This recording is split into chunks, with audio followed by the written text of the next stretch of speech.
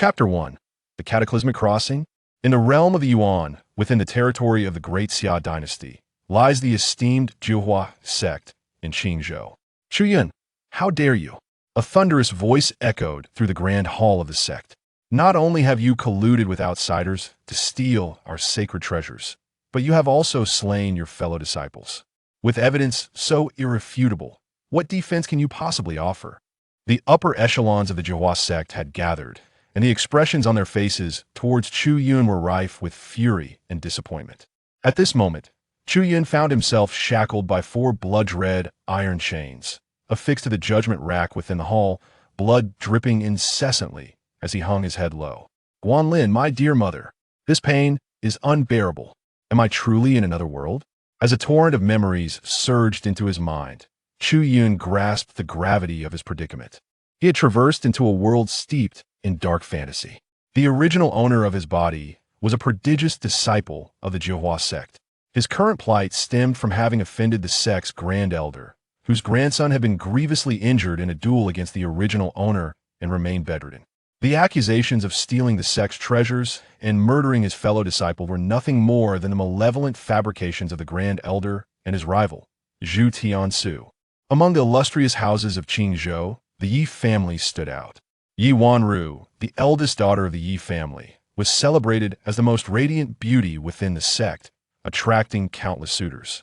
Her keen interest in the original owner, prompted by the discovery of his rare bloodline, led her to cultivate a close relationship with him, ultimately becoming his cherished muse. In a cruel twist of fate, she had drained him of all his worth, leaving him oblivious to the trap she had meticulously orchestrated. What a catastrophic beginning. In the end, he was left with nothing. Even the infamous Fei Yang would have to acknowledge him as elder brother. Chu Yun's heart brimmed with despair as he pondered how he had ended up in such a dire situation. Slowly, he raised his gaze to confront a young woman clad in a flowing white gown, whose beauty was ethereal, resembling a pristine lotus untouched by the murky water surrounding it, standing resolutely beside Zhu Tiansu. It was none other than Yi Wanru. They say that performers lack compassion and harlots lack loyalty. How true that is. Yi Wanru, with a cold and disdainful countenance, looked down upon him. Chu Yun, what nonsense are you spouting? I did not even see you last night. You have murdered your fellow disciples and plundered the sect's treasures. Such acts are beneath contempt. How foolish I was to have once cared for you, only to realize now that I had nurtured a treacherous wolf. Yi Wanru's retorts struck a nerve, and an icy glint flickered in Chu Yun's eyes, a murderous intent boiling within him. Very well, a splendid performance. To act as both a harlot and a saint, you are truly the epitome of disgrace. Yi Wanru regarded Chu Yun with growing intrigue. The Chu Yun of yore would never have dared to raise his voice against her. He was always compliant and obedient. Yet today, even amidst her schemes, he was exhibiting a fury that was entirely uncharacteristic of him. Chu Yun, a tall, slender young man in a purple robe, exuding an air of arrogance, struck Chu Yun across the face. Zhu Tiansu, the undisputed eldest disciple of the Juhua sect, was also an ardent suitor of Yi Wanru. His jealousy and hatred towards Chu Yun had reached a boiling point, further fueled by the grand elder's machinations and Yi Wanru's allure. Remember this slap. Chu Yun's eyes blazed with a fierce red glow. Enough. Chu Yun, return the sect's treasures at once. Otherwise, today shall mark your last. The sect leader, seated at the highest point, glared with a menacing aura. A wave of his oppressive force cascaded over Chu Yun, causing his bones to creak in agony, as if his very form were on the verge of disintegration. To fabricate accusations is an easy task, but Chu Yun coughed up a mouthful of blood, his consciousness fading. Will no one come forth? If you linger any longer, I may truly perish. Focus. Do not panic. You are the protagonist. You cannot die. System activated. Congratulations, host. The background editing system has been successfully activated. Is this a 3-year agreement? It's so constrained. If I truly perish, you will restart as well. The system's arrival was belated, and Chu Yun couldn't help but curse. Rest assured, the system is professional. Enough with the idle talk. What can you do? Hurry up. Focus. This system is the background editing system. With sufficient editing points, The host can freely modify backgrounds, characters, and relationships. Edited backgrounds and relationships will manifest logically and causally in the real world. The greater the background and causation edited, the more editing points will be consumed. Editing points can be acquired by eliminating those with whom the host is enmity, the higher their cultivation or hatred. The more points will be rewarded. Those related to the host can also be counted. Additionally, editing points can be exchanged for various items in the exchange shop. Backgrounds can be edited once every 7 days without time restrictions. Editing backgrounds? Are you suggesting that with enough points, I can become a powerful figure? Chu Yun inquired with curiosity. Indeed, even the emperors of the Yuan realm can be claimed as your progenitors with enough editing points. Stop with the empty words. I have 0 points, and given this disastrous start, you ought to provide some benefits to my family. Chu Yun urged anxiously. Yes, certainly. A welfare package has been successfully dispatched. Would the host like to open it? What a silly question. Of course, I shall open it. Focus. Congratulations, host. You have obtained 1,000 editing points, 1 heavenly blood divine root, 1 10,000 demon chaotic body, and 1 netherworld divine eye. All rewards have been distributed. Unlocking panel functions heavenly blood divine root, one of the supreme roots across the myriad realms, containing the innate divine ability blood heaven world. 10,000 demon chaotic body, a transcendent physique surpassing all divine and demonic bodies, capable of merging with the chaos, embodying the might to overturn the universe.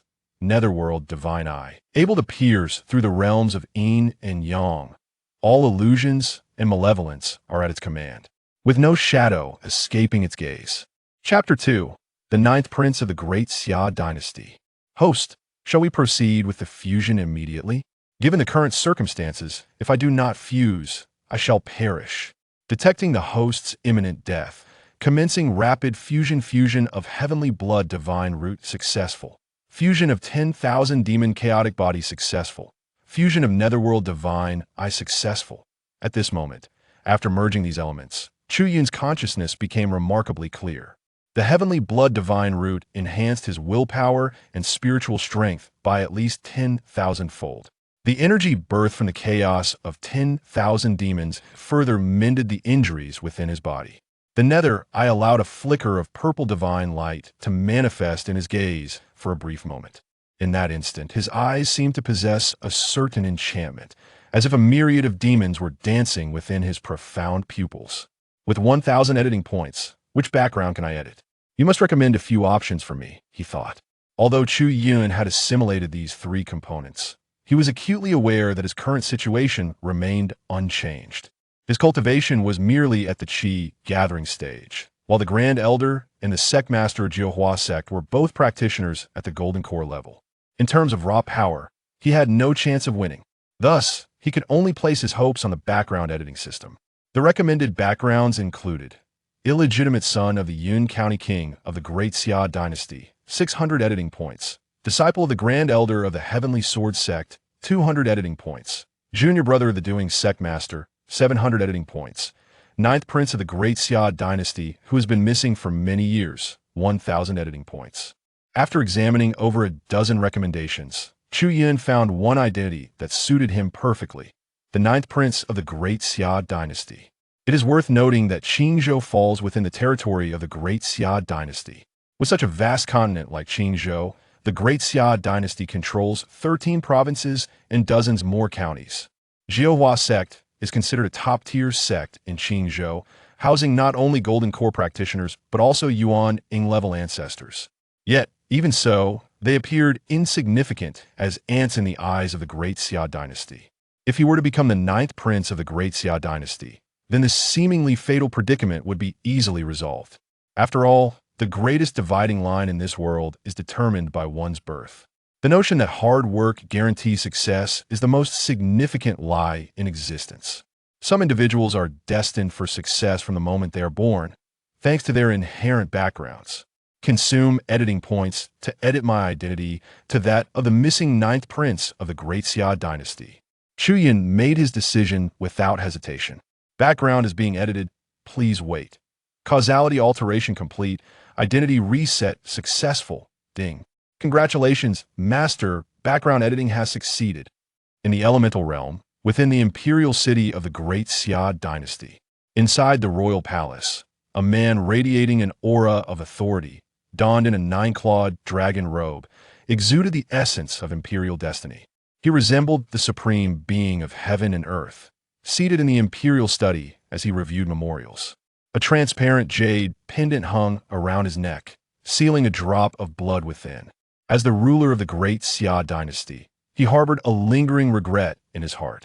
During his personal campaign to suppress the invading armies of two rival dynasties, his ninth son was stolen away at birth, leaving his whereabouts unknown and his life in question. The jade pendant around his neck contained the blood of his ninth son.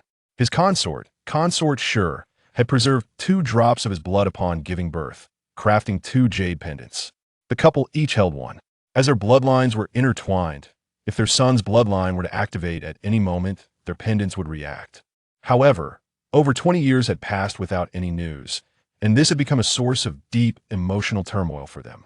Suddenly, the drop of blood within the pendant became scorching hot, even shattering the pendant and releasing an immense brilliance within the imperial study. "What is this? My son! It is my son!" The emperor of the Great Xia stood up abruptly, his expression filled with excitement and disbelief. "Wonderful news! My son is alive!" Ha ha ha ha! At that moment, the door to the study was forcefully pushed open. A woman clad in noble attire, normally poised and graceful, burst in with overwhelming emotion. "Your Majesty, it is Yuner. Yuner's bloodline has awakened." This woman was none other than the 9th prince's birth mother and the emperor's most beloved consort, Chu Minwei. "My beloved consort, do not worry. Since Yuner is alive, I shall ensure his safety." Luo Feng Xianfeng. Upon the emperor's command, 2 figures clad in black armor appeared in the imperial study. "We greet your Majesty." The emperor looked at them earnestly. "I command you to take the shadow guards and immediately proceed to the territory of Jiuhua sect in Qingzhou to retrieve the 9th prince. There must be no errors." "Understood." The 2 leaders of the shadow guards promptly accepted the order and departed. The emperor's mobilization of the shadow guards underscored his concern and the gravity of the situation. The shadow guards, unlike other forces, answered only to the emperor of the Great Xia Dynasty. Each ordinary member of the squad was at least at the Yuan-Ing level. Moreover, the shadow guards possessed the authority to act first and report later, instilling fear among officials of various sections. They were, without a doubt, the sharpest blade in the emperor's arsenal. "Yuner is in Qingzhou. Coincidentally, my brother is also there." Chu Minwei suddenly remembered that her brother had recently set out for Qingzhou in search of cultivation materials. She hurriedly sent him a message. After so many years of her missing nephew, it was likely that upon learning this news, he would rush to Jiuhua sect at the earliest opportunity. With Xian Feng and Luo Feng dispatched, along with Shura, Yuner will undoubtedly be safe. "Rest assured." The emperor embraced Chu Minwei, comforting her. She nodded, hoping her brother would swiftly bring her son back. Due to the reappearance of the 9th prince of the Great Xia Dynasty, the emperor did not suppress the news, but rather made it public, even arranging for Chu Yun's residence to be prepared for the return of his long-lost son. The revelation of the 9th prince's return stirred considerable excitement within the Great Xia Dynasty, eliciting a mix of joy and sorrow among the populace. However, within Jiuhua sect, none were yet privy to this information. Xian Feng and Luo Feng had already led the shadow guards onto the spatial transmission array en route to Qingzhou. Chapter 3. The Arrival of the Shadow Guard. Chu Yun, it appears your resolve is quite formidable. Since you are unwilling to provide a truthful account, Elder, proceed with the punishment. The master of Jiuhua sect, seated above, remarked as he observed Chu Yun's silence and defiance. "Yes, master." The Grand Elder of Jiuhua sect approached Chu Yun with a cold smirk. Chu Yun's gaze was piercing as he looked at him. "Old wretch, shall we make a wager?" "Oh, what do you wish to wager?" The Grand Elder scoffed in return. "I wager that shortly you will be on your knees, begging me for mercy." Chu Yun's voice was laced with a myriad of murderous intent. "Ha ha ha!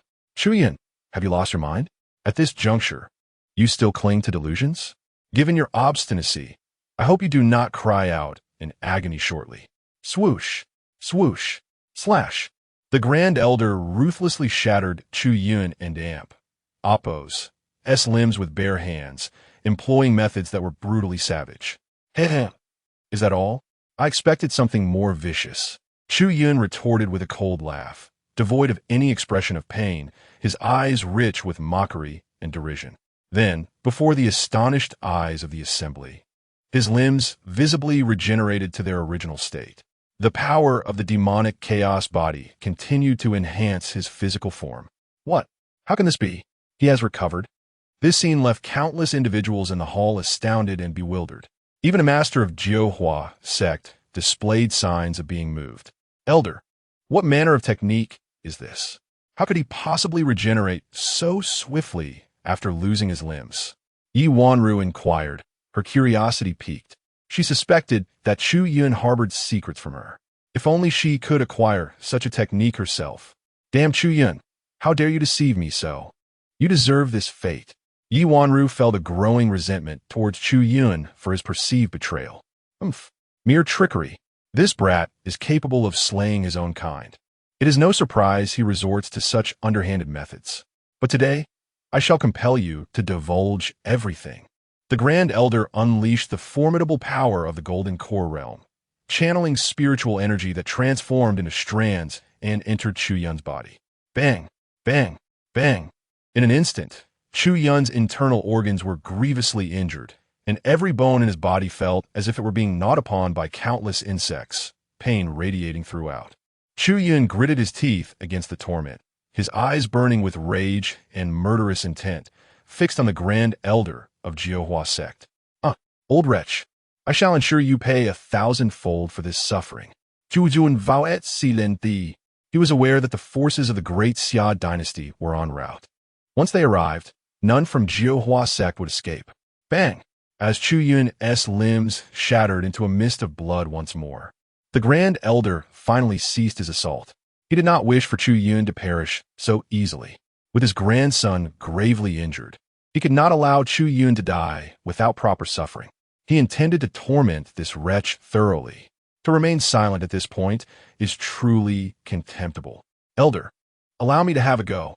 My Zhu family's soul-extracting 13 needles are specifically designed to attack the soul. I find it hard to believe he can endure against such a spiritual assault. Zhu Tiansuo proposed eagerly. He simply wished to relish the opportunity to torment Chu Yun. The soul-extracting 13 needles were said to inflict the sensation of 1,000 soul-rending pains. Given Chu Yun and Appo's stubbornness, it was a fitting trial. Should this fail, they would have no choice but to summon the ancestor for soul extraction. Regardless, he must reveal the whereabouts of the Tianhua Ding. The master of Jiuhua sect nodded in agreement. Very well, master. Zhu Tiansuo approached Chu Yun with a smug expression, gazing at his wretched state. Chu Yun, prepare to experience the exquisite torment of my Zhu family's needles. As Zhu Tiansuo conjured 13 silver needles of spiritual energy, just as he was about to plunge them into Chu Yun. Bang! Suddenly, a tremendous force shattered the doors of the Jiuhua sect hall. Xian Feng and Luo Feng, the two leaders of the Great Xia Shadow Guard, stormed in, flanked by over 50 armored Shadow Guard warriors. Preposterous! Who dares trespass upon my Jiuhua sect in broad daylight? The Grand Elder of Jiuhua sect was the first to exclaim, his eyes narrowing with cold fury. Pointing at the intruders, Luo Feng and Xian Feng paid him no heed. The former held a droplet of blood from the ninth prince, scrutinizing each individual in the hall. Then, the light from that droplet shone once more, soaring towards the battered Chu Yun, merging into his body before the astonished assembly. Upon witnessing this, Luo Feng and Xian Feng's expressions shifted dramatically. In the hall, Xian Feng acted swiftly, shattering the device binding Chu Yun, and caught him, administering 2 precious pills to heal his injuries.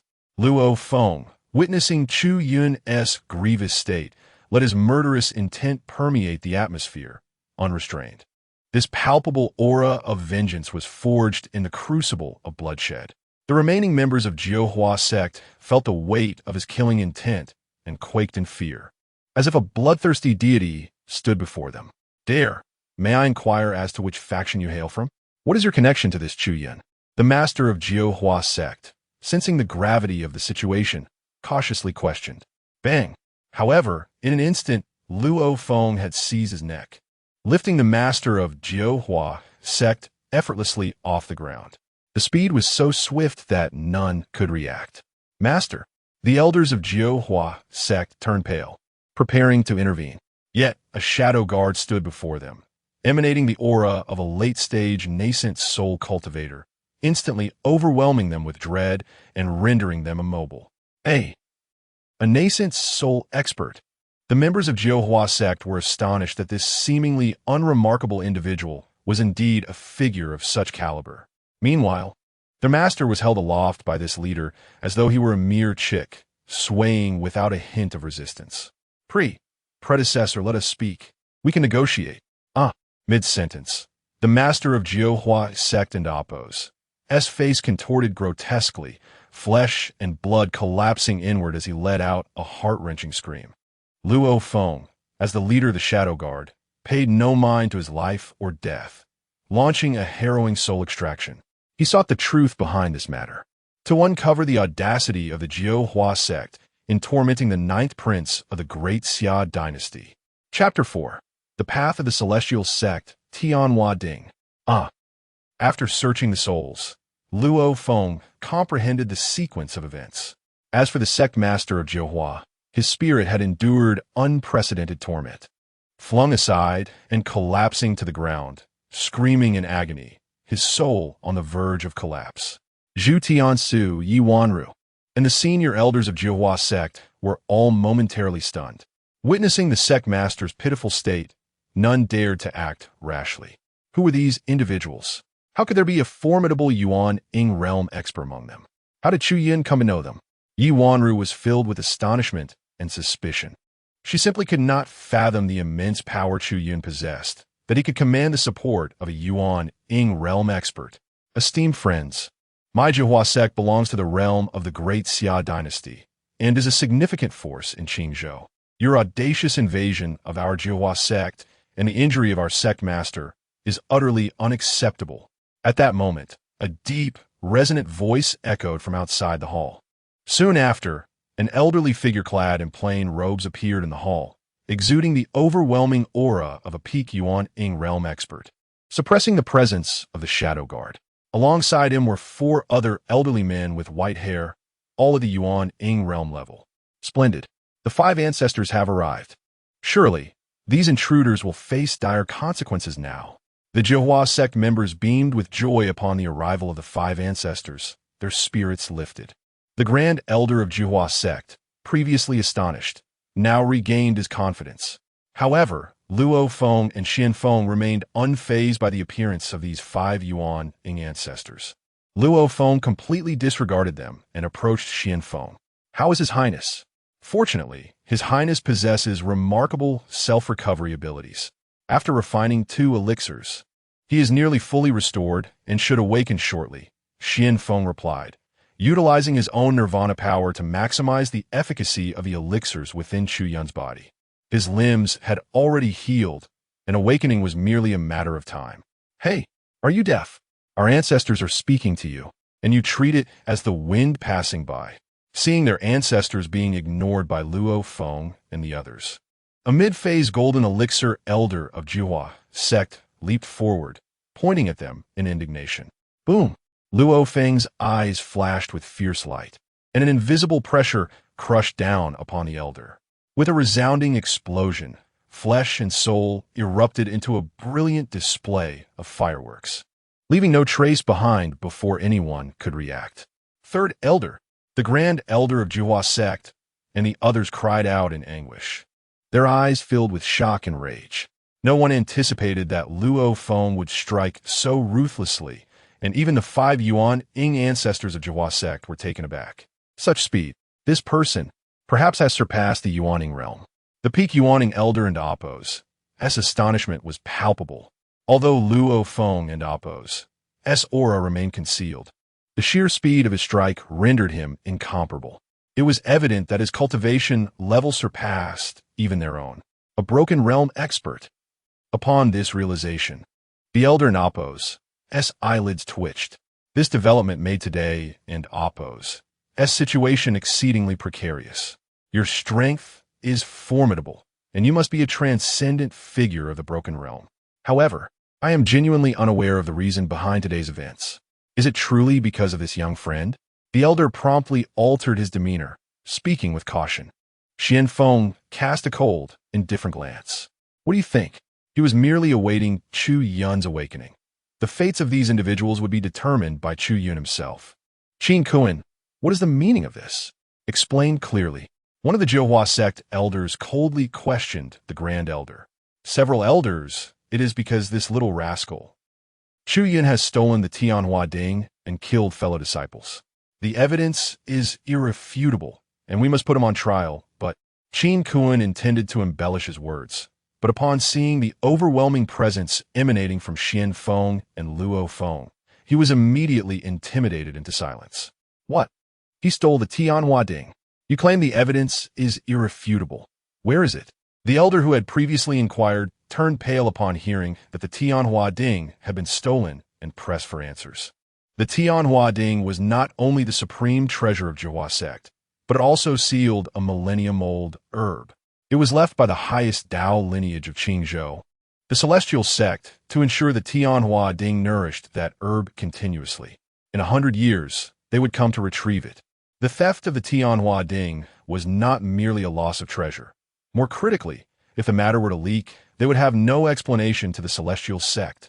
Return, elder. Someone witnessed it firsthand.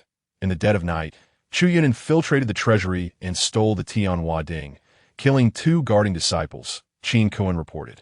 Who? The elder demanded. Esteemed elder, it was the disciple, Zhu Tiansu. He slowly stepped forward. This was a scheme they had meticulously planned. With Zhu Tiansu serving as the witness, Wei Wanru would implicate the deceased disciples on a Chu Yun. Coupled with his disappearance that night, the evidence formed an unbreakable chain. Should soul searching occur, they intended to shatter Chu Yun's spirit first. The design was indeed intricate. However, they never anticipated that the current Chu Yun was no longer the same as before. Did you truly see that it was Chu Yun who stole the Tianhua Ding? The elder inquired again. Esteemed elder, I swear, I indeed saw Chu Yun last night.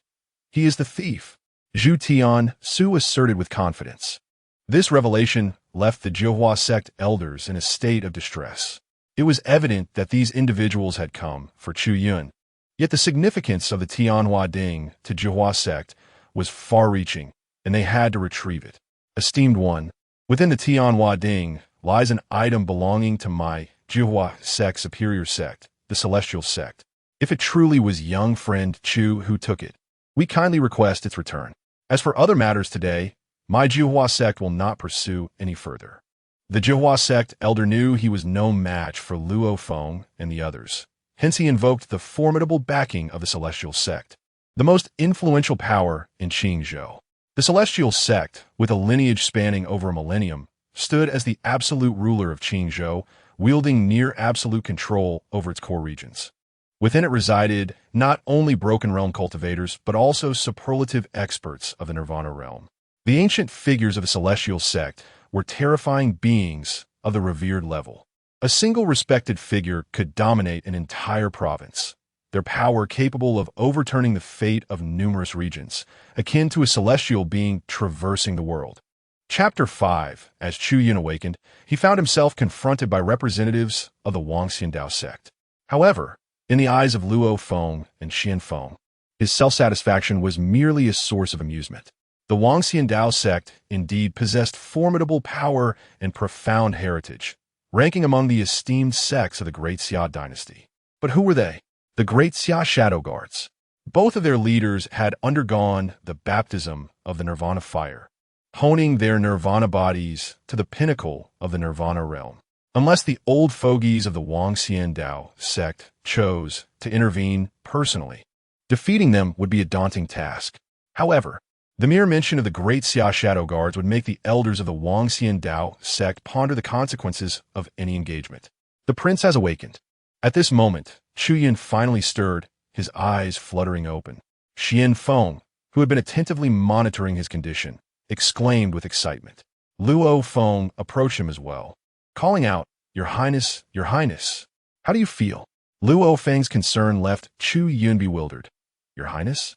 Who are you? Although the background had been set, Chu Yun was still unaware of his own identity and had to feign ignorance. Your Highness, we are the Great Xia Shadow Guards. I am Luo Feng, one of the 4 leaders. This is Xian Feng. Your identity is... Luo Feng conveyed everything through a voice transmission to Chu Yun.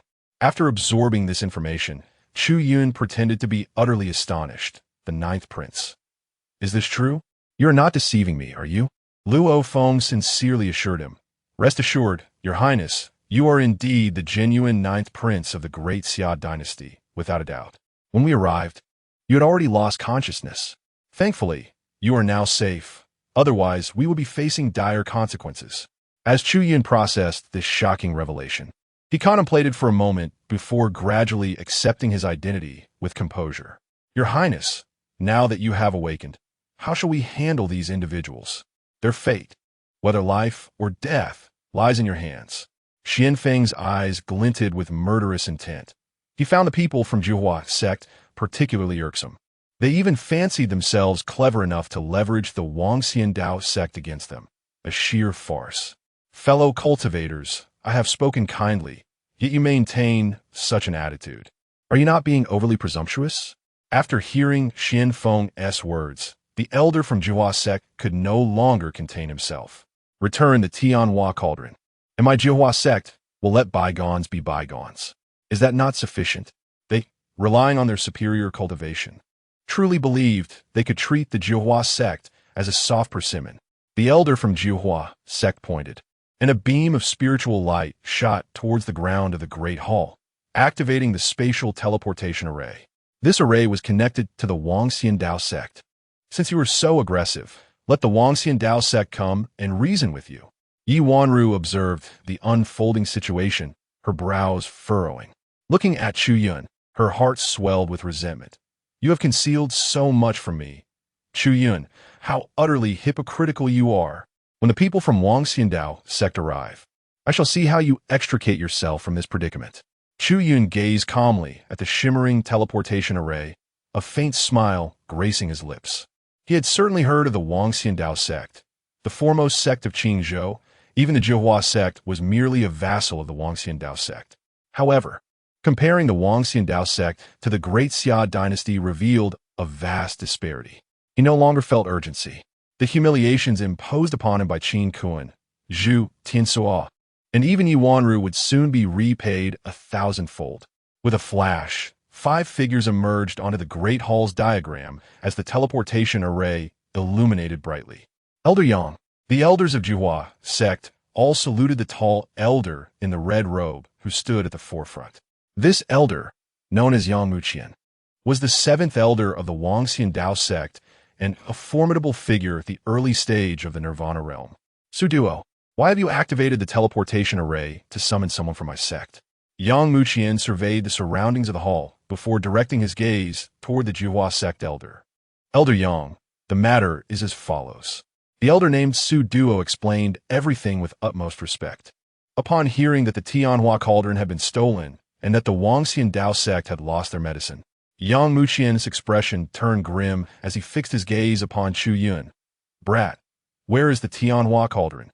Yang Muqian's demeanor was domineering, showing no regard for Luo Feng and the others. Chu Yun remained unperturbed. Leader Luo, can you handle this old man? He inquired. What do you think, Your Highness? Luo Feng replied. I do not appreciate others speaking so arrogantly in my presence. It would be better if he spoke from his knees, Chu Yun said. Understood. As soon as the words left his lips, Luo Feng became a mere shadow. In the next instant, he appeared before Yang Muqian, delivering a palm imbued with terrifying nirvana power aimed at him. Nirvana realm. Yang Muqian's pupils constricted as he realized Luo Feng was an equal match in terms of strength. He stomped his foot, causing the ground of the hall to shatter, with countless streams of nirvana power erupting like 1,000 fire dragons surging forth. However, Luo Feng merely waved his sleeve, and black nirvana light shot forth, obliterating Yang Muqian's every attack. Bang! Luo Feng's palm struck Yang Muqian's abdomen with force, piercing through his nirvana body. Following this, a radiant wheel of nirvana appeared behind Luo Feng, descending upon Yang Muqian. Bang! Yang Muqian's legs buckled under the immense pressure, forcing him to kneel as he was subdued by Luo Feng's nirvana power. Elder, Master. The other members of Wang Xiandao sect gazed in horror as they witnessed Yang Muqian being overwhelmed, their eyes wide with disbelief. In the meantime, 4 figures emerged from the shadow guards, emanating the overwhelming aura of peak nirvana realm, suppressing the elders of Zhihua sect. The expressions of the Zhihua sect elders, including the Grand Elder Qin Kun and Zhu Tiansuo, turned to stone as they stood frozen in place. Su Duo was engulfed by panic. Nirvana realm. The individual before him was a mighty Nirvana realm cultivator. Even Elder Yang Muqian was no match for him, swiftly subdued. Who were these individuals? Why was it that a disciple of Zhihua sect was entangled with such formidable figures? Cough, sputter, Nirvana realm pinnacle. Oh, who are you? Yang Muqian, pale and bloodied, stammered. In Qingzhou, there is no one of your caliber. Who exactly are you? Chapter 6. Identity Revealed. A Shocking Revelation. Luo Feng's countenance was as cold as ice, his words cutting like a blade. Luo Feng. This name is utterly unfamiliar to the disciples of the Zhihua sect. Their ranks are far from qualifying to engage with the likes of the Great Xia Shadow Guards. However, Yang Muqian was an entirely different matter. As the 7th elder of the Wang Xiandao sect, he had visited the Great Xia Imperial City and witnessed its grandeur. The mere mention of Luo Feng, coupled with his pinnacle nirvana cultivation, conjured an image in Yang Muqian's mind. Yet, as he grasped the identity of this figure, his expression shifted dramatically. Shock, disbelief, and even a flicker of panic played across his features. Could it be? Are you the Great Xia Shadow Guard, Captain Luo Feng? As these words escaped Yang Muqian and Amp, Oppo's lips, the entire hall fell into an eerie silence, as if the breath of life had been snuffed out. Ordinarily, a person of your standing would not even be deemed worthy to converse with me. Yet, your audacity to offend His Highness has granted you the privilege of seeking death in a higher realm. Luo Feng's voice was stern. His nirvana will pressing down on Yang Muqian, denying him any chance of escape. Your Highness. Yang Muqian's pupils suddenly darted towards Chu Yun, the only individuals within the empire who could be addressed as Your Highness by Luo Feng, one of the 4 captains of the Great Xia Shadow Guards, were but a select few. This Chu Yun before him must undoubtedly be a prince of the Great Xia. Unaware of the prince's presence, Yang Muqian had inadvertently offended His Highness. I beseech Your Highness for forgiveness. He bowed his head in abject fear, his heart seething with contempt for the Zhihua sect. This was a prince of the Great Xia. Not even he, a mere 7th elder, could afford to show anything less than utmost respect, let alone their sect leader in this scenario. The protection of so many shadow guards around a single prince, with Captain Luo Feng among them, was unprecedented. Which prince was this, to be held in such high regard by the emperor? The Great Xia Shadow Guards. A prince? Su Duo, Qin Kun, Zhu Tiansuo, and Yi Wanru were all rendered speechless, unable to trust their own ears. Their eyes widened in horror, their faces pale, betraying their inner turmoil. What had they just heard?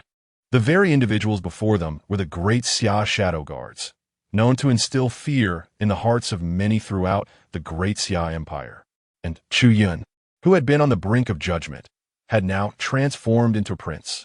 How could this be? Was this reality or a mere dream? Chu Yun glanced at Yang Muqian, noting that despite the elder's prior arrogance, he was now wise enough to acknowledge the gravity of the situation. This shall be your only reprieve. Captain Luo, release him, Chu Yun commanded. Yes, Your Highness. Luo Feng and the other shadow guards immediately lifted the oppressive force from the group. Yang Muqian stood, overflowing with gratitude. Thank you, Your Highness. Rather than exacting vengeance, Chu Yun had chosen to extend a gesture of goodwill, thereby showcasing his magnanimity. Yet soon, it would be time to reveal his ruthlessness. Chu Yun slowly approached Zhu Tiansuo, fixing him with a cold, piercing gaze. Zhu Tiansuo, you surely have not forgotten how you treated me previously? It is time for you to return everything you owe. Take him away, dismember him, and flay his skin. As for his soul, let him experience his own soul, until his spirit shatters. Yes, Your Highness. Two shadow guards stepped forward, dragging Zhu Tiansuo away. No, Chu Yun. No, Your Highness, I was wrong. Please spare me. I shall never offend you again. Your Highness, have mercy, I beg you. Ah. Zhu Tiansuo's pleas echoed through the air as he was taken away, his desperate cries fading into the distance. After dealing with Zhu Tiansuo, Chu Yun turned his attention to Qin Kuan. Qin Kuan and Appo's gaze shifted, avoiding direct contact until Chu Yun stood directly in front of him, at which point despair washed over him. Old dog, I told you I require 100-fold repayment for your previous transgressions. You revel in breaking limbs and shattering meridians. Do you not? Now, you shall savor that experience for yourself. Chu Yun was about to command the shadow guards to take him away when suddenly, a glimmer of despair mixed with cruelty flashed across Qin Kuan and Appo's face. Chu Yun, let us descend into hell together. Qin Kuan lunged at Chu Yun, his body swelling in an attempt to self-destruct and take Chu Yun with him. Luo Feng and Appo's gaze turned steely, his nirvana power erupting instantaneously, obliterating Qin Kuan and Appo's soul and flesh in a heartbeat. Attention! Congratulations, Master. Captain Luo Feng has slain Qin Kuan, granting you 100 editing points. Qin Kuan's demise was swift. Attempting to outsmart someone at the nirvana level was but a fool's errand. In the wake of his death, a small green cauldron emerged from his storage pouch, inscribed with ancient spiritual runes, carrying a remnant of Qin Kuan's obsession, hurtling towards Chu Yun. Chu Yun's infernal divine eyes flared to life. He recognized that this was no ordinary medicinal cauldron. The runes were, in fact, seals forming a grand sealing formation. This cauldron concealed hidden mysteries. However, the immediate threat was the overwhelming force it was about to unleash.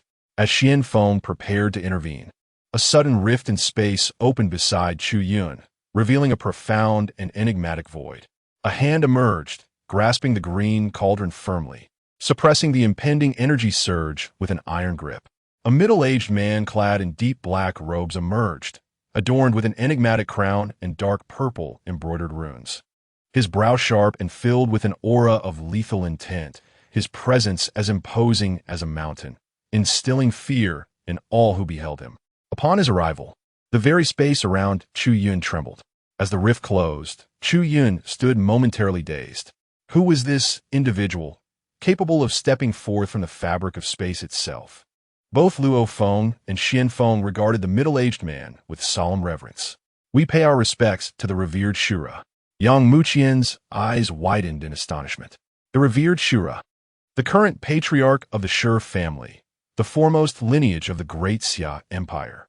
A terrifying existence at the level of the revered realm. A single stamp of his foot could send tremors through Qingzhou. Even their ancestors held the revered Shura in high esteem. Among all revered figures in the Great Xia Empire, the revered Shura ranked within the top 3. Today, such a figure had graced them with his presence. Could it be due to this prince? Chapter 7. The Regret of Yi Wanru, the Shura Sovereign. The Shura Sovereign gazed at the two Shadow Guards leaders and nodded slightly. I am aware of the situation. My nephew, the 9th prince of the Great Xia Dynasty, has been humiliated in such a trivial place. There is no longer any need for Jiuhua sect to continue existing. With a cold snort, he unleashed a terrifying surge of spiritual energy which rippled through the air, enveloping the entire Jiuhua sect in an instant. Above the sect, a mass of dark purple clouds gathered, flashing with lightning and brimming with boundless Shura malevolence, seeping into every corner of Jiuhua sect. Bang, bang, bang. In an instant, thousands of disciples and elders within Jiuhua sect were reduced to blood mist, leaving no room for struggle. By this point, only a handful remained in the Grand Hall. Nephew? Chu Yun's eyes widened in bewilderment. The Shura Sovereign is my uncle? Your Highness, the Shura Sovereign is the head of the royal family's first clan, the Shur family. He is also the brother of the Empress Shur and your maternal uncle. Luo Feng explained, noticing Chu Yun's confusion. Realization dawned upon Chu Yun. He had never anticipated that his identity as the 9th prince would bring such astonishment. Not only was his father the emperor, but his maternal lineage was also terrifyingly powerful. The first clan of the dynasty was not something the Yi family or Zhihua sect could dare to provoke. Uncle, Chu Yun called affectionately, now fully understanding everything. The Shura sovereign turned to him, genuinely delighted. Ha ha! Excellent. You truly resemble your mother. Yin and Appos. You have suffered outside all these years. Rest assured from now on, no one shall bully you. Behind you stands not only the Great Xia Dynasty, but also my Shur family. If anyone dares to harm you, your uncle will support you. Even if the heavens fall, I shall bear the brunt. The Shura sovereign's words filled Chu Yun with warmth, a true sense of familial love. Regardless of right or wrong, family stands by your side, providing support and courage. Uncle, may I see that cauldron? Chu Yun and Appos' eyes sparkled with joy as he pointed to the green cauldron in the sovereign and Appos' hand. Of course, if you're interested in this little cauldron, take it. The Shura sovereign handed it directly to Chu Yun. At that moment, Yang Muqian was struck with astonishment. He had begun to piece together Chu Yun's true identity. If the Shura sovereign was his uncle, then he could only be the long-lost ninth prince. However, as he carefully examined the cauldron, fury surged within him. The Tianhua cauldron. You dare deceive me, the Shushu Dao sect. This cauldron was clearly in the hands of your sect and Appos' elder. How dare you tarnish the prince and Appos' name? You deserve nothing less than death. Yang Muqian confronted the elders of Shushu, sending the 5 of them flying with a single strike, instantly crippling their powers. I do not know how this happened. The elder of Shushu exclaimed in despair. With their powers stripped away and their disciples lost, he felt on the verge of collapse. The other elders shared similar sentiments. Clearly, Qin Kuan had said that the Tianhua cauldron was stolen by Chu Yun. Yet, it now appeared in his possession. With Qin Kuan dead, no one knew how it had come to be. ISN and Appos, it's simple. Zhu Tianzhua and Qin Kuan conspired to steal the Tianhua cauldron and frame me. Once I am dead, the cauldron will vanish completely, becoming Qin Kuan's possession. They eliminate me while acquiring the cauldron, a twofold gain. Am I correct, Yuanru? Holding the Tianhua cauldron, Chu Yun cast a mocking glance at Yuanru. Yuanru, gripped by fear, felt her legs weaken as she collapsed to the ground. Her face a mask of despair. Chu Yun, I am sorry. I was wrong. All of this was forced upon me by Zhu Tianzhua and Qin Kuan. If I did not help them frame you, they would have killed me. I had no choice. Chu Yun, I am truly sorry. Please grant me another chance. Remember our past, the times we practiced together, dined together, and watched the sunset side by side. My feelings for you are genuine. Yuanru, now pleading pitifully, tears streaming down her face, looked utterly wronged and heart-wrenching. Yet, as Chu Yun observed her performance, his disgust only deepened. Yuanru, cease your pathetic act. You do not feel remorse. You merely regret not recognizing my true identity sooner, leading to your erroneous choice. But fret not. I shall provide you with a chance to choose. As he spoke the last sentence, a mysterious smile flickered across his lips. A profond unease giripet yevanro. She sensed impending doom and was uncertain of Chu Yun's next move. However, his final smile sent chills down her spine. Enough. This farce is nearing its end. Luo, Tongling. Spare no one, but Yuanru, Chu Yun commanded. Understood, Your Highness. Luo Feng waved his hand, and several Yuan Ing realm shadow guards approached slowly. Qin Kuan, I will not let you escape, even in death. Your Highness, we truly had no knowledge of this.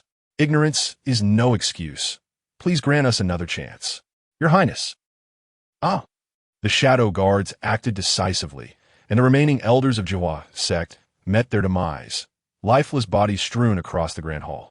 Congratulations, Master. The Great Xia shadow guards have killed Zhu Tianzhua, earning you 500 editing points.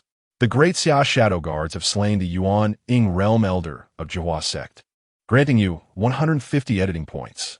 The Great Xia shadow guards have eliminated the Shushu elder, awarding you 200 editing points. The Great Xia shadow guards have killed the elders of Zhihua sect, granting you.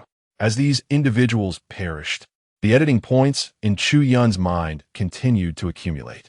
Although there was some hatred directed towards him, it paled in comparison to their despair and fear. This was the primary reason for the substantial editing points gained from Zhu Tianzui's death, as his hatred for Chu Yun approached 100%. In this manner, he had successfully fattened this pig. How many editing points do I currently possess? Editing points, 1,500. For Chu Yun, the more editing points, the better. Having annihilated Zhuhua sect, he had only acquired 1,500 editing points. Thus, the next target must surely be Yuanru. Chapter 8. The Esteemed Guest Lu Yu. The Mysterious Young Master. Your Highness, everything has been dealt with. Shall we return to the imperial city now? Luo Feng inquired. Not in haste. There is still a matter to attend to before we return, Chu Yun replied with an air of calm. Yunner, what do you intend to do? The Azura elder interjected. With a smile, Chu Yun responded, the Yi family of Qingzhou. The transgressions committed by Yi Wanru cannot be atoned for by her alone. Upon hearing this, Yi Wanru's expression shifted in horror. Chu Yun, what I have done has no bearing on my family. You cannot involve them. They are innocent. Panic overtook her. If her actions implicated her family, she would never find peace, even in death. Chu Yun looked at her with a cold smile. I was more innocent than anyone when you betrayed me. Elder Yang, you must know the precise location of the Yi family, yes? Yang Muqian promptly affirmed, yes. I know. I shall guide your highness there. Chu Yun nodded appreciatively. Thank you for your assistance. Commander Luo, please send the shadow guards to the family of Zhu Tian. The crime of framing a prince is sufficient to obliterate their clan. Luo Feng nodded. Rest assured, your highness, I will make the arrangements immediately. Chu Yun then turned to Yang Muqian. Elder Yang, where is the nearest teleportation array to the Yi family? Before Yang Muqian could answer, the Azura elder interrupted. Why complicate matters? It is merely the Yi family. I shall take you there myself. A surge of power from the elder tore open a vast expanse of space, revealing a rift that shimmered before them. A being of the elder's caliber had mastered the power of space, allowing them to traverse it freely, often faster than any teleportation array. Then I shall trouble you, uncle. Chu Yun expressed with gratitude. It is a mere, trifling task. Once you have resolved these matters, return with me to see your mother. She longs for you more than anyone, the elder assured. Chu Yun nodded solemnly. I understand. With a wave of the Azura elder's hand, everyone transformed into a radiant light and entered the rift. In Qingzhou, Jubiai City. Jubiai City ranks among the top 5 cities in all of Qingzhou, where power dynamics intertwine, creating a chaotic mix of individuals. For the weaker cultivators, it is not only bustling, but also perilous. Within Jubiai City, 3 prominent families reign supreme. The Yi family, to which Yi Wanru belongs, is one of them. The family boasts an ancestor of the nascent soul stage, making their overall strength only slightly inferior to that of the Zhuhua sect. At this moment, in the grand hall of the Yi family, Yi Wanru and Appo's father, Yi Zhongxian, the head of the family, and her mother, Wang Yiyun, are in the presence of an important guest. Head Yi, have you considered our young master's proposal? It is indeed a fortune for your daughter to be favored by him, who is cultivated for 3 lifetimes. Even princes of the Great Xia Dynasty must show him respect. The benefits for your family, should your daughter establish this connection, are self-evident, the middle-aged guest, with a fierce countenance, remarked with a hint of disdain. Yes, I understand what Lord Lu Yu has said. However, this is a matter of my daughter's lifelong happiness, and she is to be a concubine. Lord Lu Yu, I must ask for some time to consult my daughter on her thoughts, Yi Zhongxian replied, smiling nervously. This man before them is a cultivator of the fragmentation stage. Should he be displeased, he could easily reduce the Yi family to ruins. Thus, both Yi Zhongxian and Wang Yeyun tread carefully, wary of offending him. What being a concubine? Yi Zhongxian, do not misjudge your family as standing. Forget not your daughter Namp, Appo's status, and that of my young master. If you require time, I shall grant it to you one day. Within a day, I expect a response. Delay this matter further, and you shall see the consequences, Lu Yu threatened brazenly. Yi Zhongxian and Appo's heart sank with worry as he prepared to speak, when suddenly, boom, Yi family head, come out at once. A tremendous quake shook the Yi family and Appo's estate, akin to an earthquake, threatening to topple the grand hall. Such audacity! I shall see who dares to stir trouble in my Yi family. Yi Zhongxian, already troubled, was further incensed as he and Wang Yiyun soared into the air. What has transpired? Who have we offended? I do not know. Those individuals seem unfamiliar. They should not be cultivators of Jubii City. Regardless, we shall see. Wang Yiyun replied. Outside the Yi family, a crowd gathered, eager to witness the unfolding drama. Even from afar, figures stood on high buildings, their gazes fixed on the spectacle. Above the Yi family, Yang Muqian stood resolutely before Chu Yun, his expression icy as he regarded the estate. Beside Chu Yun were the Azura elder and a cadre of shadow guards, with Yi Wanru currently restrained by one of the guards, unable to move. Yi Zhongxian and Wang Yun, accompanied by the upper echelons of the Yi family, soared into view, the majority being golden core stage cultivators, aside from Yi Zhongxian, who was at the late nascent soul stage. You possess tremendous audacity. How dare you, Wanru? Yi Zhongxian's voice faltered as he spotted his daughter among the crowd. His fury transformed into gravity as he realized the situation. Wanru, who are you? Why have you captured my daughter? Wang Yiyun cried out in panic. From the Wangxian Dao sect, I am Yang Muqian, he declared. The revelation sent shockwaves through both the Yi family and the onlookers. The seventh elder of the Wangxian Dao sect, the Yi family has truly reached its end, having provoked the foremost power of Qingzhou. Yi Zhongxian was utterly bewildered as to why his daughter had drawn the ire of the Wangxian Dao sect, compelling the seventh elder to personally intervene. Elder Yang, may I inquire what transgression Wanru has committed to warrant your presence? At that moment, the pinnacle ancestor of the Yi family, Yi Kaishan, appeared in the skies above the estate. With the arrival of the elder from the Wangxian Dao sect, the gravity of the situation had escalated beyond comprehension. As the patriarch of the Yi family, he could no longer remain passive. Chapter 9, Blood God Sect, Blood Xian Venerable. Yang Muqian cast a scornful glance at Yi Kaishan and coldly declared, The one you have offended is not me, but His Highness. Upon hearing those words, the crowd was enveloped in confusion. His Highness? Who is that? At this moment, Yi Wanru found herself rendered speechless, her body trembling as she struggled to break free from her restraints. Anxiously, she thought, if my actions lead to the downfall of my family, I would never forgive myself. Chu Yun realized it was time for him to make his entrance. Accompanied by Luo Feng and Xian Feng, he slowly approached the forefront of the scene. Yi Wanru was also brought forward by a shadow guard, and her mouth was unsealed, allowing her to speak. Chu Yun directed his gaze towards the shadow guard. Yes, Your Highness. As soon as Yi Wanru and Appo's restrictions were lifted, she looked at Chu Yun with apprehension and asked, Chu Yun, what do you intend to do? My kin have not offended you. You cannot harm them. Chu Yun smirked coldly. Yi Wanru, I have given you a choice. These two are your parents. Now, choose one of them to die. The other shall live. Yi Wanru shook her head in horror, her voice trembling with despair. No, I refuse to choose. Chu Yun, whatever you wish to do, direct it at me. Humiliate me. Make me do anything. I implore you, do not involve my family. Hearing his daughter in damp, Appo's desperate pleas, Yi Zhongxian's heart ached, and his expression turned sorrowful. He had surmised that this Chu Yun must possess an extraordinary background. Otherwise, the seventh elder of the Wangxian Dao sect would not have intervened personally. Yi Zhongxian, if you agree to my terms now, I can intervene to save your daughter and help you resolve this situation, came the voice of Lu Yu, echoing in Yi Zhongxian's ear. After a moment of inner turmoil, Yi Zhongxian decisively replied, All right, Lord Lu Yu, as long as you take action, I will accept the conditions of the young master. Lu Yu smiled with satisfaction. Good. He stepped out from a Yi family in damp, Appo's ranks and addressed Yang Muqian. Elder Yang, you cannot touch Yi Wanru or the Yi family. His proclamation shifted the attention of the crowd.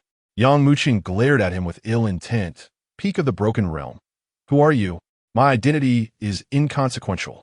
My cultivation may not surpass yours, but Yi Wanru is to be the concubine of my family's young master. Thus, no matter your background, neither she nor her family may be harmed, Lu Yu asserted with confidence, seemingly unconcerned about Wangxian Dao sect and Chu Yun. Standing behind, the Shura Venerable glanced at Lu Yu and discerned the aura of his cultivated technique, which allowed him to infer Lu Yu's origins. Yet, Lu Yu felt a sudden chill from the Shura Venerable and Amp. Appo's gaze, an unsettling sensation that he could not quite grasp. Seeing Lu Yu's audacity to speak so boldly before Yang Muqian, Chu Yun wore an amused expression. Is that so? What if I decide to act today? What do you do about it? Lu Yu and Amp. Appo's expression grew stern. If you harm them, you declare war on my family and Amp. Appo's young master, thereby sealing your own fate. Luo Feng's eyes glinted dangerously. Impudent. You, a mere broken realm cultivator, dare to threaten his highness. Without hesitation, Luo Feng unleashed a surge of nirvana power, manifesting as a mountain weighing over 100,000 tons upon Lu Yu. Lu Yu was crushed to the ground, unable to lift his head, completely lacking the strength to resist Luo Feng. A nirvana realm expert. Do you truly fear not death? If you harm me, none shall survive. Bloodlight flickered in Lu Yu's eyes as an ancient seal hidden within his soul shattered. Suddenly, a torrent of blood energy surged, transforming into a colossal blood cloud above the Yi family. The crimson mist swirling as countless strands of blood energy wove a shadow resembling a mountain, awe-inspiring and monumental. Battle, Venerable Body. No, this was merely a fragment of the Battle Venerable and Appo's consciousness, lacking the complete supremacy of the Battle Venerable and Appo's might. Nevertheless, it was still a venerable presence. Who exactly is behind this? As they gazed at the Battle Venerable's consciousness enveloped in boundless blood energy above the Yi family, countless onlookers within Giant North City were astonished, their faces reflecting sheer shock. Who is this venerable one? A Nirvana realm cultivator dares to provoke the Blood God sect. You insolent fools! Though it was just a fragment of the Battle Venerable and Appo's consciousness, the power of a venerable being still overwhelmed them, rendering any number of Nirvana realm cultivators powerless. A thunderous roar, imbued with the might of a venerable being, reverberated, sending Luo Feng flying. In a critical moment, the Shura Venerable appeared behind Luo Feng, catching him to prevent injury. Thank you, Venerable. Luo Feng immediately expressed his gratitude. The Shura Venerable nodded, and then slowly approached the Battle Venerable's consciousness. It seems this insect is now your servant. As for what he referred to as the young master, I presume that is your lecherous son. Blood Xian, they say the longer one lives, the more their spirit diminishes. How is it you have remained such a fool all these years? Only able to bully the weak? It is futile to flaunt your strength before the younger generation. If you wish to fight, I shall entertain you. The Shura Venerable's tone dripped with disdain and mockery.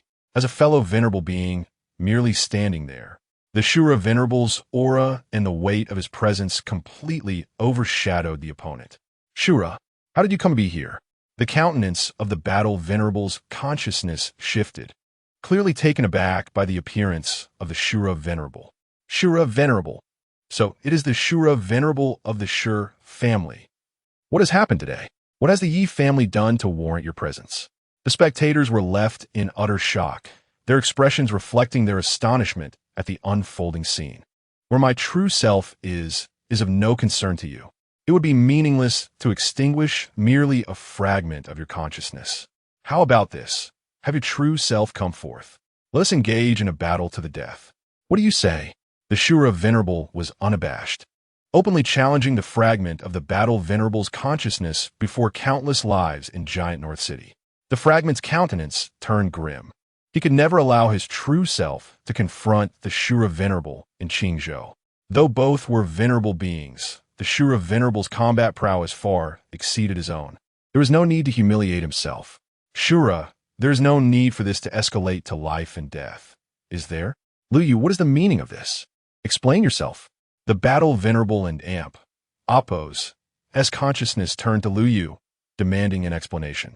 Lu Yu, horrified, quickly relayed the entire situation. Upon learning that everything stemmed from his son's lustful desires, the Venerable's expression darkened further. Shura, I shall allow Lu Yu to depart. You may do as you please. I will not intervene. Before the Shura Venerable could respond, Chu Yun interjected. Wait. He thinks he can come and go as he pleases without leaving anything behind? This is too dismissive of my authority, Don and Oppos. Do you think? Chu Yun faced the fragment of the battle venerable and Oppos. As consciousness, unafraid even in the presence of a venerable being, bolstered by the support of his uncle. Hiss, confronting the blood-profound sovereign directly. Who exactly is this individual? So young, yet exceedingly arrogant. Chapter 10. The Destruction of the Elder and Amp. Oppos. S consciousness and the formation of deep enmity.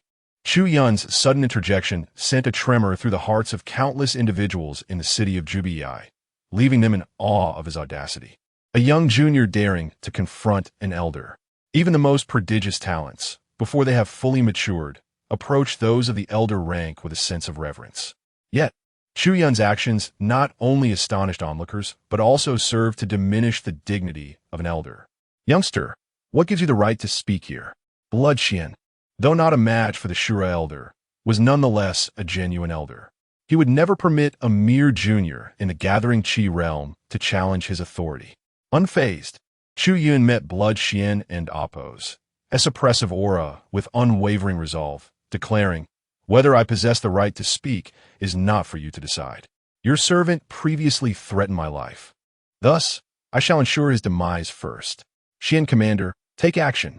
"Yes, Your Highness," came the reply as Xianfeng appeared before Lu Yu like a wraith.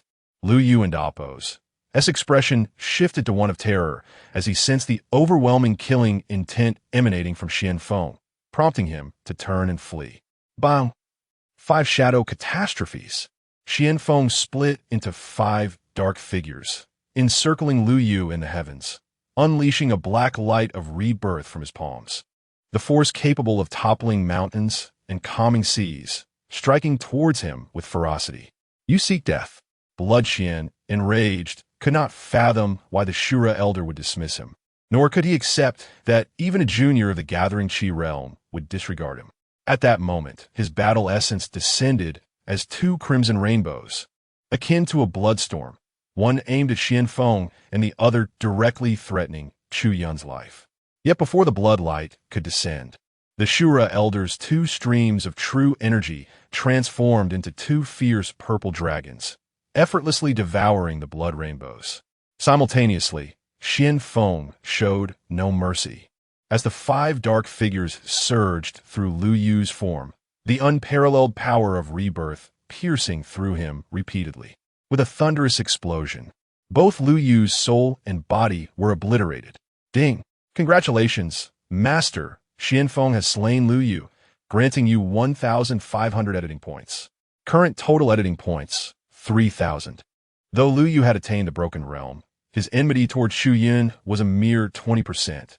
Thus his death yielded only 1,500 editing points. "Shura, do you truly wish to sever ties with me over a junior?"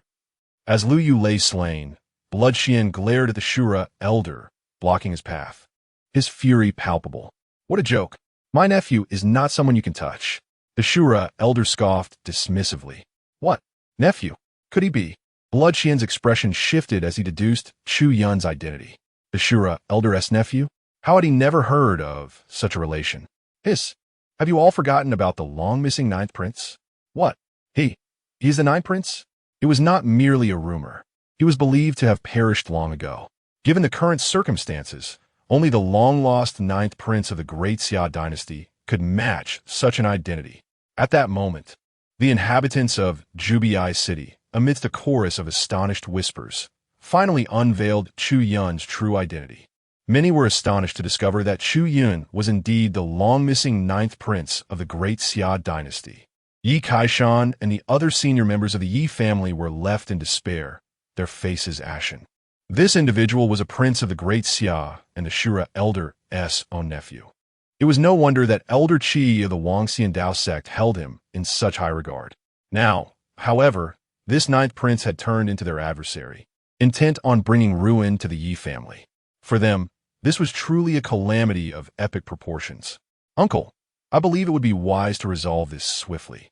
Once this matter is settled, I must return to the imperial city to see my mother and father," Chu Yun said, his gaze resolute as he looked at the Shura elder. Understanding Chu Yun's intent, the Shura elder nodded without further ado. He unleashed his true energy, forming a colossal purple palm that struck directly at Blood Xian's battle essence. Shura Yu, Blood Xian's battle essence, now fierce and resolute, summoned a torrent of blood energy that enveloped him in a formidable crimson wall. Yet the Shura elder and Amp, Oppos, S-palm effortlessly shattered his defenses, penetrating the very essence of his being. The boundless blood energy dissipated in an instant, and Blood Xian's battle essence was utterly extinguished. Yinner, what shall we do next? Please proceed swiftly, the Shura elder said calmly after dismantling Blood Xian's essence. Thank you, uncle, Chu Yun replied with a smile, then turned his attention to Yi Wanru. His voice devoid of emotion. Yi Wanru, you have 10 breaths to make your choice. Delay for even a moment, and 100 of your kin shall perish because of you. Now, begin your selection. 10, 9, 8, 7. Yi Wanru's expression crumbled, tears streaming down her face as she knelt before Chu Yun, pleading desperately. Chu Yun, I beg you, I truly beseech you, spare my parents and my kin. I will endure any humiliation or torment you wish to inflict upon me. I implore you, have mercy and show kindness. Chapter 11. The swine have grown fat. 100% hatred value. Yet, in the face of Yi Wanru's actions, Chu Yun remained as cold as ice, his expression utterly unperturbed. He was no saint. Had he not traversed time to alter his fate, his outcome in the great hall of the Jihua sect would have been no better than those around him. The Yi family faced annihilation because of a single Yi Wanru. Was this not a form of destiny in itself? 3, 2, 1, strike. With a frigid countenance, Chu Yun turned to Luo Feng and commanded, proceed. Yes. Several shadow guards of the Xia Empire sprang into action, like harbingers of death, infiltrating the Yi family's ranks and unleashing a frenzy of slaughter. In the blink of an eye, 100 lives were extinguished. Yi Fan, Yi Ming, no. The elder ancestors, Yi Kaishan and Yi Zhengxian, both cultivators in the nascent soul realm, were gripped by anguish as they witnessed their kin being slaughtered, their hearts torn asunder as they screamed in despair. They sought to intervene, but as their power began to manifest, a shadow guard of the shattered realm released an aura that pinned them in place. No, Chu Yun, you are a demon. You ruthlessly slaughter the innocent of my clan. Even as a prince of Xia, you shall face retribution. Yi Wanru, disheveled and frantic, shrieked with eyes filled with venom and anguish. I have given you the opportunity. Should you fail to make a choice, you shall be forced to witness the annihilation of your family before your very eyes. Chu Yun and Oppos, S' expression remained unchanged, his gaze steady and calm. The Azura sovereign, observing his nephew and Oppos, S' demeanor felt a swell of pride. His resolute nature and decisive methods were commendable, demonstrating clarity in his desires. Such fortitude was rare among the princes of the Xia Dynasty. Yi Wanru looked upon the Yi estate, now drenched in blood, a veritable slaughterhouse. With each passing breath, another 100 perished. The ferocity of the Xia shadow guards left even the corpses unrecognizable. Meanwhile, her ancestors and father were like lambs to the slaughter, helplessly pinned down, their eyes filled with despair. The entire Yi family faced this unwarranted calamity due to her decision. Yi Wanru had become the eternal sinner of the Yi clan. I choose my father. I choose him to live. Driven to desperation, Yi Wanru uttered these words, as if they had drained her of all strength. She did not lack love for her mother. On the contrary, her feelings for her mother were profound. However, she could no longer betray the Yi family. The Yi family could not exist without her father as the patriarch. Stop. Upon hearing Yi Wanru's choice, a hint of amusement curled at the corners of Chu Yun's lips, prompting the shadow guards to momentarily halt. Yi Wanru's mother, Wang Yiyun, upon hearing her daughter's decision, managed a sorrowful smile. She slowly closed her eyes, tears streaming down her cheeks. She accepted her fate. She bore no ill will towards her daughter for choosing to sacrifice her, but it did not lessen her heartache. Choosing for your father to live. Very well. Indeed, a devoted daughter. Luo Tongling, have her act. Chu Yun smiled at Luo Feng. Luo Feng nodded, directing a beam of light into Yi Wanru and Appo's body. Instantly, her expression shifted to fear and panic as her body moved involuntarily towards Wang Yayun. Chu Yun, what? What are you doing? Yi Wanru gasped in horror. You chose for your mother to die. Therefore, it is only fitting that you carry out that choice yourself, Chu Yun replied coldly. No, I want tea. I want tea. Yi Wanru's heart shattered as she fought desperately against her own movements. Whether you want to or not is not for you to decide. Chu Yun's gaze remained fixed on her as she, under Luo Feng's control, stood before Wang Yayun. Tears streamed down Yi Wanru's face as her hands, no longer under her control, rose high, a sharp sword materializing in her grip. No! As the sword descended, Yi Wanru's anguished screams echoed. Wang Yayun fell, slain by her own daughter's hand. In that moment, she was utterly lost, devoid of hope, her spirit crushed by an irreparable blow. Yayun. Yi Jingxian's tears flowed freely as he beheld the disintegration of his family. His sorrow morphed into an even deeper hatred for Chu Yun. Yi Jingxian's hatred value has reached 90%. Yi Kaishin's hatred value has reached 70%. Yi Wanru's hatred value has reached 99%. Observing the escalating hatred values, Chu Yun's expression remained impassive as he issued another command. How dull. Enough. Annihilate the Yi family. Understood, Your Highness. Luo Feng gestured, and the Shadow Guards unleashed an unending massacre. Bang! Bang! The structures of the Yi estate crumbled, and within mere breaths, its inhabitants met with a swift and brutal demise. The estate devolved into a mass grave. Yi Kaishan and Yi Zhengxian fell, their nascent souls severed by a Shadow Guard in the Shattered Realm. Ding! Congratulations, Master! The Shadow Guard has slain Yi Zhengxian, earning 1,000 editing points. Congratulations, Master! The Shadow Guard has slain Yi Kaishan, earning 1050 editing points. Congratulations, Master! The Shadow Guard has slain the Yi family elder, earning editing points. The notifications echoed in Chu Yun's mind once more. No, Chu Yun, you are untrustworthy. You promised to spare my father and the others. You are deceitful. Chu Yun, even as a ghost, I will not forgive you. I curse you to an agonizing death, forever trapped in the cycle of rebirth. Ding! Yi Wanru's hatred value has reached 100%. Master may proceed with the harvest.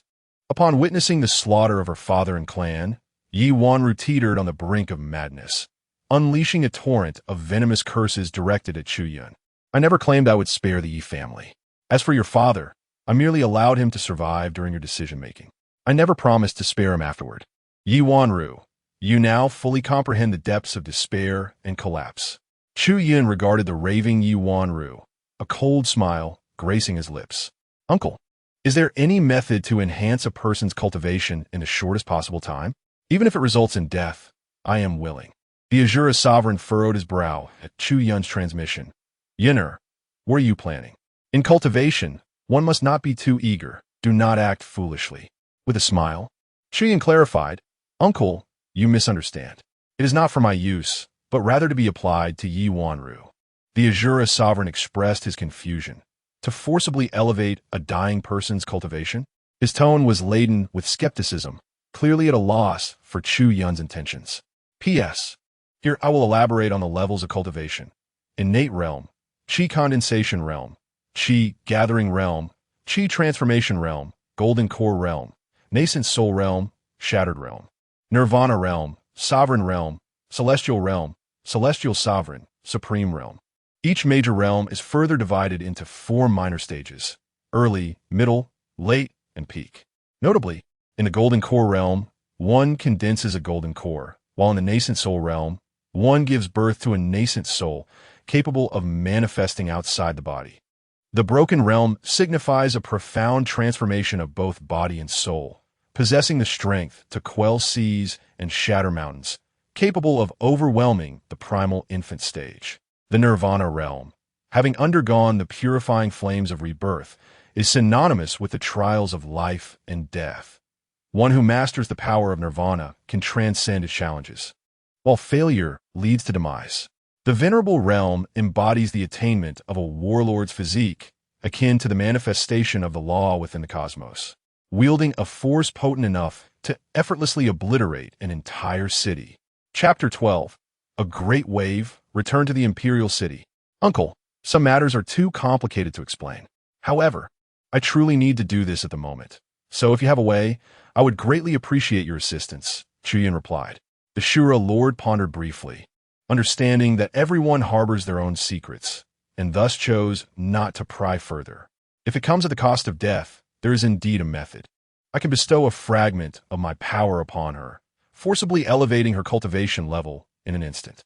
However, she will, in the next moment, have her soul shattered by this very force.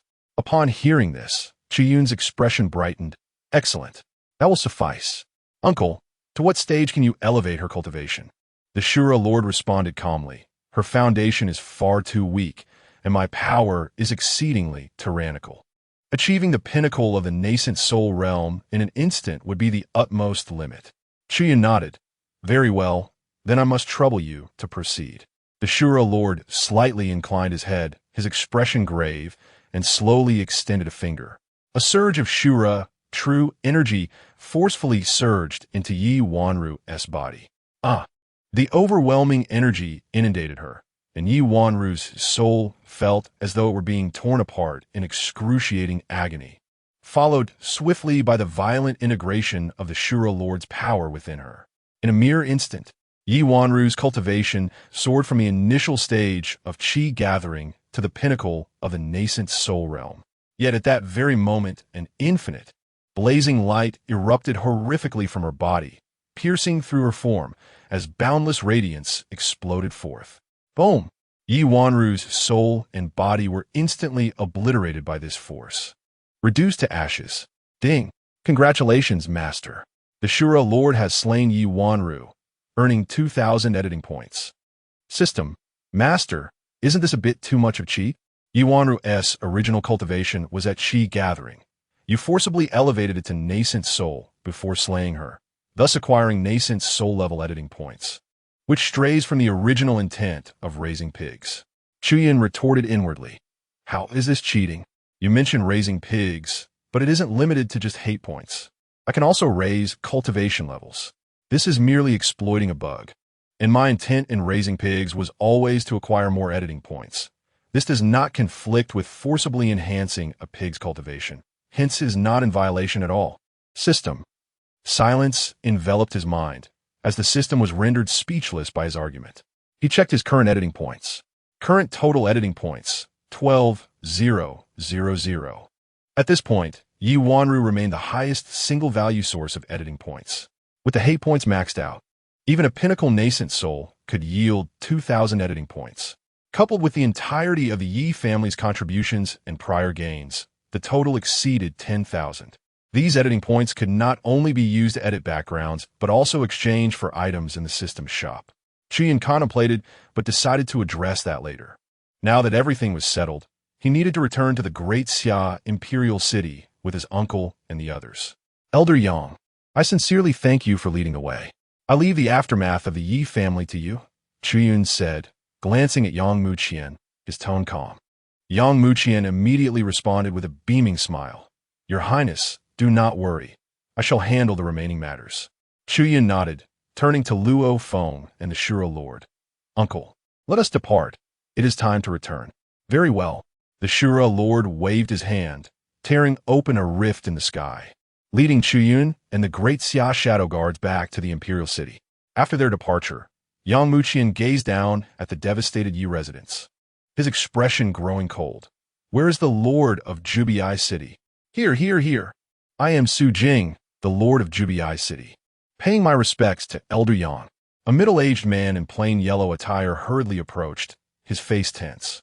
As the Lord of Jubiai City, he was at a cultivation level even exceeding Yi Kaishan, having reached the Broken Realm. Yet, he dared not act presumptuously before Yang Muqian. Yang Muqian looked at him and immediately commanded, organize everything in the Yi family and Appos as treasury. Also, send someone to Jihua sect. Once everything is sorted, deliver it all to the Wangxian merchants and Appos pavilion in the Great Xia Imperial City. Do you understand? Su Jing nodded vigorously. Yes, Elder Yang, rest assured. I shall ensure it is done. Yang Muqian expressed satisfaction. Very well, let us be on our way. Farewell, Elder Yang. Su Jing immediately bowed in respectful farewell.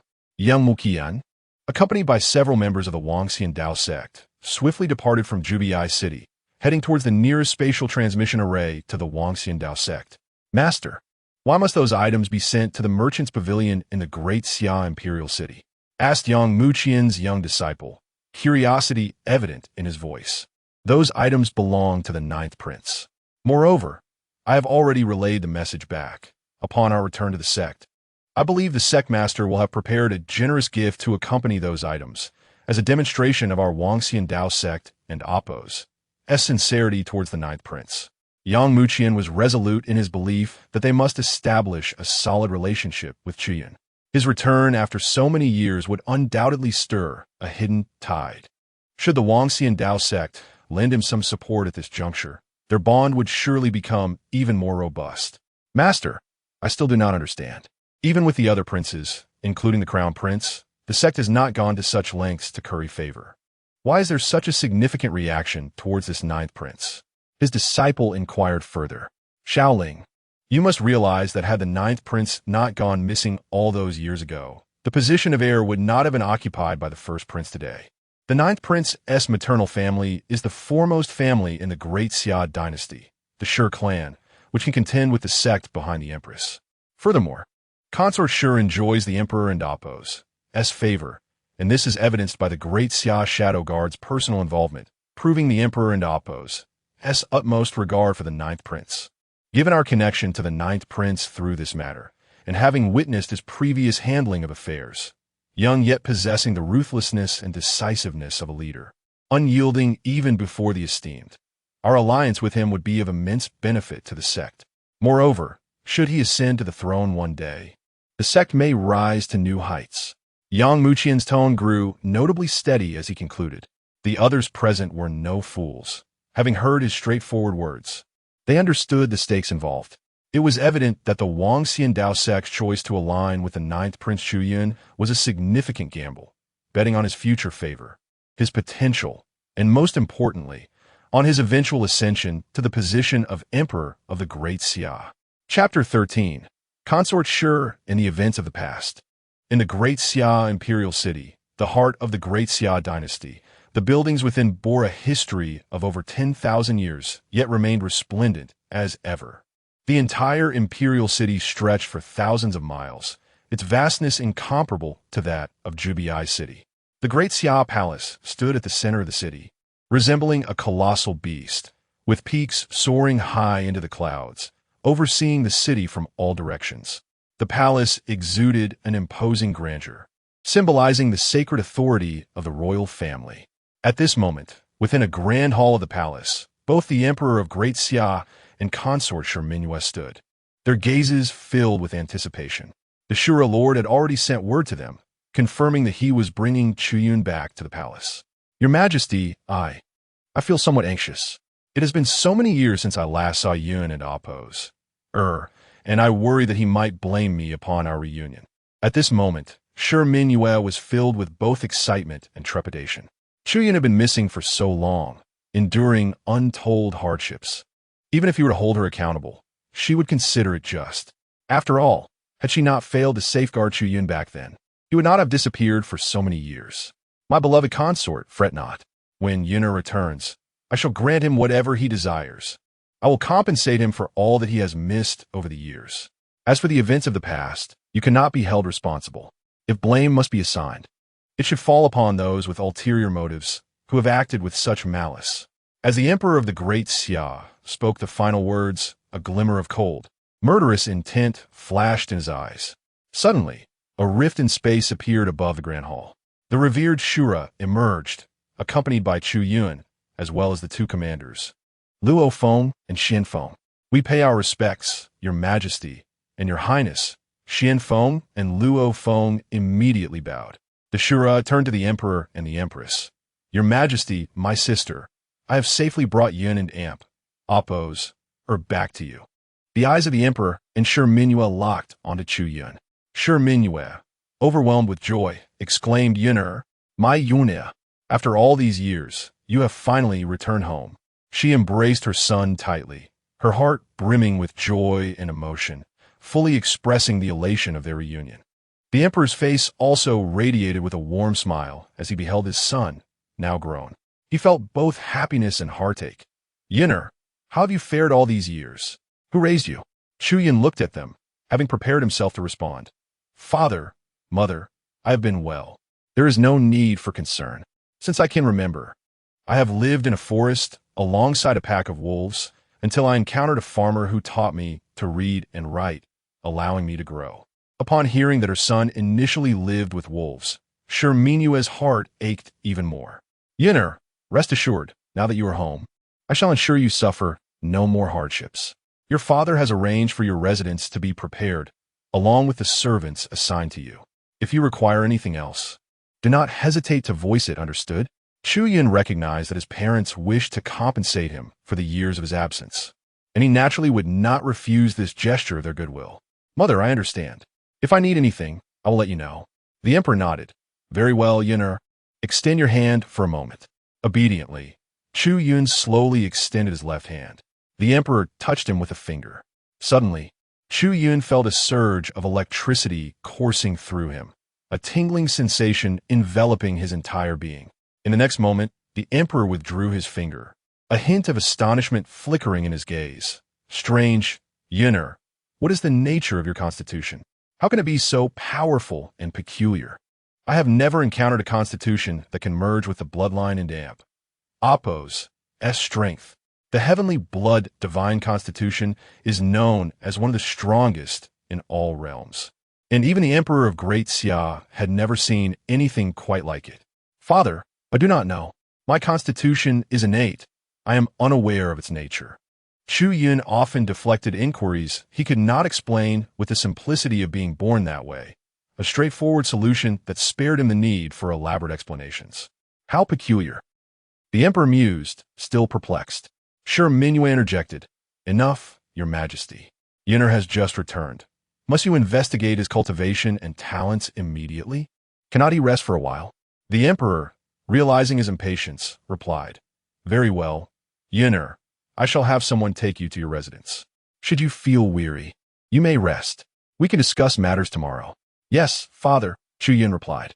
"By the way, Luo Feng, from this moment forward, you shall temporarily entrust all affairs of the Shadow Guards to Xin Feng and Qin Feng. Now that the 9th prince has returned, your duty is to ensure his safety at all times, understood?" The emperor commanded Luo Feng. "Yes, your majesty." The appointment of a Shadow Guard commander as a protector of the prince carried significant implications worthy of contemplation. "Father, mother, I shall take my leave for now," Chu Yun said, bowing to both before departing with Luo Feng. Xian Feng was also dismissed by the emperor, leaving only the emperor, Empress Shi, and the revered Shura in the grand hall. The emperor's smile faded, replaced by a serious demeanor. "On your journey back, did anything occur?" "Nothing of great significance, but several minor matters," the Shura replied, recounting the events involving the Jihua sect and the happenings within Jubiai City, including Chu Yun and Appo's approach to handling situations. Upon learning that Chu Yun had annihilated the entire Yi family and left his betrayer, Yi Wanru, in a state of mental collapse, a mixture of surprise and delight spread across the emperor's face. "Oh, is Yin'er truly so decisive?" "It cannot merely be termed decisive. One might even say it was somewhat ruthless. Moreover, he displayed remarkable courage, facing the blood Xian and Appo's battle-hardened consciousness without a hint of retreat. As if he were born with a kingly demeanor," the Shura responded. "Ha ha! Ruthlessness is commendable. If one shows mercy to their enemies, I would be somewhat disappointed. As for the Blood God sect, with just blood Xian, they cannot stir much trouble." The emperor was quite pleased with Chu Yun's conduct. "Your majesty, while Yin'er is within the palace, and the Blood God sect is far away, I have no concerns for his safety. However, regarding past matters, should they make another move against Yin'er upon his return?" Minue's voice and expression were filled with anxiety. The Shura's brow also furrowed slightly. The emperor's expression darkened. "After all these years, they have concealed their tales well, and I have been unable to catch them. Should they dare to reveal themselves this time?" Let this imperial city welcome a great storm, purging the filth that lurks in the shadows.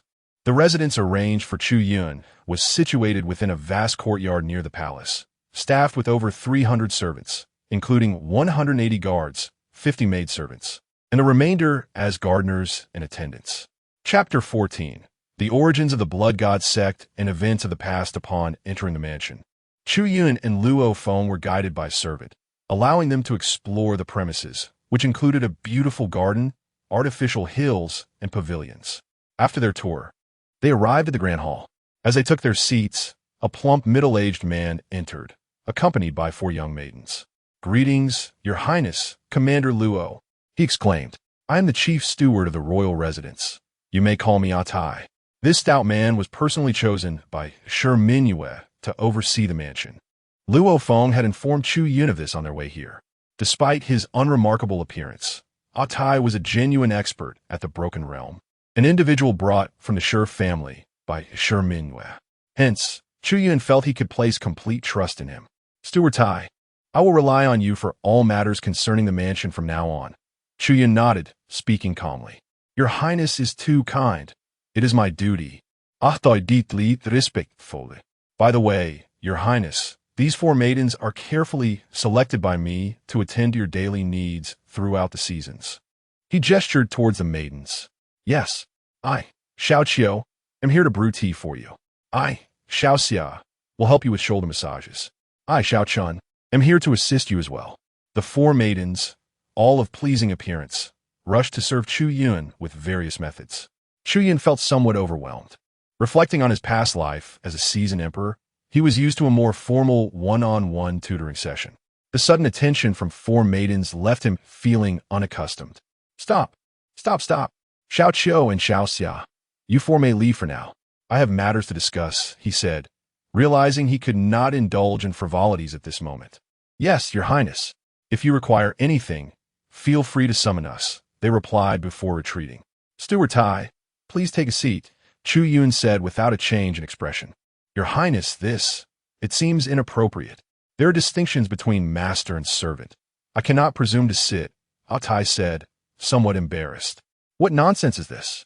You are a trusted confidant of my mother. You are one of us. Sit down and spare me the formalities," Chu Yun stated bluntly. "Well then, thank you, Your Highness," Atai replied as he slowly took a seat beside them.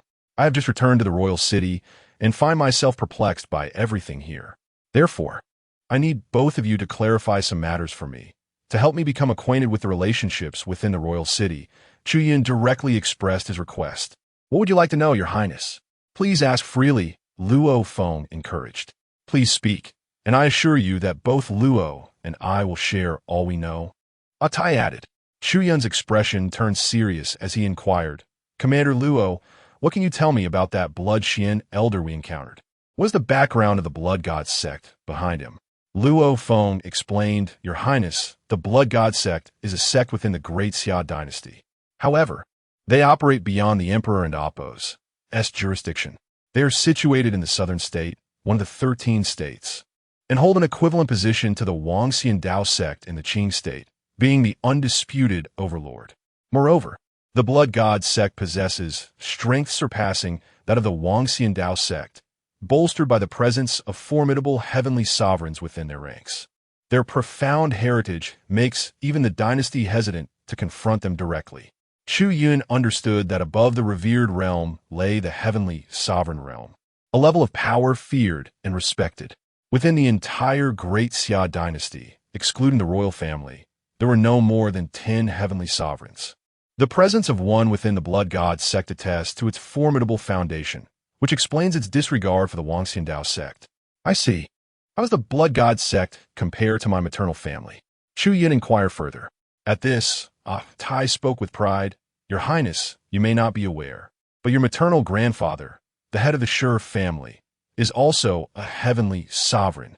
His strength far exceeds that of the Blood God sect and Appo's as heavenly sovereigns.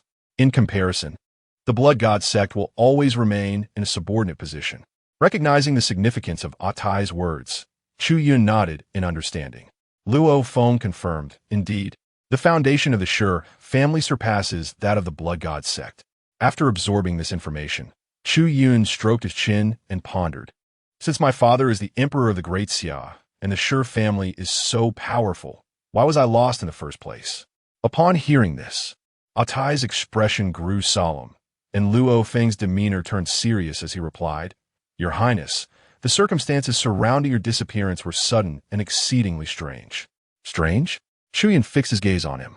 Indeed, Your Highness, when the late empress gave birth to you, the enemy nation invaded, and the emperor personally led the troops, leaving the royal city. Remarkably, 3 days after your birth, you vanished without a trace. The empress was frantic, utilizing all available resources, including your uncle, the Shi sovereign, who personally searched the palace. Yet, no clues were found. It was as if you had evaporated from existence. Only upon the emperor's return did he command us, the shadow guards, to investigate without reservation. After years of covert inquiries, we are nearly certain that the issue did not arise externally, but rather from within the palace. On the day of your disappearance, we meticulously examined everyone who entered the palace, including their confidants and acquaintances, but found no irregularities. Thus, your disappearance can only be attributed to someone residing within the palace, Luo Feng detailed earnestly. With a serious expression, Chu Yun absorbed this revelation, realizing that his parents had never ceased in their pursuit of the truth regarding that fateful day. As he edited his background, he recalled the original information of the ninth prince, Chu Yun, who had perished. This indicated that the original ninth prince had not merely gone missing, but had been murdered. Now that he had returned, the individuals responsible for his demise would likely act again upon discovering he was alive. The fact that even his uncle, the Shi sovereign, could not uncover any traces only underscored the gravity of the situation. Sighing, Chu Yun reflected on his advantageous background, having a father, a mother, and powerful allies, but recognized the lurking dangers. He then turned towards Atai, Steward Tai, having served my mother for so many years. Do you have any insights regarding her suspicions concerning this matter? Atai's expression turned grave as he uttered 2 words, the Empress. Chapter 15, The System Mall. Summoning cards of the Venerable Realm.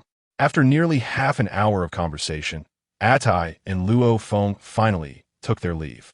From their dialogue, Chu Yun grasped the overarching dynamics within the Great Xia Dynasty, including the diverse and intricate power structures within the imperial city, revealing a complex and profound landscape.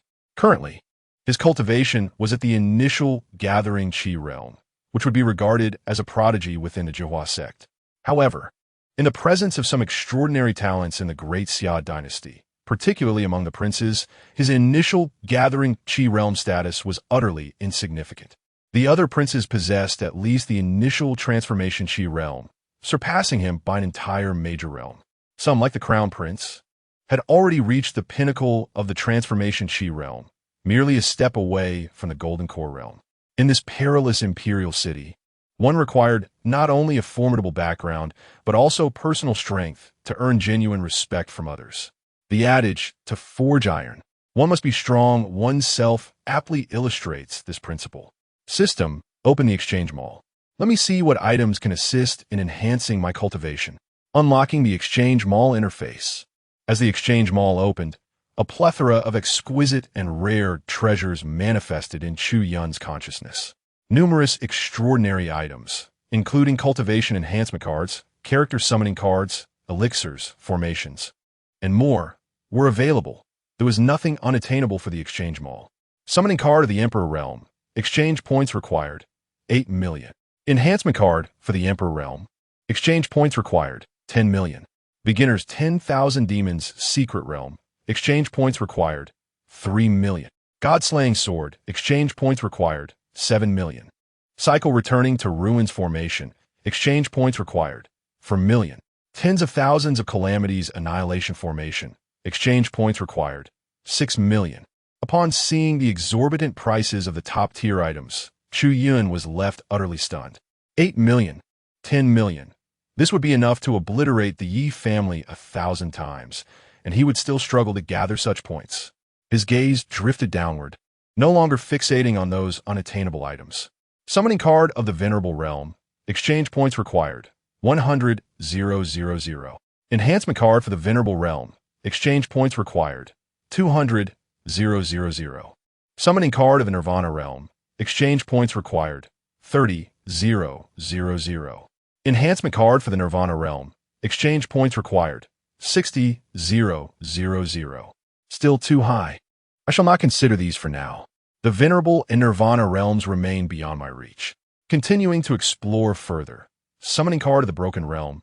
Exchange points required. 10, 000. Enhancement card for the Broken Realm. Exchange points required. 15, 000. Summoning card of the Nascent Soul Realm. Exchange points required. 2, 000. Enhancement card for the Nascent Soul Realm. Exchange points required. 4, 000. White Blind Box. 1, 000 exchange points. Blue Blind Box. 2, 000 exchange points. Purple Blind Box. 3, 000 exchange points. Golden Blind Box. 4, 000 exchange points. Red Blind Box. 100, 000 exchange points. What the heck? System, are you being dishonest? Are you attempting to take advantage of me with these blind boxes? Chu Yun exclaimed. System, Master, I'm not a streamer. Please allow me to provide a brief introduction. The items from blind boxes can vary greatly, but they will never fall below the value of the exchange points used. For instance, the white blind box can yield treasures up to the Nascent Soul Realm level, with a minimum guarantee of the Golden Core Realm. The blue blind box can provide treasures up to the Nirvana Realm level, with a minimum guarantee of the Nascent Soul Realm. The purple blind box can yield treasures up to the Venerable Realm level, with a minimum guarantee of the Broken Realm. The golden blind box can yield treasures up to the Supreme Realm level, with a minimum guarantee of the Nirvana Realm. As for the red blind box, you need not concern yourself with that just yet. The system will explain it to you when you reach that level. If what you say is true, then the value of these blind boxes is indeed considerable. Chu Yun remarked in surprise. The system recommends the host to choose the blind boxes. They are of the finest quality. Very well, I shall trust you this once. I will exchange for 2 golden blind boxes and 1 enhancement card for the Golden Core Realm. Chu Yun refrained from exhausting all his exchange points. 2 blind boxes cost 8,000 points, while the Golden Core enhancement card cost 1,000, totaling 9,000 points. He retained 3,000 points to ensure he could conduct another background edit later. Treasure exchange successful. Master, would you like to open the 2 golden blind boxes immediately? Open them. Ding. Opening the blind boxes. Congratulations, Master. You have obtained 1 Venerable Realm summoning card and 1 Source of Nirvana. Both have been sent to your warehouse. Please check. Wow, a Venerable Realm summoning card. This is incredible. Chu Yun was overjoyed by the rewards from the blind boxes. With just 4,000 exchange points, he had acquired a Venerable Realm summoning card worth 100,000 points. This was sheer luck. Now he would have a formidable ally at his side, bolstering his confidence in undertaking various endeavors. Chu Yun was immensely satisfied with this reward. He then turned his attention to the other item. Source of Nirvana, the life source of a Nirvana Realm cultivator. Upon use, it allows one to traverse the Nirvana fire unharmed, thereby breaking through the realm. This was an immense temptation for those aiming to break through to the Nirvana realm. However, regrettably, I possess a system. Chu Yun shook his head. While the source of Nirvana could incite fierce competition among peak Broken Realm cultivators, it held little value for him. First, he must enhance his cultivation. System, use the Golden Core Realm enhancement card. Golden Core Realm enhancement card is being used. Suddenly, Chu Yun and Appo's aura experienced a tremendous shift as the bottleneck of his realm seemed to be shattered wide open, causing his cultivation to surge rapidly. Late Gathering Chi Realm. Pinnacle Gathering Chi Realm. Initial Transformation Chi Realm. Simultaneously, the power within him and the spiritual energy stored in his spiritual sea expanded astonishingly. Coupled with the fusion of the 10,000 demons' chaos body, his spiritual energy underwent a qualitative transformation. Ultimately, Chu Yun's spiritual sea condensed into a golden core, successfully breaking through to the initial Golden Core Realm, establishing a deep and stable foundation. His aura was exponentially stronger than before. So this is the Golden Core Realm. I feel an overwhelming surge of power coursing through me. Chu Yun clenched his fist, sensing the golden core within him constantly releasing energy into the spiritual sea, making him feel extraordinarily powerful. Master, do not underestimate yourself. The heavenly blood divine root and the 10,000 demons chaos body are both extraordinary. Possessing either one would allow one to traverse the myriad worlds, and you possess both, along with the underworld divine eye. Your talent is unparalleled. Compared to those so-called top-tier prodigies in this realm, your talents dwarf them, akin to a pond attempting to swallow the ocean, utterly oblivious to their own limitations. Chapter 16. The Fated Empress, Meng Ru Xue. Based on your words, what level can I currently reach with my present strength? Chu Yun in Guit. The master is currently at the initial stage of the Golden Core realm, yet his true combat prowess can be deemed invincible beneath the nascent soul realm. Furthermore, should the master skillfully master and utilize the innate supernatural ability of the heavenly blood divine root, the blood heaven world, even cultivators at the nascent soul level would be no match for the master. Upon hearing this, Chu Yun gained a rough understanding of his current capabilities. Being invincible beneath the nascent soul realm was more than sufficient for him at this moment. In the entirety of the younger generation of the Great Xia Dynasty, he found himself without rivals. He decided to utilize the summoning card for a figure at the Venerable Realm. Using the Venerable Realm figure summoning card, please wait. With a swift motion, the space before Chu Yun was forcefully torn apart by a surge of power. Stepping forth from within was a robust, bald man. Wan Lei, I greet you, my master. Upon his appearance, the bald man exuded a commanding presence, his entire being seemingly infused with the might of a thunderstorm. He bowed respectfully to Chu Yun. Success. Wan Lei, the Venerable. Kind reminder, the summoned individuals possess a loyalty and obedience rate of 100%. Even if commanded to end their own lives, they would not hesitate for a moment. Moreover, these summoned individuals can establish a connection through consciousness, regardless of the distance separating them from the master. Gazing at Wan Lei, Chu Yun thought, open Wan Lei and Oppos. Introduction panel. Name, Wan Lei. Realm, late stage of the Venerable Realm. Physique, Thunder God, Sacred Body. Root Bone, Sacred Level. Astounding, the system truly delivers excellence. Both the root bone and physique are of the legendary Sacred Level. Chu Yun couldn't help but express his astonishment. In the realm of origin, the classifications of root bone levels range from 1 to 10, beyond which lie Earth Level, Celestial Level, King Level, and Sacred Level. Physiques are similarly categorized in Immortal Body, Battle Body, Spirit Body, Profound Body, King Body, and Sacred Body. Essentially, possessing Earth-level root bones or spirit body status is already regarded as a mark of genius among cultivators. Those hailed as peerless prodigies, with the bearing of emperors, are the ones who possess king bodies or sacred-level root bones. The fact that the summoned individual arrives with sacred-level specifications suggests that the future potential is extraordinarily high. There is no need for excessive formality, Wan Lei. From now on, refer to me as Your Highness, and no longer as Master.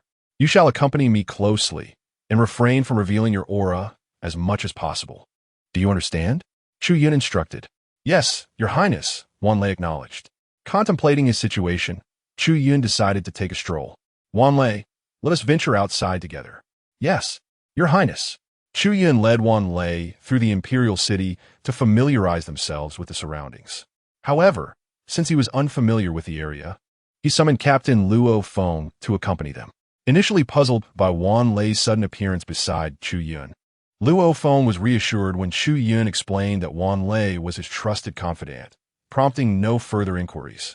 In the Prime Minister's residence, within a room adorned with antique elegance, the air was imbued with an enchanting fragrance, as if one were immersed in a dream, ethereal and captivating. Miss, I have heard that the ninth prince, Chu Yun, has returned safely to the imperial city. His Majesty has prepared a residence and servants for him in advance. And even Empress Shi has dispatched one of her trusted aides to attend to him, showing considerable care. Before a dressing table stood a woman of remarkable grace, reporting the news to a stunning beauty before her. The young woman, clad in a flowing blue gown, possessed a beauty that could rival the finest in the realm. With delicate features and a figure so flawless it was beyond reproach. Her slender waist and curvaceous form painted a picture of exquisite allure.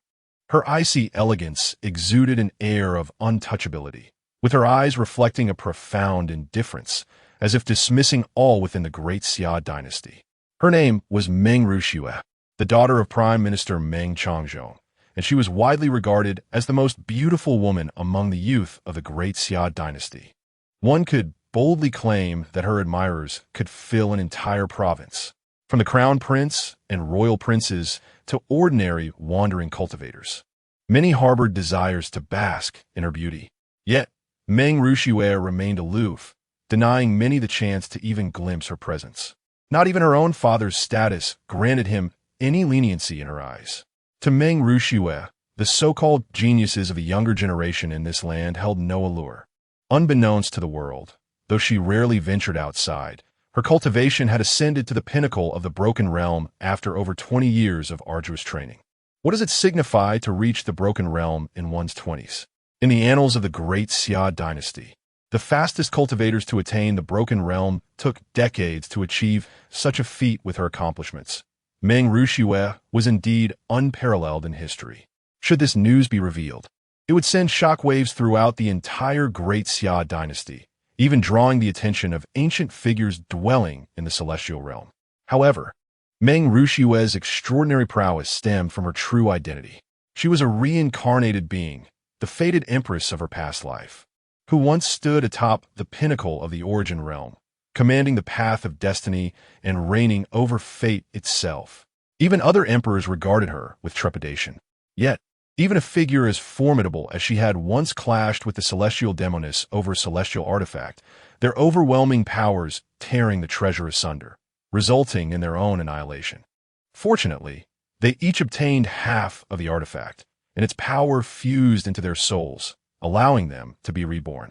Meng Ruxue understood that since she could be reborn through this artifact, the celestial demoness must also still exist. Over the years, she had discreetly sought traces of the celestial demoness, but thus far, her efforts had yielded little success. A mere prince returning from obscurity, despite the backing of the Sher family, stood little chance against the entrenched power of the Crown Prince's faction. The subtle and overt struggles for power suggested that a figure named Chu Yun would not possess significant odds of success. Upon hearing the woman beside her speak, Meng Ruxue's voice remained cold and detached. Her tone carried an air of disinterest and disdain for Chu Yun. To her, the return of a prince thought to be dead was inconsequential. If he did not vie for power, he would surely meet his demise. If he did seek the throne, his chances paled in comparison to those of the crown prince, who commanded a vast network of followers. A person destined to perish held no interest for her to engage with. Chapter 17. The Curse of Nirvana, the Source of Nirvana. The young lady spoke wisely. However, it appears that His Majesty holds him in particularly high regard, as rumors circulate outside that even one of the shadow guards, Luo Feng, has been dispatched to protect him. It seems the Emperor is genuinely concerned about any potential threats to the Ninth Prince, the beautiful woman continued. Dream Ruxue, with a face capable of bringing calamity to the world, coldly remarked, for Chu Yun, overly shielding him will only hinder his growth, ultimately accelerating his demise. Enough of wasting time on such a person. Have you found any leads on the item I requested? A look of helpless sorrow crossed the woman's face. Miss, I have inquired everywhere, but for nearly a century, there have been no sightings of the source of nirvana within the Great Xia Dynasty. This is primarily because the object is exceedingly rare. A source of nirvana signifies the very life of a nirvana realm practitioner. It is indeed a formidable challenge to locate. The reason Dream Ruxue sought the source of nirvana was that her cultivation had reached its limit, necessitating a breakthrough. With her memories from her past life, she could have easily traversed the nirvana fire without concern. However, upon her reincarnation, she discovered that the celestial demoness had placed a curse of nirvana upon her through a remnant of her past soul. The power of her nirvana fire had multiplied exponentially, rendering it insurmountable for any mortal. If she were to come into contact with a nirvana fire, the likelihood of her immediate demise would be exceedingly high. Thus, she had no choice but to seek the source of nirvana. Only through its unique power could she successfully advance to the nirvana realm. Upon hearing there were no leads on the source of nirvana, Dream Ru Shui did not appear particularly disappointed. Since it could not be found, she would refine it herself. The key to the source of nirvana was the presence of a living nirvana realm practitioner, so that search could be postponed. You may assist me in gathering the materials for these formations, she instructed, handing the woman a list filled with the heavenly and earthly materials required for the killing formations. Given her current strength, confronting a practitioner at the early stage of the nirvana realm posed no significant challenge for her. However, to subdue such a being, she could only rely on the power of formations. Understood, Mississippi. The woman took the list and departed promptly. Celestial Demonis, await your reckoning. Once I break through to the nirvana realm, I shall seek the source of this curse. At that time, I will personally bring about your demise. A glint of murderous intent flashed in Dream Ru Shui and Appo's icy blue eyes. Chu Yun, accompanied by Luo Feng and the esteemed Venerable Wan Lei, wandered through several bustling streets, fully appreciating the vastness and splendor of the Great Xia Dynasty. Within the imperial city, there existed thousands of commercial establishments and taverns, many of which were owned by powerful factions such as the Wangxiandao sect, the Blood God sect, and the Shi clan, all of which had established a firm commercial presence within the capital. The Shi clan boasted 3 towering commercial towers, each several stories high, each house to a Shi clan elder of the Nirvana realm. Chu Yun explored all 3 of the Shi clan and Appo's towers. Due to his status, the elders stationed there personally received him. He made no pretense of modesty. As he strolled through, whenever he desired something, the elders would promptly retrieve it for him, without asking for a single coin in return. Thus, until dusk fell, Chu Yun emerged from the Shi clan and Appo's towers, his waist adorned with 2 bulging storage bags, filled to the brim with treasures, enough to rival the accumulation of a small sect over a decade. Commander Luo, are there any other intriguing places in the imperial city? Chu Yun inquired, still eager for more adventure. Luo Feng pondered for a moment before responding. Your Highness, the most entertaining establishment in the entire imperial city is undoubtedly the Yinyu Tower. Oh, Yinyu Tower? The name alone sounds promising. What is it? Chu Yun asked with curiosity. Your Highness, within Yinyu Tower, one can indulge in numerous activities. It is home to many breathtakingly beautiful courtesans, if one can afford the price. One may enjoy their songs and dances for a night of revelry. There are also duel arenas, grand auctions, and even the sale of rare exotic beasts and mounts. Luo Feng explained. Upon hearing this, Chu Yun and Appo's interest in Yinyu Tower was piqued. So many diversions? What is the origin of Yinyu Tower? Which powers stand behind it? Luo Feng shook his head. I do not know. Do not know? Chu Yun was perplexed. Given that this was the Great Xia Imperial City, how could Luo Feng, the commander of the Shadow Guards, be unaware of the forces backing Yinyu Tower? Your Highness, Yinyu Tower appeared suddenly 50 years ago. Their esteemed powerful figures entered the palace to negotiate with His Majesty, securing permission to establish themselves within the capital. Each year, Yinyu Tower shares 30% of its profits with the royal family. Thus, His Majesty agreed to their conditions. For safety's sake, we Shadow Guards monitored Yinyu Tower closely for some time, but found nothing amiss, so we ceased our scrutiny. According to His Majesty, the people of Yinyu Tower should not belong to this region, but rather hail from other areas of the Yuan realm. As long as they do not act against the dynasty and bring benefits, His Majesty has no objections to their presence. Luo Feng continued. Oh, an external force? Chu Yun contemplated before decisively stating, let us proceed to Yinyu Tower. Luo Feng led the way, guiding Chu Yun and Wan Lei to their destination. Before long, they arrived at Yinyu Tower. Chu Yun looked up to see the imposing structure, its magnitude comparable to a colossal mountain, its height exceeding that of the tallest Shi clan tower.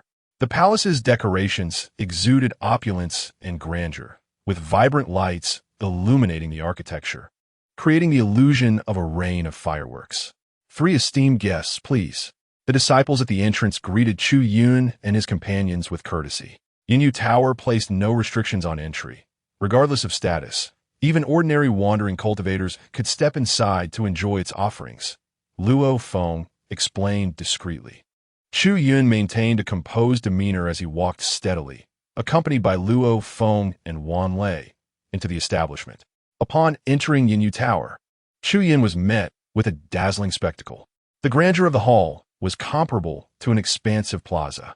Besides a few golden counters manned by the tower's disciples, hundreds of beautiful maidens adorned in dance attire showcased their enchanting legs, captivating countless gazes as they danced gracefully, exuding their charm. Wealthy patrons lounged at tables, embracing multiple courtesans while lavishly tossing spirit stones as if they were mere trifles, indulging in their boundless desires. Meanwhile, several couples intertwined amidst the dance floor, boldly engaging in intimate contact, suffusing the air with an atmosphere of flirtation. Such a place, compared to my previous life, is far more extravagant than any grand banquet. Chu Yun surveyed the scene, deeply impressed. He couldn't help but recall a saying from his past life, with wealth. Shanghai is a city of intoxicating allure. Without wealth, it is merely the Bund and the Oriental Pearl Tower. Commander Luo, you mentioned there would be an auction and a duel arena here? Chu Yun recalled and asked, regaining his focus. Chapter 18, Misty Rain Tower, the Evil Infant. Your Highness, this is merely one hall of the Misty Rain Tower. The tower comprises 4 grand halls. The second hall is for auctions, while the third serves as the dueling arena. Luo Feng explained. Then let us proceed there, Chu Yun responded, following Luo Feng toward the other halls. Meanwhile, in the distance, a young lady clad in dance attire caught sight of Chu Yun, and a playful smile graced her lips.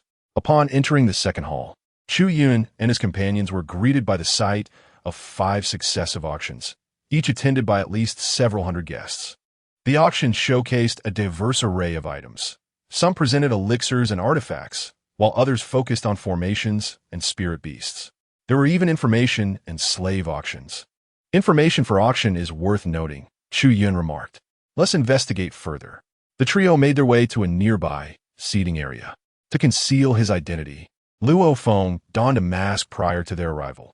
As for Chu Yun, though he was now the 9th prince, his recent return meant few recognized him. Thus he felt no fear of exposure.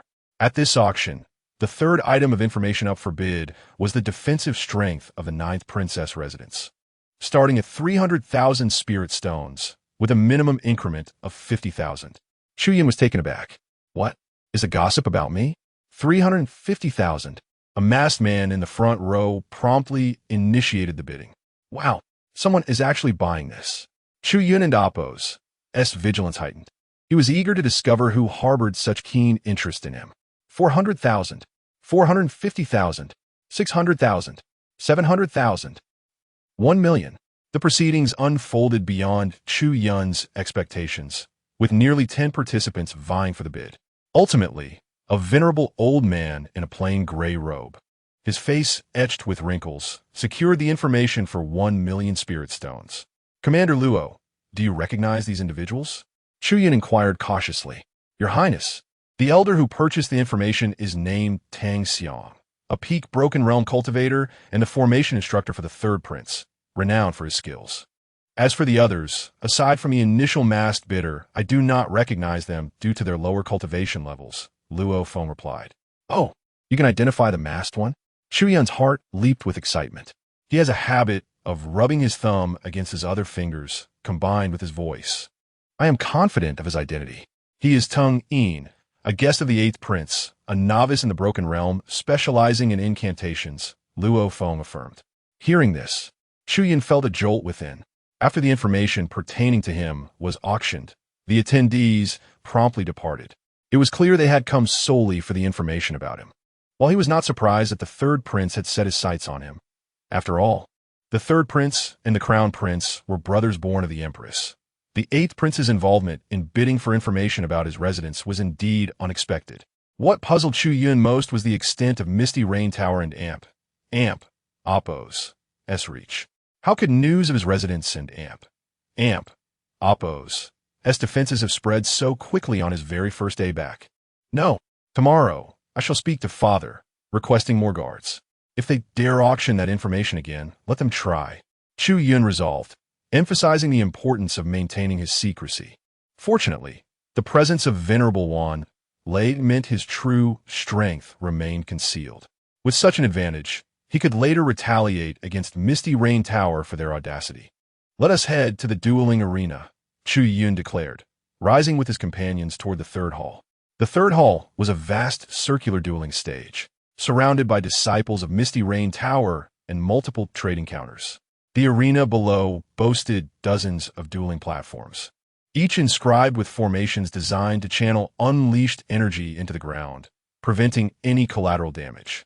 The crowd was lively, akin to spectators cheering for their chosen competitors. What is the primary focus of this dueling arena? Chu Yun, Your Highness, there are two main activities here. The first involves beast fights, wherein the beasts are actually fighters raised by Misty Rain Tower. Two combatants duel, and the survivor is declared the victor, with spectators able to place bets based on the odds. The second involves personal challenges against fighters of equal or higher cultivation levels, allowing participants to earn rewards from Misty Rain Tower. Luo Feng elucidated. Understanding the rules, Chu Yun approached a trading counter and scanned the reward listings. His eyes landed on an enticing prize, a peak Nirvana realm evil infant. An evil infant, born from the essence of malevolence, existed to devour souls, exhibiting ferocity and brutality, impervious to soul imprinting and requiring sealing for control. However, Chu Yun's netherworld divine eye could control all forms of malevolence, including the evil infant. Thus, obtaining it would grant him a formidable weapon. I must acquire this evil infant. Chu Yun noted the conditions. He needed to defeat a fighter 3 minor realms above his own to claim the reward. This meant he would have to best a peak Golden Core fighter with his current abilities. After a moment of contemplation, he retrieved a mask from his storage bag and donned it. Given the current state of affairs, it would be prudent to conceal his true identity to avoid premature exposure. Approaching an elder at the counter, he stated, I wish to challenge a fighter. Young master, do you intend to challenge a fighter of equal cultivation or one of higher level? The elder inquired with a smile. I challenge a fighter 3 minor realms above me. At the peak of the Golden Core, Chu Yun replied calmly. Chapter 19. The Gathering Storm at the Misty Rain Tower. The elder's face reflected sheer astonishment, believing he had misheard. 3 minor realms higher? Young master, are you certain you are not jesting? His shock was entirely justifiable. For to challenge someone 3 minor realms above oneself was an endeavor so formidable that throughout the entire history of the Great Xia Dynasty, few had ever succeeded. Your Highness, isn't this a bit too perilous? Luo Feng exclaimed, taken aback and filled with concern. Unfazed, Chu Yun replied with calmness, I am not jesting. Please proceed with the arrangements. The elder inhaled deeply. Please wait a moment, young master, and promptly departed from the counter. Young master, no one has ever defeated a duelist at the Misty Rain Tower while transcending 3 minor realms, Luo Feng cautioned. Chu Yun smiled lightly. Rest assured, if I dare to undertake this, I naturally possess the confidence to succeed. Luo Feng felt a twinge of doubt. Could the 9th prince truly be capable? Suddenly, a thought struck him. Peak Golden Core? Luo Feng's body jolted. He recalled Chu Yun's earlier words about challenging a duelist at the peak Golden Core, implying that his own realm was at the early stages of the Golden Core. How could this be? With eyes wide in disbelief, Luo Feng looked at Chu Yun. Your Highness, your cultivation level. Chu Yun turned and smiled. Do not let this slip. Luo Feng took a deep breath. His gaze fixed intently on Chu Yun, a hint of incredulity lurking in his eyes. In one day, he had advanced from the initial stage of Qi gathering to the early stage of Golden Core. Was such a feat truly possible? Before Luo Feng could fully process the shock, the elder returned, accompanied by another figure. Young master, I am Sun Yin, the chief steward of the Misty Rain Tower. I hear you wish to challenge a duelist 3 minor realms above you? This middle-aged man, Sun Yin, was evidently a high-ranking official of the Misty Rain Tower, with the previous elder following closely behind, not daring to act presumptuously. Indeed, should I succeed in my challenge, I trust that Misty Rain Tower will honor the corresponding rewards? Chu Yun inquired. Of course. Please rest assured. The integrity of Misty Rain Tower is well recognized, Sun Yin assured him. However, I must remind you that our challenges involve life and death. I understand, Chu Yun nodded. May I have your name for registration? Sun Yin asked. Xiao Yin. Chu Yun fabricated a name effortlessly. Very well. Lao Fong, please escort young Master Xiao to the dueling arena. Sun Yin commanded the elder behind him. Yes, sir. The elder replied. Young Master Xiao, please follow me. The elder led Chu Yun and his companions toward a nearby, spacious dueling arena. Xiao Yin. Sun Yin pondered, yet the name felt unfamiliar to him. There was no notable figure by that name within the Great Xia Dynasty. The elder brought them to the arena, young Master Xiao. Step onto the lift platform, and you will enter. All right. As Chu Yun ascended, the platform descended, granting him access to the circular dueling arena, where barriers rose around him. Luo Feng and Master Wan Lei sat in the stands, their attention riveted. Luo Feng had resolved that should any mishap befall the prince, he would disregard the rules of the Misty Rain Tower and rush down to rescue him. After all, he believed that the Misty Rain Tower would not dare to lay a hand on a royal prince, especially given the emperor's regard for him, and the presence of the Shura sovereign from the Shur family in the imperial city. As Chu Yun entered, the information regarding the duelists was illuminated. Early stage Golden Core, Xiao Yin versus peak Golden Core duelist. Am I seeing things? Many in the crowd gasped. A duel between an early stage and a peak stage Golden Core? Was this a dream? Who was this Xiao Yin? This seemed like a suicide mission. As the information spread, whispers erupted among the crowd at the trading counter. The news of Xiao Yin challenging a duelist 3 minor realms above him quickly circulated throughout the venue. Within a short time, the arena was filled to capacity. Wearing a mask, Chu Yun surveyed the bustling arena. My goodness, this truly resembled a sea of people.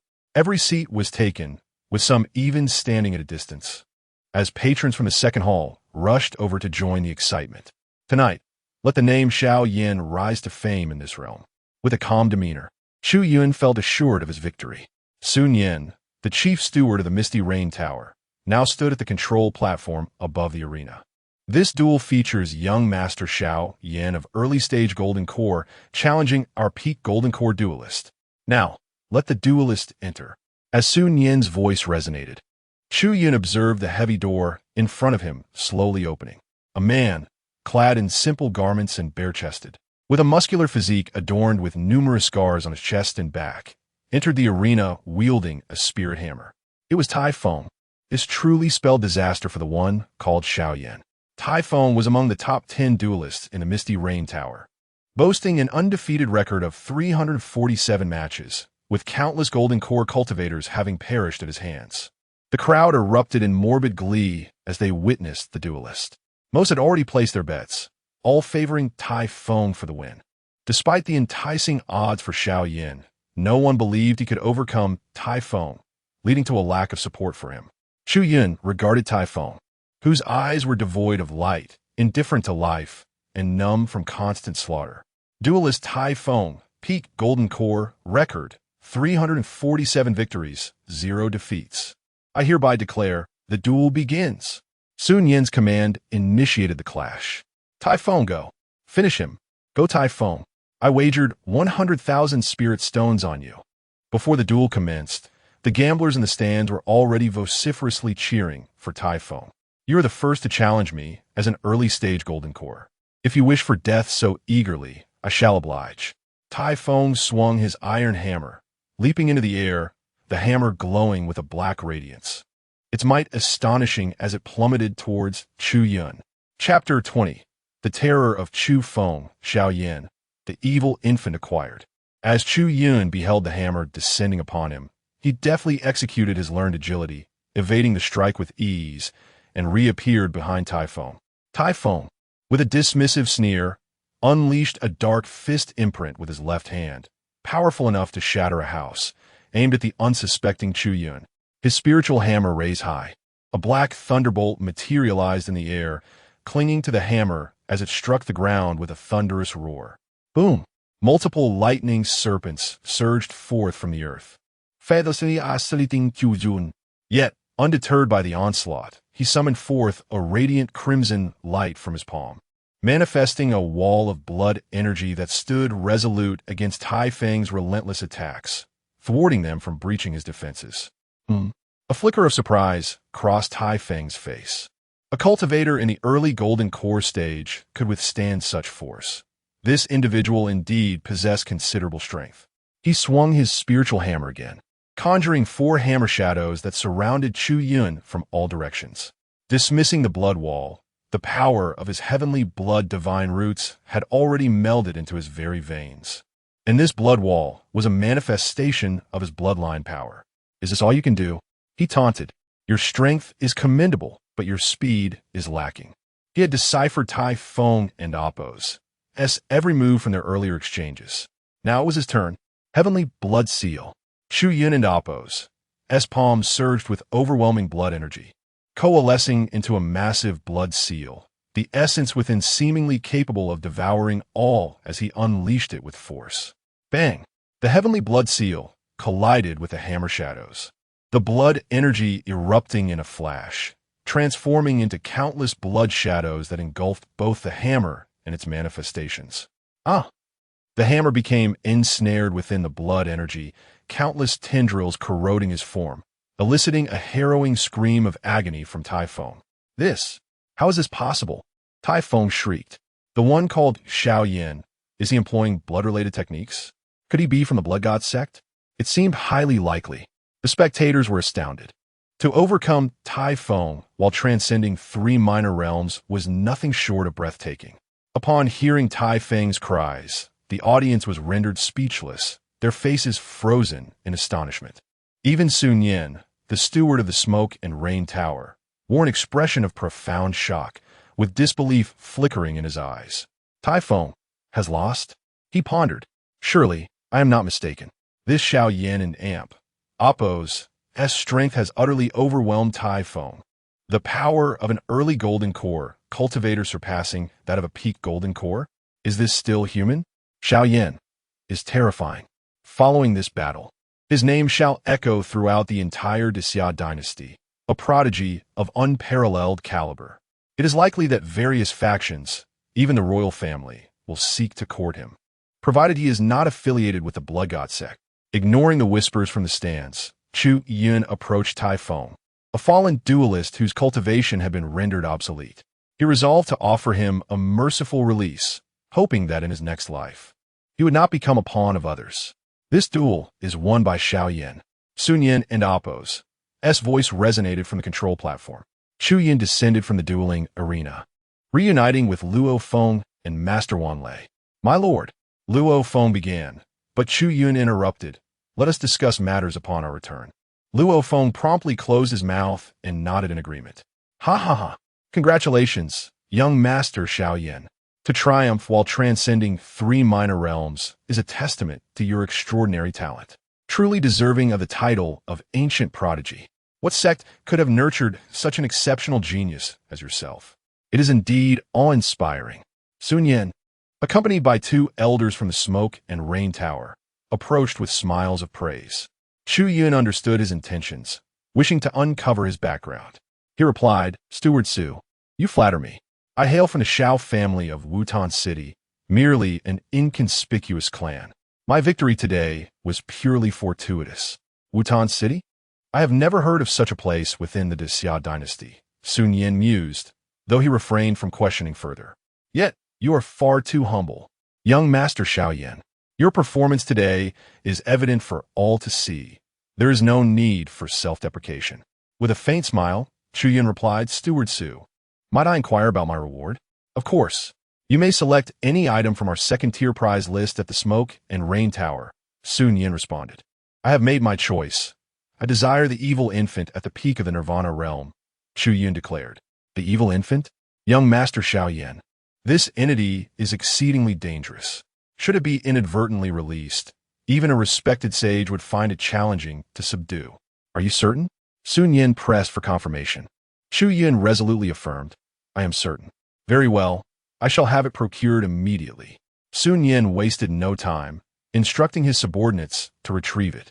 At that moment, Chu Yun noticed that thousands of eyes were upon him, each bearing different expressions: shock, admiration, confusion, and some even seething with resentment, likely due to substantial losses in their previous bets. With Tai Feng's demise, their only recourse was to harbor animosity towards Chu Yun. However, he remained indifferent. The more hatred directed at him, the better it was for him.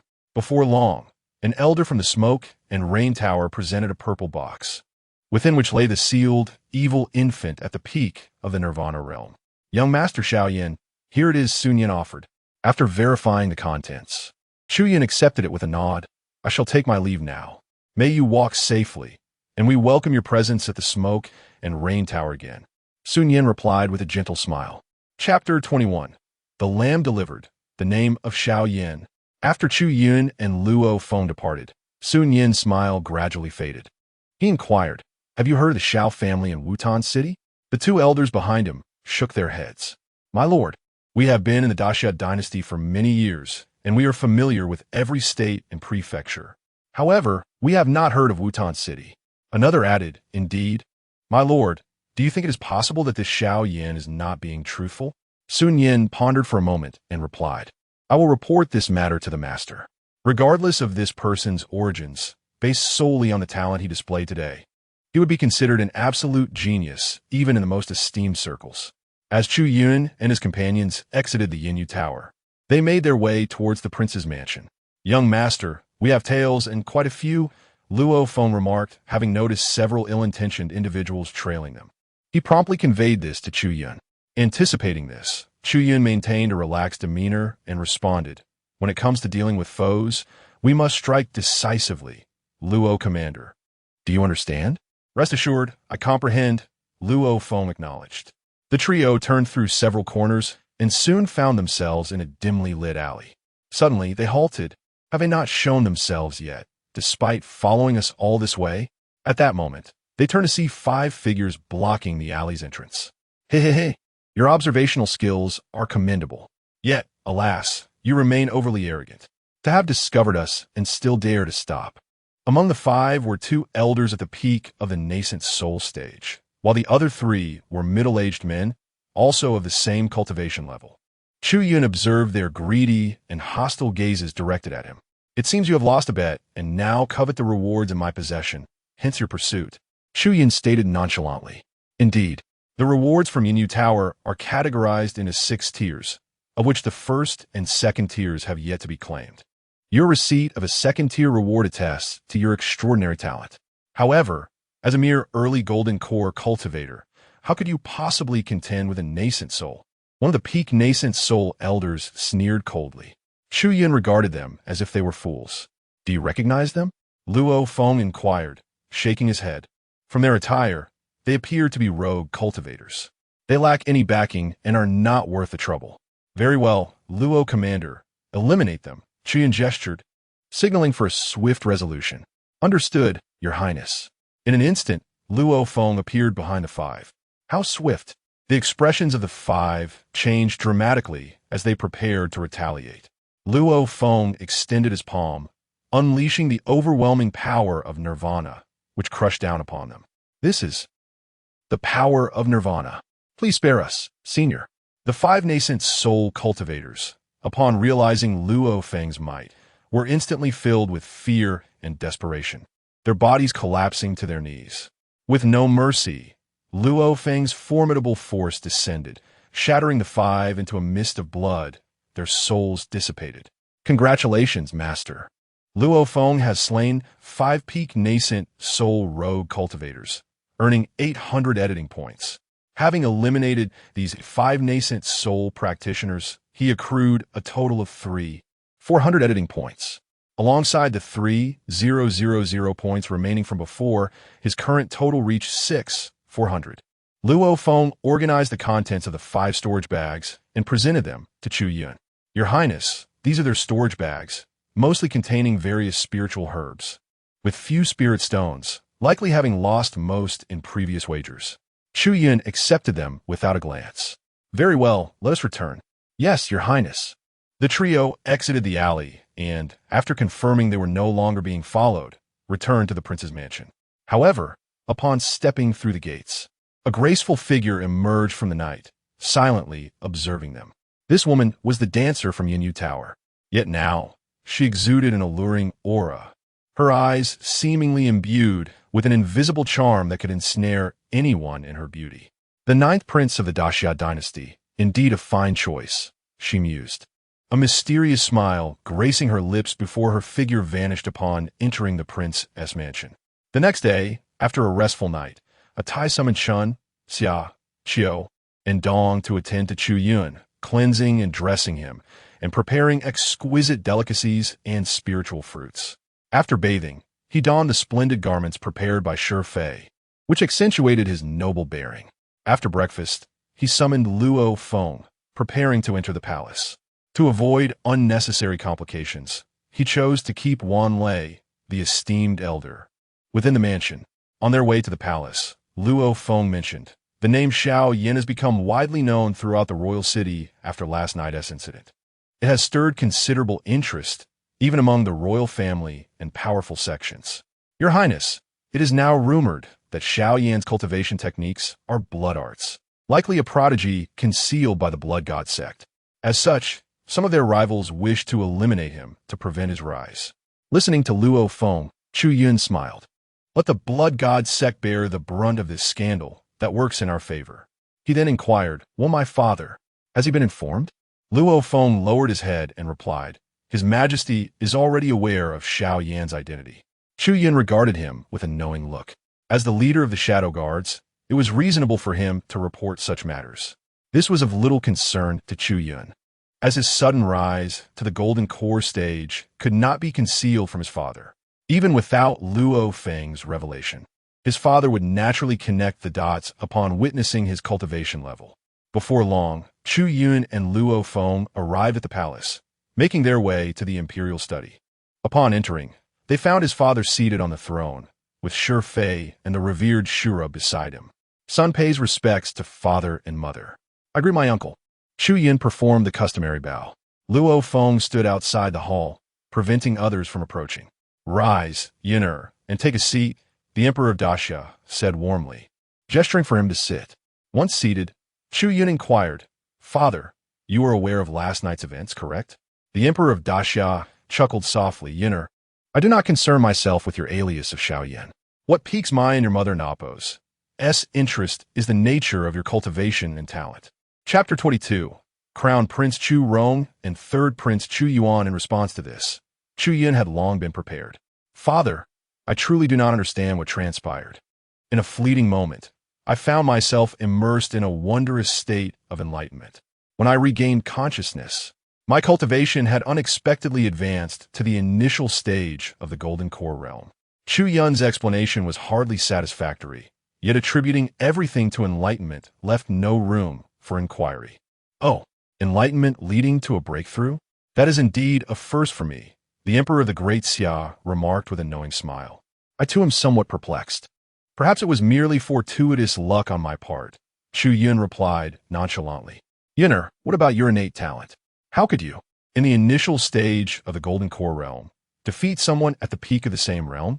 You cannot imagine my shock upon hearing this news." Lady Shi, the Empress, interjected, her face radiating pride and joy at her son's exceptional talents. "Mother, both my talent and cultivation are a result of this enlightenment. I cannot precisely explain its sensation. It is quite profound," Chu Yun stated, fully committing to his narrative of enlightenment. "I see," Lady Shi nodded, as if a revelation had dawned on her. "Yun'er, with such remarkable progress in both talent and cultivation, I am genuinely happy for you. However, I must advise you to refrain from revealing everything until you are firmly established. Do you understand?" The Emperor cautioned. There were many eyes on Chu Yun within the imperial city. Should he display an overwhelming brilliance, it would only evoke fear and animosity among those who felt threatened. Consequently, they would stop at nothing to eliminate him. The mystery surrounding his previous disappearance still lingered, with the true culprits yet to be uncovered. This highlighted the treacherous depths of the imperial city. "Rest assured, Father, I adopted the alias Xiao Yin precisely for this reason," Chu Yun replied earnestly. Enough. Yun'er has grown and formed his own opinions. "We shall not interfere," the emperor said. "Yin'er, do share with your father and mother the experiences you have endured while alone all these years." As a mother, Lady Shi was particularly eager to learn about her son and Appo's adventures during his long absence. Chu Yun then began recounting his experiences from the time he could remember. The conversation stretched for nearly 2 hours. Ultimately, Chu Yun expressed his desire for 500 imperial guards to protect the prince's residence, a request the emperor readily granted. After enjoying their midday meal together, Chu Yun and Luo Feng departed the palace. Enlightenment leading to a breakthrough. What do you think? The emperor mused, casting a meaningful glance at Lady Shi and her brother in the palace garden. Everyone harbors secrets. Since he chooses not to disclose, we, as elders, need not pry. We simply need to acknowledge that regardless of circumstances, he remains your son, a prince of the Great Xia Dynasty, the esteemed Shura master replied calmly. The three of them understood the gravity of Chu Yun and Appo's rather outrageous justification, which was unlikely to deceive them. Fortunately, their open-mindedness allowed them to respect Chu Yun and Appo's desire for privacy without delving deeper into the matter. This child, though he appears cheerful, carries many burdens within. Lady Shi remarked with concern. I heard from Atai that he has begun investigating the events of that year. The Shura Master's expression turned serious as he addressed the emperor. Your Majesty, if Yin'er continues his investigation, he will inevitably uncover the truth about that mother and son. If that is the case, rather than allowing Yin'er to fall into danger, why not take the initiative ourselves? The Shura Master proposed. A shadow flickered across the emperor's gaze. It may be simple to act against her alone, but the connection she holds. A single thread pulled could unravel the entire situation, throwing the imperial city into chaos. Shall I summon the old man, then? Would that not suffice? The Shura Master pressed, his tone growing weighty. The emperor shook his head. Shura, I understand your sentiments, yet you must realize that my desire to eliminate her surpasses yours. However, her ties within the court and the royal family are far from simple. Upon hearing this, the Shura Master fell silent. Lady Shi wore a grave expression. Understanding the complexities faced by the emperor underscored the intricate web of relationships at play. At the foot of the palace walls, Chu Yun and Luo Feng were making their way towards the palace gates when a voice called out to them. Commander Luo. They halted. Approaching them were 2 young men, one clad in a 5-claw python robe, the other in splendid brocade attire. Your Highness the Crown Prince. Third Prince. Commander Luo bowed slightly in respect upon recognizing them. Chu Yun swiftly grasped their identities. The one in the python robe was Crown Prince Chu Rong, and the elegantly dressed young man was Third Prince Chu Yuan. The resemblance between the two was striking, a testament to their shared lineage. Crown Prince Chu Rong, the eldest, exuded a mature and composed demeanor, while Third Prince Chu Yuan radiated youthful vigor and ambition. There is no need for such formalities, Commander Luo. You must be the 9th brother, Crown Prince Chu Rong said warmly, turning to Chu Yun with a friendly smile. Greetings, elder brother, 3rd brother, Chu Yun replied, beaming as he clasped his hands in salutation. 9th brother, let us dispense with these formalities between us. I have heard of your return, and both I and 3rd brother are immensely pleased. As your elder brother, it is only right that I prepare a feast in the East Palace 3 days hence to celebrate our reunion. I shall also invite 7th brother, 5th brother, and the others to introduce you. The Crown Prince extended his invitation with enthusiasm. Your kindness is appreciated, elder brother. I shall certainly attend. Chu Yun nodded in agreement. Excellent. It is settled then. The Crown Prince exclaimed joyfully. With that, Chu Yun and Luo Feng exited the palace, heading towards the prince's residence. Your Highness, are you certain you wish to attend the banquet at the East Palace? Luo Feng inquired softly as they walked along the street. Do you believe it to be a trap? Chu Yun replied with a casual smile, considering it was the Crown Prince who extended the invitation. If blood were to be shed, he would find it difficult to manage, Luo Feng stated plainly. Precisely. He lacks the courage for such a move. I suspect his invitation is more of a test. Coincidentally, I wish to assess him as well, while also getting to know my other brothers. Upon returning to the residence, the 500 guards dispatched by the emperor had arrived. After reviewing the details, Chu Yun found the arrangement satisfactory. Among the 500 soldiers, there was one at the nascent soul stage, 10 at the golden core stage, with the rest primarily at the chi gathering and transformation stages. Chapter 23. The evil infant acknowledges its master. The celestial demoness suffers loss. Within the confines of Chu Yun and Appo's chamber, the revered master Wan Lei answered his summons and now stood present. Chu Yun held two items in his hands, the heavenly Hua cauldron in his left and a box containing the evil infant in his right. Time was of the essence.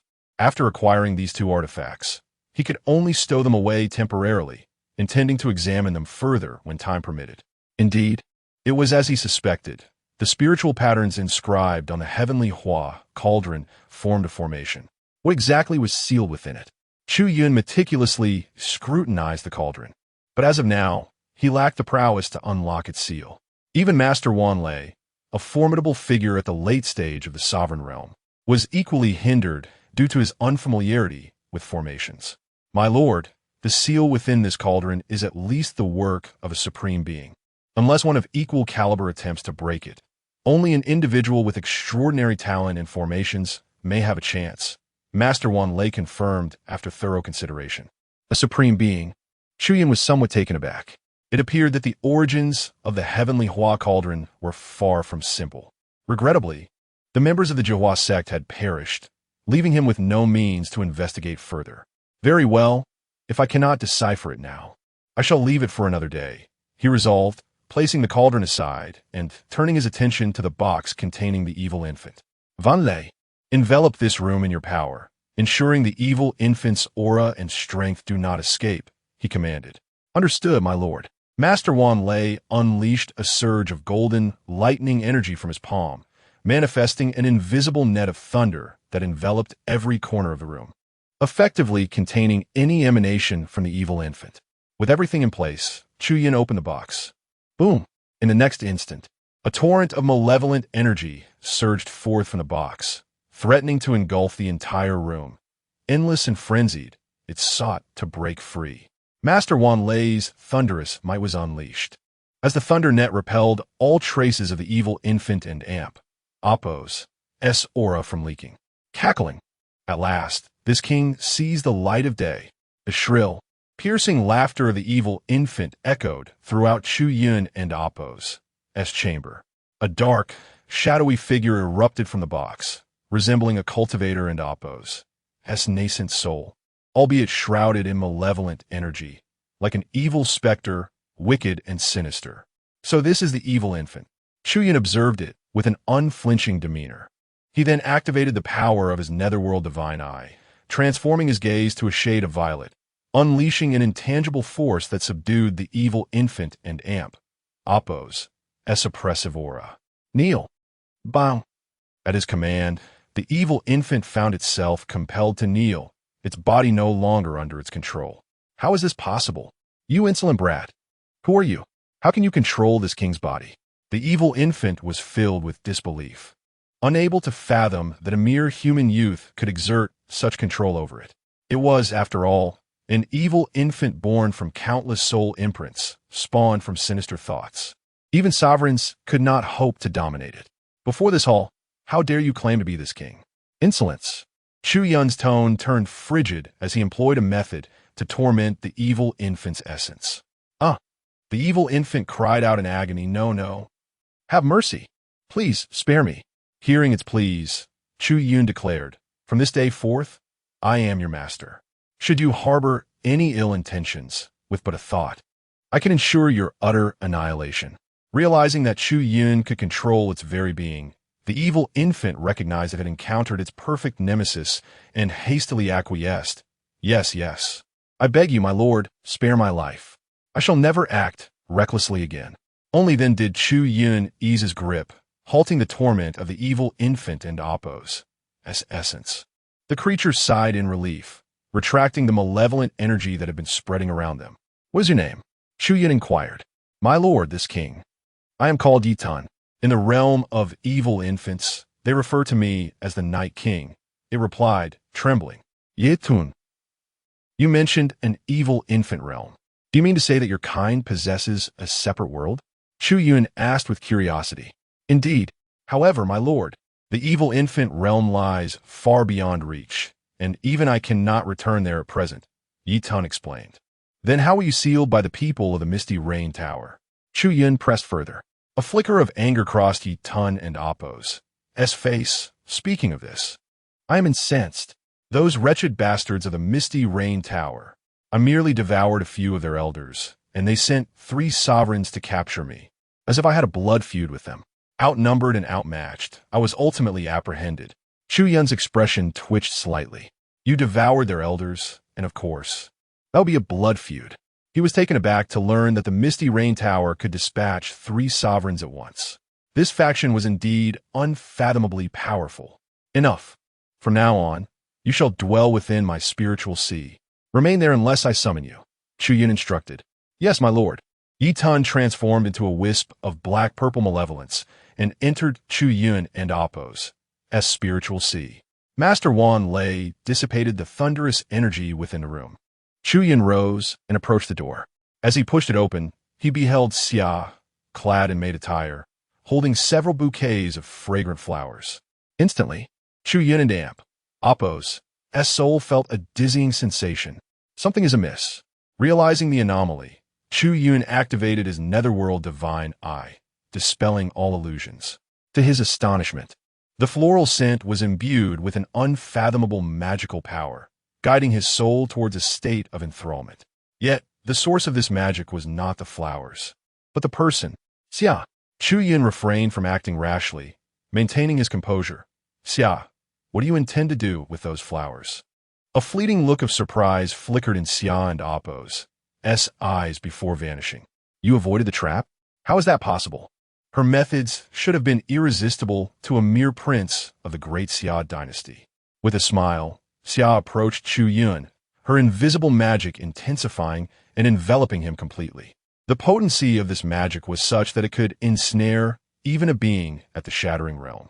Master Wan Lei sensed the anomaly, but Chu Yun subtly instructed him to hold his ground, feigning ignorance. Chu Yun's expression remained unchanged. He smiled serenely and inhaled the fragrance of the flowers. These flowers are splendid. They smell divine. Xia, you are truly thoughtful. Smack. As he spoke, Chu Yun deliberately slapped Xia's curvaceous rear. He intended this act, for she dared to impersonate Xia and conceal her true identity. Thus, he would not let the opportunity slip by. Xia and Appo's face flushed instantaneously. Her eyes widened in disbelief, filled with astonishment and incredulity. No one had ever touched that part of her body, not even in her past life. As a celestial demoness, she had once stood atop the pinnacle of the mortal realm. Now, even as a mere fragment of her being, the sensation was undeniably real. She could distinctly feel the warmth of his hand and the shiver coursing through her form. This Chu Yun was surprisingly brazen and smooth in his actions, a veritable rogue. In that moment, deep within the celestial demoness and Appo's heart, a desire to eliminate him ignited. Chapter 24. A city in turmoil, seeking Xiao Yan. Oh, what an Appo's wrong. Feeling shy? Xiao Xia, I understand your intentions. Your bold gesture of presenting flowers to me entitles you to a warm embrace tonight. As Chu Yun spoke, he drew Xiao Xia into his arms, savoring the warmth and softness of her delicate form. A wave of electricity coursed through Xiao Xia, causing her to recoil suddenly from his embrace. You, she nearly erupted, intending to give Chu Yun a piece of her mind. Yet, something held her back. Your Highness, it is rather inappropriate during the day, Xiao Xia managed, her cheeks flushed. Since you have said so, I shall come by tonight. I take my leave for now. With that, she turned and hurried from the courtyard. Chu Yun watched her retreating figure, a triumphant smile gracing his lips. He gently inhaled, reveling in her lingering fragrance. Your Highness, this individual is not to be underestimated. Her power is enigmatic. Had she not been so close, I would not have noticed. The esteemed Wan Lei whispered at that moment. Indeed, I nearly fell for her ploy. Yet, what could her true motives be? Chu Yun began instructing Wan Lei on the matters to prepare for the night. After Xiao Xia departed, she returned to her own chamber. Inside, The true Xiao Xia lay unconscious upon her bed. What could be the reason? Why did my powers fail to affect him? The heavenly demoness remained troubled by the earlier events. She could not comprehend how Chu Yun had resisted her soul-binding force. Even those at the nascent soul level would struggle against it, let alone someone at the early golden core stage. Enough of this. I shall uncover the truth tonight. I am eager to see what peculiarities lie within this little one's body. The heavenly demoness gaze sharpened, enveloping the room in an ethereal power that ensnared anyone who ventured too close. In the East Palace, Prince Chu Yun, third Prince Chu Yun, and several of the Crown Prince's attendants, including the array master Tang Xiang from the recent auction at the Misty Rain Tower, sat within the hall. Luo Feng shadowed Chu Yun relentlessly. This makes it impossible for us to find any opportunity, Chu Yun remarked, his expression darkening. Patience is essential. He has just returned, and both the Emperor and Empress Shi, along with the Azura sovereign, hold him in high regard. To strike now would be perilous. In due course, even with Luo Feng's protection, I shall find a way to ensure his demise. Chu Yun's demeanor revealed a hint of ruthless determination. He still could not fathom how Chu Yun had survived. Years ago, their forces had cast the infant Chu Yun into an abyss. The likelihood of survival for a newborn, without any means of protection, was virtually zero. They could not reconcile how he had managed to endure. The notion of any impersonation was dismissed entirely. If the emperor could misidentify his own son, that would indeed be absurd. Brother, how do you plan to test him at the banquet in 3 days? Chu Juan in Guit. Let others gauge his cultivation and talent. As for the rest, to think that someone who has just returned could threaten my foundation is mere folly. Chu Zong's sculpt. Having occupied the throne for so long, he had nurtured many and invested considerable effort into his achievements. To fear a fledgling would render him a laughingstock. The only aspect worth considering was the Shi family's backing of Chu Yun. Otherwise, as the crown prince, he could easily dispose of Chu Yun with but a flick of his finger. Chu Yuan chuckled.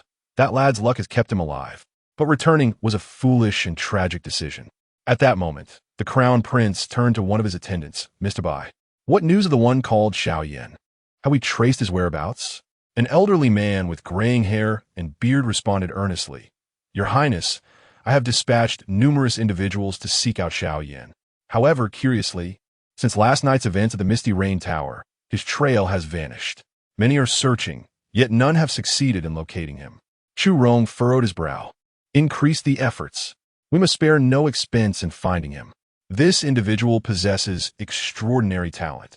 If he could be enlisted, it would greatly fortify my claim to the throne. We cannot allow another faction to seize him first. Since hearing of Xiao Yan, the crown prince had grown increasingly intrigued, even harboring thoughts of recruiting him. Should Xiao Yan rise to prominence, he could potentially reach the celestial realm.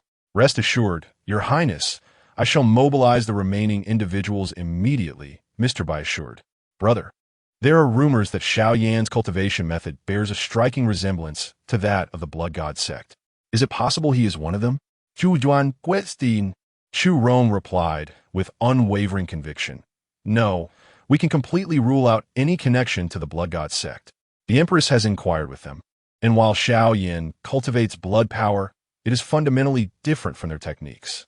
Moreover, the sect's leader has personally communicated that this Xiao Yan is not one of their own. Chu Yuan's eyes sparkled with realization. If that is the case, it is indeed fortuitous. The less background he has, the easier it will be to draw him to our side. The crown prince affirmed, indeed. So this matter cannot be delayed. The sooner, the better. The East Palace had dispatched a significant portion of its forces, even stationing individuals at all 4 city gates, ready to report any sightings of someone resembling Xiao Yan. Although Chu Yun had worn a mask at the Misty Rain Tower, obscuring his true visage, his silhouette, height, and hairstyle had been captured by a recording stone. Any matching individual would be approached by various factions in the city, including the East Palace, the General's Manor, the major princely houses, and even the rarely seen Prime Minister's Manor, all searching for Xiao Yan. The Prime Minister's involvement stemmed from a direct order from Meng Ruxue, who harbored serious doubts that this so-called Xiao Yan might be a manifestation of the heavenly demoness. The heavenly demoness was adept at creating myriad forms, and even transforming from female to male was not unusual for her. Now, due to Chu Yun, the city was teeming with golden core and nascent soul practitioners scurrying about, creating a tempest of chaos. The orchestrator of all this was none other than Chu Yun. Alongside Wan Lei, was devising a plan for the night to confront the heavenly demoness. Chapter 25. Teasing the celestial demoness. In the stillness of the midnight hour, when all was silent, the door to Chu Yun's chamber was gently pushed open by a delicate, jade-like hand. "Young master, I have arrived," came the soft voice of Xiao Xia as she stepped inside. Chu Yun, seated at his desk, greeted her with a smile. "Ah, Xiao Xia is here. Please close the door and come closer." Xiao Xia turned to secure the door, then slowly approached Chu Yun. As she neared, he wrapped his arms around her waist, pulling her forcefully onto his lap. A flicker of anger crossed the celestial demoness' eyes. "A natural lecher. Just wait and see how I will deal with you." "Ouch. Your Highness, you're too strong. It hurts a bit." Xiao Xia pouted softly, her tone laced with playful charm, aiming to make Chu Yun entirely at ease. Chu Yun, with a delighted grin, quipped, "Hee, Xiao Xia, I didn't realize your figure was quite impressive." Suddenly, he pressed his lips against hers, catching the celestial demoness off guard. Her face flushed with indignation.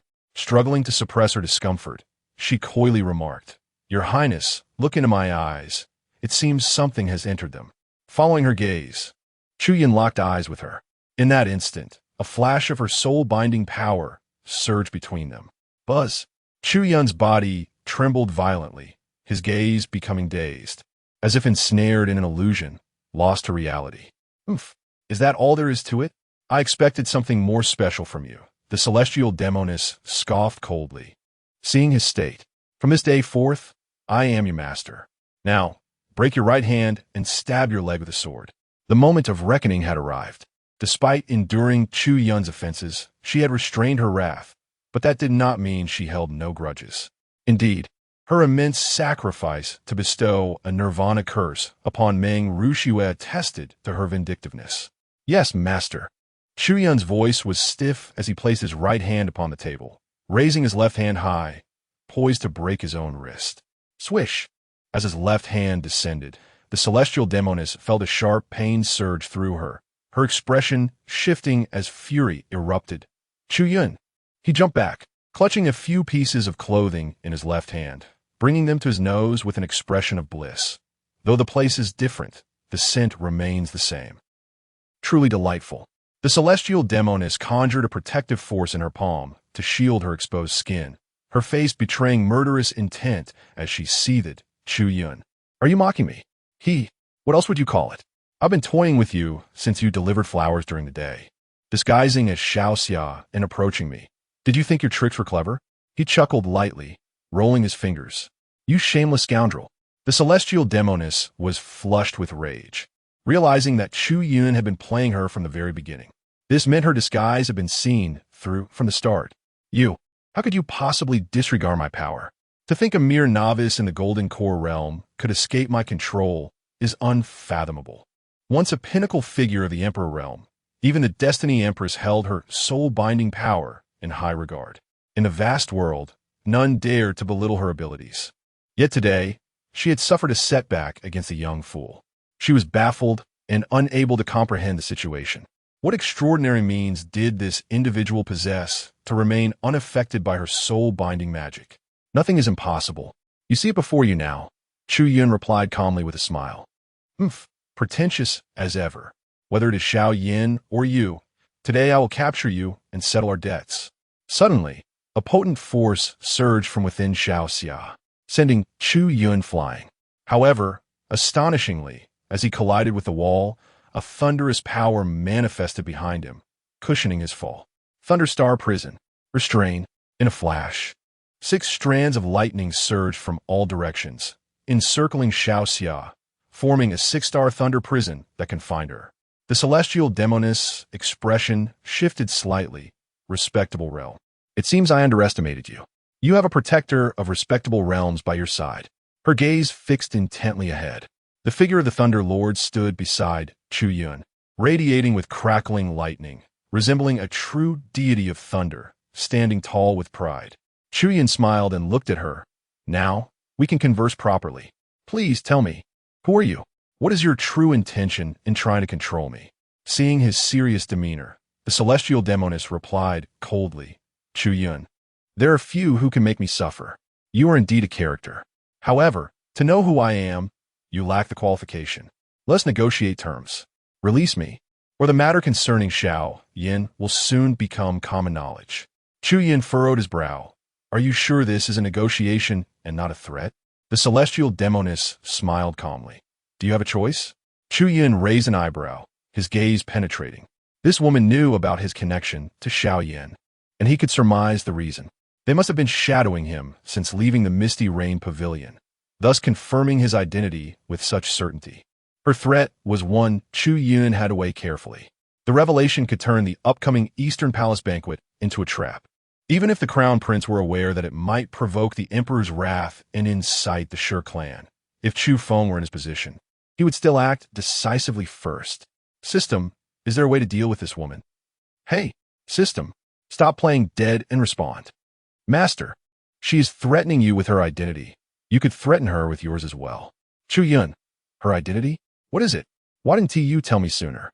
System, you never asked. Chu Yun, I shall overlook your insolence this time. Just tell me, who is she? Her title is Celestial Demoness. Her real name is Yu Qingxin. She was once one of the pinnacle powers of the formidable being of the Emperor realm. Due to a contention with the Destiny Empress over the supreme treasure, the reincarnation Divine Pearl, they ended up splitting it in two, leading to their mutual demise.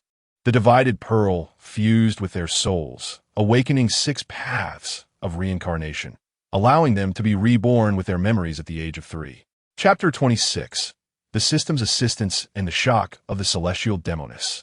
Chu Yun felt a profound tremor within his heart. The Celestial Demoness, once a figure standing at the pinnacle of the Yuan realm, a powerful emperor. As these phrases surged in his mind, he was deeply shaken.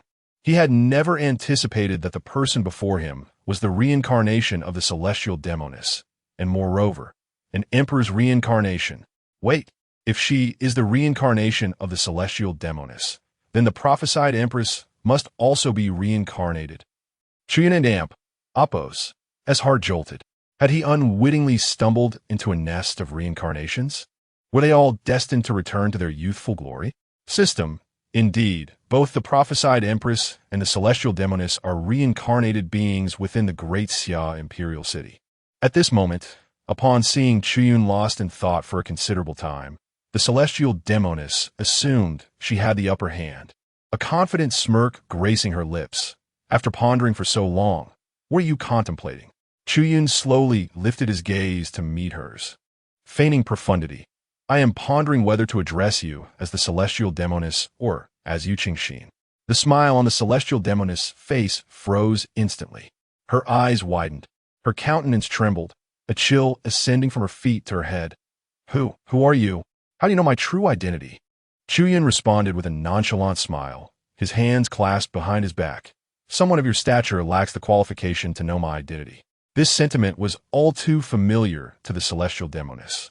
Chu Yun was returning her own words to her, which ignited a mix of shock and frustration within her. What do you intend to do? The Celestial Demoness fixed her gaze on him with utmost seriousness. Are you mistaken? Shouldn't I be the one asking you that? You initiated this encounter with me, and now you inquire about my intentions? Do you not find that rather peculiar? Chu Yun stated directly. The Celestial Demoness took a deep breath.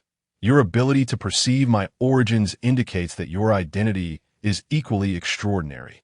If I am not mistaken, you too are a reincarnated being. Am I wrong? Chu Yun raised his chin, a calm smile playing on his lips. And if that is the case, since we are both reincarnated beings, there is no need for us to be at odds with one another. How about a collaboration? The Celestial Demoness proposed eagerly. You are in my grasp. What leverage do you possess to negotiate a collaboration? Chu Yun inquired. With a composed smile, the Celestial Demoness replied, Since you are aware of my origins, you must also know of my capabilities. This body is merely one of my many avatars. Even if it were to perish, the impact on my true self would be negligible. Chu Yun furrowed his brow. System, is what she says true? System, partially true. This body is indeed an avatar, but given her current cultivation, should this avatar die, her true self would suffer significant harm, contrary to her claims.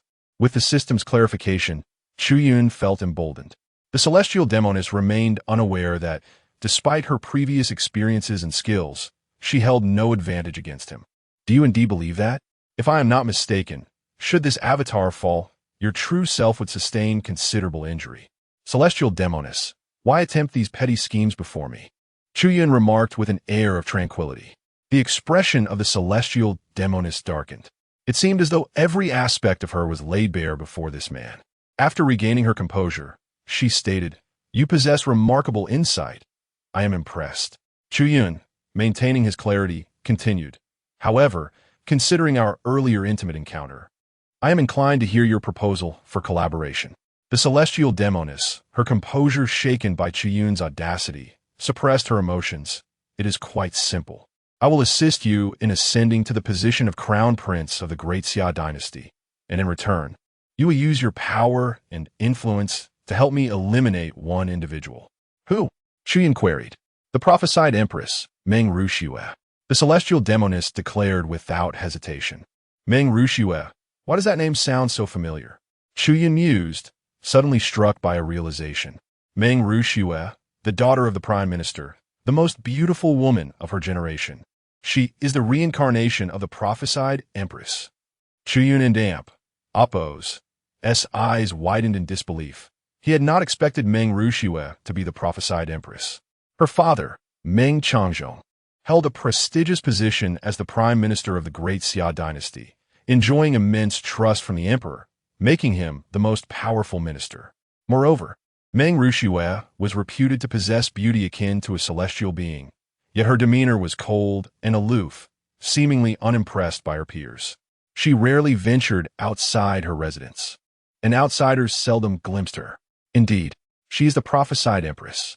Currently, her cultivation has reached the pinnacle of the broken realm, yet I have placed a nirvana curse upon her, rendering it impossible for her to enter the nirvana realm without the source of nirvana. My condition is this: together, we shall eliminate her. As for your position as crown prince, I will exert my utmost effort to see you installed, and assist you in uncovering the truth of your past disappearance. The celestial demoness spoke earnestly. Chu Yun now meticulously processed this information in his mind. Today had been overwhelmingly intense. To receive such explosive news all at once. If this were spread, the Prime Minister's residence would undoubtedly attract the scrutiny of various powerful factions. A reincarnated empress could potentially bring about transformative upheaval in the Great Xia Dynasty. System, Master, a friendly reminder, your editing background will be available for modification in 4 days. At that time, you could choose to edit your relationships with both of them as relatives or lovers. Why not seize both opportunities? Why am I even contemplating a choice? Being an adult, naturally, I should desire both. Chu Yun realized this, his mindset clear, and he responded calmly. One prophesied empress in exchange for a crown prince position? That trade is decidedly unfavorable for me. I cannot agree to that. How about this? I will release your avatar, and you shall remain by my side for 3 months to assist me. After that, your choice to stay or leave shall be entirely yours. What do you say? Chu Yun proposed. The celestial demoness furrowed her brow, lost in thought. After a moment, she questioned, "Are you not concerned that I might renege on our agreement after 3 months?" Chu Yun smiled warmly at her. "I trust that the esteemed celestial demoness would not go back on her word. Moreover, do you truly believe I fear your potential change of heart? One's identity is self-assigned in this world. The most crucial lesson in life is to learn how to present oneself effectively." At this moment, Chu Yun had adeptly crafted an image of himself as a powerful reincarnate. Even if the celestial demoness were to reconsider, he possessed the means to handle her. His exhibited confidence instilled a sense of apprehension within the celestial demoness. Chapter 27. The True Form of the Enchantress, Incomparable Beauty. Listening to Chu Yun and Appo's words, the celestial demoness fell into deep contemplation. Not only had he seen through her origins, but he also boldly spoke such words, exuding an air of confidence that seemed utterly authentic. "Very well. I accept your terms. This avatar shall remain by your side and assist you for 3 months. Ultimately, the celestial demoness dared not gamble. After all, if this avatar were to be destroyed, her true self would also suffer grievous harm. Thus, if Meng Rushiue sought to concoct the source of nirvana, she would be unable to intervene if her true form was severely injured. It would be a loss that outweighed the gain. Since that is the case, perhaps we should be forthright with each other? It is rather awkward for you to continue using Xia's visage. Chu Yun smiled with a relaxed demeanor. She is unharmed. I merely rendered her unconscious, and she is now resting in the room. A subtle smile flickered across the celestial demoness face. Are you certain you wish to see my true appearance? Why can't I? Chu Yun replied, puzzled. I fear that upon seeing me, you might be unable to resist falling for me, the celestial demoness said, her smile alluring. Oh, if that is the case, I'm all the more inclined to take a look. What kind of beauty warrants such confidence? Chu Yun's interest was piqued. He was determined to witness the unparalleled beauty of this formidable being who once stood at the pinnacle of the Yuan realm. With a light laugh, the celestial demoness began to transform. Her entire form was enveloped in a mystical aura, altering her appearance, figure, and attire in an instant. As Chu Yun gazed intently, he was indeed captivated by the stunning transformation before him. The celestial demoness now possessed flowing purple hair, a delicate figure, a slender waist, and a perfectly rounded rear, embodying the essence of perfection. Her skin was translucent, and her beauty resembled that of a water lily, with features that could make fish sink and birds fall, a true testament to her unique charm. As her true visage emerged, an innate seductive quality radiated from her, making her the natural nemesis of men. Chu Yun was profoundly astonished. The celestial demoness before him was undoubtedly the most striking woman he had ever encountered. Even the famous actresses and ethereal beings from his past life paled in comparison to her striking presence. You speak truthfully. Having seen your visage, I find myself somewhat irresistibly drawn to you, Chu Yun remarked, his gaze fixed upon her. The celestial demoness blinked, unfazed. Many have fallen for my allure. Too bad none have caught my eye, including you. Her words were refreshingly candid. Chu Yun's suit, whether or not she would find him appealing, was a matter for the future. When he could reshape his background, the nature of his relationship with the celestial demoness would inevitably change. Release the restraints, Wan Lei. Yes, your highness. Wan Lei, the esteemed elder, lifted the celestial demoness restrictions. The celestial demoness cast a curious glance at Wan Lei. As far as I know, there is no elder within the royal family or the Shi clan that matches your status. Chu Yun replied with a gentle smile. That is indeed the case. He is my own ally, unrelated to the royal family or the Shi clan. The celestial demoness regarded him with surprise. However, considering he had seen through her identity, it was hardly astonishing that he could recruit an elder. Where shall I reside next? I will have someone arrange a room for you immediately. Tomorrow, we shall discuss our next course of action. Chu Yun instructed, and the celestial demoness settled into a guest chamber to rest. Although she had faced setbacks that evening, she had at least preserved the life of her avatar. Since Chu Yun had voluntarily requested her presence for 3 months, it provided her with an opportunity to probe into his true nature. She was exceedingly curious about who Chu Yun had been in his past life. The following day, Luo Feng arrived early to seek out Chu Yun. Your Highness, are you awake? Come in. Luo Feng opened the door to find Chu Yun seated at the table, attended by Chun, Xia, Qiu, and Dong, who had just helped him dress and prepared breakfast. All right, you may leave now. Yes, Your Highness. After they departed, Chu Yun approached the table. Luo Commander, please sit and let us dine while we converse. As Luo Feng sat down, he immediately inquired, Your Highness, I previously discovered a striking purple-haired woman within the estate. Upon inquiry, she claimed to be your friend? Chu Yun nodded nonchalantly after savoring a few morsels. Indeed. Her name is Yu Qingxin. You may address her as Miss Yu. However, Your Highness, she gives me an unsettling impression. I cannot shake the feeling that she is not as simple as she seems. Luo Feng expressed with concern, primarily fearing that the celestial demoness might pose a threat to Chu Yun's safety. Chu Yun chuckled reassuringly. Do not worry. I trust her completely. or else I would not have allowed her into the estate. Commander Luo, you must believe me. I value my life more than anyone else does. If she were untrustworthy, I would never permit her to roam freely within the estate. Upon hearing this, Luo Feng pondered for a moment before nodding. Very well, Your Highness. Since you are so confident, I shall refrain from further comment. By the way, the Empress Dowager has sent someone to summon you to the palace. She has matters to discuss. Chu Yun nodded at this. After finishing this meal, I shall go to the palace to meet with Mother. At the Misty Rain Tower, in a reception room, Chief Steward Sun Yin sat composedly. Opposite him were three men of considerable stature within the Great Xia Dynasty. They were Wang Hantsua, the third elder of the Shinzong, the foremost hegemon of Tianzhou, the Iron King, a figure of immense authority in the Great Xia, and Baisong, the Duke of Guanshan County. Among these three, two possessed the formidable strength of the Nirvana realm. Wang Hantsua, with the highest cultivation, had reached the pinnacle of Nirvana, while the Iron King was a late-stage Nirvana practitioner, wielding significant power with command over 100,000 troops, earning him the respect of even the princes of the Great Xia. Although Baisong's cultivation was the lowest at the Broken Realm, his daughter, the Princess of Guanshan, had fortuitously been taken in as an adopted daughter by the National Master of the Great Xia, gaining considerable renown in the imperial city, thus becoming one of the influential figures of the younger generation.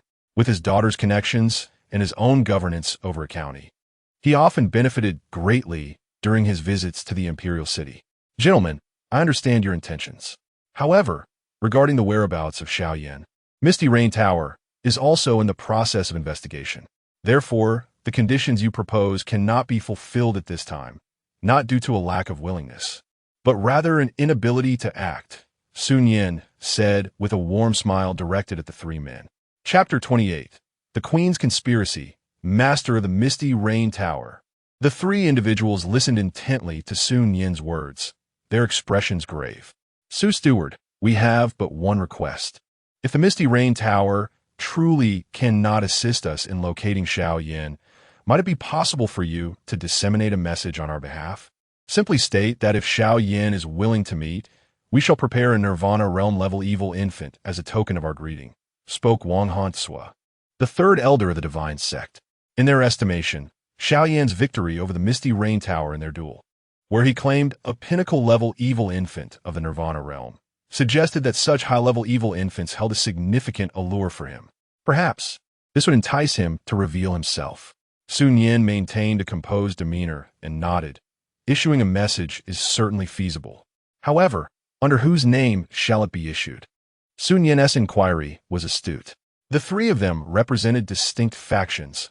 Wang Hantsua, the third elder of the divine sect, the Black Iron Prince, a noble of the Great Xia Dynasty, albeit of a different royal lineage, and Baisong, the Duke of Guanshan, whose background was linked to the National Masteress estate. If the Misty Rain Tower were to release a message, which of their factions would it represent? Su Steward, must the party issuing the message be publicly identified? Questioned the Black Iron Prince. Not at all. If you three wish to remain anonymous, the Misty Rain Tower can certainly accommodate that, Sun Yin replied with a smile. Then let it be anonymous, Wang Hantsua stated with an impassive expression. Very well. The rules of the Misty Rain Tower should be clear to you all. No need for reminders, the Black Iron Prince remarked as he casually tossed two storage bags onto the table, filled to the brim with spirit stones. Upon inspection, Sun Yin realized the amount was quite substantial and inquired, "Do you three have additional information to purchase?" Wang Hantsua smiled calmly. Indeed, we have one more matter we wish to verify with the Misty Rain Tower. Please proceed, Sun Yin urged. We have heard that the Emperor of Great Xia, due to the peculiar nature of his cultivation method, must endure the period of 5 declines of heaven and man every 500 years. His combat prowess during this time is said to drop below that of the nascent soul stage and last for approximately half a month. Moreover, this upcoming period is merely months away. Is there any truth to this? Wang Hantsua boldly stated. It was important to note that merely speaking such words could lead to accusations of treason against the Great Xia Emperor. Yet, the Black Iron Prince and the Duke of Guanshan displayed an unsettling calmness. Upon hearing this, Sun Yin's expression gradually shifted to one of seriousness. Gentlemen, to confirm this matter, the price must be at least 5 times the value of these items. The goods are ample, Wang Hanswa replied, producing a storage ring and placing it before Sun Yin. After verification, Sun Yin confirmed the price was adequate. All right, I can responsibly inform you that this matter is indeed true. However, the duration of the 5 declines of heaven and man is not half a month, but only 7 days. With his explanation complete, Sun Yin promptly pocketed the items on the table. Thank you, the 3 said in unison, rising to depart. Take care, gentlemen. We welcome your next visit, Sun Yin said politely with a smile. Once they had left, Sun Yin's smile slowly faded. A deep voice resonated within the meeting room. It appears they are preparing to act. Sun Yin remarked, however, the Great Xia Emperor is no fool. He must have already made preparations for the 5 declines of heaven and man, perhaps even retreating into the ancestral mountains. Yet with the 3 of them, along with their factions and the powers backing them, it would be challenging to eliminate the Great Xia Emperor. Sun Yin believed that if they intended to instigate a coup during the emperor's period of decline, the chances of success were exceedingly slim. Moreover, the ancient beings residing in the ancestral mountains were the true stabilizing force of the Great Xia Dynasty. With their presence, any rebellion would be tantamount to suicide. You are mistaken. Neither those 3 nor the Great Xia Empress have their sights set on the emperor himself. Their target lies within the imperial city among the neutral factions or those opposed to them. As long as the Great Xia Emperor is absent, even for just 7 days, the empress, wielding her power and influence, could orchestrate a coup within the imperial city. By the time the emperor's period of decline concludes, it would already be too late. Upon hearing this, Sun Yin suddenly understood. Ah, I see. No wonder their expressions remained unchanged when I informed them that the 5 declines of heaven and man lasted only 7 days.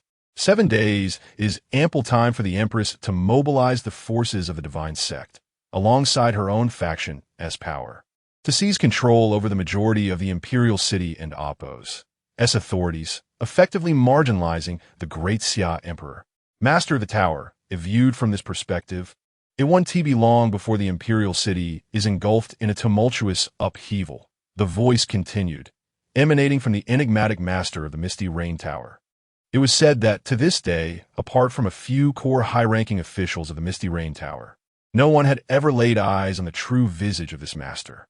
Do not concern yourself with the affairs of the Great Xia Dynasty. Regardless of the chaos within the imperial city, none would dare to encroach upon the Misty Rain Tower. By the way, what progress has been made regarding Xiaoyan? Sun Yin and damp. Appo's expression turned slightly bitter. Master, it is not just within the Great Xia Dynasty. I have even instructed our headquarters to search the entirety of the Yuan realm. Yet we have not found a city named Wutan. Therefore, we can ascertain that Wutan is a fabricated location, and his name, Xiaoyan, is likely a pseudonym. Otherwise, our agents would not have found a single clue. The master of the Misty Rain Tower instructed, then let us pursue alternative methods. Examine all individuals matching his description. One by one, as long as he has not left the imperial city, we shall undoubtedly find him. Sun Yin acknowledged, understood, Master. I will see to it. Not long after, the Misty Rain Tower released an anonymous message that spread widely throughout the Great Xia Dynasty. A mysterious figure offered a Nirvana realm-level evil infant as a meeting gift for Xiaoyan, solely to arrange a meeting with him. Upon the emergence of this news, significant ripples stirred within the imperial city, with many speculating about the identity of such a generous powerhouse. To offer a Nirvana realm-level evil infant merely for a meeting was an extraordinary gesture.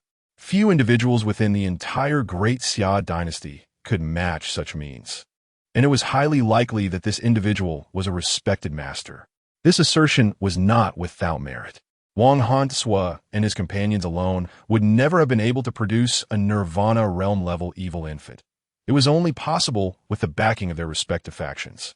Chapter 29. The Queen's faction and the investigation of consort Sure at present. Chu Yun remained oblivious to the news. He had already entered the palace alongside Luo Feng, having greeted his mother and uncle. Upon entering consort Sure and Damp, Appo's palace, he performed a respectful bow to the 2 individuals present. Yin and Amp, Oppos, come, take a seat, said Consort Sure. Yes, mother, Chu Yun replied, rising to sit on a nearby chair. At this moment, Luo Feng stood at the door, and upon the gesture of the Shura elder, he closed the door and departed. Mother, what is it that you wish to discuss? Why is even Captain Luo keeping his distance? Chu Yun inquit gudio sili, Yun und Apos, Your mother and I have recently heard that you intend to investigate the events of the past. Is that correct? The Shura elder began. Chu Yun's expression remained composed. He understood that his mother and uncle must have learned of his intentions from Atai. He did not deny it. Mother, uncle, my disappearance back then was exceedingly suspicious. Now that I have returned, those individuals lurking in the shadows are surely waiting for an opportunity to act. I cannot simply wait for them to come knocking before devising a response. If I do not take the initiative, I will remain perpetually passive. Consort Shure's expression grew anxious. Yinner, I am aware of everything you have stated. However, you must understand that the forces behind those individuals are formidable. You currently stand alone with no chance of success. And the deeper you dig, the more perilous your situation will become. Your mother implores you to cease this pursuit for now. Allow your uncle and me to handle it. I cannot bear to see you ensnared in a vortex of danger. Chu Yun comprehended his mother's concerns, but remained resolute. Mother, you are mistaken. This is not a matter of choice. I have no alternative. Even if I refrain from investigating, do you truly believe those individuals from the past will let me off the hook? Furthermore, living within the royal confines as a sheltered flower, avoiding the storms of life, will only hasten my demise. His words rendered Consort Sure momentarily speechless. The Shura elder's face reflected a sense of pride. Sister, I have said before, Yinner has grown. He possesses his own convictions and requires not our undue worry. Consort Sure sighed, a faint smile gracing her lips. Yinner, your words today fill me with immense pride. You are acutely aware of your position within the royal family. Thus, I shall refrain from further admonition. Over the years, your uncle and I have utilized the power of the Sure family to investigate the events surrounding your disappearance. Although we cannot definitively ascertain who abducted you, we have established several suspicious targets, including the mastermind and accomplices involved in the incident. Upon hearing this, Chu Yun's expression turned grave. Mother, who are those individuals? Consort Sure looked at him. Yin and Oppos. Do you know of the Queen and Oppos? As faction? Chu Yun note that Atai and Captain Luo have mentioned it. The Queen, originally named Lan Ji, is the daughter of the former sect master of the Heavenly State Divine Sect and the younger sister of the current sect master. In the court, both the Crown Prince and the Third Prince are her biological sons and listen to her attentively. As for the ministers, the current National Master, as well as the Black Iron King, the Left Cavalry General, the Right Might General, and 6 other Nirvana Realm-level court officials, are all aligned with the Queen's faction. Consort Sure nodded. These individuals indeed belong to the Queen's faction, but there is more to it. Lan Ji possesses exceptional social skills, and the leaders of the Blood God sect and the Corpsine sect are her childhood friends. Her status as the daughter of the former sect master grants her considerable backing from the sect, with so many factions associated with her. The mastermind behind her disappearance was indeed Queen Lan Ji.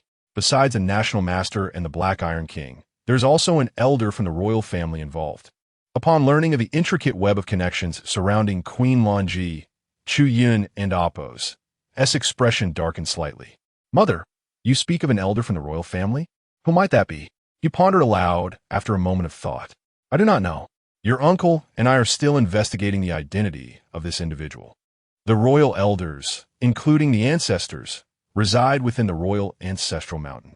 Aside from His Majesty, no one may approach freely, making it exceedingly difficult to investigate. Our only hope lies in taking action from the Queen's side to uncover the identity of that elder, Consort Sure explained. At this moment, Chu Yun recalled Captain Luo's words, suggesting that his abduction had been orchestrated by someone within the royal family. So, Mother, you mean to say that the elder from the royal family is the one who took me away? Is that why even my uncle could find no trace of the matter? Chu Yun and Oppos, S' expression grew somber. The Shura elder spoke. You are correct in your suspicions, your mother, your father, and I share this belief. However, The royal elders are all situated within the royal ancestral mountain, and apart from your father, no one can approach them. What about my father? Chu Yun instinctively asked. Yin and Appos, do not hold it against your father. It is not that he does not wish to investigate. It is simply that the situation within the royal ancestral mountain is complex, and the elders are indispensable. He finds himself in a position of helplessness. As for the queen, you now understand her network of relationships. Should His Majesty take action against her, the repercussions would be immense, and you can imagine the turmoil it would cause. Thus, your father is burdened with worry and feels guilty towards you. Consort Shi sighed and elaborated. Listening to Consort Shi's words, Chu Yun did not harbor resentment towards his father. As the ruler, his father had to consider the greater picture of the entire Great Xia Dynasty. If eliminating the queen resulted in chaos and the disintegration of the dynasty, he would be betraying the lives of all beings within the Great Xia. Chu Yun understood his father's predicament. Such actions were justifiable, albeit born from necessity. However, Chu Yun was different. While his father found himself in a difficult position, he possessed the advantage of the system. Now that he had identified his enemies, he would naturally seek his own means to exact revenge for the grievances of the past. Mother, please rest assured, I harbor no ill feelings towards father. I comprehend his situation. As the sovereign, he must consider the overall stability of the realm. Hence, I shall devise my own means to address the vendetta from the past. Chu Yun stated. Yin and Appos, do not shoulder everything alone. Your father may be powerless, but I, along with your uncle and the entire Shi family, stand as your unwavering support. Whatever you wish to do next, feel free to express it. We shall do our utmost to assist you. Consort Shi replied. The Shura elder added, Yin'er, the Shi family will always be behind you, providing support. Proceed with your plans without hesitation. As long as I remain within the royal city, no one can harm you. Chapter 30. The Advantage of the Evil Infant and Luo Feng's Shock. Listening to the words of the Shura Venerable, Chu Yun felt a warmth in his heart. He was not alone. Despite the numerous connections of the Empress's faction, he had support behind him. The Shi family, being the foremost family within the Great Xia Dynasty, was not inferior to any force. Even the so-called number one sect within the dynasty, the Tianzhou Divine Sect, would hardly claim absolute confidence in defeating the Shi family. At most, it would be a 50-50 chance. Mother, uncle, I understand. If there's anything needed, I will let you know, Chu Yun stated. After a brief conversation with the two, he and Luo Feng exited the palace and returned to his residence. Inside the room, Chu Yun looked at Luo Feng with surprise. You say someone has offered an evil infant at the Nirvana realm just to see me? Luo Feng replied earnestly, Your Highness, to be precise, it is to meet Xiao Yan. This news was released by the Misty Rain Tower and is anonymous. So we currently have no idea who has made such a grand gesture. Upon hearing this, Chu Yun stroked his chin and pondered. The Great Xia Shadow Guard cannot investigate this? Your Highness, the flow of people at Misty Rain Tower is too vast. Even if the Shadow Guard attempted to investigate, they would find it impossible to begin. However, from my perspective, anyone capable of offering a Nirvana Realm evil infant as a meeting gift must possess a significant identity, status, and cultivation level, most likely a venerable or someone closely associated with a venerable. In the Imperial City, the most suspicious individuals, based on my conjecture, are likely the Prime Minister, the National Master, or the Crown Prince. Luo Feng elaborated. The expression in Chu Yun's eyes gradually turned serious and intriguing. Now this is interesting. If that is the case, I truly wish to meet this person. Luo Feng immediately advised, Your Highness, I worry that this may be a trap. If someone intends to harm Xiao Yan, then your visit could place you in a precarious situation. No worries. As long as my own strength is sufficient, I shall not be in danger. Captain Luo, can I trust you? Chu Yun suddenly looked at him with a smile. Luo Feng appeared puzzled, uncertain of what Chu Yun meant. Your Highness, I am under the direct order of His Majesty to protect your safety. You can rest assured. Chu Yun clarified, that is not what I meant. What I mean is, can I truly trust you? If you are genuinely willing to assist me wholeheartedly, I will allow you to access some of my secrets.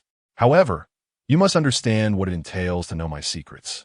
Luo Feng grasped the implication of Chu Yun's words. If he wished to become Chu Yun and Appos, as core confidant, he would need to safeguard these secrets. This left Luo Feng appearing somewhat hesitant. Although he was devoted to protecting Chu Yun, he remained the leader of the Great Xia Shadow Guard, taking orders directly from the Emperor. Captain Luo, if you are indecisive, I shall not force you. However, if I proceed to the meeting, I cannot take you with me, Chu Yun stated bluntly. Upon hearing this, Luo Feng contemplated deeply before responding. Your Highness, as the leader of the Shadow Guard, I cannot betray His Majesty. However, if you have matters you wish to keep confidential for now, I, Luo Feng, can delay reporting the information. Chu Yun smiled, aware that Luo Feng had acquiesced. As the leader of the Shadow Guard, he could not defy the Emperor's commands. This was the greatest concession he could offer. Delaying the report could mean a day or even a year. Very well. Everyone may enter now, Chu Yun announced, and the Venerable of Thunder and the Demoness entered from outside. Your Highness, the Venerable of Thunder greeted with a bow, while the Demoness casually sat beside him, showing no restraint. Thunder, Captain Luo, please be seated, Chu Yun said, turning to the two. Once they were seated, Chu Yun continued. Since the other party has made this offer through Misty Rain Tower, we shall indeed meet tonight. Captain Luo, you will help me convey the message. The meeting location will naturally be determined by us. Thunder will accompany me to prevent any unforeseen circumstances. As for Miss Yu, where would you like to go? After arranging everything, Chu Yun turned to the Demoness, asking with intrigue. Where do you want me to go? The Demoness countered. The Crown Prince's residence, Chu Yun stated. Shocking everyone. Luo Feng's expression changed drastically as he interjected. Your Highness, I believe this matter requires alteration. Let Thunder handle the messaging. As for ensuring your safety, I shall take care of that. Is it not too dangerous for Miss Yu to go to the Crown Prince's residence? Luo Feng had no ulterior motives. From his perspective, Chu Yun's safety was paramount. He could not trust Thunder alone to protect him. Chu Yun smiled calmly and looked at Thunder. Well, at this point, there is no need to hide any longer. Show us what you can do. Yes, Your Highness, Thunder replied, and immediately an overwhelming aura of venerable power emanated from him, filling the entire room. A venerable-level powerhouse. You are a venerable. Luo Feng's face turned pale, utterly shocked. What a joke. The person he had been associating with for days turned out to be a venerable. The most astonishing part was that this venerable was utterly loyal to their Highness. Apologies for the earlier concealment. It was unavoidable, Thunder explained. Captain Luo, Thunder is my own subordinate. No one knows of his existence, not even my mother or uncle. They are unaware that I have a venerable hidden by my side. I hope this matter remains confidential. With him beside me, he can handle most unforeseen events. With him present, you may convey messages without concern for my safety, Chu Yun stated earnestly. Hearing this, Luo Feng struggled to maintain his composure. The astonishment on his face lingered as he attempted to digest the revelation before him. A venerable. There was actually a venerable personally guarding Prince Chu Yun. The most crucial aspect was that this individual was neither from the royal family nor the Shi family, but a trusted confidant of the prince himself. What kind of charisma could compel a venerable to be so devoted? Luo Feng realized that he could no longer see through the ninth prince. Upon his return, he appeared to have a shallow foundation, and while he had the Shi family backing him, their roots were not in the imperial city. Judging solely by himself, he had a weak standing in the imperial city, knowing very few people, and was the weakest among the princes with the fewest followers. Yet today, upon discovering Thunder and Appo's true cultivation level, Luo Feng recognized that this ninth prince was exceptionally adept at concealing his strength and maintaining composure. Until he had absolute assurance, the ninth prince revealed nothing, creating an impression of mediocrity. However, with a venerable personally guarding him, he was already beyond the reach of most powerful figures in the imperial city. Chapter 31. The third prince's target, meeting at the Songfeng Mountains. Your Highness, I understand. After delivering the message, shall I join you? Luo Feng inquired slowly, having absorbed the information. No need. After you finish, ensure you shake off anyone following you. Then return to the manor, Chu Yun instructed. Luo Feng nodded. At that moment, the celestial demoness revealed a charming smile. So, you plan for me to go to the Crown Prince and Appo's residence to deal directly with him? Chu Yun shook his head. That depends on you. However, I fear if you take control of him, it may backfire, leading to unfavorable consequences. Within the Eastern Palace, the Crown Prince commands many retainers. It is even rumored that the Empress has personally dispatched protectors to guard him. The celestial demoness's current incarnation is only at the initial stage of the Broken Realm.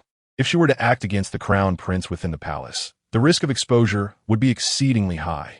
Displaying a nonchalant demeanor, the celestial demoness responded, "Then let's change our target. How about the third prince?" Chu Yun's gaze shifted to her, filled with anticipation. "Oh, are you confident?" "Absolutely. He is not valued as much as Chu Rome. Disguising myself as him within his own prince's residence will not be a challenge," the celestial demoness asserted with confidence. "Very well. Let us proceed against Chu Yuan. Commander Luo Feng, you will assist Miss Yu when the time comes," Chu Yun commanded. Luo Feng swallowed nervously. Targeting the third prince was indeed exhilarating. It appears the ninth prince is genuinely intent on gradually settling the accounts of the past. "Yes, Your Highness." Although apprehensive, Luo Feng complied. Unbeknownst to him, as the commander of the Shadow Guards, he had subtly aligned himself with Chu Yun's faction. In the Prime Minister's residence, within Meng Rushue's chamber, "Miss, we have gathered all the materials for the formation. As for a suitable location, I have dispatched people to search. There are numerous perilous terrains outside the city, and results should come soon," a beautiful matron reported to Meng Rushue, who sat calmly in her chair. Meng Rushue's expression remained frosty as she replied, "In addition, please compile a list of all the practitioners at the initial stage of the Nirvana realm within the Imperial City, irrespective of their background." "Understood," Mississippi Meng Rushue continued. "By the way, how is the surveillance on the Black Iron King and the Eastern Palace progressing?" The matron responded earnestly. "Miss, I have had people keep watch over both locations, and so far, nothing unusual has been reported. However, I do not comprehend why you are so certain that the individuals seeking Xiao Yin through the Yinyu Tower are connected to those two families." A cold smile graced Meng Rushue's lips. In the entire Imperial City, the only ones capable of producing a Nirvana realm evil infant, aside from the Empress and the National Master, are us from the Prime Minister's residence. While other factions have their trading halls in the city, mobilizing an evil infant would require at least 5 to 10 days. Since the Prime Minister's residence lacks such resources, it must be the other two. The National Master and the Empress are in cahoots. Therefore, we merely need to monitor the primary factions within the Empress's circle. The National Master is unlikely to intervene personally, making the Eastern Palace and the Black Iron King our primary focuses. As the daughter of the Prime Minister, Meng Rushue possessed a clear understanding of the dynamics within the Great Xia Dynasty. Her status afforded her insights far exceeding those of the celestial demoness, who had reincarnated alongside her. Indeed, one's rebirth is a matter of skill. Thus, by simply observing the movements of the Empress's faction, she could follow them to uncover the celestial demoness disguised as Xiao Yin. Such clear and meticulous analysis. "You are truly remarkable, Miss," the matron expressed with admiration. "Enough. You may leave. Once the list is compiled, bring it to me promptly. Rest assured, Mississippi, I shall attend to it immediately." As night fell, the Imperial City was aglow, bustling with life. The Yinyu Tower remained the most vibrant and illustrious stage in the entire city. Luo Feng masked, entered the hall, and sought out a previous elder. "I am the protector of young Master Xiao Yin, here to discuss a matter with Steward Sun Yin," he stated. The elder recognized Luo Feng, his expression turning slightly excited. "Please wait a moment. I shall summon the esteemed steward." Before long, the elder returned with Sun Yin. "Ha ha ha, my friend, why hasn't young Master Xiao come today?" Sun Yin asked with a laugh upon seeing Luo Feng. "The young master is waiting elsewhere. I am here on his behalf to convey a message to Steward Su," Luo Feng replied. Curious, Sun Yin inquired, "What message?" "There is an anonymous request published by your tower to meet young Master Xiao Yin. If he agrees to this meeting, they will present a Nirvana realm evil infant as a gift." "Is this true?" Luo Feng asked. "Indeed. Is young Master Xiao intending to meet them?" Sun Yin surmised. Luo Feng responded straightforwardly. "The young master can meet them, but the location must be chosen by us." Sun Yin nodded. "That is not an issue. It's merely a meeting, so the location is inconsequential. Good. Then, at midnight tonight, the young master will await them at the summit of the Tsongfeng Mountains outside the city. Please relay this message to them, Luo Feng instructed. Sun Yin nodded. Understood. I will convey it immediately. Thank you. I shall take my leave now. Safe travels. Luo Feng turned to depart. Sun Yin glanced at a few elders from the Yinyu Tower who understood the signal and discreetly followed Luo Feng out of the building. My lord, shall we head to the Tsongfeng Mountains immediately? Since Xiao Yin meets our criteria, if we allow the Black Iron King to seize the opportunity, it would be detrimental. One of the elders behind Sun Yin expressed anxiously. Sun Yin remained composed, his gaze thoughtful. I have a feeling that matters are not as simple as they seem. First, send this message to the Black Iron King to avoid wasting time. Yes, my lord. The elder promptly set off to deliver the message. Sun Yin stood still for a moment, contemplating before ultimately heading upstairs. It would be prudent to observe the decision of their leader before proceeding. Upon receiving the news, the Black Iron King departed his residence that very night, entering the Eastern Palace. At this moment, in the Eastern Palace's Grand Hall, Crown Prince Chu Yun sat in the high seat, accompanied by the Black Iron King, Wang Han, the County King of Guanshan, Bei Song, and several of the Crown Prince's retainers, all seated within the hall. The news from Yinyu Tower indicates that Xiao Yin has agreed to meet. However, the meeting location is to be decided by him. He awaits us at the summit of the Tsongfeng Mountains outside the Imperial City tonight at midnight. The Black Iron King informed the assembly. Chapter 32. Atop the Tsongfeng Peak, dreaming of snow, leaves the mansion. In the early morning, amidst the Tsongfeng Mountains. Why choose such a location? Could there be a trick involved? The Prince of Guanshan, Bei Song, expressed his wariness. Even if he could scheme, how far could it go? Are we really concerned about a Golden Core Realm cultivator? Moreover, that Xiao Yin does not even know who we are. His willingness to meet is likely due to the Nirvana Realm evil infant. Therefore, the possibility of deception is quite low. The third elder of the divine sect, Wang Hansua, replied confidently. Elder Wang makes a valid point. Xiao Yin does not know our identities, and choosing to meet in the Tsongfeng Mountains may merely be a consideration for his own safety. I personally feel there is no issue. Your Highness, what do you think? The Crown Prince looked towards the Black Iron King. My thoughts align with those of the Crown Prince. Furthermore, this matter has already received the consent of Her Majesty the Queen. We need not harbor any reservations. Elder Wang, Prince Bei Song, the three of us shall proceed to the Tsongfeng Mountains tonight. As for your Highness, you may remain in the Eastern Palace and await our news. The Black Iron King stated. Agreed. The Prince of Guanshan and Wang Hansua nodded in agreement. With 2 Nirvana Realm cultivators and 1 Fragmentation Realm, the 3 felt no fear, even if Xiao Yin were to attempt any tricks. Very well. I shall await the good news from your Highness and the others here. Xiao Yin, I implore you to bring him back. Let him know that I have long admired him. The Crown Prince, Chu Yun, raised his cup and toasted them. The others reciprocated with their cups raised. In the dead of night, the Black Iron King, Wang Hansua, and the Prince of Guanshan discreetly departed from the Eastern Palace, heading towards the city gate. At the same time, dreaming of snow within the Prime Minister's residence. Received news. Miss, there is movement in the Eastern Palace. The third elder of the divine sect, Wang Hansua, the Black Iron King, and Prince Bei Song are currently leaving the Eastern Palace at night, heading towards the city gate. Dreaming of snow turned to the woman. Which city gate? The East City Gate. With a swift motion, dreaming of snow vanished from the room, leaving only a lingering fragrance. Tsongfeng Mountains. At this moment, Chu Yun donned a mask, changed his hairstyle, and wore a specially donned outfit that he had never worn before. He stood atop the mountain peak alongside the masked Master Wanlei. As the icy winds blew, his long hair gently swaying. Before long, at the stroke of midnight, Wang Hansua and the Black Iron King slowly descended from the mountain path. They have arrived. Chu Yun thought to himself, as the night enveloped the mountains, illuminated only by the moonlight, allowing him to clearly see the faces of the 3. Wang Hansua and the Black Iron King stood directly before Chu Yun, marking the commencement of their formal meeting. Are you the illustrious young Master Xiao Yin? The Black Iron King inquired first. I am, Chu Yun replied, his voice steady and composed. How can you prove this? The Black Iron King pressed. A smile plastered on his face, yet lacking warmth. There is no need for proof. Aside from myself, I doubt anyone in the entire Xia Dynasty would dare impersonate Xiao Yan.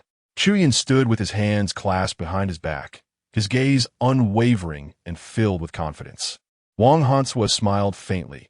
Young Master Xiao Yan is indeed a peerless prodigy. In the current precarious environment, only a fool would attempt to impersonate young Master Xiao Yan. Calmly, Chu Yun responded, "If that is the case, then let us first display your sincerity." Wang Hansua chuckled. "No problem." Immediately, Wang Hansua retrieved a box containing the evil infant from his storage ring. Within this box is a mid-stage Nirvana realm evil infant. Although it pales in comparison to the one from the Misty Rain Tower, it symbolizes our earnest desire to meet with young Master Xiao Yan. Wang Hansua presented the box. After receiving it, Chu Yun secretly activated his Netherworld Divine Eye to confirm its contents, affirming it indeed contained a Nirvana realm evil infant. "I acknowledge your sincerity. Now, let us get to the crux of the matter. Which faction do you represent? What is it that you wish to discuss with me?" Chu Yun inquired directly after accepting the box, without any hesitation. Meanwhile, atop the Songfeng Peak, they were not the only parties present. An elder from the Misty Rain Tower, responsible for stealth and surveillance, concealed himself at the cliff and Oppo's edge, observing their movements. Additionally, dreaming of snow, having followed the Black Iron King and the others out of the city, now hid behind a massive boulder, suppressing her presence as she focused her gaze on Chu Yun. However, she felt somewhat disappointed. This Xiao Yan was not the avatar of the heavenly demoness. Having been rivals with her for many years, dreaming of snow could easily identify any of her avatars at a glance. The Xiao Yan before her was not one of them. Nevertheless, since she was already there, she was curious to see what background the Xiao Yan possessed. Defeating a peak Golden Core cultivator while still in the early stages of the Golden Core realm is a rare feat. Even during her reign as an emperor in her previous life. Young Master Xiao Yan, allow me to introduce myself. I am Wang Hansua, the third elder of the Divine Sect. These two are the Black Iron King of the Xia Dynasty and the Prince of Guanshan. Upon hearing their identities, Chu Yun's pupils subtly shifted. They were indeed agents of the Queen. Tonight's encounter was quite fortuitous. If it were only the three of them, Master Wanlei could easily handle them without issue. Your identities are somewhat unexpected. Elder Wang, may I ask what you wish to discuss with me? Chu Yun asked, a hint of interest in his voice. Young Master Xiao, may I inquire if you have any mentors or belong to any sect or family? Wang Hansua questioned. I am unaffiliated. Feel free to express whatever you wish to say, Chu Yun replied. Very well. Since that is the case, we shall not beat around the bush. Young Master Xiao, we represent Her Majesty the Queen and His Highness the Crown Prince. We wish to extend an invitation for young Master Xiao to join the Eastern Palace. Should young Master Xiao agree, the Crown Prince has stated that the terms are entirely at your discretion. He holds you in the highest regard. The Black Iron King stated candidly. Chu Yun did not anticipate that it was the Queen and the Crown Prince attempting to recruit him. At that moment, Hikuden and Appos suppressed a smile. If they were to discover that Xiao Yan's true identity was that of the ninth prince they sought to eliminate, their expressions would surely be a sight to behold. Chu Yun did not respond immediately. He pondered internally for a moment before formulating a more astute idea. Joining the Eastern Palace. Please convey to the Crown Prince that I appreciate his intentions, but what I desire is something you likely do not possess. Therefore, let's not trouble one another, Chu Yun replied, adopting a strategy of retreating to advance. What does young Master Xiao require? Speak freely, the Black Iron King said earnestly, observing him. Chapter 33. Chu Yun's Scheme, Tormenting the Third Prince. 2 items, Chu Yun stated, a 10,000-year blood essence stone, and a Nirvana realm peak stage evil infant. Upon hearing this, the expressions of Black Iron King and the others grew grave. The items young Master Xiao desires are exceedingly rare, Wang Hanquo said, his voice heavy. Chu Yun remained nonchalant. As I said, the Crown Prince likely doesn't possess what I need, so let's not trouble each other. If there's nothing else, I'll take my leave. Chu Yun and Venerable Wanlei turned to depart. Young Master Xiao, please wait. Wang Hanquo promptly called out. Chu Yun halted, his gaze composed. Young Master Xiao, if we can procure these items, would you be willing to join the Eastern Palace and serve the Crown Prince and Empress?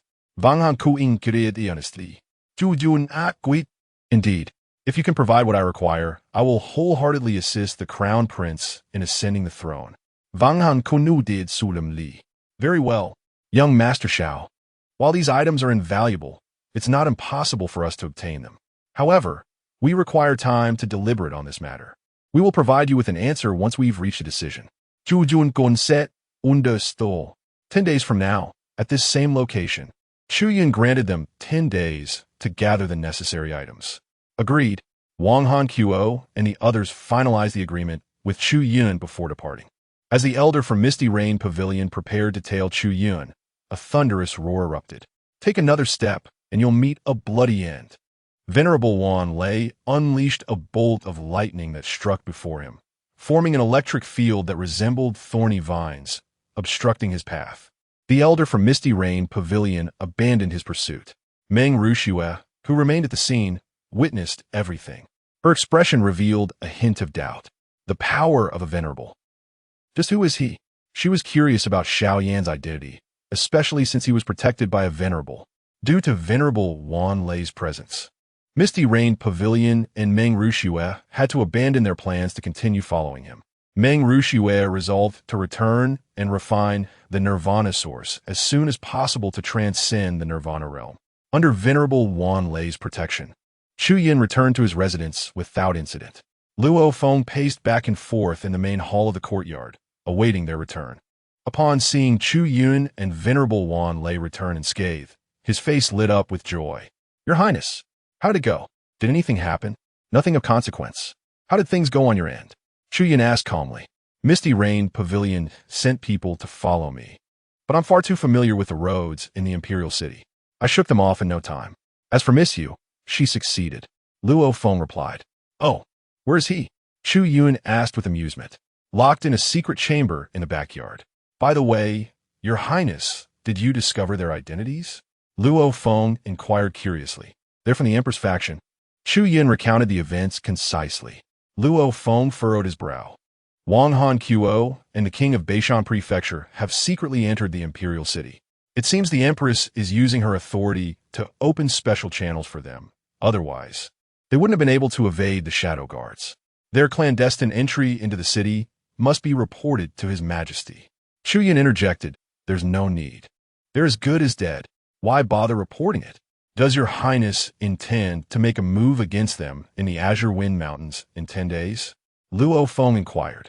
Chu Yun smiled and nodded slightly.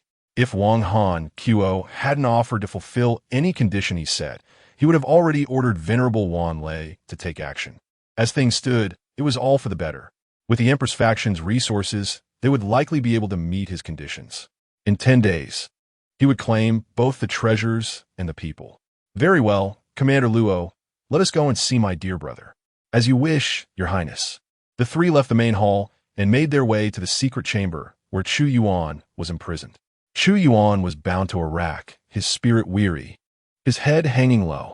The noise of Chu Yun and the others entering woke him. Chu Yun, Luo Feng, how dare you? You dare to bind me here.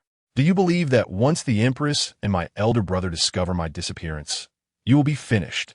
Kidnapping a prince is a capital offense. Chu Yuan roared. My dear third brother, who among us ISN and Oppos? TA Prince? As for what you and Oppos worried about, rest assured, your mother and your elder brother will never realize that you and Oppos been replaced. Chu Yun said with amusement. What? What do you mean by that?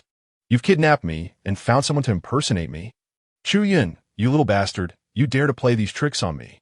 You're just like your mother, a complete whore. I don't know what that woman has that makes father so infatuated with her. But even so, she's still a whore. Chu Yuan, Guset.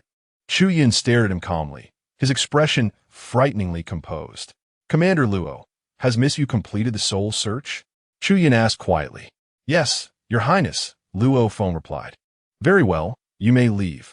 Luo Feng and Wan Lei exchanged a glance and nodded. Their figures vanished from the secret chamber in an instant. Chu Yun gazed at Chu Yuan, his expressionless. Blood heaven world. In an instant, Chu Yun unleashed the power of the celestial blood divine root. causing the blood essence within his body to surge. A vast aura of blood essence erupted from Chu Yun, forming a circular blood realm that enveloped the entire secret chamber. Chapter 34. The methods of Chu Yun and the might of the blood heaven world in an instant. The surroundings of Chu Yuan and Chu Yun transformed. The heavens and earth shifted, and they found themselves upon a blood lake. At the center of the lake lay a remnant island, surrounded by a crimson sky, shrouded in a haze of blood. What is this place? Chu Yuan gazed at the suddenly altered environment, his expression a mix of astonishment and trepidation. The blood heaven world. This is the universe within my body, a small yet independent realm. Chu Yun spoke with an impassive demeanor. Your world? Chu Yun, are you indulging in a foolish dream? You, a useless wretch, dare to harbor such delusions. If you have any sense, release me at once. Otherwise, when Mother discovers this, neither your mother nor the Azura can save you. Chu Yuan scoffed at Chu Yun's words. Chu Yun uttered no further nonsense. Blood energy pulsed at his fingertips, and several strands erupted into a dazzling crimson glow. Hiss! Dozens of slender blood snakes suddenly leapt from the lake, their jaws agape, viciously sinking their fangs into Chu Yuan's flesh. Ah, Chu Yun, you little beast! My brother and mother will not let you go. Ah! Chu Yuan's eyes filled with blood as the venom from the serpent spread through his veins. His skin bore toxic patterns that coursed through every inch of his being. The corrosion of the blood poison gnawed at his organs, tormenting his spirit. The agony was akin to a fate worse than death. Chu Yun, if you have the capability, kill me. Otherwise, once I escape, I will not spare you. 3 blood snakes latched onto his neck, and Chu Yuan howled in pain and fury, his wails echoing throughout the blood heaven world. Wanna die? It wanted Appos. TB that easy. These snakes, once they latch onto you, will transform into another toxin when your body nears its limit, employing a method of counteracting poison with poison to detoxify you. However, your suffering will not diminish in the slightest. Thus, day after day, it will be an endless cycle. Brother, enjoy the gift I have prepared for you. A cold smile graced Chu Yun and Appos' face as he turned away. Chu Yun, you wretched spawn. I will not let you go. I will kill you.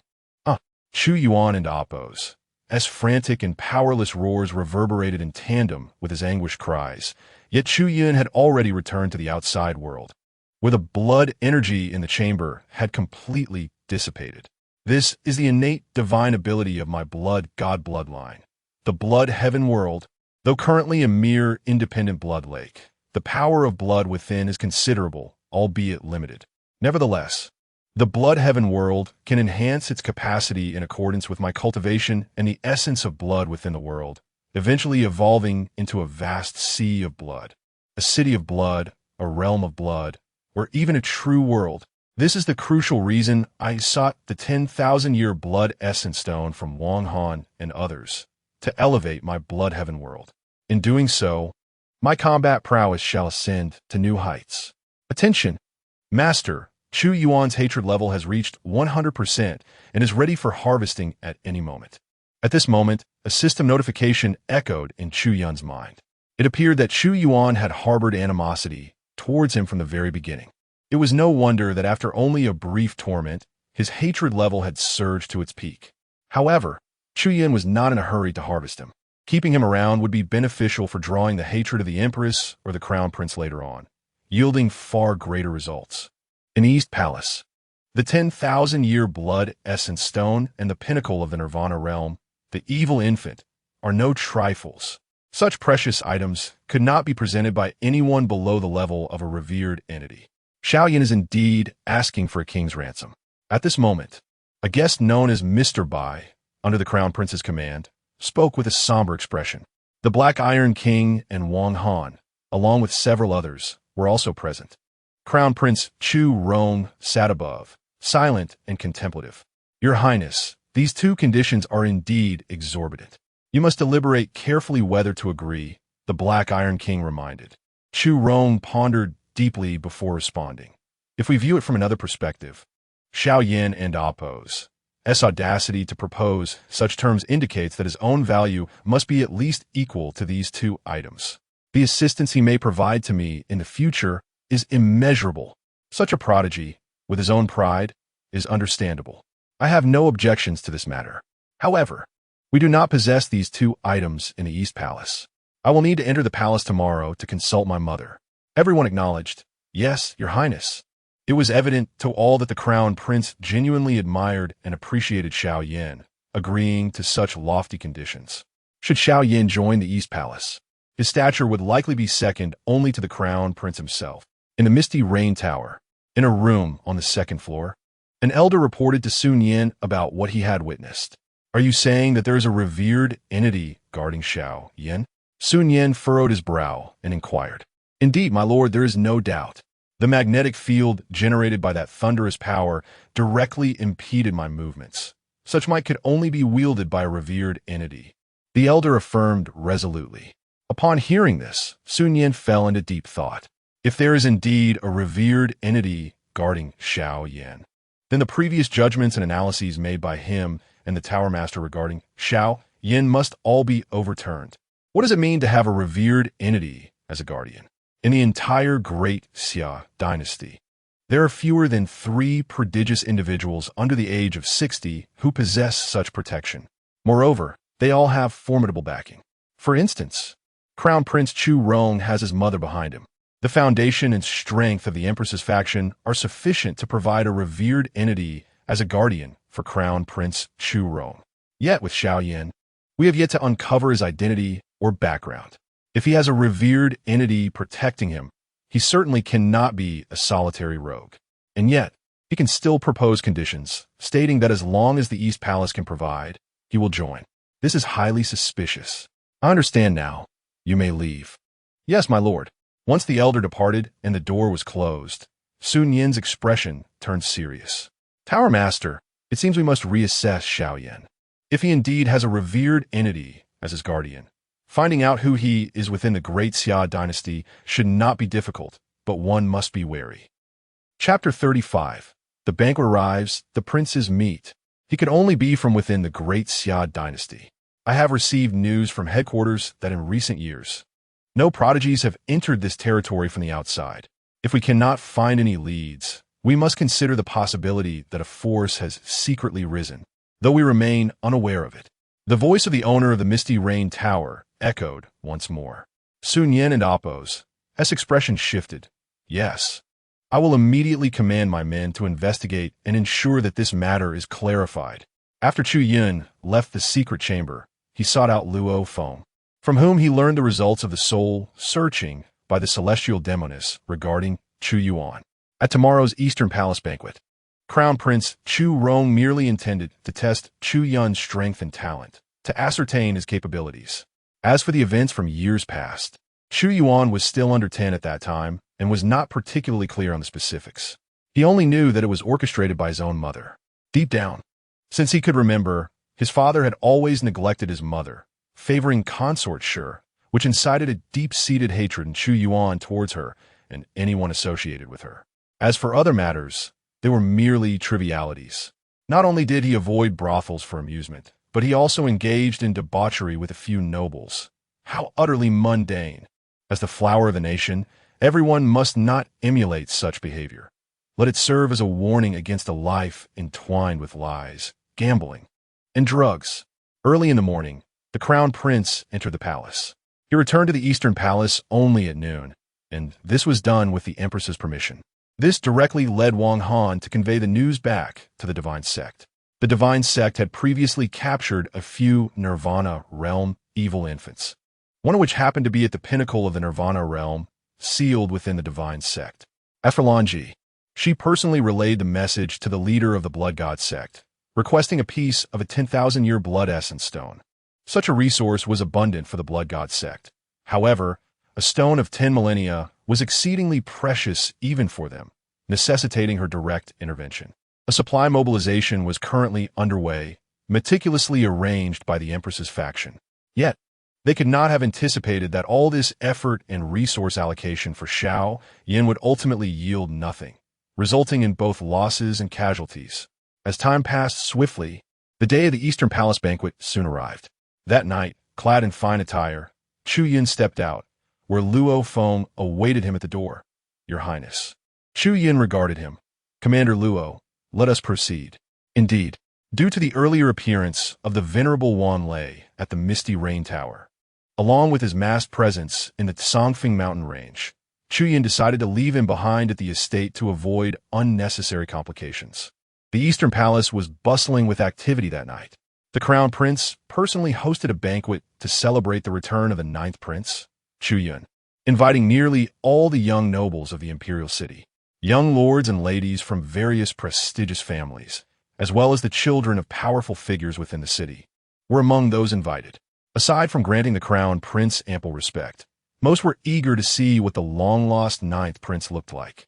As Chu Yun and Luo Feng approached the entrance of the Eastern Palace, a few servants stood ready to receive guests. Upon spotting the unfamiliar face of Chu Yun, one approached politely to inquire, "May I ask if you're the ninth prince?" "Indeed." "Chu Yun not that like the ninth prince, please come in. The Crown Prince has been awaiting you for quite some time." The servant promptly led Chu Yun and his companion into the Eastern Palace. Inside the lavish hall, remarkable courtesans donned in dance attire performed in the center to enliven the atmosphere. Crown Prince Chu Rong was seated at the head table, flanked by several other princes of the dynasty and many notable nobles from the city. Third Prince Chu Yuan was prominently positioned to the Crown Prince and Amp, Oppos, S left, highlighting the Crown Prince's regard for him. Yet, unbeknownst to all, Chu Yuan had already been replaced. "The ninth prince has arrived." At this proclamation, all the nobles in the hall turned their attention towards the entrance. There stood Chu Yun, composed and dignified, adorned in exquisite garments, exuding an aura of innate nobility. Luo Feng followed closely behind, and under the collective gaze of the noble attendees, they made their way into the grand hall, bowing in greeting to the Crown Prince. "Ha ha ha! Ninth brother and Commander Luo are here. As brothers, there's no need for formality. Please take your seats. Our friends have been eagerly awaiting your arrival." Crown Prince Chu Rong said with a warm smile. Chu Yun smiled and nodded. Then he and Luo Feng took their places at an empty spot to the right. He could feel the gazes of those present directed towards him, some filled with curiosity, others with disdainful scrutiny. "Crown Prince, I have heard that several of my brothers have also arrived today. Might I trouble you to introduce them?" Chu Yun inquired after settling in. "Of course, ninth brother. Since you asked, I shall introduce them to you. The one on your left is your fourth brother, fourth Prince Chu Shun. On your right is your fifth brother, fifth Prince Chu Yu. The individual across from you is your sixth sister, sixth Princess Chu Xinyan. Beside her is your seventh brother, seventh Prince Chu Bei. Lastly, seated opposite your third brother is your eighth brother, eighth Prince Chu Hao, except for the second prince, who was commanding troops at the border. All the other princes and the princess were present in the hall." Chu Yun surveyed them, and as their eyes met, they all offered slight nods. Chu Yun had naturally familiarized himself with his brothers. The fourth, fifth, and seventh princes were unremarkable among the princes and were not part of the Crown Prince and Amp, Oppos, S faction, positioning themselves as neutral. The sixth princess and eighth prince were born of the favored consort, thus their bond surpassed that of others. The second prince was the cleverest of them all, possessing the finest talents among the princes in both civil and martial affairs, even having outshone the Crown Prince in the past. However, after the passing of his mother and lacking a powerful background, he became a thorn in the Empress's side if he remained in court. Hence, he had sought command at the border early on to distance himself from court intrigues. At this moment, Chu Yun rose, raising his cup in salute to them, esteemed brothers and sisters. "I have just returned to the imperial city and am still unfamiliar with the people and affairs here. Thus, I have not had the chance to visit you at once. I hope you will not take offense. I shall drink to that." Having said this, he downed the cup in one go. Chapter 36. The Banquet's Test, Princess Guanshan. "Ha ha! Brother Jiu, we are all kin here. No need for formalities.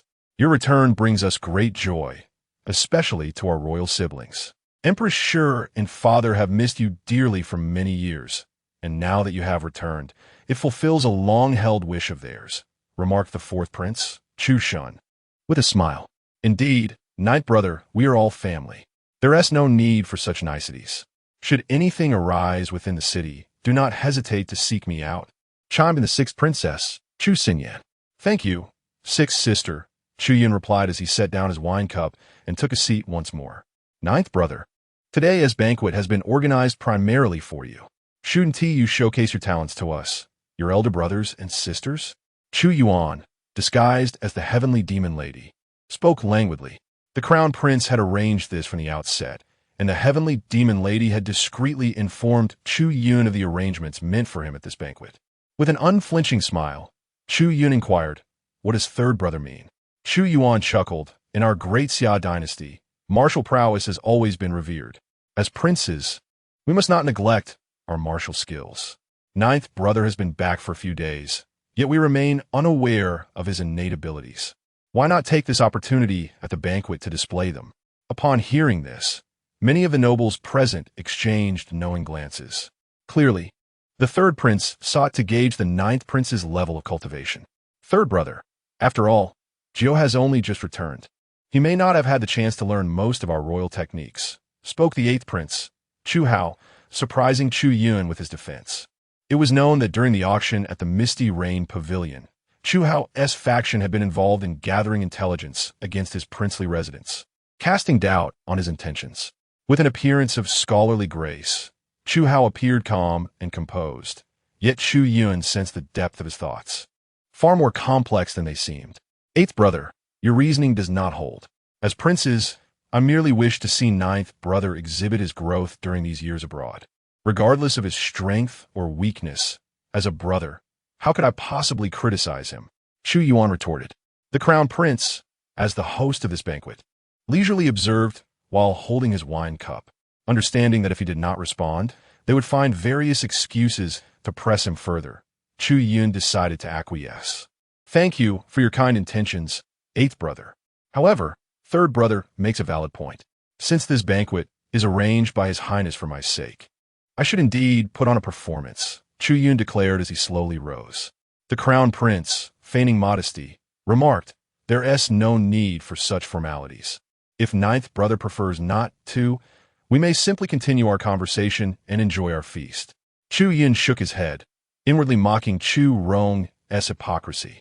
He wished to avoid the spotlight while allowing the third prince to act as his mouthpiece, yet still desired to play the part of the virtuous one. However, to display his skills, he would require a worthy opponent.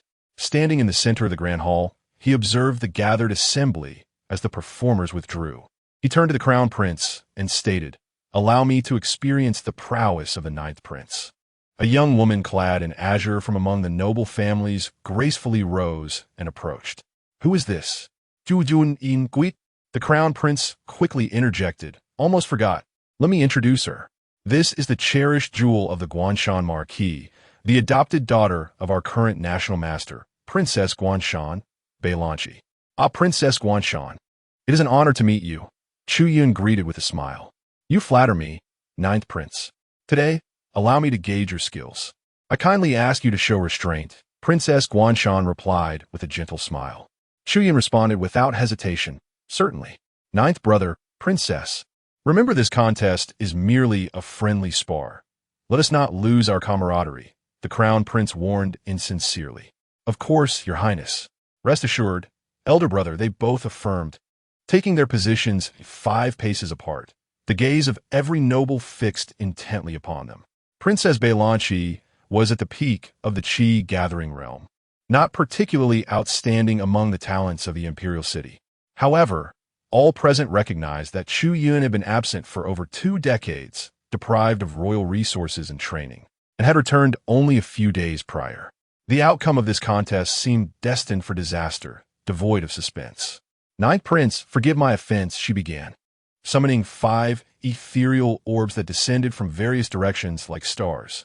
Chu Yun merely smiled slightly as he glanced upward. In the next moment, he moved like a phantom, easily evading the 5 orbs. Such speed, the 8th prince's pupils constricted slightly, and the other princes felt a sudden realization. Their 9th brother was far from ordinary. Seeing her attack evade, Princess Beilanchi remained unfazed, controlling her energy to unleash hundreds of radiant beams from the orbs, raining down like a tempest. At that moment, Chu Yun raised his left palm, channeling his energy to form a crimson arc before him. Break! The blood arc surged forth, swift as a dragon, consuming all, scattering the radiant beams. Bang! Bang! Bang! The blood arc continued its momentum, penetrating all 5 of Princess Beilanqi's orbs.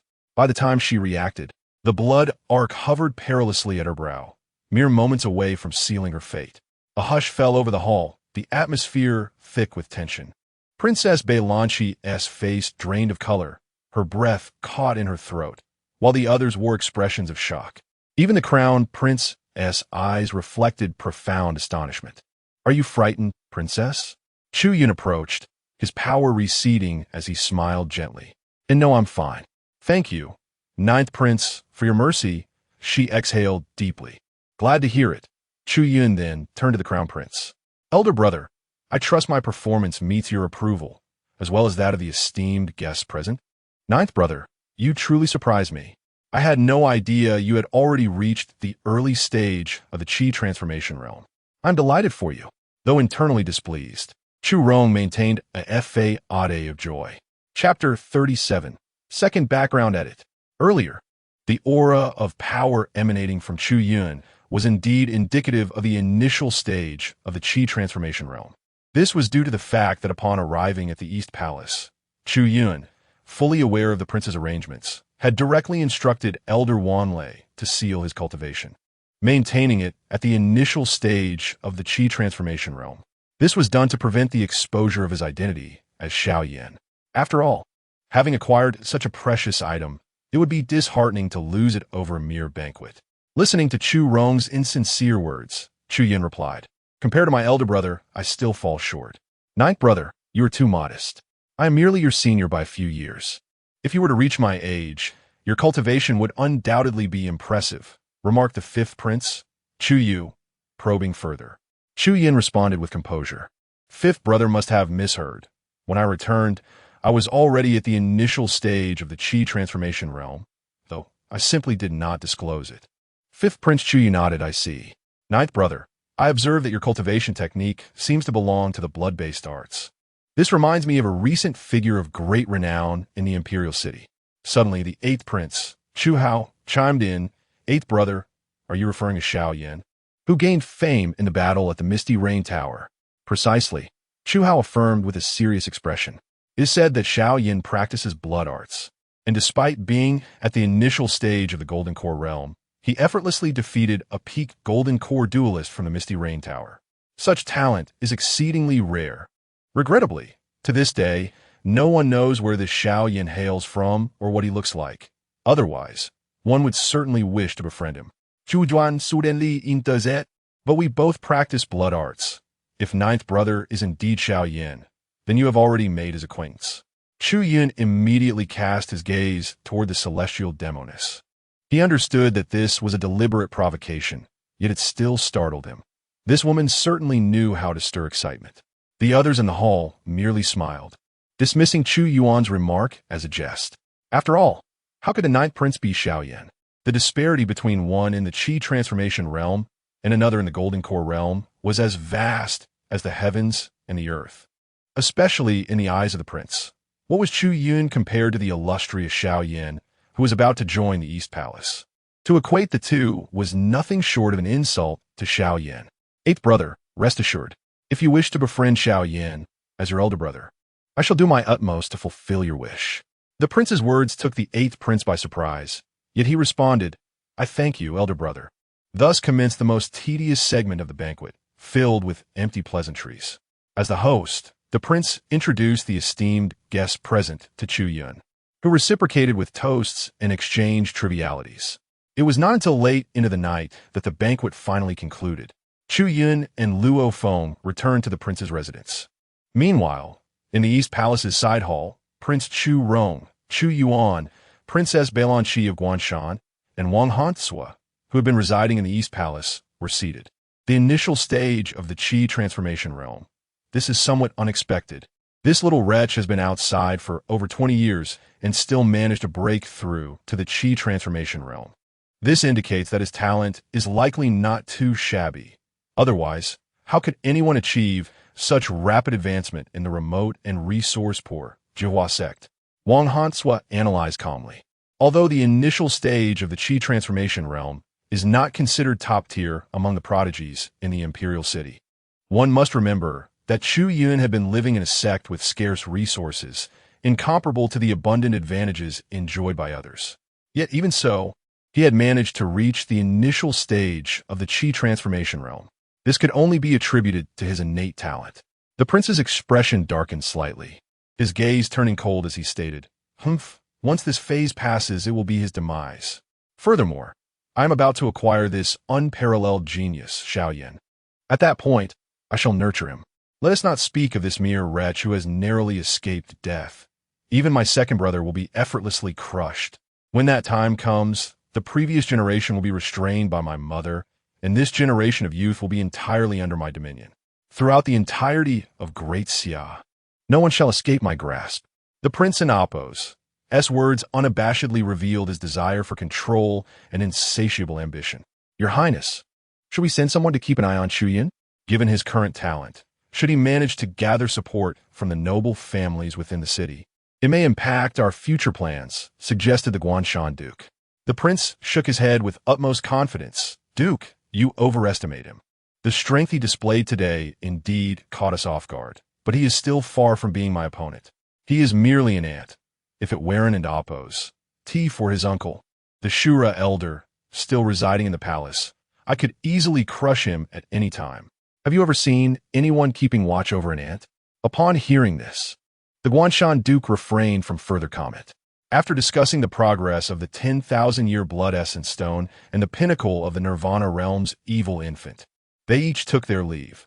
The following day, Chu Yun rose early, primarily because the cool-down period for editing backgrounds had elapsed. System, check editing points. Editing points, 6,400. Recommend some worthwhile backgrounds. Let me see what's available. Recommended backgrounds include the illegitimate child of Empress Longji, 2,000 editing points. The personal disciple of the ancestral mountain clan elder, 1,500 editing points. The closed-door disciple of the blood god sect and Appo's leader, 1,700 editing points. The father of Prince Chu Yun, 4,000 editing points. The brother of the chief steward of the Misty Rain Tower, Sun Yin, 6,000 editing points. The lifelong confidant of Prime Minister Meng Changzhong, 4,800 editing points. The reincarnation of the celestial demoness First Love, 6,000 editing points. The unresolved past of the destined empress Meng Ruxue, 8,000 editing points. The sole disciple of the carefree master, 10,000 editing points. The leader of the Rakshasa sect, 18,000 editing points. The brother of the sacred king of the Mighten, 20,000 editing points. Upon seeing these recommended backgrounds, Chu Yun's lips twitched. The illegitimate child of the empress. I would only consider editing that if I were utterly bored. Even Chu Rong's father is included. Good heavens, is this system suggesting I place a green hat on my own father? However, I am somewhat curious to see how the prince would address me as his father. That scene would certainly be quite dramatic. It feels rather abstract. System, your recommendations are becoming increasingly abstract. Are you planning to develop into the realm of abstract art? Chu Yun internally complained. System, is it not Grand Master? You too can become an abstract and grandiose individual, like me, System. Chapter 38. The past love of the demoness. A few lines of frustration appeared on Chu Yun and Appo's forehead. This system truly was a paradox of extremes. Wait a moment. The backgrounds of Meng Changzhong and Meng Ruxue were somewhat acceptable in terms of their pricing. But why on earth did Sun Yin's editing points reach as high as 6,000? What kind of joke is this? Chu Yun immediately sensed that there was something unreasonable about this pricing. A schemer. Absolutely a schemer. System. Master.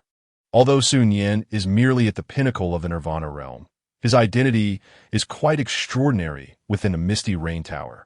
He is the nephew of a high-ranking official at the Misty Rain Tower headquarters, and his relocation to the Great Xia Dynasty was due to some errors he committed. However, with the influence of his uncle, it is only a matter of time before Sun Yin is reassigned back to the headquarters, which justifies his editing points of 6,000. This is indeed a fair price. Chu Yun, is this for real? System, no deception involved. Then what about those others? Why are they priced so exorbitantly? Higher than the connections of the Destiny Empress? Who are those individuals? The Unfettered One, an unparalleled genius from the previous generation of the Origin Realm, devoted his life to the sword, wandering the world as a rogue cultivator, achieving the pinnacle of supremacy, known as invincible among his peers. As for the Lord of the Rakshasa sect, the strength of the Rakshasa sect surpasses that of the Great Xia Dynasty by countless tiers. In the Rakshasa sect, even those at the respectful realm can only serve as protectors or elders. Only those who reach the supreme realm are considered core higher-ups.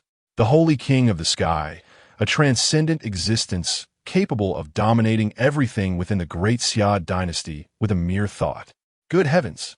Such terrifying power, invincible among peers, and transcendent existence. This is nothing short of celestial. Chu Yun marveled at the formidable backgrounds of these individuals. However, with his current editing points, he could not afford to consider them. He needed to resolve the immediate issue at hand. The most suitable choice for him was to select a background editor between the Destiny Empress and the Demoness. However, he currently did not have enough points for the Destiny Empress. After much contemplation, he ultimately decided to edit the background of the Demoness' past love. Upon editing the background of the Demoness' past love, Chu Yun's editing points dwindled to a mere 400. Editing background, please wait. Causal changes completed. Identity reset completed. Congratulations, Master. Your identity editing has been successful. With the completion of the background editing, a few memories surfaced in Chu Yun and Appo's mind. Long ago, the Demoness was merely an ordinary girl. Due to her frail health, a boy, also an orphan, had always cared for her. Gradually, feelings blossomed between them, yet neither dared to confess their emotions. One fateful day, the Demoness' stunning beauty caught the attention of a young noble from a prominent family. In his pursuit of the Demoness, he brutally murdered the boy before her very eyes. Even at that moment, the Demoness could not express her true feelings to him. Witnessing her beloved perish before her, she utterly broke down, awakening the dormant heavenly soul demon body within her. Thus, a legendary figure emerged in the annals of the Origin Realm and Appo's history. Chu Yun's identity was that of the reincarnation of the deceased boy. What a plot twist. Truly a love sacrifice to the heavens, with boundless magical powers. Chu Yun et Gelim. It was a pity that the Demoness did not revive my beloved. Otherwise, the narrative would have reached sublime heights. At this moment, Chu Yun glanced at the mole in the center of his palm and the birthmark on his leg. Unique marks that belonged to that boy. When the time came, he merely needed to reveal them casually before the Demoness. Everything would then fall into place naturally. Although reincarnated beings do not necessarily retain the characteristics of their past lives, should the Demoness harbor any doubts, she would certainly seek a way to verify them. At this moment, Chu Yun feared verification the least. Your Highness, are you there? Suddenly, a voice at the door interrupted. It was Tai. What is it? Upon hearing Chu Yun and Appo's voice, Tai replied, Your Highness, Miss Yu has returned and wishes to see you. Chu Yun was somewhat taken aback. It seemed like speaking of the devil summoned her. However, logically speaking, the Demoness should be at the third prince's residence. Why would she return so suddenly? Could something significant have occurred? Let her come in, he instructed. Yes, Your Highness. Not long after Tai left, an enchanting fragrance wafted through the air. Without knocking, the Demoness entered, observing Chu Yun leisurely seated at the table, preparing a hot pot and savoring fine wine. You seem quite relaxed. In an Appo's cold. Why not join me for some food? Chu Yun silmai gasu. The Demoness approached and sat beside him. Aren't you curious as to why I suddenly returned? Chu Yun shook his head. This is your home. You can return whenever you wish. Her response left the Demoness somewhat bewildered. Is he unwell? Is he flirting with me? She was not the Navi type. And Chu Yun's words even made her want to laugh.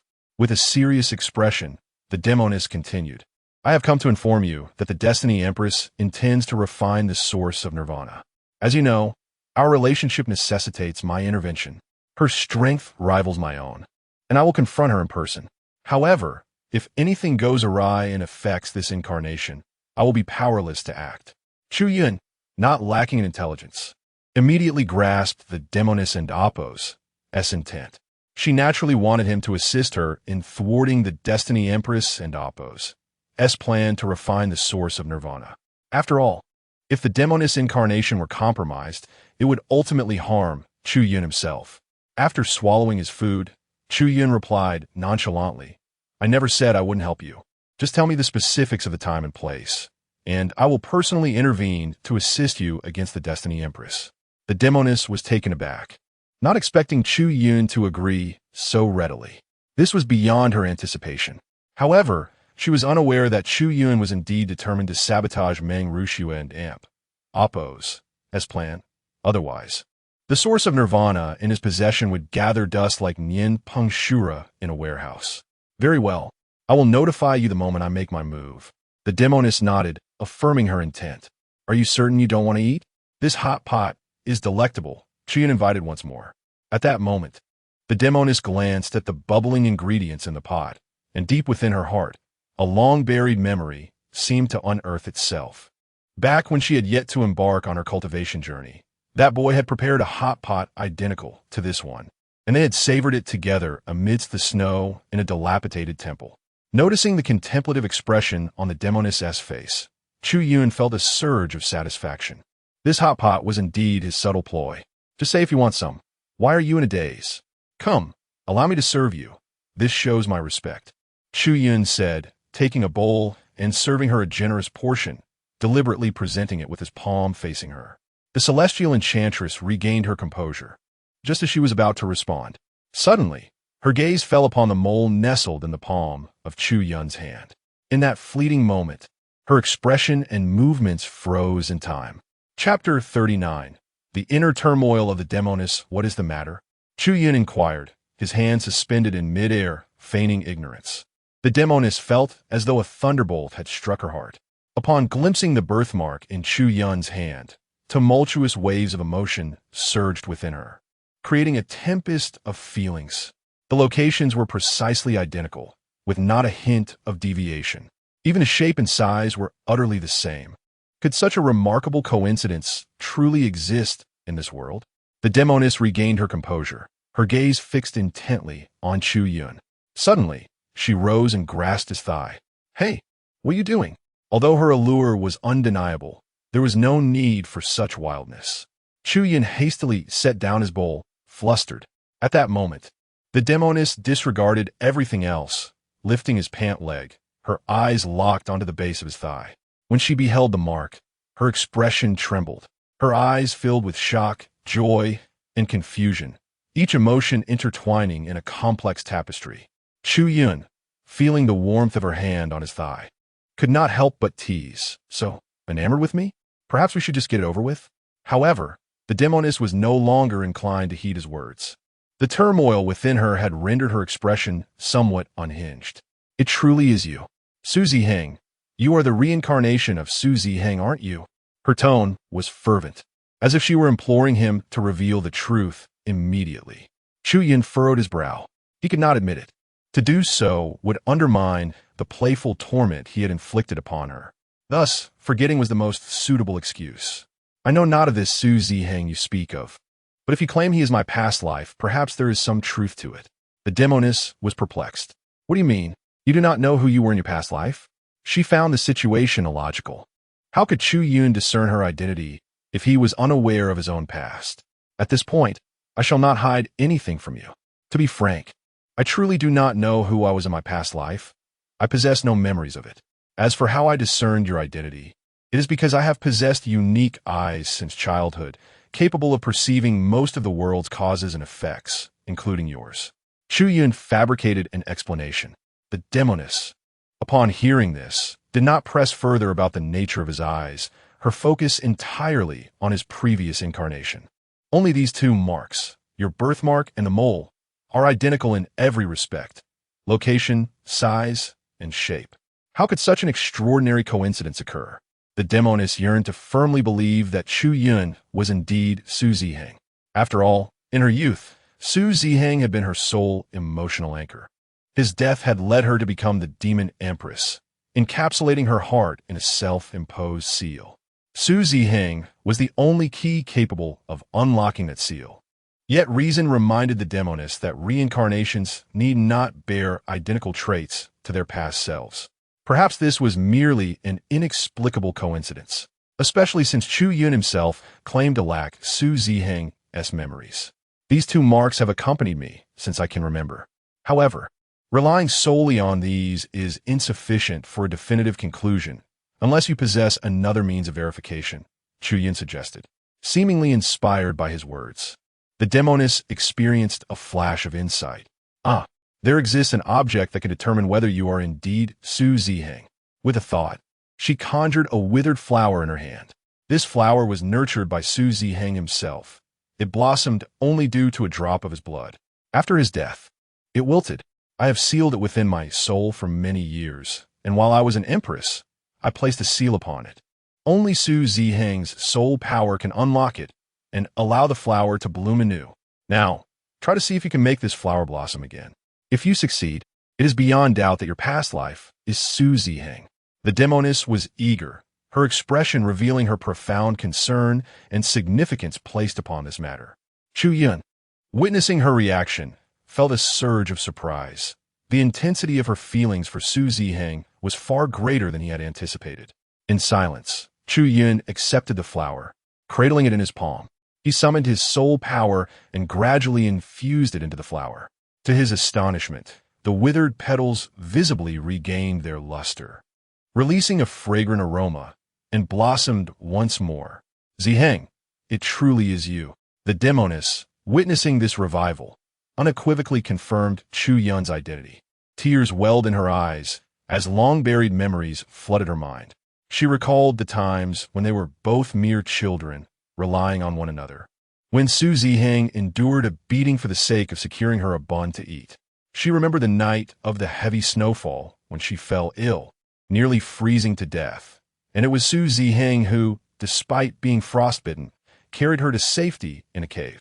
She vividly recalled Su Ziheng and Appo's gaze as he lay dying, his eyes misty with tears, yet filled with the suppressed emotions of many years. All these memories were indelibly etched in her heart. So who exactly is this Su Ziheng? What connection does he have to you? At this juncture, Chu Yun could only feign ignorance, deliberately asking, what relation does he have to you? Tears streamed down the demoness' cheeks as she gently wiped them away. Her expression a blend of complexity. He was a wonderful person and the most important individual in my life. Since you do not remember, there is no need to force yourself to recall. Your past is your past. You are still the 9th prince of the Great Xia Dynasty, Chu Yun, and that will never change. Chu Yun met her gaze. You seem unwell, demoness. The demoness, rarely smiling, replied, do not call me demoness anymore. Call me Xian and Appo's. You used to call me that. Do not worry about me. I'm simply overwhelmed with joy. After a moment of contemplation, she earnestly continued, Chu Yun, from this moment forth, remember that no matter what happens, I will unconditionally stand by your side and accompany you through it all, whether you believe it now or not. Time will reveal all truths. Feeling her sincerity, Chu Yun gazed into her eyes and assured her, no proof is necessary. I trust you. At that moment, their eyes locked, and they exchanged smiles that spoke volumes. Chapter 40. The ambitions of Dream Ru Shui and the intrigues of the court soon after. The enchanting sorceress departed from the prince's residence, for he must continue to masquerade as Chu Yun, making it impossible for him to linger there for long. At this moment, Chu Yun sat alone in his chamber, holding the box gifted to him by Wang Han and his companions, which contained the sealed evil infant. Night Swallow, do you truly possess the confidence? Chu Yun inquired inwardly, addressing the evil infant within him. With 2 evil infants at the Nirvana realm, can you indeed evolve to the level of a venerable being? Night Swallow responded with utmost reverence, my lord, this is indeed a certainty. I have been at the pinnacle of the Nirvana realm for many years, having devoured no less than a dozen evil infants at this level. I'm already on the verge of transformation. Should I consume 2 more, I shall undoubtedly ascend to the rank of a venerable evil infant, and I assure you, my lord, I will not disappoint you. Listening to these words, Chu Yun's expression remained unchanged. I sincerely hope so. If you can attain the level of a venerable being, you shall be able to transform into a human form, and then you will no longer need to hide within the recesses of my mind. Evil infants of the venerable realm no longer need to exist in their infantile forms. They may freely alter their appearances, taking on various forms such as humans or beasts, without difficulty. Moreover, unless one surpasses them significantly in cultivation, even those of the same venerable level would find it challenging to discern their true forms without confrontation. After storing the box away, Chu Yun sought out Luo Feng to enter the palace together. There were matters he wished to discuss with his mother and uncle. In the Prime Minister's residence, Dream Ru Shui held a list in her hands, her gaze meticulously scanning the names inscribed upon it. Her preparations for a formation to confront the Nirvana realm had already been set in place, just outside the imperial city, in a desolate area known as the Crescent Moon Valley. It was a secluded and silent location, ideal for plotting. After examining the list, her target was finally identified: the Grand Elder of the Yin family, Yin Song. The Yin family was a prominent local lineage within the imperial city. Although they held no official positions in the court, their heritage could not be overlooked, as their ancestors had once produced a venerable being. Though their glory had faded, they still ranked among the top 3 families in the imperial city. Particularly, the current head of the Yin family possessed considerable talent and was merely a step away from breaking through to the venerable realm. It is him. Dream Ru Shui confirmed her target. The beautiful woman accompanying her reflected, Miss Yin Song is of high standing within the Yin family. Yet he has no offspring and often remains within the family estate. Luring him out of the city may prove to be quite a challenge. Dream Ru Shui's demeanor remained calm. The absence of offspring does not imply he lacks individuals dear to him. I have heard whispers of Yin Song maintaining relationships with several young women outside. Follow this lead and investigate. Yes, miss, the woman complied. In the imperial palace, Chu Yun, Consort Shi, and Ashura Venerable sat together. Yinner, do you have something to discuss? Consort Shi inquired directly. Mother, I intend to establish my own network of connections within the imperial city, Chu Yun replied. Consort Shi and Ashura Venerable exchanged glances, the latter crossing his arms and speaking in a measured tone. Pray, do elaborate. Certainly. Uncle, mother, you're likely aware that without considering the power of the Empress's faction, the influence surrounding the crown prince is the strongest among all of Father's offspring. Thus, relying solely on the Shi family is insufficient. My strength would be too feeble against the multitude. Therefore, I wish to lay the foundations for a network uniquely my own. I have come primarily to inquire about the factions within the imperial city that might align with my interests. Chu Yun spoke earnestly, his thoughts evidently well considered. After a moment of silence, Consort Shi responded, Yinner, the factions within the imperial city are numerous and quite intricate. The crown prince has already garnered the support of at least half of them. The remaining factions worthy of consideration are the Yin family, the Tianbao Pavilion, the Ming Wangfu, and the Prime Minister's residence. Upon hearing this, Chu Yun recognized these factions immediately. The Yin family was among the top 3 local families in the imperial city, while the Prime Minister's residence required no additional explanation, as its former head was a genuine venerable being, the foremost power in the court. Even his uncle must afford him some respect. The Ming Wangfu was one of the 3 major royal houses within the imperial city. The other 2 were the Black Iron King and the Xin King.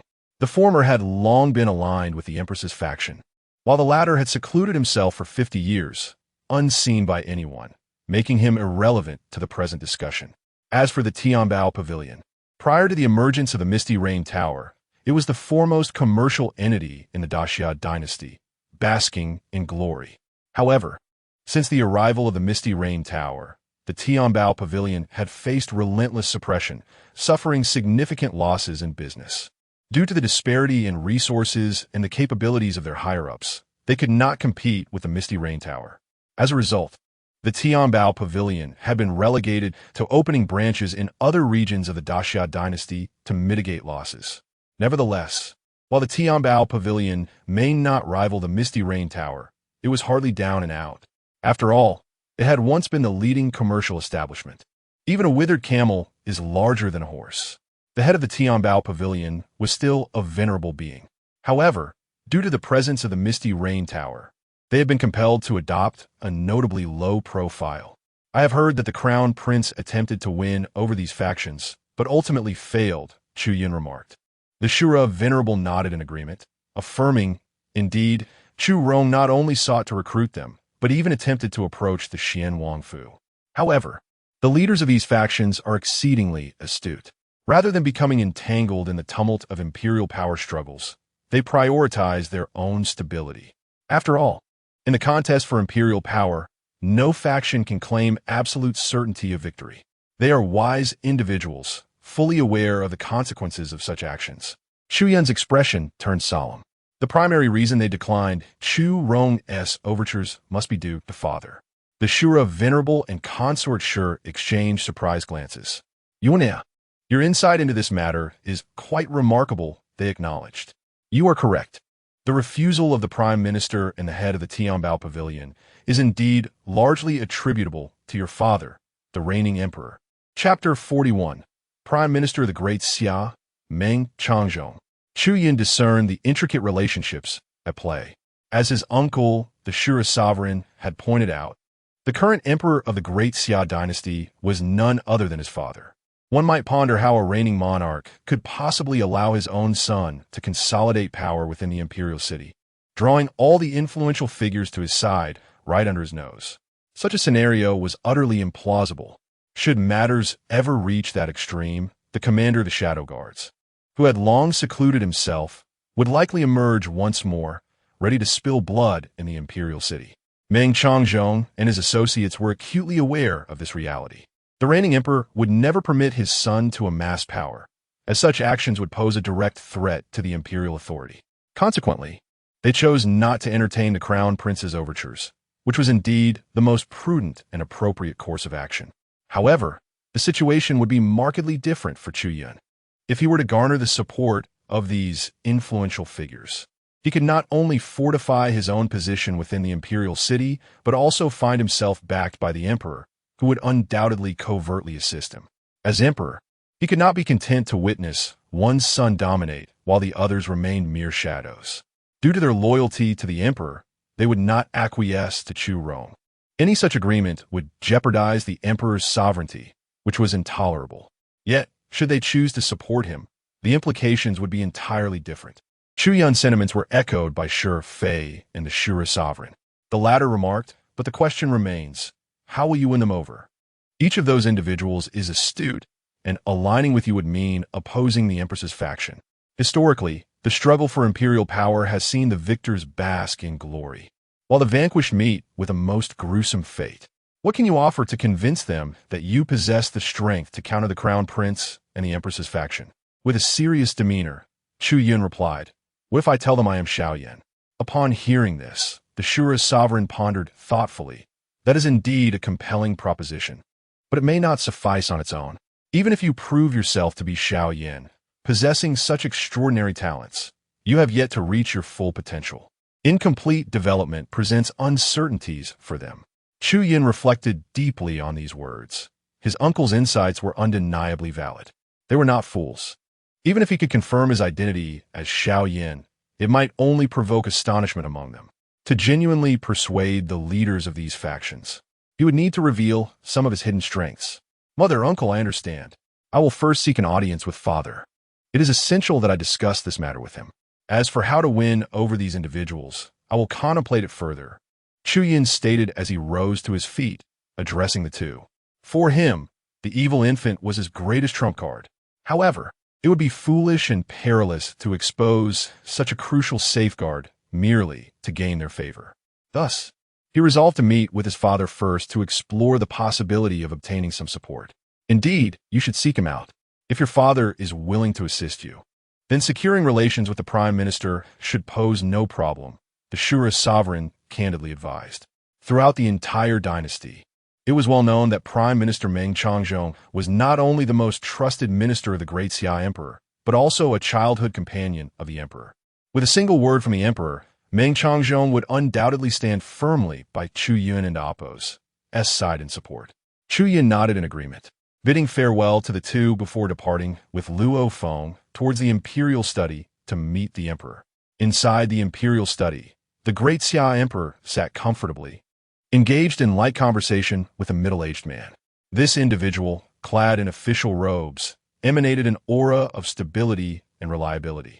His demeanor, though composed, exuded an undeniable authority that commanded respect, even in the presence of the emperor. This man was none other than the current prime minister, Meng Changzhong, and also the father of the destined empress, Meng Ruxue. Your Majesty, the ninth prince requests an audience, announced an elderly eunuch as he entered the room. Oh, the ninth prince has arrived. Allow him to enter, the Great Xia Emperor replied. Yes, Your Majesty. The eunuch stepped back, and soon after, Chu Yun and Luo Feng entered. Your son greets you, Father, Chu Yun said respectfully. Luo Feng pays his respects to Your Majesty. Luo Feng also bowed to the emperor. Greetings to the prime minister. Luo Feng added, performing a gesture of respect to Meng Changzhong, who nodded slightly in acknowledgement. Upon hearing this, Chu Yun's gaze shifted toward Meng Changzhong, as this was his first encounter with the prime minister, leaving him somewhat astonished. There is no need for excessive courtesy. Rise, the emperor commanded. Thank you, father. Both replied as they stood. Turning to Meng Changzhong, Chu Yun said, I did not expect to find Prime Minister Meng here. It is a pleasure to make your acquaintance. Please do not take offense at my ignorance. Meng Changzhong smiled gently. Ninth Prince, you are too modest. I have long heard the emperor speak of your remarkable talents. Seeing you today, I can indeed attest to your reputation as Xiaoyan. Clearly, the emperor had already informed Meng Changzhong of Chu Yun's identity, which did not surprise Chu Yun much as he responded, Prime Minister, you flatter me. Enough of this pleasantry. Old Ninth, have you come to see me for a particular reason? The Great Xia Emperor inquired directly. Father, I have something I wish to share, though it is somewhat delicate. Chu Yun hesitated, his demeanor cautious. Meng Changzhong chuckled lightly. Your Majesty, if there is no pressing matter, I shall take my leave. Wait, Old Ninth, the Prime Minister is not an outsider. He is one of my most trusted advisors. Speak freely. There is no need for such reticence. The Great Xia Emperor's words startled Chu Yun.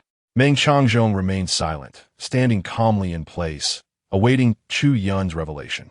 Very well, father. Since you insist, I shall speak. I have discussed matters with mother and my uncle, and both have agreed that I should investigate the truth behind my disappearance all those years ago. To unearth the masterminds behind it all, I have come to seek your opinion, father. Should you agree, I will proceed with further plans. Chu Yun left some ambiguity in his statement, not disclosing everything at once. His words, however, rendered the emperor's expression notably complex, while Meng Changzhong's demeanor held an air of significance. Chapter 42. The Strategy of the Dream Longzhong, the Arrival of the Wangxian Dao Sect. Yunia, your ability to articulate such sentiments suggests that you have gleaned certain insights from your mother and uncle. Therefore, I must ask, do you hold any resentment toward your father? The emperor spoke plainly. None at all, responded Chu Yun. Is it truly a lack of resentment, or merely a lack of courage? The emperor pressed further. I genuinely do not blame my father. As the sovereign of a nation, you must consider the broader interests of the empire. I fully comprehend your position, and thus, Iarbonoi falings, Chu Yun and Suaratearnasli. The emperor, upon hearing this, felt a deep sense of comfort. Yunner, how do you plan to investigate? What measures do you intend to take against those responsible for retribution? Chu Yun realized that the emperor did not oppose him. On the contrary, he could potentially offer substantial support. The emperor's guilt towards Chu Yun was one factor, while the other was his awareness of the current dynamics within the imperial city, where the crown prince's faction held overwhelming power, something he did not wish to see. Your Majesty, I have yet to devise a specific plan. However, given that those shadowy figures had the audacity to abduct me from the palace, it is evident that their network is extensive. Attempting to unravel this alone would be both time-consuming and laborious. Hence, I dare to request your assistance in recommending several capable individuals. I shall personally approach them to seek their aid. The Dream Longzhong and the emperor exchanged knowing glances, having discerned Chu Yun's true intentions. They were both acutely aware of the identities of those who orchestrated events in the past. Chu Yun and Appo's request was merely a pretext for him to establish his own network of connections. Furthermore, should his father grant approval, it would signify imperial endorsement, thereby enhancing his leverage in courting other factions. After a brief silence, the emperor gazed at him with profound significance. Yun and Appo's, do you have confidence in this endeavor? Father, I believe there are battles that are fought without contention. If so, why not devote ourselves entirely to the fray? As for my confidence, I assert that I possess it. Will you choose to trust me? This exchange caused Dream Longzhong's expression to subtly shift as he internally mused. This ninth prince is indeed intriguing. Ha ha ha. Naturally, I trust you. Chancellor, you happen to be present. From today onward, assist the ninth prince in investigating these matters. Are you willing? The emperor laughed heartily before addressing Dream Longzhong directly. Chu Yun's gaze turned towards Dream Longzhong, and they all understood that the emperor was signaling Dream Longzhong to align with Chu Yun. Once the chancellor and Appo's office publicly declared its support for the ninth prince, its influence within the imperial city would multiply significantly. It must be noted that Dream Longzhong was the foremost power in the court, his sway far surpassing that of figures like the Black Iron King and the Beishan Duke. Upon hearing the emperor's words, Dream Longzhong smiled faintly. As per your majesty's command, I shall comply. Assisting a prodigy like the ninth prince is indeed a fortuitous opportunity. Chu Yun offered a respectful nod. Chancellor, your praise is unwarranted. In the future, I shall seek your guidance whenever I encounter difficulties. Dream Longzhong replied with a gentle smile. I shall share all that I know. Soon after, Chu Yun took his leave from the palace. How'd it go? What are your thoughts on this young man? After his departure, the emperor straightforwardly inquired of Dream Longzhong. His demeanor exudes the essence of a ruler. His talent for cultivation is exceptional, his intellect sharp, and his decisions resolute. He embodies the ideal successor, Dream Longzhong articulated, indicating his favorable impression of Chu Yun. Indeed, Yun'er is remarkable. To my mind, he is the most suitable candidate to inherit the throne. Alas, while establishing an heir is one matter, deposing one is far more complex, the emperor mused, his tone softening with a sigh.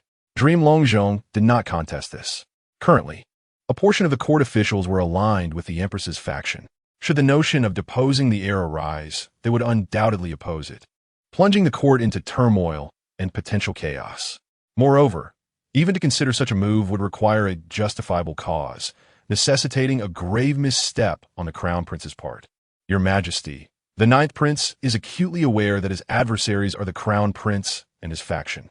Since you have tasked me with assisting him, why not escalate matters? Let us allow this conflict to intensify swiftly, Dream Longzhong suggested. The emperor regarded him with suspicion. What scheme do you propose? Dream Longzhong smiled subtly. By employing certain individuals to sound the alarm for the Eastern Palace and the Empress's side. The emperor grasped his intent. Very well, proceed as you see fit. Understood. As Chu Yun and Luo Feng returned to the prince's residence, it was nearing afternoon. This visit to the palace had yielded substantial gains. Not only had he secured the formidable support of Dream Longzhong, but he had also gained the covert backing of his father. In high spirits, he returned to his quarters and promptly summoned Chuanxia, Qiudong, and Dong to enjoy a hot pot meal and engage in light-hearted conversation. Later that evening, Your Highness? Ahem.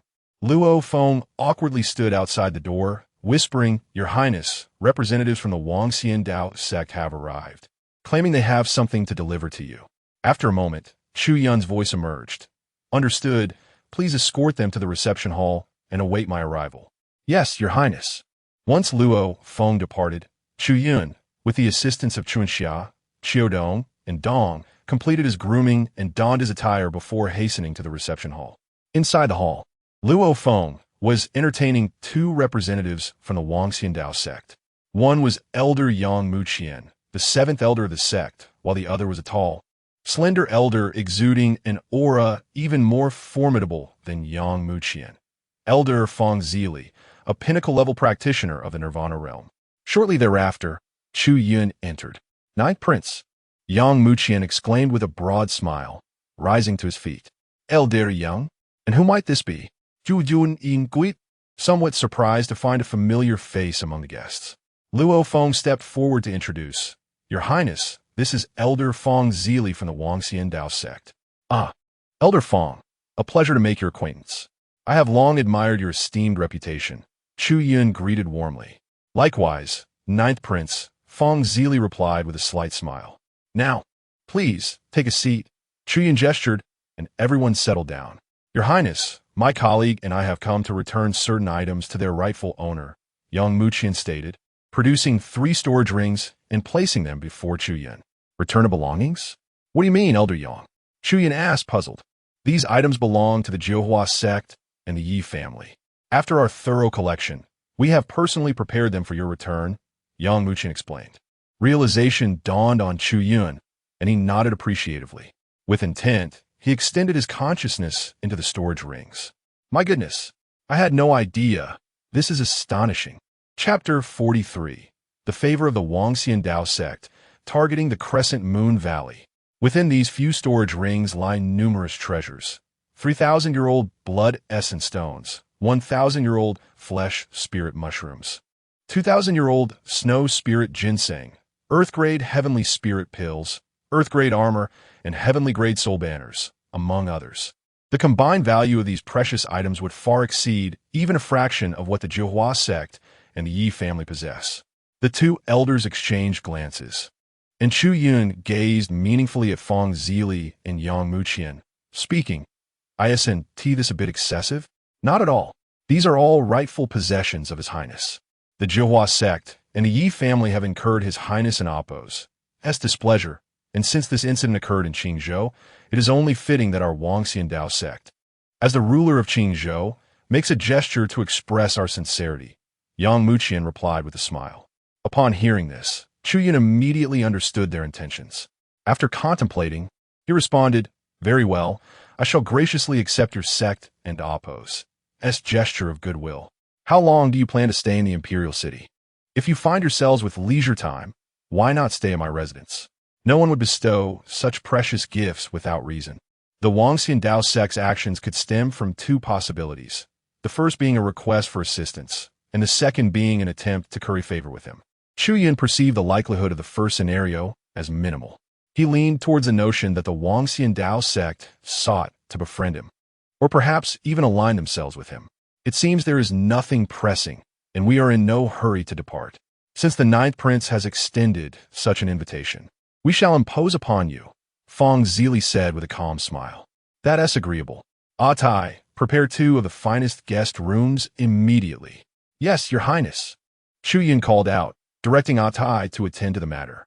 At that moment, Feng Zili, with a calm demeanor, inquired, Ninth Prince, our sect master specifically instructed us to offer assistance should you require it. Please do not hesitate to ask, and we shall do our utmost to help. Hearing this, Chu Yun nodded seriously. Your sect master is indeed thoughtful. Upon your return, I shall convey my gratitude to him. You are too kind, Ninth Prince. After some further conversation, Chu Yun personally hosted a banquet for the 2 elders.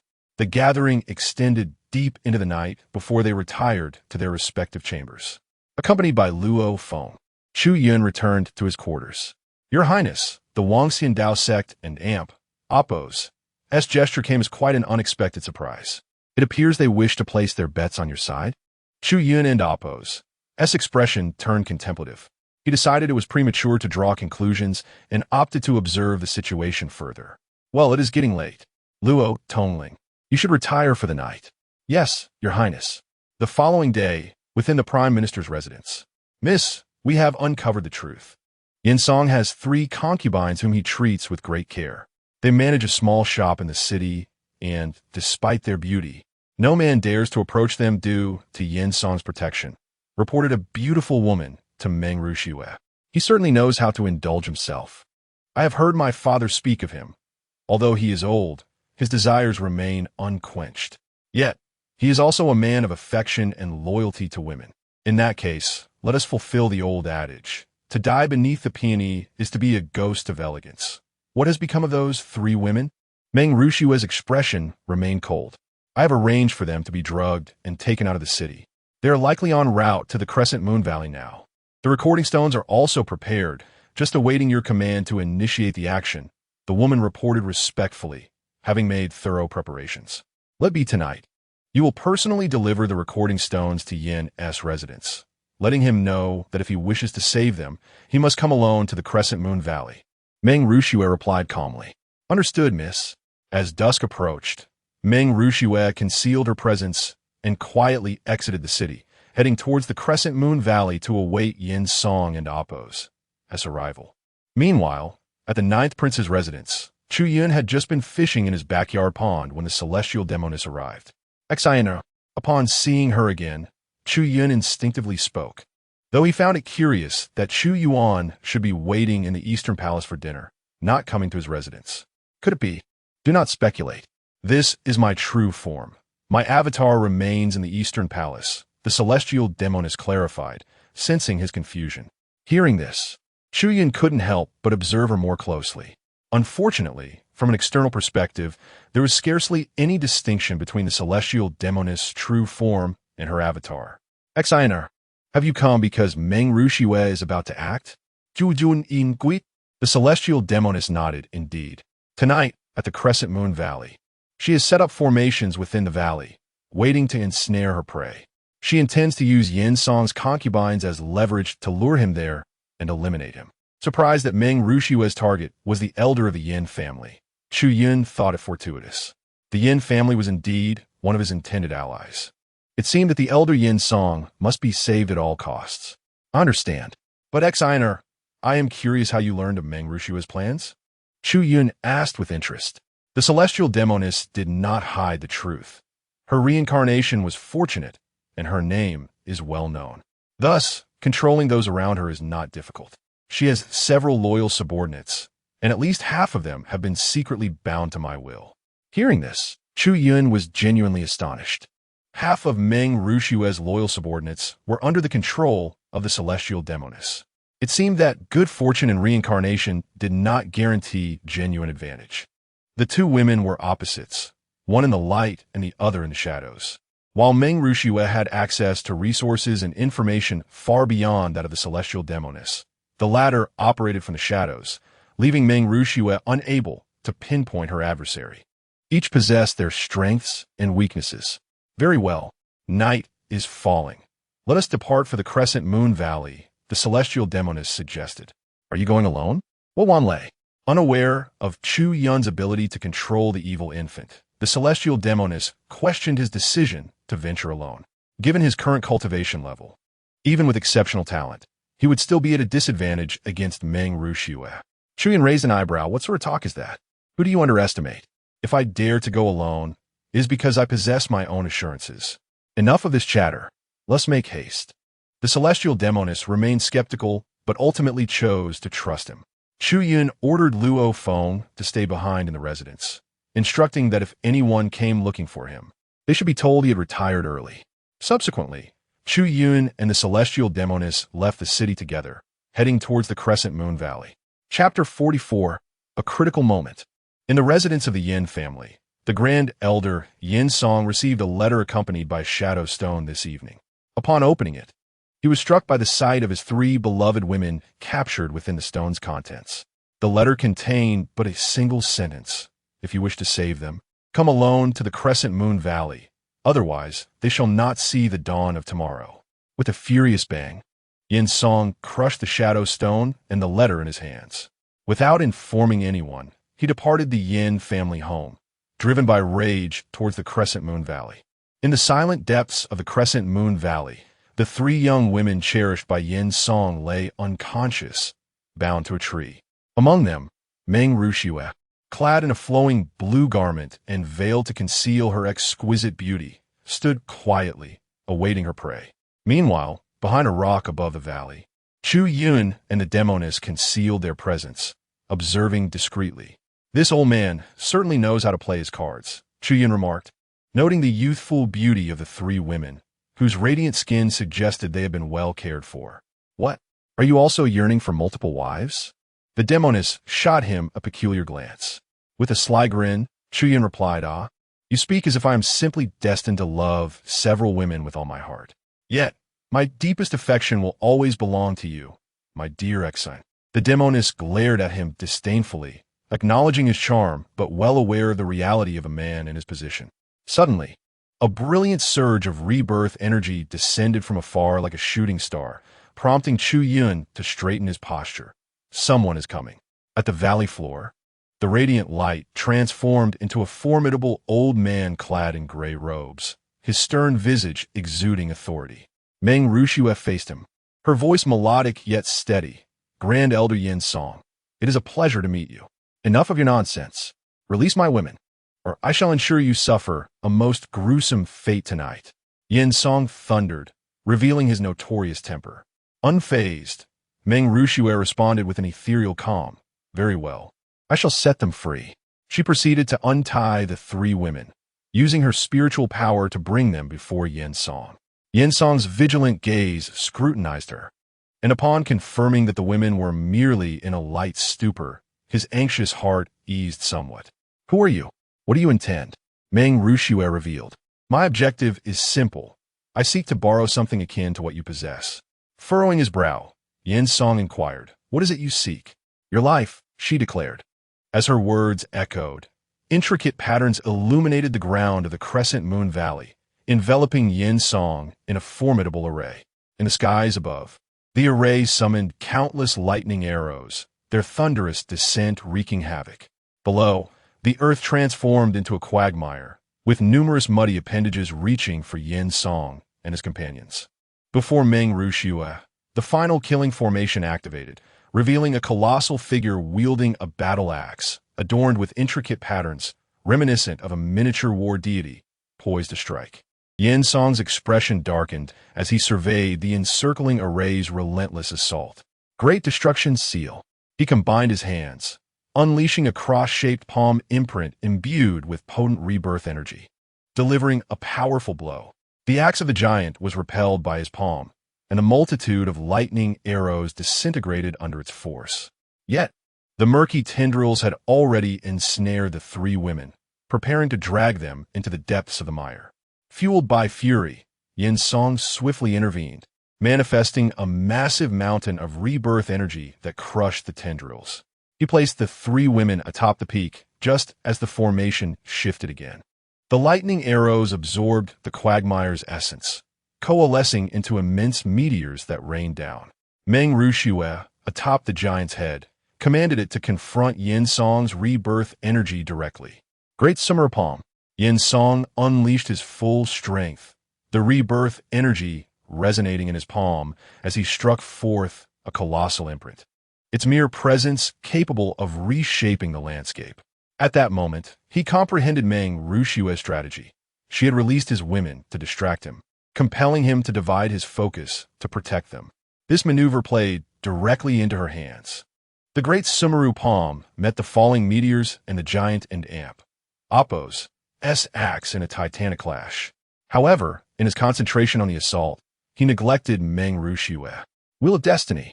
Meng Rushue seized her opportunity, and as Yin Song focused entirely on countering the array's might, he inadvertently lowered his guard. A massive wheel of destiny, radiant and divine, materialized above the peak, its power beyond imagination. As it descended upon Yin Song, he had no time to react, presenting his vulnerable back to her. Should the wheel of destiny strike, it would severely injure his rebirth form, ensnaring him irrevocably within Meng Rushue's grasp. Do you think you can break through the rebirth realm without my consent? In that critical moment, the demoness and Appo's dark light shattered the array and Appo's barrier, her and Chu Yun's figures emerging boldly into the fray. Chapter 45. The 100 Absolute Sorrows. Night swallows the horse. The demon's soul, Emperor's bell. The heavenly demoness has conjured a bell of demonic power using her soul force, a manifestation of her past mastery. However, due to her current lack of cultivation, she could only summon a fleeting specter. Yet, even this was sufficient. The bell resonated, colliding with the wheel of fate. The two formidable powers clashed violently, erupting in a tumultuous wave. At this moment, Yin Song swiftly reacted, channeling his power to grasp the three women, evading the lethal strike of Dream Rushue's formation. Heavenly Demoness, you have finally deigned to show yourself. Upon seeing the Heavenly Demoness, Dream Rushue's deep, galaxy-like eyes sparkled with lethal intent. After decades apart, your temper remains as formidable as ever. Alas, your dreams of using Yin Song to forge the source of nirvana shall come to naught today. The Heavenly Demoness replied with a serene smile. What? The source of nirvana? Yin Song, having flown to the side with the three women, comprehended the true purpose of the woman who lured him here. She intended to refine him into the source of nirvana. What vile heart! Little brother, please look after these ladies for me. Tonight, I shall rend this woman asunder. Yin Song tossed his three wives to Chu Yun, who caught them bewildered. Is this really my responsibility? Elder Yin and Apos' heart is quite grand. However, the situation was clear to any discerning observer. The two had come to confront Dream Rushue. Yin Song recognized this and prepared to join forces with the Heavenly Demoness against Dream Rushue. He soared forward, flanking the Heavenly Demoness as they faced Dream Rushue directly. It seems you shall not be leaving tonight. The Heavenly Demoness remarked with a smile directed at Dream Rushue. Dream Rushue and Apos' expression darkened, her gaze fixed on her opponent. We have known each other for many years. You understand me, and of course I understand you. I have long suspected you would insert your spies close to me. Did you truly believe I came unprepared tonight? As her words fell, the three formations below erupted simultaneously. At the moment the giant battle axe exploded, a small green vial hidden within shattered, releasing a thick green mist. In an instant, the valley of the waning moon was engulfed in poisonous fog, melting everything it touched into blood. Under its shroud, all life ceased to exist. The 100 absolute sorrows. I never anticipated you would prepare such a thing. It is truly unexpected, the Heavenly Demoness observed as the green mist spread, her smile fading. A barrier of green mist rose before Dream Rushue, separating them. Such trivial tricks dare to show off before me. Great Shimmy Palm, Yin Song scoffed, channeling his nirvana power as a palm print struck the mist wall. However, the Shumi palm dissolved upon contact with the poisonous fog. What? Yin Song was astonished. In all his years, he had never encountered such a terrifying toxin that could corrode even his great Shumi palm. This 100 absolute sorrows is specifically prepared for you. Even if I cannot refine the source of nirvana today, as long as I kill you, the nirvana curse will naturally dissipate. This time, you truly must perish. A rare smile flickered beneath Dream Rushue's veil, and she began to retreat. The Heavenly Demoness, witnessing her retreat, felt a surge of unwillingness but had no time to dwell on it. She had to find a way to break through the 100 absolute sorrows. System. What is the 100 absolute sorrows? Chu Yun in Guit in Wali. 100 absolute sorrows. A highly malevolent poison from the Yuan realm, crafted from a cursed infant combined with numerous deadly toxins. Any area engulfed by the poison will be melted into blood, possessing a terrifying effect that can dissolve spiritual power. The current 100 absolute sorrows is created from 3 cursed infants in the early nirvana realm. To dispel it using spiritual power, one must reach the level of a venerable. Otherwise, it cannot be overcome. Of course, Master, you have another option. The cursed infants can devour each other. Chu Yun, perplexed, asked, what do you mean? The release of the 100 absolute sorrows is primarily led by the 3 cursed infants. If Master commands Night Swallow to consume those 3 cursed infants, the 100 absolute sorrows will dissipate without a fight. After hearing the explanation, Chu Yun made a decisive choice. Night Swallow, locate the positions of those 3 cursed infants and devour them. Yes, Master. With a resounding roar, Night Swallow emerged in the form of a cursed infant, exuding the aura of a peak nirvana realm. Yin Song was taken aback, his expression shifting dramatically. The Heavenly Demoness and the retreating Dream Rushue also changed their expressions upon witnessing this. A cursed infant. You can control cursed infants. The Heavenly Demoness, seeing Night Swallow take flight, completely disregarded them, her heart racing with a shocking realization. Chu Yun smiled lightly and said, I told you not to underestimate me. Just because I lack the thunder of 10,000 does not mean I lack the means for self-preservation. The heavenly demoness, receiving Chu Yun's unequivocal response, felt a profound shock. To control cursed infants, a feat that even she could not achieve at her peak in her past life. If he truly had a method to control cursed infants, the implications for the cursed infant realm were staggering. She dared not contemplate the consequences. Meanwhile, Night Swallow swiftly pinpointed the 3 cursed infants in Oppo's positions, unleashing a torrent of malevolence as it devoured them one by one. The 3 cursed infants, having lost their autonomy after being refined into the 100 absolute sorrows, were no match for Night Swallow. In mere moments, they were consumed entirely. Delicious! Night Swallow roared joyously, relishing this long-awaited feast. Subsequently, all traces of the 100 absolute sorrows toxic mist vanished. Dream Rushue's pupils widened, fixated on Chu Yun. Who on earth is he? However, as the 100 absolute sorrows dissipated, Yin Song and the heavenly demoness suppressed their astonishment and pursued Dream Rushue. Do not flee. Tonight, you must leave something for me. Yin Song erupted with fervor. As a dignified Nirvana realm expert, he felt humiliated. He had to capture Dream Rushue to quell his frustration. The heavenly demoness swiftly followed, as Yin Song's surge allowed him to close the gap and engage Dream Rushue in battle. The heavenly demoness joined the fray, unleashing a torrent of attacks on Dream Rushue. Outnumbered 2-1, with one opponent being a higher cultivator, Dream Rushue stood no chance without formations or the 100 absolute sorrows to assist her. In a matter of moments, her slender arms were stained crimson, her face growing paler with exertion. As a shattered realm cultivator, forget it. Let us just consider her a post-meal snack. Night Swallow, seeing the battle unfold, set its sights on Dream Rushue, ready to devour her as well. If you consume even a hair from her, your infant soul shall pay the price. Chu Yun's icy voice halted Night Swallow in its tracks. Startled, Night Swallow abruptly came to a stop mid-air, its expression reflecting shock. A master? Who? Who is she?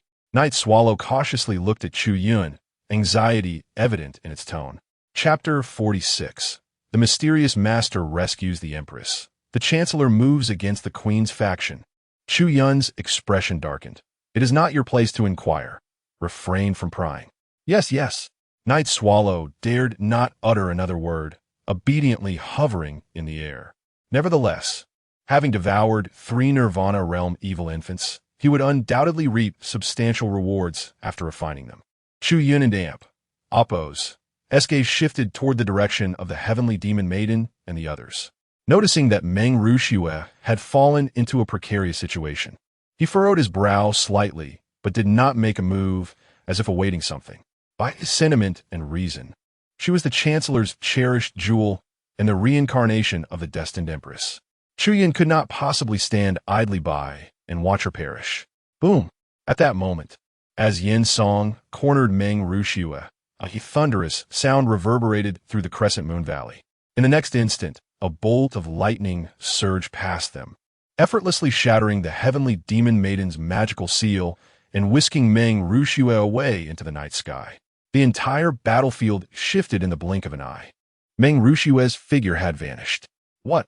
Yin Song was taken aback, turning to look back, but his soul awareness could not trace the slightest hint of her presence. The heavenly demon maiden gazed in the direction of Meng Rushue's disappearance, her pupils deepening as she murmured, Master Realm.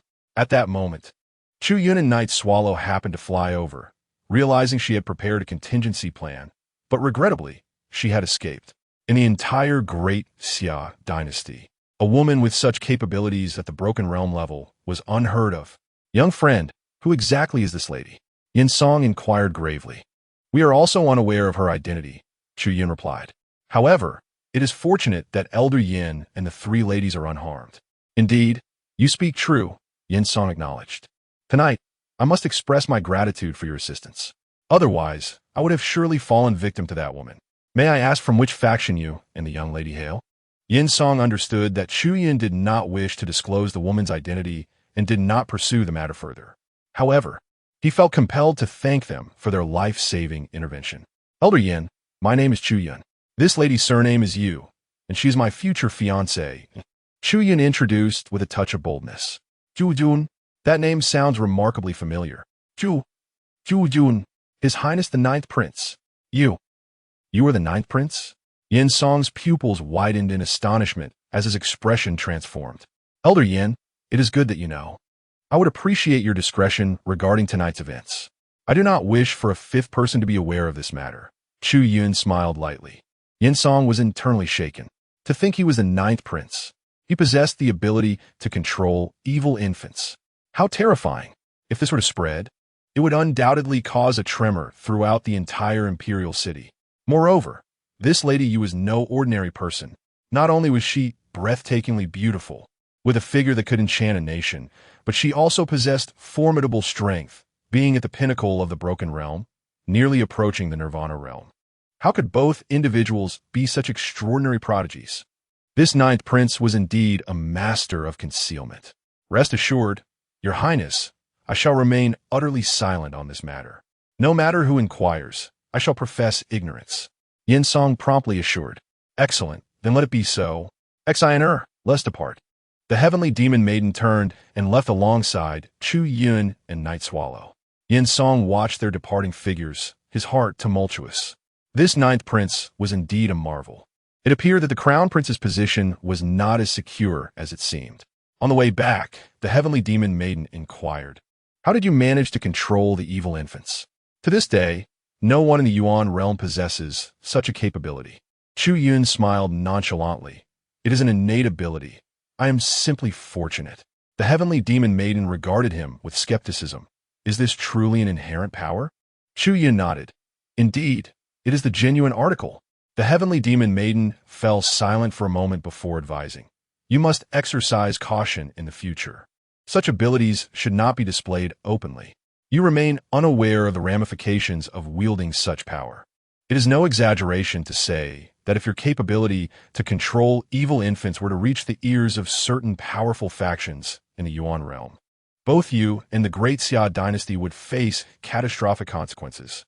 Listening to her words, Chu Yun's playful demeanor gradually shifted to seriousness. Rest assured, a mere individual bears no fault, yet possessing treasures can invite calamity. I understand this principle better than anyone. In a grove not far from the imperial city, a flash of lightning appeared, and Meng Rushue's figure materialized.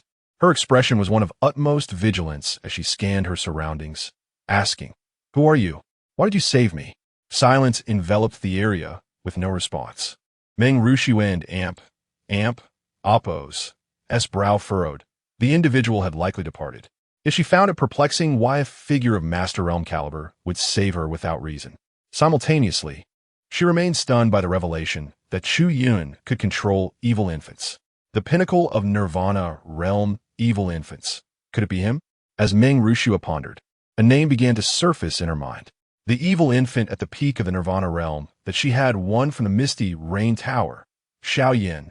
Meng Rushue's expression grew serious. But having sustained injuries, her immediate concern was to return to the Chancellor's residence swiftly under the cover of night.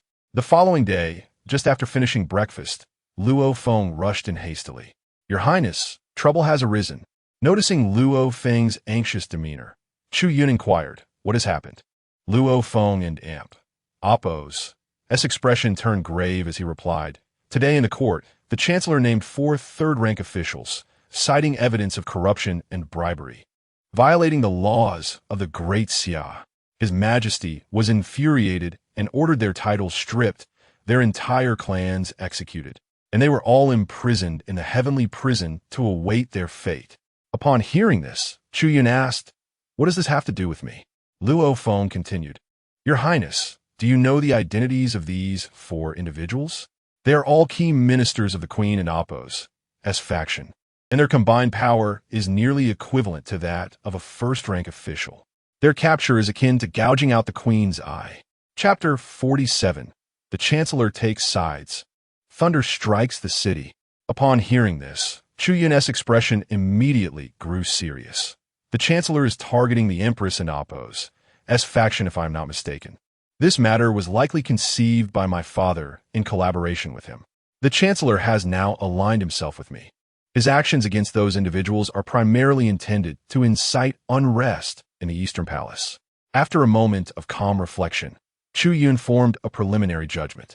The evidence against those officials had clearly been in the Chancellor's possession for quite some time. The timing of its public revelation serves to announce to the world that he, the most powerful figure in the Great Xia, has completely severed ties with the Empress and Appo's faction, even positioning himself as an adversary. With Meng Changjong re-entering the fray, the Empress and the Crown Prince will undoubtedly not remain idle. Since the Chancellor and my father have initiated this game for me, I shall no longer feign ignorance. I shall enter the fray.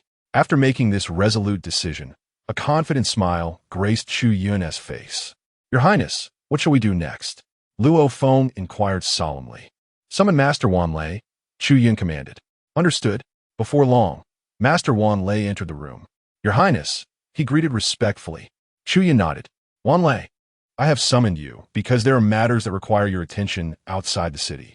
Whatever your Highness commands, Master Wan Lei replied with deference. The Empress and Appo's faction wields considerable influence within the imperial city, but they also have a significant presence in other provinces. I need you to devise a method to eliminate these factions on the list, leaving no survivors. Moreover, inflict as much torment as possible upon them, ensuring they understand that you are my subordinate. Do you comprehend?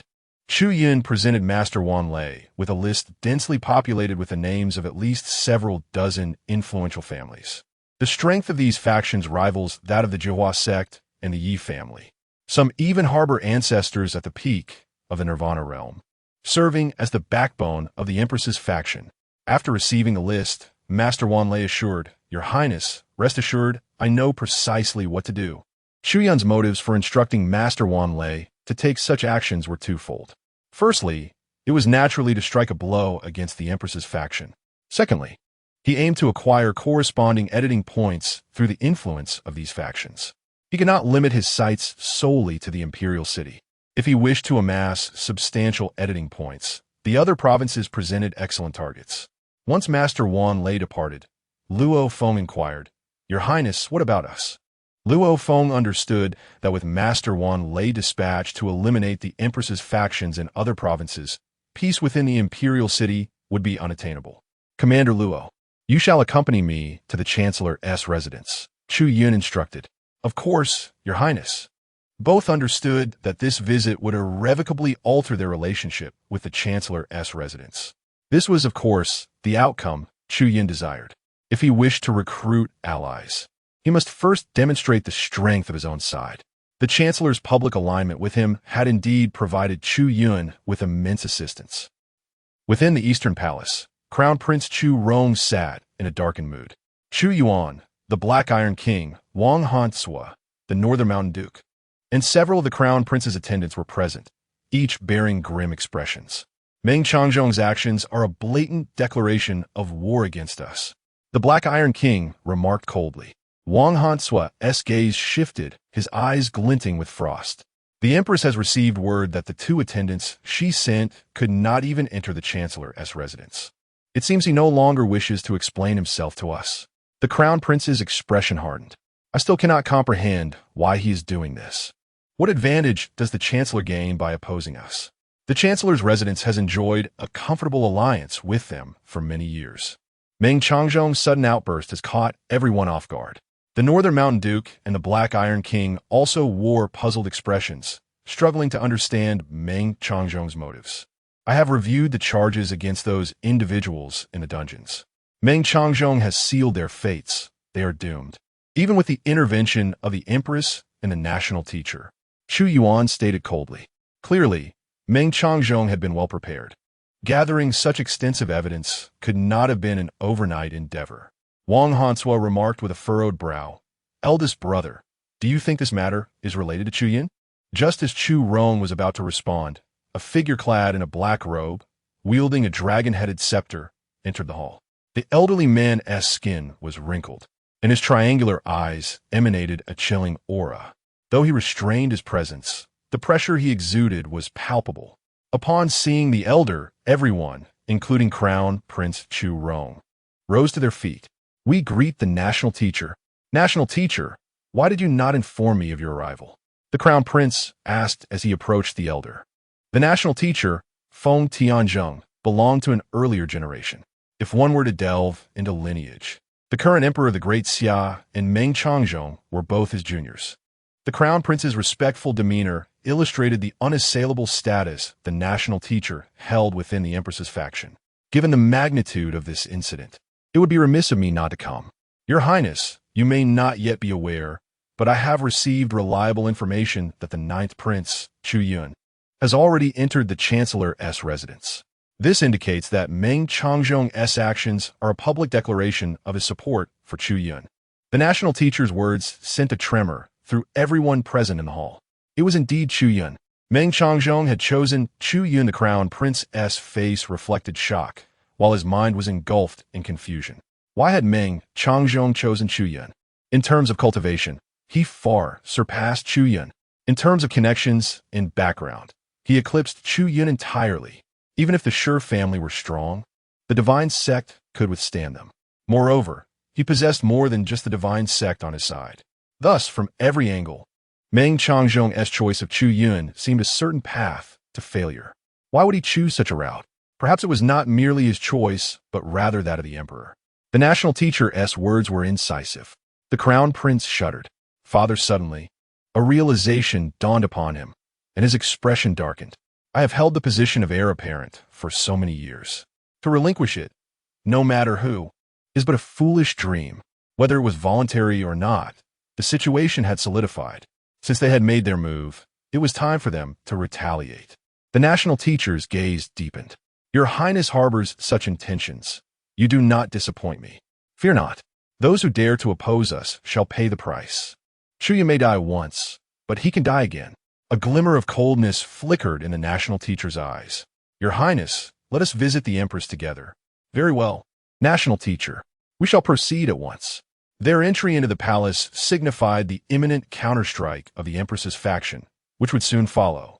Chapter 48. The Ascendancy of the Evil Infant, the Sovereign Realm Night Swallow. In the grand hall of the Prime Minister's residence, Chu Yun and Meng Changzhong sat facing each other, while Luo Feng remained quietly in attendance. Meng Changzhong brewed a pot of tea. Fully aware from the moment Chu Yun entered the residence that the 9th Prince had grasped the essence of his intentions.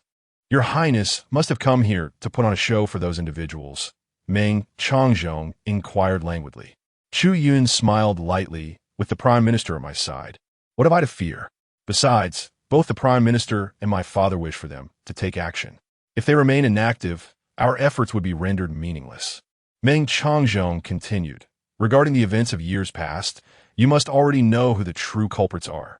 Over the years, the Emperor has contemplated dethroning the Crown Prince on multiple occasions, but various factors have thwarted those thoughts.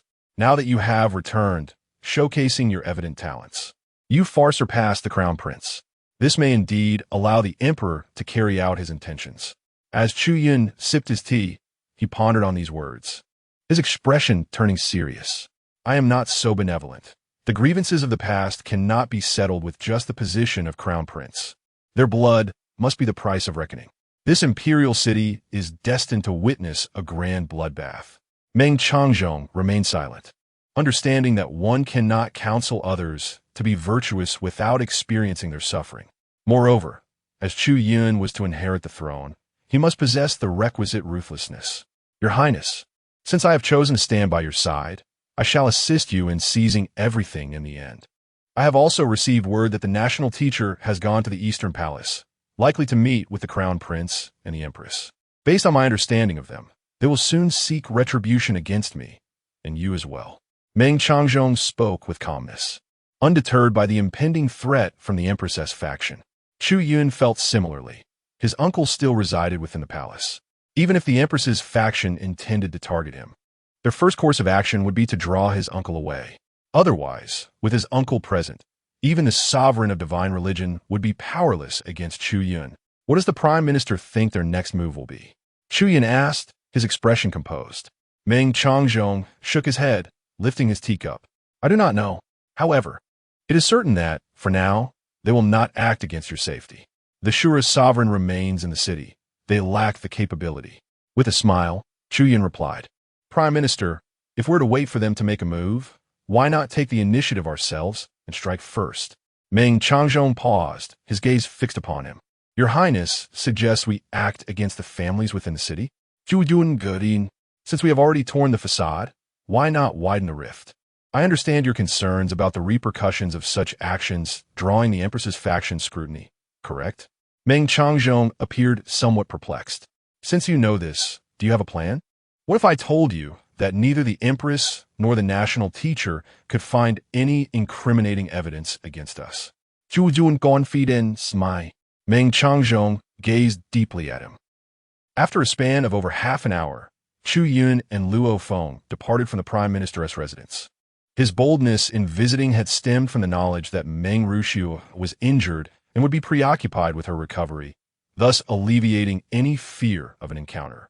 Otherwise, had he been compelled to visit, he would have donned a mask to avoid her. An encounter with Meng Ruxiu would spell disaster. That night, in the prince's residence, two distinguished guests arrived, cloaked in black robes to conceal their identities. It was only upon entering the hall that they shed their hoods. One was Yin Song, the grand elder of the Yin family, while the other appeared younger, a middle-aged man with graying temples, exuding a formidable presence that far surpassed Yin Song's. Grand Elder Yin, it is good to see you again.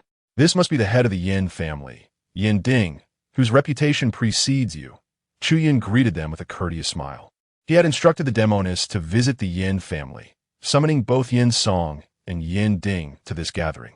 After their previous encounter, Yin Song held the ninth prince in high esteem, having completely succumbed to admiration for him. Your Highness is too modest. You are truly a remarkable figure. Just as the rumors portray, Yin Ding replied courteously. Please, take a seat, Chu Yun urged. Once they were seated, he wasted no time. Gentlemen, I trust you have surmised the purpose of my invitation tonight. I will speak plainly, given the current circumstances. Only one of us can emerge unscathed from the conflict with the Empress and Oppos, as faction. The Yin family had maintained neutrality, avoiding entanglements in the royal power struggles. But once this conflict escalated, no faction within the imperial city would escape unscathed. Head of the Yin family, I trust you grasp my meaning, Chu Yun stated candidly, laying bare the reality that any neutral power would inevitably be drawn into the fray. Perpetual neutrality was untenable unless they were powerful enough to withstand the entire Xia Dynasty. Listening intently, Yin Ding and Yin Song contemplated his words. Your Highness, I understand your point. Indeed, as you say, once the vortex of power struggles expands, the Yin family cannot remain neutral. However, I wish to know why the Yin family should choose you. Yin Ding pressed, candidly acknowledging the precariousness of their situation despite the Prime Minister's support. Simply because I am Xiao Yin.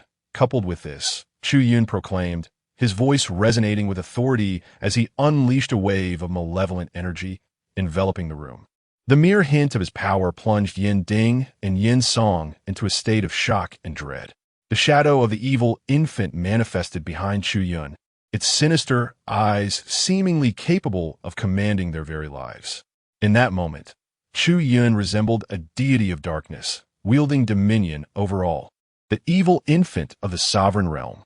Yin Ding, overwhelmed by the pressure, was drenched in sweat as he exclaimed, You're Xiao Yin? And you can control the evil infant.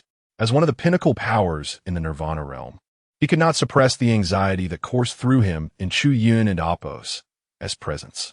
The Grand Elder should be more aware of this than you, Chu Yun remarked. Tonight, I reveal this to you as a show of my utmost sincerity. Moreover, I can offer the Yin family a promise. One day, the struggle for imperial power will conclude, and the Yin family shall emerge as the foremost lineage of the imperial city. In this instance, Chu Yun has showcased his intrinsic worth, painting a promising vision for the two of them. This vision is not only enticing, but, given Chu Yun's capabilities, he can indeed bring it to fruition. Yin Ding's pupils widened in shock as he turned to Yin Song, who nodded in affirmation. Indeed, as His Highness has stated, all of this is true. In my opinion, His Highness's talent far surpasses that of the Crown Prince. Since the Yin family must choose a side, I am inclined to align with His Highness. Yin Song's pivotal support caused a stir within Yin Ding's heart, prompting him to contemplate the matter seriously amidst his astonishment. He now fully recognized Chu Yun's value. The mere fact that he commands a respected evil infant at the revered level is sufficient to sway the entire situation. After a period of deep reflection, Yin Ding's expression hardened as he made his decision. Very well. Since His Highness is so sincere, the Yin family shall not betray your trust. From this day forth, we are willing to heed your commands. With the Yin family's allegiance secured, Chu Yun's spirits soared as he replied with a smile. Excellent. Head of the Yin family, I assure you, in the days to come, you will be grateful for the exceedingly wise decision made tonight. Half an hour later, under the cover of darkness, Yin Ding and his companion quietly departed, unnoticed by anyone regarding their visit to the prince's residence. The Yin family's alignment also further expanded Chu Yun's network of connections. In the early hours of the morning, Chu Yun sat gracefully at a fishing platform in the rear courtyard, while Luo Feng stood quietly and steadily behind him, both seemingly awaiting something. Focus. The revered thunder extinguished the 100 Serpent Island. Master receives 3,000 editing points. The revered thunder obliterated the 1,000-leaf pavilion. Master receives 2,800 editing points. The revered thunder slaughtered Elder Pushuan. Master receives 1,200 editing points. The revered thunder dispatched the one-eyed old ghost. Master receives 900 editing points. Within Chu Yun's mind, the system's mechanical notifications resonated incessantly. The revered thunder indeed lived up to his expectations, earning over 10,000 editing points in just one day. The efficiency was astounding. However, with the destruction of so many factions, it was certain that news of this would spread by the following day. Moreover, the deceased were all key figures within the Queen's faction. If he were the Queen, he would undoubtedly realize that a revered being had intervened. Should the revered thunder act again, his efficiency would surely be somewhat compromised. Simultaneously, Luo Feng received a message. He promptly reported, Your Highness, the matter has been attended to. Tonight and Oppos, as patrolling team has been withdrawn. Hearing this, Chu Yun lifted his gaze slightly toward the radiant moon, revealing a hint of a sinister smile. Then let us proceed. Yes. In the imperial city, the Leaf family stands as a renowned aristocratic clan, housing an ancient ancestor at the pinnacle of the Nirvana realm. The current family head is also a formidable figure at the mid-level of the Nirvana realm, although their foundation does not rival that of the Yin family. They rank among the top 5 families within the imperial city. In the dead of night, within the Li residence, the family head, Li Feng, was peacefully slumbering alongside his 2 wives. Suddenly, Li Feng's eyes shot open, and he sprang upright. Who? His pupils dilated in shock, as the room was brightly lit. Yet the 2 women lying beside him had transformed into cold corpses. At this moment, a faint smile graced Chu Yun's face as he sat at the table, one foot propped on a chair, regarding him with an amused expression. Wife, you are dead to me. Witnessing his lifeless partners, Li Feng's expression twisted in horror, and rage surged through his mind. With bloodshot eyes, he unleashed his nirvana power, lunging toward Chu Yun. Chu Yun stood his ground, unfazed, his gaze calm and composed. An insect dares to harm my master? What do you take me for? Suddenly, a sinister shadow darted from the doorway, revealing a young man who stepped forth before Chu Yun, casually unleashing the evil infant binding. Thousands of malevolent energies filled the room, sending Li Feng crashing backward. These bindings ensnared his entire being. His skin felt as though pierced by 1,000 needles, and his soul's power was ruthlessly suppressed by the evil infant's might. With a resounding crash, Li Feng's body slammed heavily onto the ground, the excruciating pain causing him to tremble, his features contorted. Revered being. Who are you? My Li family is aligned with the Queen.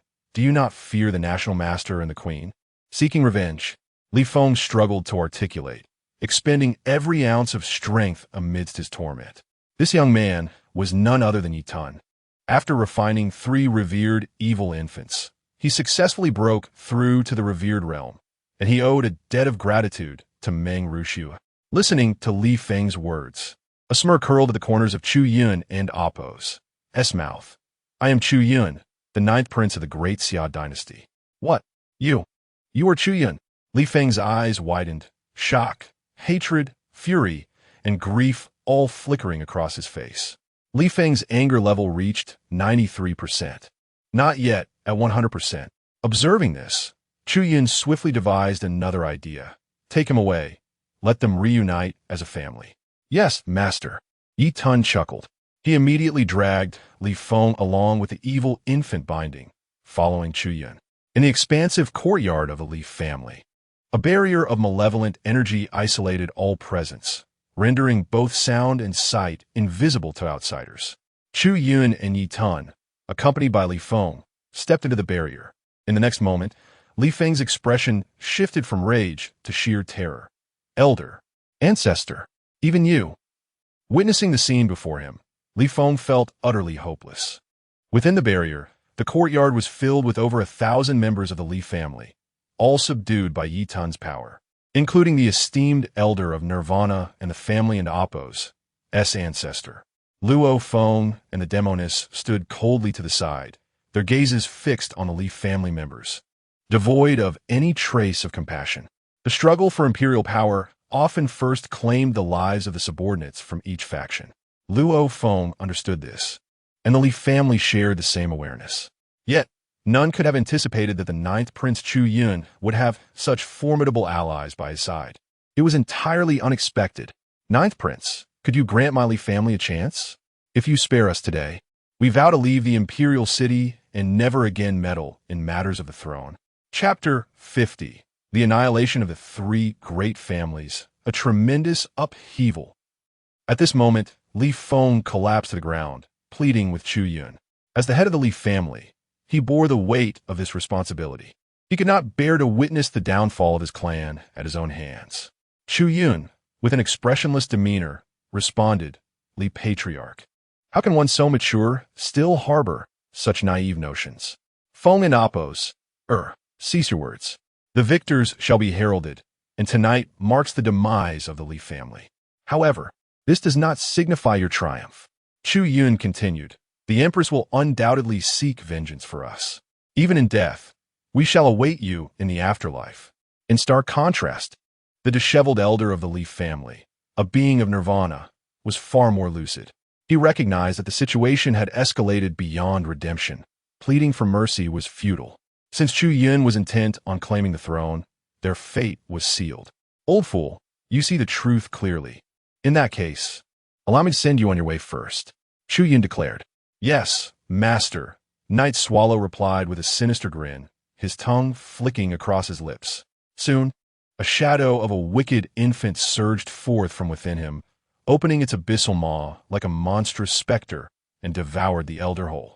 Night Swallow has slain the Li family elder, gaining 7,000 editing points. Ancestor, the members of the Li family cried out in anguish, their hearts shattered. Their patriarch, the stabilizing force of the Li family, was gone. In the next moment, Chu Yun glanced at Luo Feng, who understood the unspoken command and swiftly dragged 3 youths from the crowd. Father, save me, please, father. These children were scions of the Li family, the beloved offspring of Li Feng. No, my children. Li Feng watched helplessly as his 3 sons were thrown into the fray. Where Night Swallow's wicked infant shadow opened its gaping maw once more and consumed them. Night Swallow has slain the 3 sons of the Li family, gaining 400 editing points. Li Feng and Appo's hatred value has reached 100%. Li Feng and Appo's despair reached its zenith. Very well, this farce should come to an end. Night Swallow. Chu Yun slowly turned away and commanded, leave none alive. Indeed, Night Swallow joyfully concurred. Luo Feng and the heavenly demon lady followed Chu Yun as they gradually exited the barrier. Chu Yun, you shall not escape a terrible fate. I curse you to suffer eternally. You will surely descend into hell. You will. Li Feng and Appo's voice abruptly ceased, replaced by the heart-wrenching wails of thousands from the Li family facing despair. Yet, it was but a fleeting moment, as the wicked infant's maw consumed the entirety of Li Manor, transforming it into a tomb. Night Swallow has slain Li Feng, gaining 6,000 editing points. Night Swallow has slain the Grand Elder of the Leaf family, gaining 4,000 editing points. Night Swallow has slain the Leaf family. With the annihilation of the Leaf family, Chu Yun amassed over 20,000 editing points. However, rather than returning to the prince's residence, they set their sights on another family estate. The following day, a startling revelation erupted, igniting the entire imperial city into chaos. In a single night, the three foremost families of the Great Xia Empire, Li, Su, and Yu, vanished without a trace, except for a few merchants left behind and some family members who were away. All high-ranking officials were mysteriously missing, their fates unknown. Moreover, these three illustrious families were loyal factions of the Empress. Upon this news, the entire imperial city was in an uproar. Various speculations arose, some claiming the three families had been slaughtered, others suggesting they were hiding in secrecy to conspire against the throne, while some posited they had fled the city to seek refuge in enemy territories. In essence, the conjectures were endless. Given the gravity of the situation, the emperor promptly dispatched shadow guards to investigate thoroughly. In a pavilion within the palace gardens, the Great Xia Emperor, upon receiving the report from Meng Changzhong, was taken aback. Is this truly the doing of the ninth prince? How did he manage this? Could it be the work of the Shura? Meng Changzhong shook his head. No, the ninth prince intended for the disappearance of these three families to remain a mystery. Thus, it cannot be attributed to the Shura. Once the Shura leaves the palace, the empress would inevitably receive word. After pondering, the emperor remarked, "So the ninth prince possesses such capabilities. It appears I need not harbor further concerns." Suddenly, the emperor received a message from his shadow guards. Upon reading it, his expression shifted. "Now, this is intriguing. What troubles you, your majesty?" Meng Changzhong inquired. "Take a look for yourself." The emperor handed the message to him. After examining it, Meng Changzhong and Appo's expression changed. Chinya Pavilion, 100 Serpents Island. These are all factions aligned with the empress. In a single day, they were utterly annihilated. The emperor nodded. The most critical aspect is that there are no traces of the perpetrators, which implies that the annihilation was likely carried out by only a handful of individuals, or perhaps just one. Meng Changzhong's countenance shifted. The esteemed one. The emperor's gaze deepened. Which esteemed one do you think might be responsible? Such an act clearly aimed to remove the empress's supporters, indicating profound animosity. Meng Changzhong pondered for a long while, but could not fathom who would dare to eliminate the empress's factions at such a crucial juncture. Moreover, it was remarkably coincidental that the ninth prince targeted the imperial city while another focused on other states. Never mind. You may return. I shall send someone to investigate how the empress intends to respond to these events. Yes, your majesty. In the ninth prince's residence, Chu Yun awoke late into the afternoon. As the four maidens assisted him in donning his attire, he opened the door, stifling several yawns. What did his highness do last night? Why do you appear so listless? Little Chun boldly jested. Chu Yun playfully pinched her nose. If you doubt my vitality, would you care to test it? Little Chun's face flushed crimson. Your highness, the other three maidens erupted into laughter. At that moment, Luo Feng approached from a distance. Your highness, you are awake. Chu Yun nodded and addressed the four maidens. Very well, you may leave now. Yes, your highness. Once the four maidens departed, Chu Yun turned solemnly to Luo Feng. What is the situation? Chapter 51. Master Xian Yaozi arrives in February. Your highness, the news of the disappearance of individuals from the Li family and the three great clans has rapidly spread throughout the imperial city overnight. Additionally, the massacre of forces such as the 100 Serpent Island and the 1,000-Leaf Pavilion has also reached the imperial city from other states. It is likely that the Queen's faction has already received the news. Luo Feng replied earnestly. Upon hearing this, Chu Yun maintained a calm demeanor. For everything unfolded as he had anticipated. Very well. For now, instruct everyone in the residence to remain inside and await news from Xia, he commanded. Yes, your highness.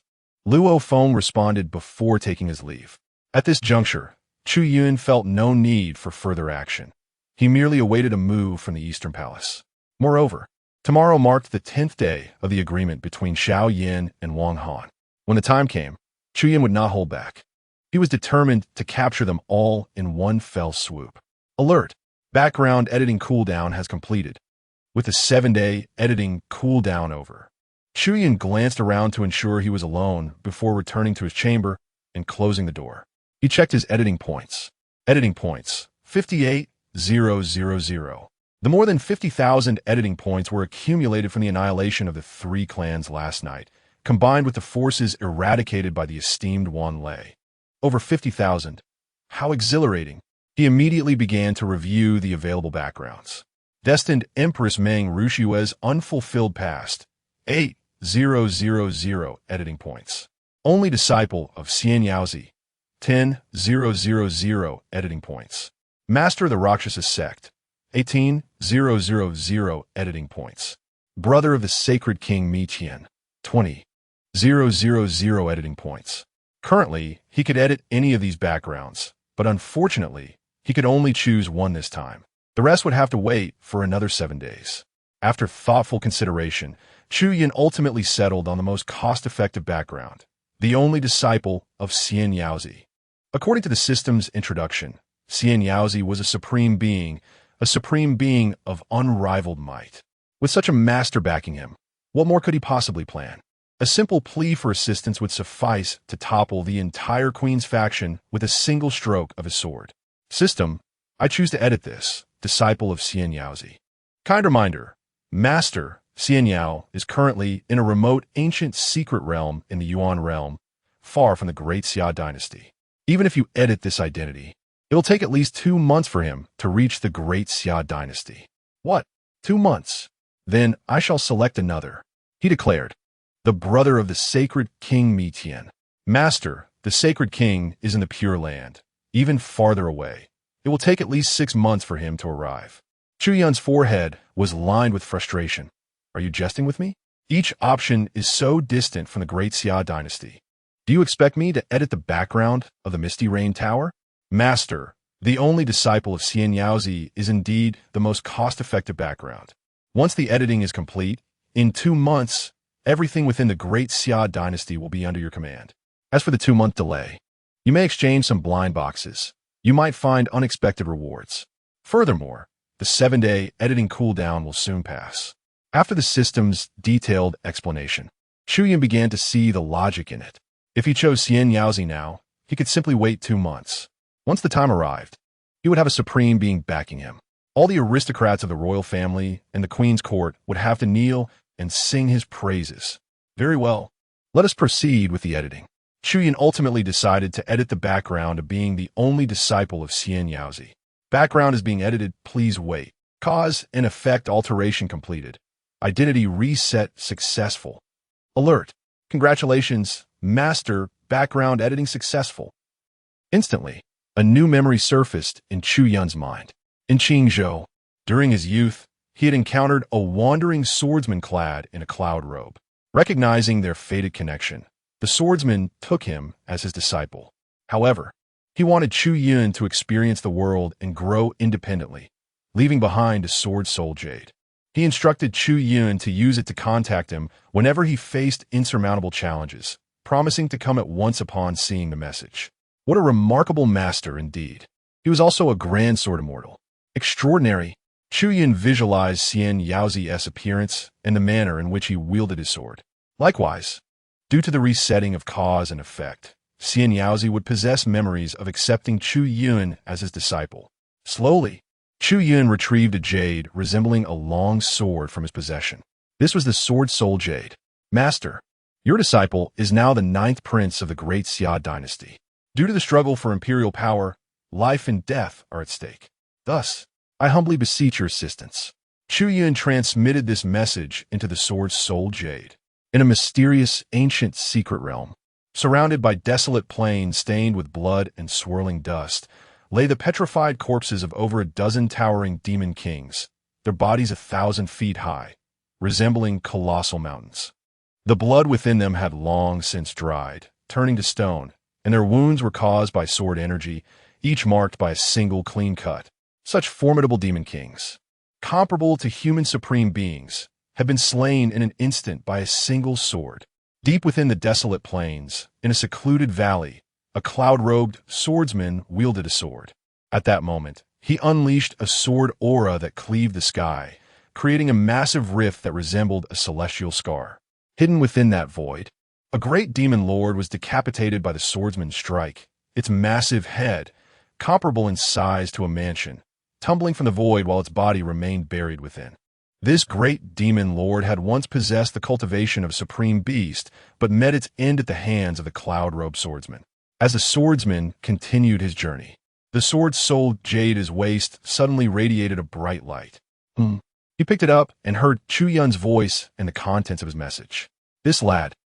It had indeed been over 10 years since they last met. Very well. Chu Yun, await your master. Xian Yaozi conveyed a response into the sword soul jade before turning and departing toward the exit of the secret realm. Upon receiving Xian Yaozi and Appo's reply, Chu Yun felt a surge of confidence. In 2 months, the downfall of the queen and her faction would be at hand. Overjoyed, he recalled his remaining editing points. After spending 10,000, he still had 48,000 left. This was ample enough to purchase cultivation cards or open some blind boxes. Chapter 52. The Unveiling of Blind Boxes and the Queen and Appo's Retaliation. With 48,000 remaining, the choices available to him were both plentiful and limited. Simply exchanging for cultivation enhancement cards was evidently less advantageous than opening blind boxes. He first utilized 15,000 editing points to redeem a Broken Realm cultivation card, and subsequently employed 32,000 editing points to acquire 8 golden blind boxes. After this expenditure, only 1,000 editing points remained. Redemption successful. Treasures have been fully dispatched to the system warehouse. Would a master like to open them? Without hesitation, Chu Yun commanded, "Open." Opening. Congratulations, master. You have obtained 2 Nirvana Realm summoning cards, 1 Minor Realm enhancement card for the Venerable Realm, 1 Venerable Realm summoning card, 1 Life Essence, 1 Breath of the Celestial Venerable, 1 Divine Ability, Celestial Fire, Vermilion Bird, and 1 Venerable Eye. All rewards have been sent to the warehouse. The allocation of these rewards filled Chu Yun with a sense of novelty. System, please provide an introduction to these treasures. System, certainly. Life Essence. A single drop can restore a person into Appo's injuries to their original state. Even the most severe soul disintegration and primordial wounds can be healed instantaneously, a supreme level treasure. Breath of the Celestial Venerable, upon usage, grants 10 breaths of power equivalent to the celestial realm. Divine Ability. Celestial Fire, Vermilion Bird. This divine ability consists of 5 levels. Upon reaching the 2nd level, one can transform into the Vermilion Bird, descending celestial fire to purge all impurities from a world. Venerable Eye. The eyes of a Venerable Realm cultivator can only be fused at the Nirvana Realm level. Once fused, not only will strength increase, but one can also comprehend the profundities of the Venerable Realm. Fortune favors me. To receive such reward from a blind box is akin to winning a lottery worth billions in the past. Chu Yun reflected, feeling particularly gratified upon reading the descriptions of the items. System, I shall use the Broken Realm cultivation card first. In progress. As the cultivation card was employed, Chu Yun's aura soared, propelling him past the nascent soul realm to attain the initial stage of the Broken Realm. Within his mind, he practiced the Celestial Fire Vermilion Bird's divine ability. With the augmentation of the Heavenly Blood Divine Root, it felt as though he possessed a learning cheat. Any spiritual technique or divine ability could be mastered through mere mental rehearsal. After mere 10 seconds, a red vermilion bird insignia manifested on the inner side of his arm, a testament to his comprehension of the 2nd level of the Celestial Fire Vermilion Bird. I must find an opportunity to test the might of this Celestial Fire Vermilion Bird, he mused, gazing at the searing energy within his palm. System, what level does my current power belong to? System, replying to the master, with your mastery of the Celestial Fire Vermilion Bird, you are already invincible within the Broken Realm, and can contend with those in the early Nirvana Realm. Furthermore, due to your previous extensive nourishment of the Blood Heaven world with Blood Essence Stones, which has allowed it to expand once more, your combat power now rivals that of the late Nirvana Realm when you do not hold back. Chu Yun was somewhat astonished. not realizing that his combat prowess had already reached a level capable of rivaling the late Nirvana realm, which indeed brought him a measure of delight. Then I shall utilize the remaining items. The Minor Realm Enhancement card for the Venerable Realm will be used remotely for Venerable Wanlei, Chu Yun declared. Venerable Wanlei was already at the late stage of the Venerable Realm. If he were to ascend further, he would be on par with Chu Yun and Appos, as uncle, reaching the pinnacle of the Venerable Realm. Furthermore, given that Venerable Wanlei possessed a sacred body and sacred roots, even among those of the same level, Chu Yun's uncle would not stand a chance against him. Remote enhancement in progress. Remote enhancement completed. Wanlei's cultivation has been elevated to the pinnacle of the Venerable Realm. Character summoning in progress. Character summoning successful. In the next moment, 3 figures appeared as if they had descended from the heavens, standing before Chu Yun. We pay our respects, Your Highness. Among the trio stood an elder with a dignified presence, emanating an aura that surpassed the others. He was a venerable. The other 2, one male and one female, both stood at the peak of the Nirvana realm. The man, clad in a black robe and adorned with a black dragon crown, possessed a strikingly handsome and cold demeanor. The woman, alluring in appearance, had a figure reminiscent of a beautiful serpent, captivating yet unique in her charm, though not surpassing the ethereal beauty of the celestial demoness. Display their information. Name, Venerable Xia. Realm, Late Venerable Realm. Physique, Fate Array's Sacred Body. Root, Sacred Level. Name, Morong Yin. Realm, Peak Nirvana Realm. Physique, Extreme Ice King Body. Root, King Level. Name, Fire Spirit Girl. Realm, Peak Nirvana Realm. Physique, Illusory Flame King Body. Root, King Level. After reviewing the information of the 3, Chu Yun spoke. No need for formalities. Rise. Thank you, Your Highness. As the 3 rose, Chu Yun scrutinized them before continuing. From now on, conceal your auras and avoid revealing your cultivation levels as much as possible. Understood? Yes, Your Highness. In the Imperial Harem, within a side chamber, National Master Feng Tianjin, Divine Sect Leader Wang Hanzhua, and Prince Chu Rong sat on either side. At the top, a woman clad in a bright yellow phoenix robe, crowned with a 6 dragon and 3 phoenix headdress, exuded an air of dignity and resembled Prince Chu Rong by 70%. This woman was none other than the current Empress of the Great Xia Dynasty, Empress Lan Ji.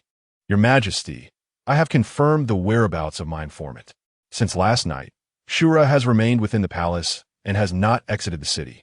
As for Dream Changzhong, he too has been in his residence all night, which is corroborated by the information obtained from the Misty Rain Tower. Therefore, these 2 can be wholly excluded. Feng Tianzhong stated slowly. Empress Lan Ji and Appos. S expression darkened slightly. In just a day, her faction had suffered losses exceeding 10,000. The disappearance of the 3 members of the Li family likely signified their demise. However, to achieve such a feat overnight without leaving a trace, the perpetrator must possess at least the strength of a venerable. If we rule these 2 out, does that not leave us without any suspects? Could it be that Chu Yun and his companions are not involved? Prince Chu Rong and Amp. Appos' expression also turned grim. Even now, they had uncovered not a shred of evidence. It was said that even a Misty Rain Tower was still investigating. Naturally, their suspicions were directed toward the venerable realm figures on Chu Yun and Appos' side. Yet with Shura and Dream Changzhong eliminated, they found themselves devoid of any suspects. Surely, it cannot be that Chu Yun is a venerable. That would be utterly absurd. No, there is another. Empress Lan Ji's pupils narrowed with a flash of insight. It seemed she had realized something. Chapter 53. The target, Atai and Meng Ru Shui. Could the queen possibly be referring to Jin Mu? Feng Tianjing's eyes subtly glanced at her, his voice low. Queen Lan Ji nodded faintly. He has not appeared for a long time. It is rumored that he is in seclusion, but the truth remains uncertain. Upon hearing the name Jin Mu, both the Crown Prince and Wang Han could not help but change their expression slightly. This name resonated profoundly with them. Jin Mu is the supreme commander of the Shadow Guards, and also the direct superior of Luo Feng. More crucially, he only obeys the Emperor and Appos, as commands and is no ordinary respected figure. In the entire Great Xia Dynasty, even peak powers among the revered, like the Shura and the sect master of the divine sect, would lack absolute certainty in facing him. Mother, if it is Jin Mu then? The crown prince's expression turned grim, with a hint of ferocity in his brows. The others in the hall understood his implication. The only one capable of commanding Jin Mu within the entire imperial city is the emperor of Great Xia. This implies that his father intends to deal with him? Chu Rong's heart burned with rage. This was all due to Chu Yun. If he hadn't returned, such events would not have transpired. The emperor's thoughts likely involved positioning Chu Yun as the heir. Meng Changzhong's support for Chu Yun, in my view, is probably under his directive, Feng Tianzhong continued. Lan Ji's expression darkened. Having been married to him for many years, she naturally understood his methods. She was certain that the emperor and Appo's shadow loomed behind all these events. It seems he is using Chu Yun and Appo's hand to gradually strip away her support. He wishes to change the heir, but as long as I am here, he shall never succeed. His time is limited. At most, he has 2 months left, and then it will be the day of upheaval in the imperial city, after which he will have no means of reversing the situation. However, until then, these matters shall not be tolerated in silence. Since they have targeted my people, it is only fitting to repay them in kind. A cold, ruthless glint flashed in Lan Ji's eyes. What is your plan against those individuals? Feng Tianzhong inquired. Lan Ji pondered seriously, then spoke. For now, we shall not move against Chu Yun. He is under the personal protection of Luo Feng. And perhaps even Jin Mu lurks in the shadows, making the chances of assassination low. Instead, the chief steward of his residence is a suitable target, as well as Meng Changzhong's daughter. Let's take the lives of these two as an appetizer for them. Furthermore, I have instructed the Corpse Een sect and the Blood God sect to apply pressure on the Shur family's territory, forcing the Shura to leave the imperial city. Upon hearing the queen's words, the others nodded slightly. Targeting Atai and Meng Rushui is indeed the most likely to succeed and would deal a significant blow to those aligned with Chu Yun, especially Meng Rushui. As the most beautiful young woman in the Great Xia Dynasty, her demise would undoubtedly stir the entire nation, including Meng Changzhong, who would find it impossible to remain composed. By the way, Mother, what about the other forces in the various states? Who should we send to investigate? Chu Rong asked at that moment. No need to worry about this. The vice sect master of the divine sect has already gone to investigate. I believe results will surface shortly, Lan Ji replied, recalling something. By the way, you're to meet with that Xiao Yin tomorrow, correct? Chu Rong nodded. Yes, Mother. The items have been delivered to the Eastern Palace. Tomorrow morning, Elder Wang and Lord Heidi will head to the Songfeng Mountains to meet Xiao Yan. If all goes well, this extraordinary prodigy will become my guest, and I shall bring him to meet you immediately. The Crown Prince held great anticipation for Xiao Yan, even before their first meeting. Lan Ji nodded. Good. I also wish to see what this overnight sensation truly looks like. In the Ninth Prince's residence, Chu Yun sat in a pavilion, deeply examining the Tianhua Ding in his hands. A steady footfall approached, and a figure arrived before Chu Yun. Xizhan, pay my respects to your highness. Chu Yun nodded. Rise. Xizhan, do you have confidence in breaking the formation within this cauldron?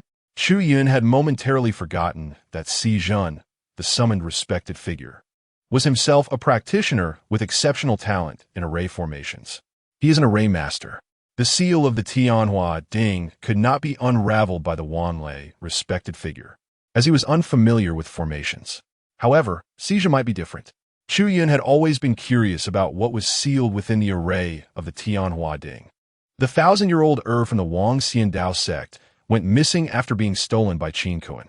Yet, Chu Yun had a premonition that the true sealed object within the Tianhua Ding must be far more valuable than that 1,000-year-old herb.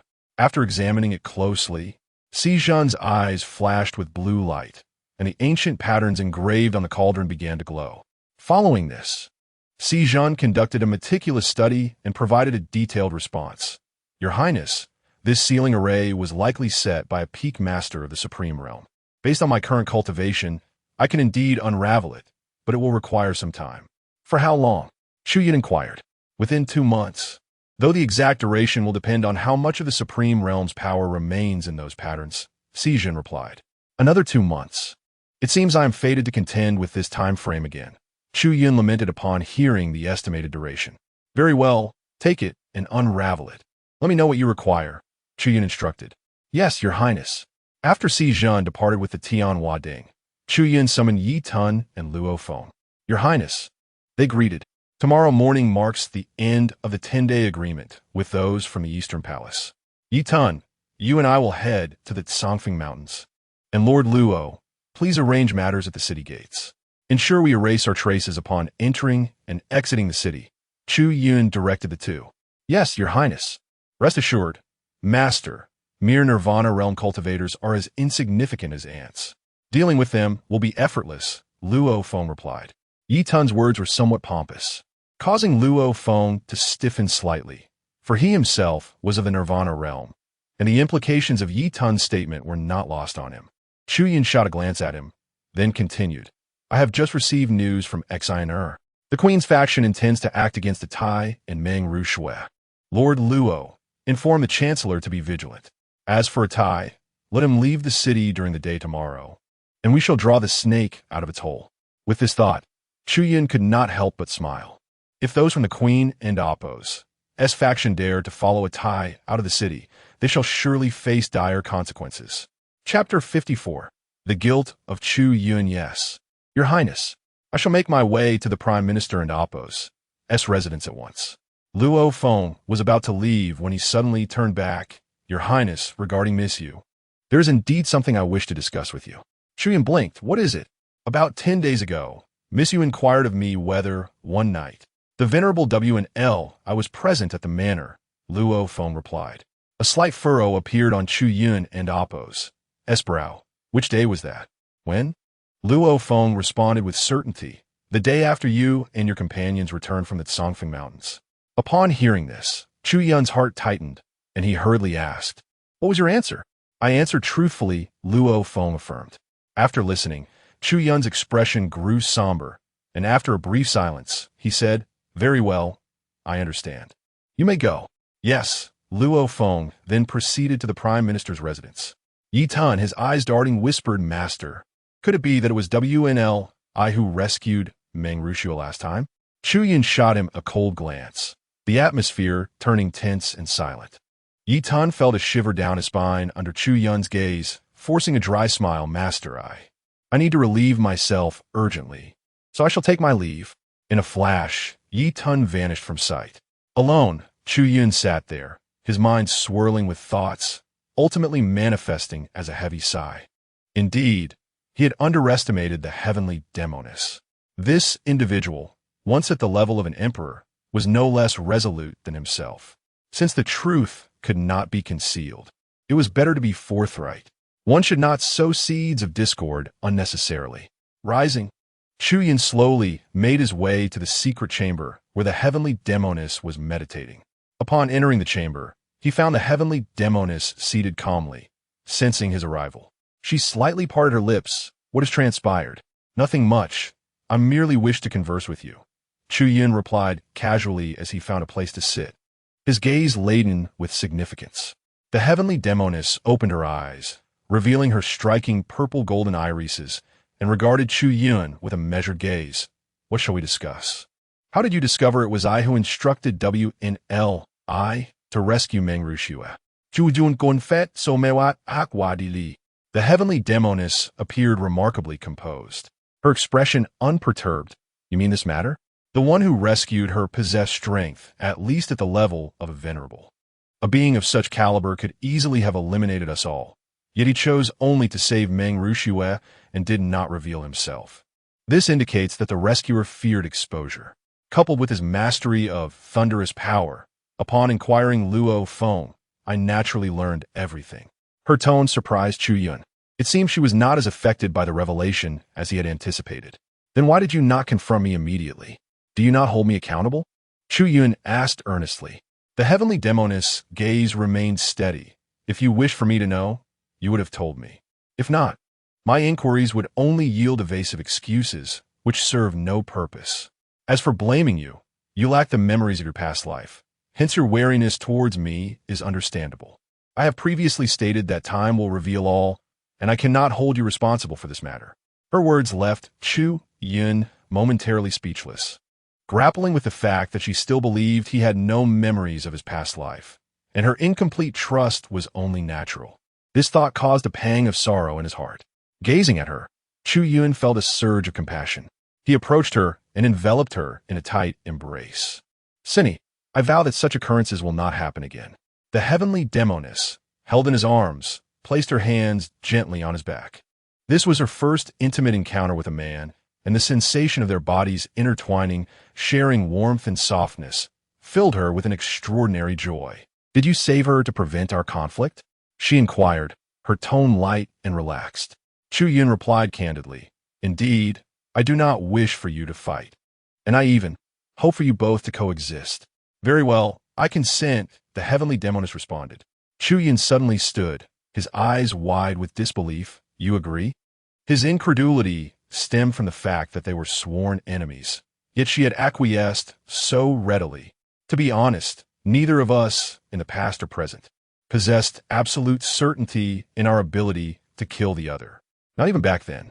Even if you had prevented WNLI from rescuing her, she might not have perished.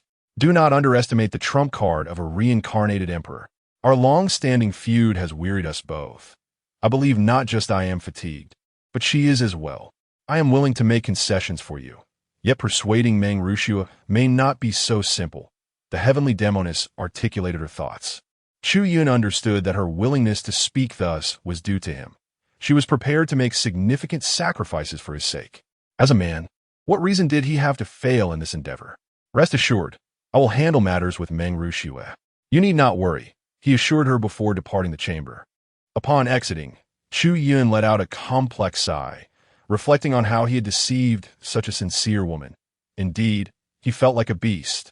"System, indeed," the system suddenly interjected, answering without prompt. "Chu Yun." "System, have you lost your mind?" System, my master. Please do not think this way. You are a good man. Your intentions remain pure. You only wish for harmony among them, to create a happy and fulfilling family." Chu Yun, now that is music to my ears. As dusk descended, night enveloped the land. Luo Feng had arranged everything at the city gates.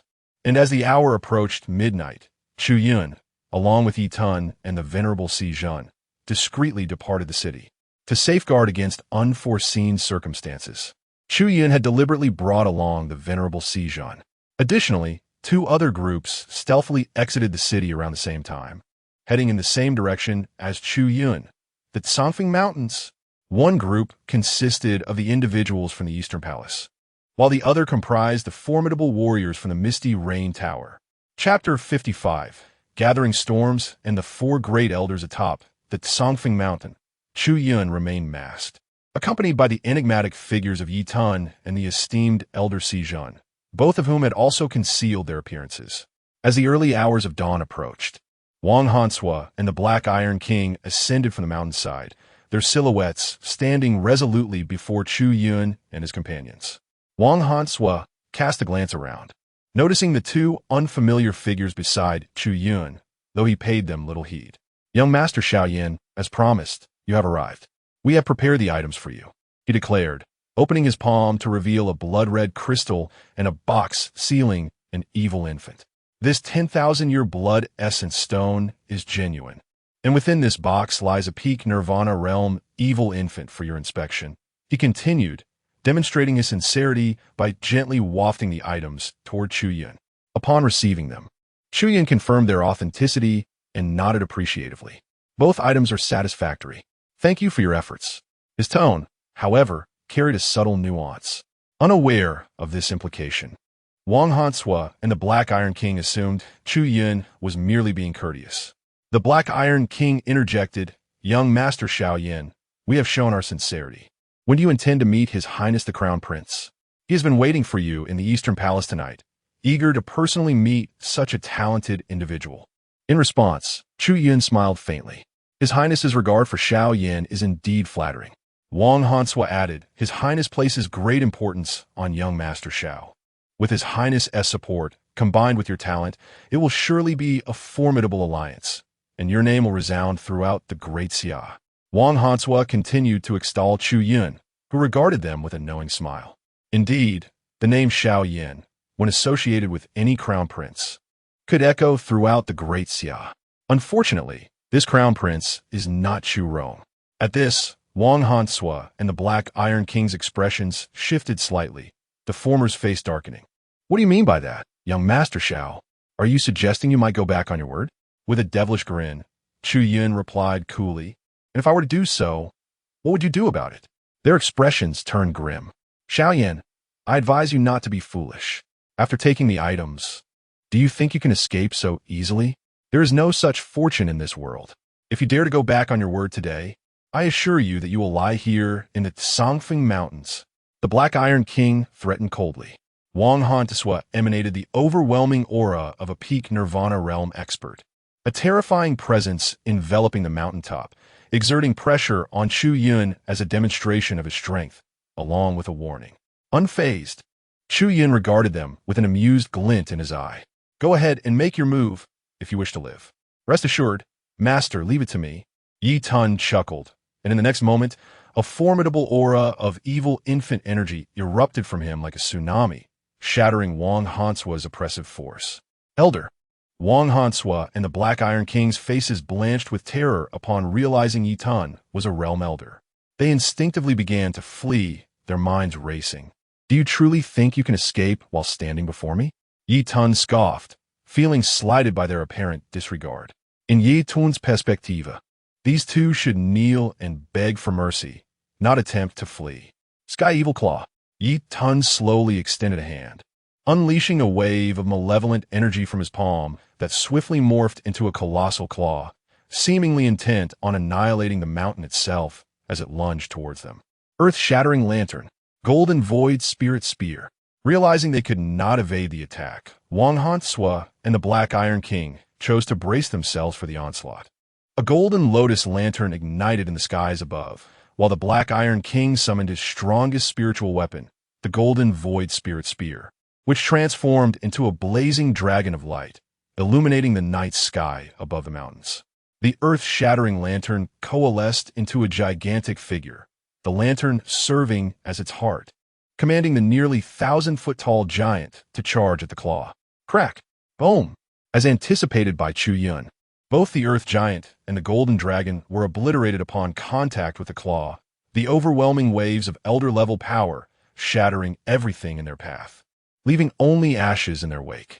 With a chilling grip, the claw ensnared Wang Hansua and the Black Iron King, their bodies engulfed in the evil energy, penetrating their very souls.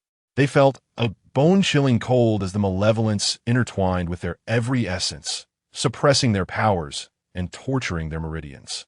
As the darkness ravaged their bodies, even these peak Nirvana realm experts could not suppress their agonized cries. With a flick of his finger, Yi Tun drew them back to the mountaintop, their bodies pinned before Chu Yun. You, who are you? Wang Hansua gasped through gritted teeth, enduring the pain. I am the third elder of the divine sect. If you lay a finger on me, I assure you, you will not have a good end. Chu Yun regarded him coldly. Yi Tun, take them aside for now. Yi Tun nodded solemnly. Understood, master. He then shrank their forms to mere grains of sand, absorbing them into his being. After watching for so long, are you not going to reveal yourselves? Chu Yun called out, his voice echoing across the mountaintop. If you do not show yourselves soon, I shall truly take my leave. Young Master Xiao Yin, the two beside you wield formidable power. A familiar voice rang out, followed by the descent of over a dozen figures from behind the dark clouds nearby, all of whom were Nirvana realm experts. Leading them was Sun Yin, the chief steward of the Misty Rain Tower, accompanied by two other venerable elders, both of whom were also realm elders, standing flanking Sun Yin. Chapter 56. Sun Yin and Amp oppose S ambiguous attitude, a demonstration from Xijun. Upon encountering Sun Yin, Chu Yun and Amp oppose S expression remained largely unchanged, though a slight furrow appeared on his brow. Su Steward, he remarked, this does seem somewhat unsporting, does it not? Last time, I released your people. Yet this time, so many of you have come to the Songfeng Mountains, Are you not intending to oppose me? Anyone faced with such a situation would undoubtedly harbor some discontent. Moreover, Chu Yun has never been one to back down easily.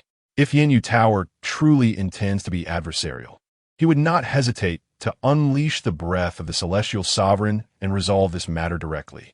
Sun Yin chuckled softly, calmly explaining, "Young Master Shao, you misunderstand. Yin Yu Tower is a business entity. Our greatest desire is to refrain from meddling in the conflicts of various factions. Thus, we naturally do not wish to stand against you." With a cold demeanor, Chu Yun inquired, "Then what is your purpose here?" "We have come to seek verification from young Master Shao, or rather, His Highness the Ninth Prince," Sun Yin replied, a cryptic smile gracing his lips. At these words, Chu Yun fell silent, uncertain whether Sun Yin was probing him or if they had indeed uncovered his true identity. After a brief pause, he replied, "If you say I am a prince, so be it. What is it that you wish to verify?" Chu Yun and Appo's response took Sun Yin by surprise.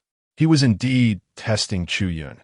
They had investigated and confirmed that the identity of Shao Yin was a mere facade, while the real identity, through meticulous scrutiny, pointed towards the long-missing and recently returned Ninth Prince, Chu Yun. However, if he truly were Chu Yun, one might wonder how he could be accompanied by so many figures of the sovereign realm, let alone possess such extraordinary talents. If it were indeed Chu Yun, he would certainly astonish everyone. Yet, Chu Yun and Appo's response neither confirmed nor denied the assertion, leaving Sun Yin unable to draw any definitive conclusions. "What we seek to verify is the origin of His Highness's remarkable talents," Sun Yin stated, fixing his gaze upon him.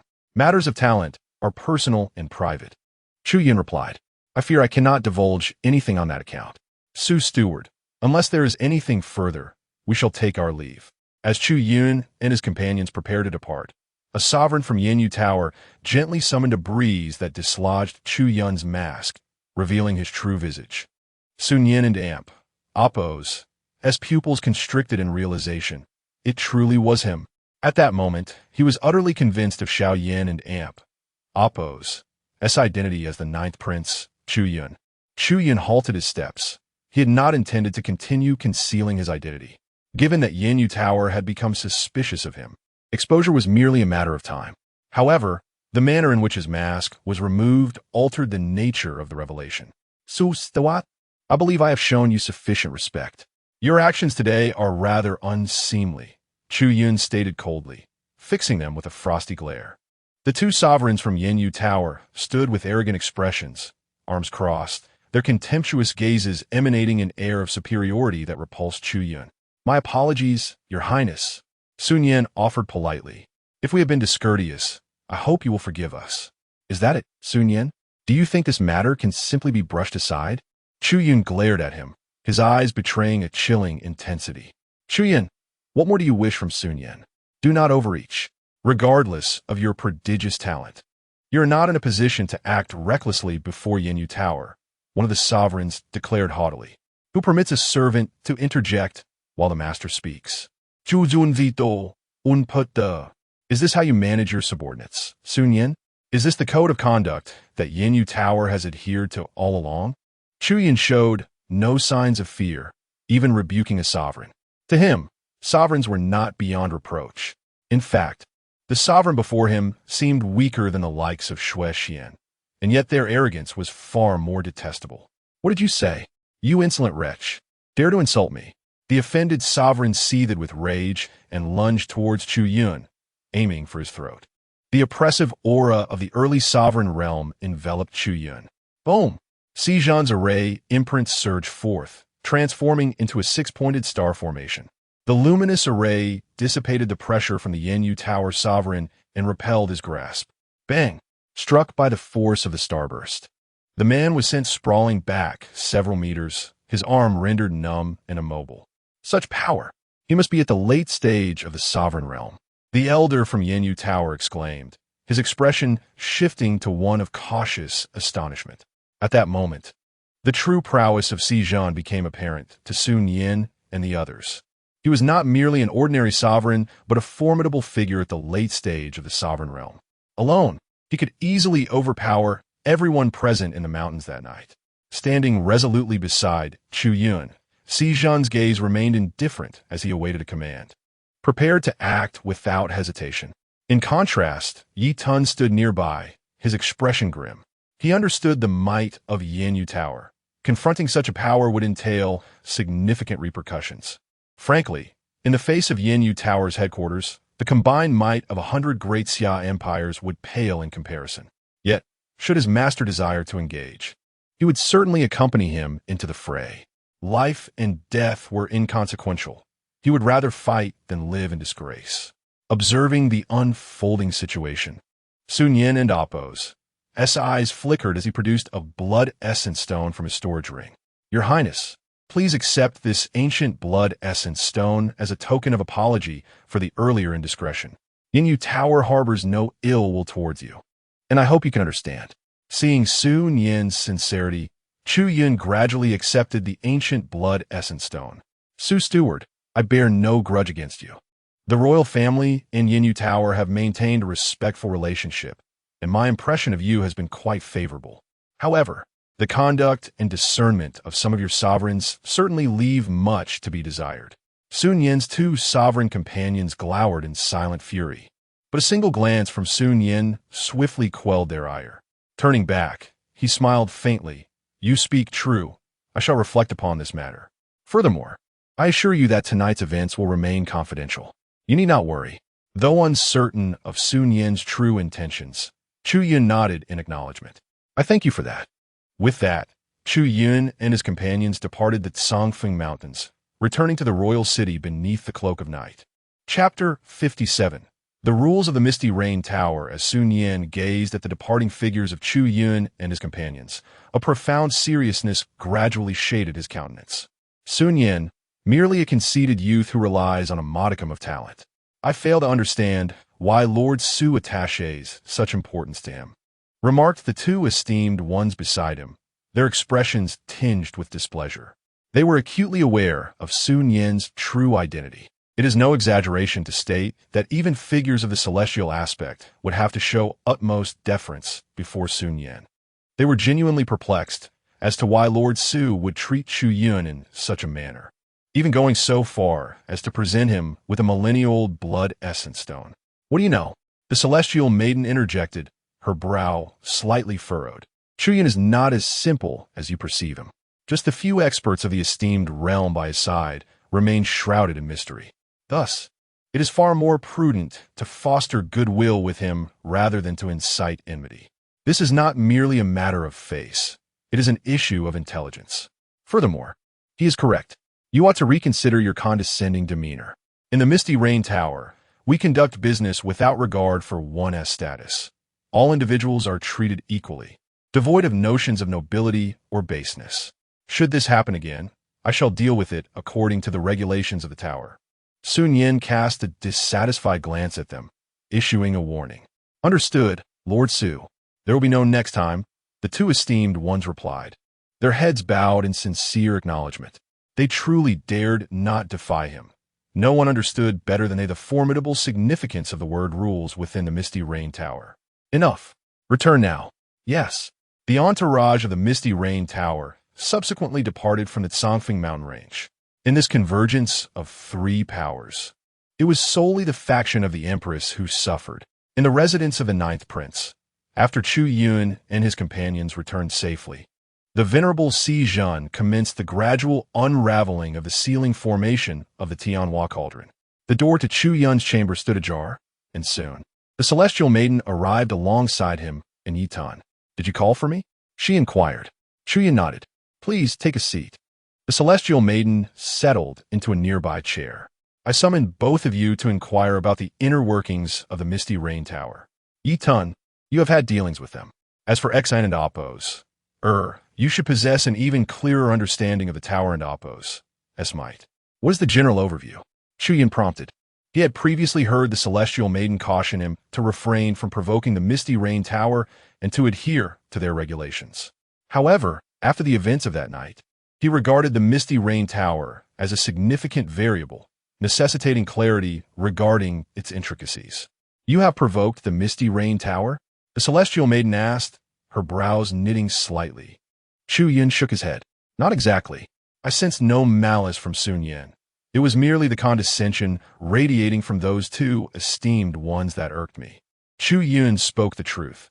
Had Sun Yin not presented a millennia-old blood essence stone as a gesture of reconciliation, he might have compelled Xizhan to take action against those two. Master, I only know that the influence of the Misty Rain Tower and Appos, as headquarters, is vast. They not only possess celestial aspect figures, but also a considerable number of supreme realm experts. Their strength is utterly incomparable to that of the Great Xia Dynasty. Yi Tun responded with utmost seriousness. His knowledge was limited, for most of his time had been spent in the Abyssal Child Realm, leaving him with only a superficial understanding of the powers within the Origin Realm. Upon hearing that the Misty Rain Tower boasted numerous supreme realm figures, Chu Yun maintained his composure, as this was within his expectations. However, the Celestial Maiden continued, "This is merely a partial view of their strength. The Misty Rain Tower is among the most formidable and deeply rooted powers in the entire Origin Realm. Chu Yun, let me be clear.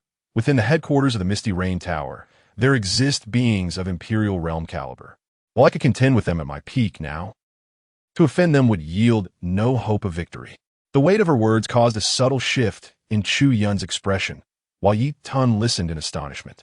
The notion of the Misty Rain Tower being among the pinnacle forces harboring an emperor was enough to instill despair in many. Given the immense strength of the Misty Rain Tower and Appos, as headquarters, why then establish branch towers in the Great Xia? Chu Yun questioned, perplexed. This is their business strategy. They possess over 1,000 branch towers in the Origin Realm, each yielding considerable profits. It is no exaggeration to say that the Misty Rain Tower is the wealthiest force in the Origin Realm. However, you need not worry excessively. The Misty Rain Tower enforces strict regulations. All branch towers are prohibited from meddling in the disputes of various factions or from provoking others.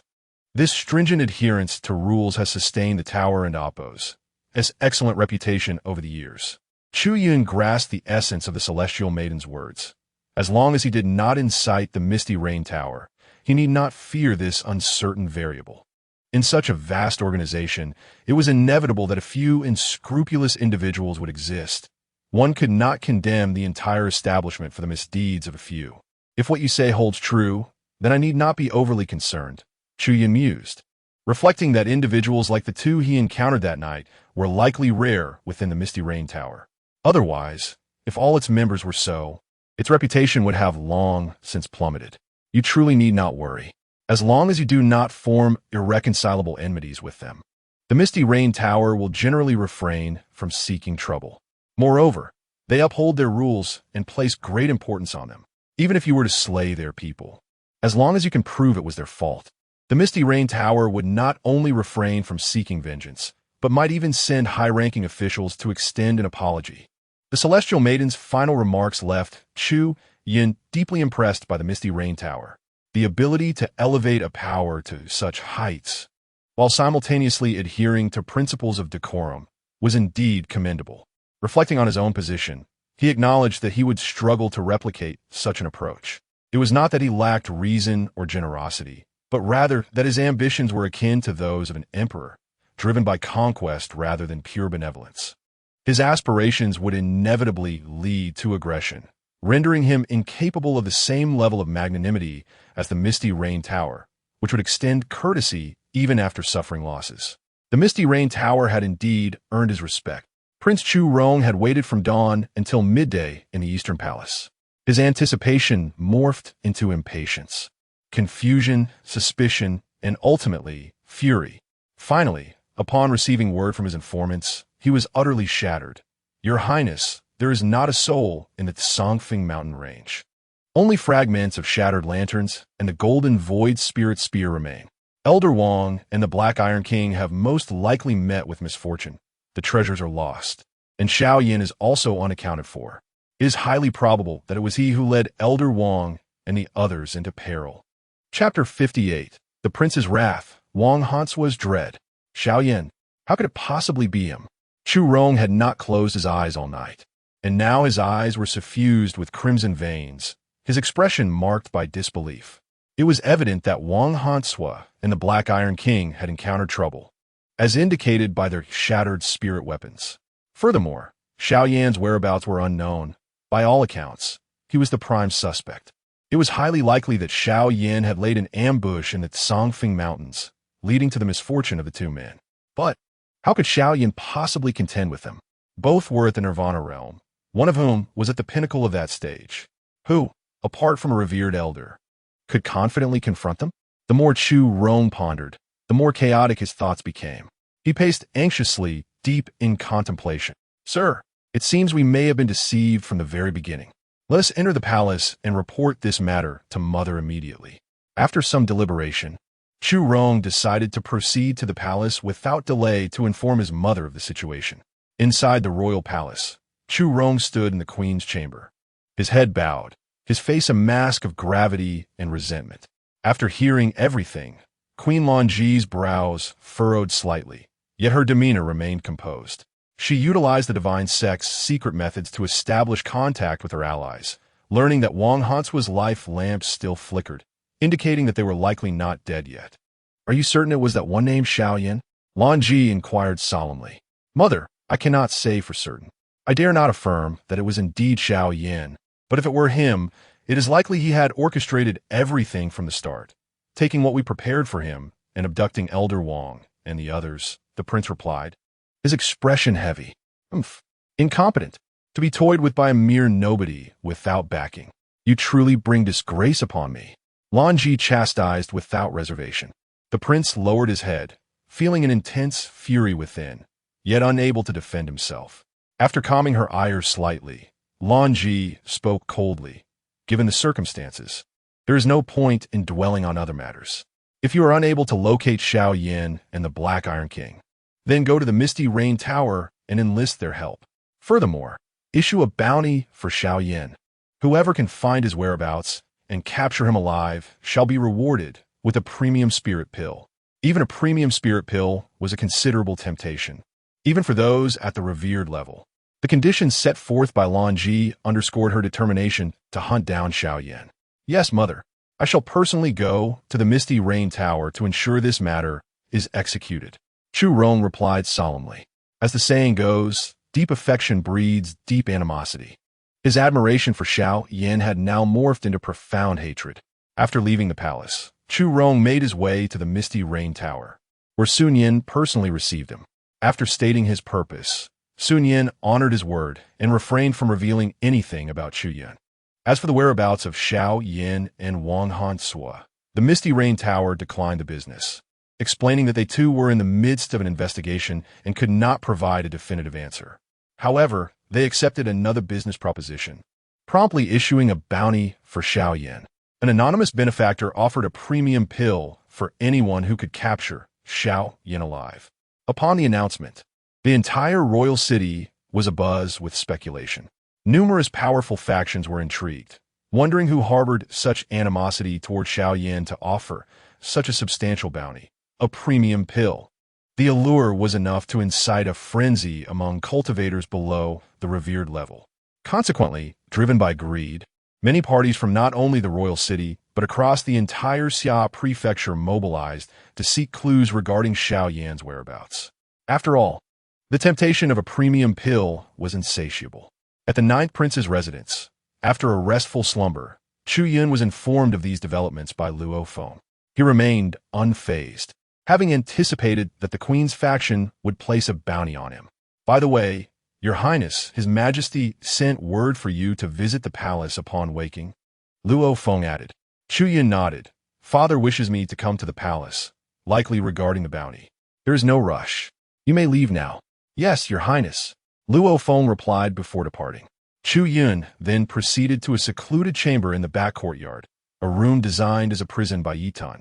At this moment, Wang Hansua and the Black Iron King were nailed to a cross, their bodies shattered, veins severed and restored countless times, their pain exacerbated by Yitan's malevolent energy. The torment was intended to push them to the brink of a mental breakdown, amplifying their suffering to the maximum. The two were on the verge of death, bloodied and scarcely able to speak. The divine sect. The queen will never let you escape. If you have the ability, just kill us. Wang Hansua gasped weakly. Yi Tun stood before them, sneering coldly. Want to die? It's not that simple. Until my master gives the word, I cannot allow you to perish. He began channeling energy into their bodies, preparing to mend their broken bones and veins. Chu Yun approached with a steady gait, quickly coming into view of the three. Master. Yi Tun halted his actions and bowed in respect. Xiaoyan, who exactly are you? The Black Iron King exclaimed, his swollen, dim eyes fixated on Chu Yun. Chu Yun regarded the two men with a cold smile. Your pitiful state is truly tragic. Very well. It is time for me to introduce myself. I am Xiaoyan, the very person you have sought to eliminate by all means. I am a ninth prince of the Great Xia Dynasty, Chu Yun. Upon revealing his identity, the already weak Wang Hansua and the Black Iron King could no longer disregard their pain. Their eyes widened in disbelief, their faces etched with terror as they processed the revelation. Xiaoyan is Chu Yun. How could this be? How could it possibly be like this? He could not be Chu Yun. Chapter 59. The Departure of the Azura, a Fortuitous Encounter. Chu Yun, how could you possibly be Xiaoyan? How can there be a revered being concealed beside you? Wang Hansong's voice trembled, filled with disbelief and trepidation. Unmoved, Chu Yun offered a cold smile. There is no need for you to know these matters. In the next moment, Chu Yun unleashed the Blood Heaven realm, an endless tide of blood energy emanating from him, enveloping the entire chamber. The group found themselves ensnared within the Blood Heaven realm, which had evolved from a mere blood pool into a flowing crimson river, thanks to the blood essence stones he had integrated. This fusion had propelled the Blood Heaven realm to new heights, significantly enhancing his combat prowess. The third prince, Wang Hansong, and the Black Iron King, momentarily distracted from their surroundings, turned to behold a man before them.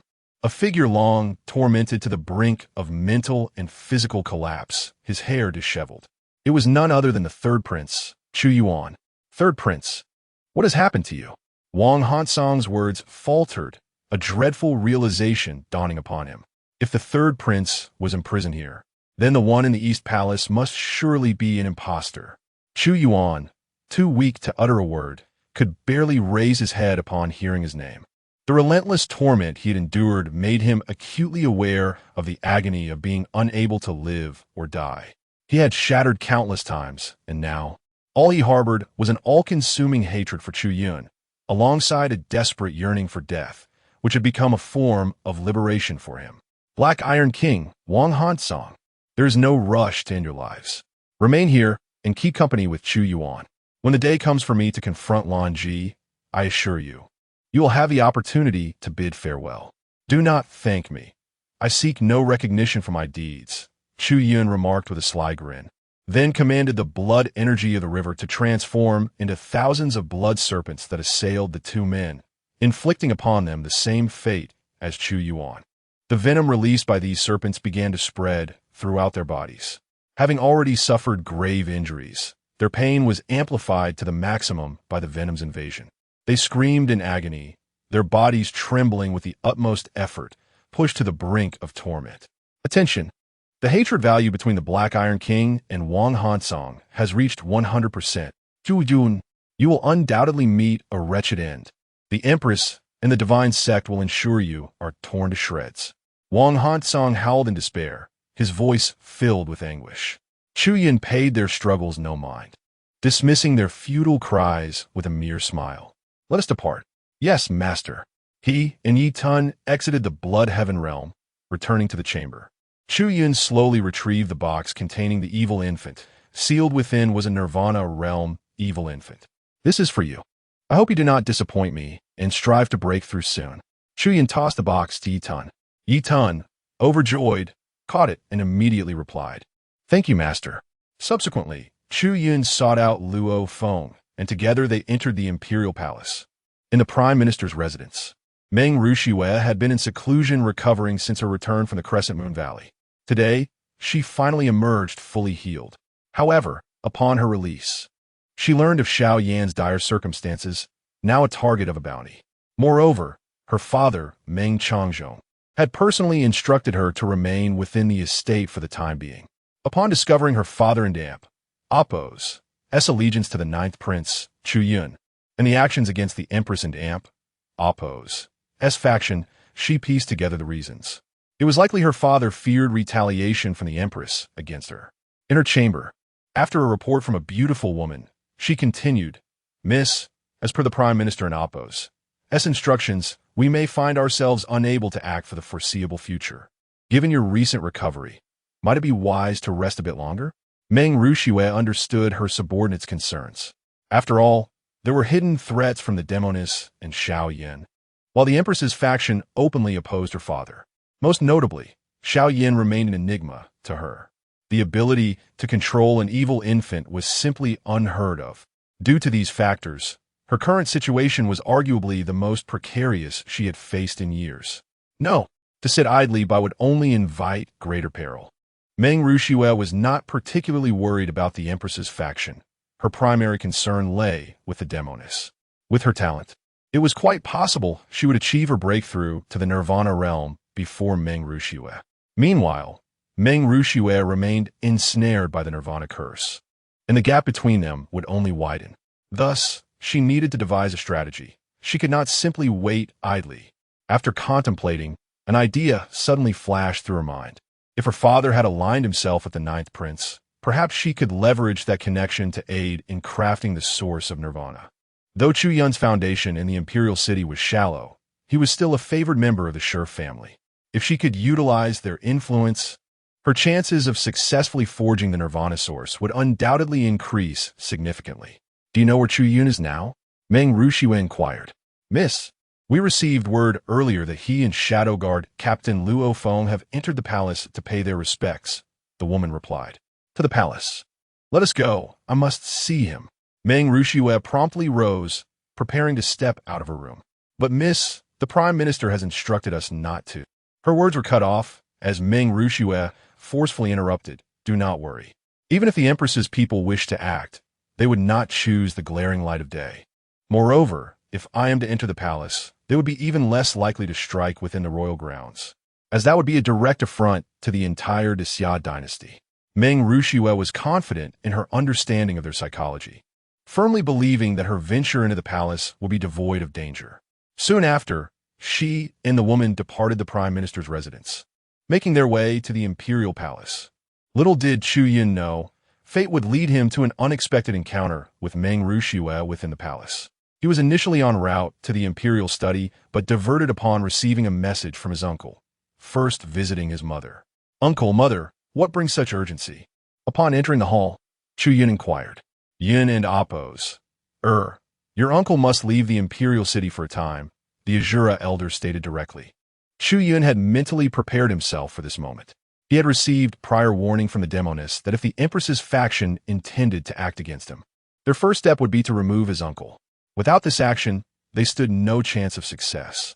Thus, Chu Yun feigned ignorance, asking, "Uncle, is it due to the Empress's faction?" The Azura elder nodded. "The Corpse Yin sect and Blood God sect's elders have been incessantly harassing the Shi family's territory. I must return and deal with these pests once and for all." Chapter 60. The Emperor and Oppo's intent and a fortuitous encounter in the palace with an expression of calm determination. Chu Yun nodded slightly, acknowledging, "I understand. I shall exercise caution during this period." The revered Shura continued. "The Blood God sect and the Corpse Yin sect are likely acting under the instructions of Lady Lan, aiming to drive me away from the Imperial City. Simultaneously, this suggests that they may attempt to target you while I am absent. My dear Yun, for your safety, would it not be prudent for you to accompany me back?" Chu Yun, with a serene smile, gently shook her head, replying, "There is no need for that, uncle. There is no cause for concern. I have long prepared for my own safety, so you and mother need not worry. Even the revered ones may find it challenging to pose a threat to me." Listening to her words, both Shura and Lady Shi realized that Chu Yun must possess certain hidden cards unknown to them. However, they were slightly taken aback to learn that she harbored no fear even of the revered ones. "Very well," Shura conceded. "Your father, the Emperor, is already aware of my intention to depart. He will likely make some arrangements in response." Shura's gaze fixed upon her as he inquired, "By the way, what have you done under the guise of Xiao Yan? Why have you attracted a bounty from the Eastern Palace?" While the prince's bounty was anonymous, Only a few individuals in the imperial city could produce such high-quality elixirs, and Shura and Lady Shi quickly deduced the situation. Wang Hansua and the Black Iron King are now in my possession, Chu Yun declared, startling both Shura and Lady Shi. What? Yun, you have captured Wang Hansua and the Black Iron King. Lady Shi expressed her astonishment, questioning how her son managed such a feat. Wang Hansua was a genuine pinnacle of nirvana, and even Luo Feng could only match him. Subduing him was utterly impossible. Mother, I have my methods, Chu Yun stated confidently. To confront the Queen and Appo's faction, I naturally had to prepare adequately. Shura could not help but notice how increasingly enigmatic his niece had become, even to the point of being somewhat inscrutable. It was indeed hard to believe that even Wang Hansua had fallen into her hands. In less than a month, Chu Yun had transformed from a condemned sinner of the Zhuhua sect into her current formidable self. Yet, both understood that everyone harbored secrets. And perhaps Chu Yun had experienced extraordinary fortunes during this time. As long as she chose not to disclose them, they, as elders, would respect her decision and refrain from pressing further. Well, my dear Yun, since you have grown, I can rest easy, Shura remarked. Once I have dealt with matters concerning the Shi family, I will return promptly to the imperial city. Afterward, Shura took his leave, and soon after, Chu Yun and Luo Feng proceeded to the imperial study to pay their respects to the emperor. Inside the imperial study, Chu Yun and Luo Feng bowed before the emperor, who was engrossed in reviewing official documents. Your son greets his majesty, Chu Yun stated. Luo Feng pays his respects to your majesty, Luo Feng added. There is no need for excessive formalities.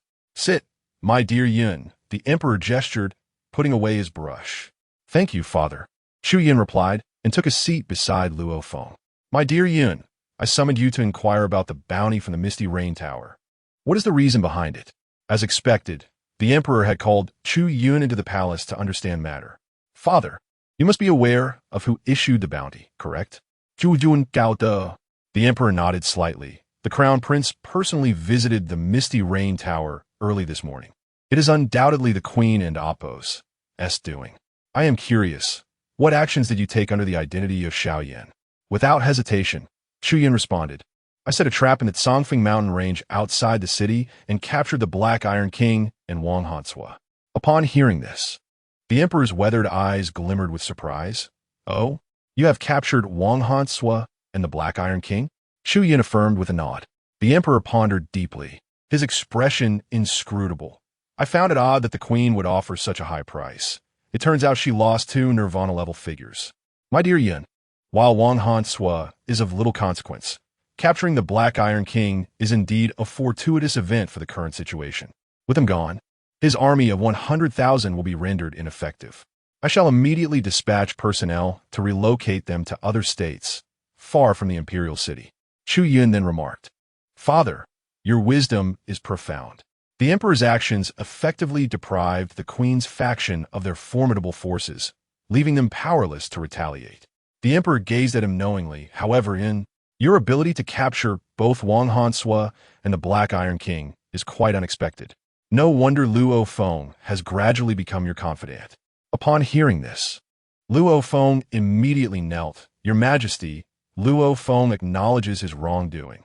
Chu Yun maintained his composure, not displaying any sign of panic. He was aware that Luo Feng had delayed reporting several pieces of information regarding him, and if the emperor had not noticed any discrepancies, it would have been unlikely. Rise, the emperor commanded. I'm not angry with you. Your silence must have been due to this rascal's influence. Did you think I was unaware? The emperor and Appo's tone was difficult to decipher. At a loss for words, Chu Yun remained silent as Luo Feng continued to kneel. The emperor continued, I am well aware of these matters, but I do not intend to pursue them further. From this day forth, you need not report any matters concerning the Ninth Prince. Your sole duty now is to protect him. Do you understand? Luo Feng's face lit up with joy. Yes. Thank you, Your Majesty. Chu Yun also expressed his gratitude. I thank Father. My dear boy, you are astute and wish to keep others from probing too deeply into your affairs. I understand. However, with your uncle departing, your circumstances may not remain as secure. I will have Xian Feng lead 300 shadow guards to discreetly protect your residence, ensuring your safety. In the coming days, it would be prudent for you not to venture outside the city to avoid giving others an opportunity, the emperor advised. Yes, I understand, Chu Yun acknowledged, recognizing the emperor's good intentions, which he could not refuse. Before long, Chu Yun and Luo Feng took their leave from the emperor and exited the imperial study. As they walked along the palace path, Luo Feng quietly inquired, "Your Highness, shall we arrange for Tai to leave the city next?" Just as Chu Yun was about to respond, he noticed two figures approaching from ahead. Upon closer inspection, his expression changed dramatically. Meng Ruxue. Chapter 61. A Fierce Confrontation. Chu Xinyan, Chu Hao. At this moment, Meng Ruxue and the woman also caught sight of the two. Instantly, Meng Ruxue's steps halted, her eyes widened, fixating intensely on Chu Yun. The leader of the shadow guards, Luo Feng, remarked, "Miss, this man is most likely the ninth prince, Chu Yun." The woman recognized Luo Feng's identity, and given his protective stance beside Chu Yun, she immediately deduced his identity. "Ninth Prince Chu Yun, you are actually Xiao Yan." Meng Ruxue's voice trembled, her stunningly beautiful face etched with disbelief. "What? He's Xiao Yan." The woman behind her trembled violently, her expression one of utter shock. Chu Yun himself was taken aback. He had anticipated a meeting with Meng Ruxue, but never imagined it would occur under such circumstances. How incredibly coincidental to encounter her while walking down the street. Who could he possibly turn to for an explanation? "Miss Meng, since our meeting is fated, how about we find a place to converse?" Chu Yun proposed amicably. While Meng Ruxue's face quivered, a hint of coldness flickered in her eyes. "Delay Luo Feng.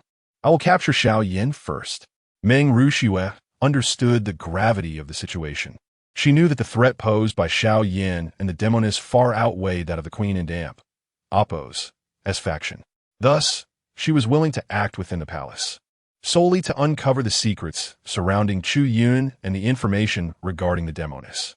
Yes, in an instant, Meng Ruxue summoned her shattered realm's spiritual energy, her figure blurring like a shooting star as she surged toward Chu Yun. Simultaneously, the beautiful woman unleashed a nirvana-level aura, exerting her full strength to temporarily restrain Luo Feng. Bold! Luo Feng stomped fiercely, his aura surging forth, shattering the woman's confinement. To think that a newly ascended nirvana-level cultivator would dare to contain him was simply laughable. Just as he prepared to intervene against Meng Ruxue, he received a subtle glance from Chu Yun, signaling him to refrain from action. With a smile, as Meng Ruxue approached, Chu Yun's palm emanated a faint crimson spiritual glow, and he swiftly struck out, unleashing a torrent of blood energy that collided with Meng Ruxue's offensive. Bang! Meng Ruxue's palm imprint shattered in an instant, her figure sent reeling back nearly 10 meters by Chu Yun's force.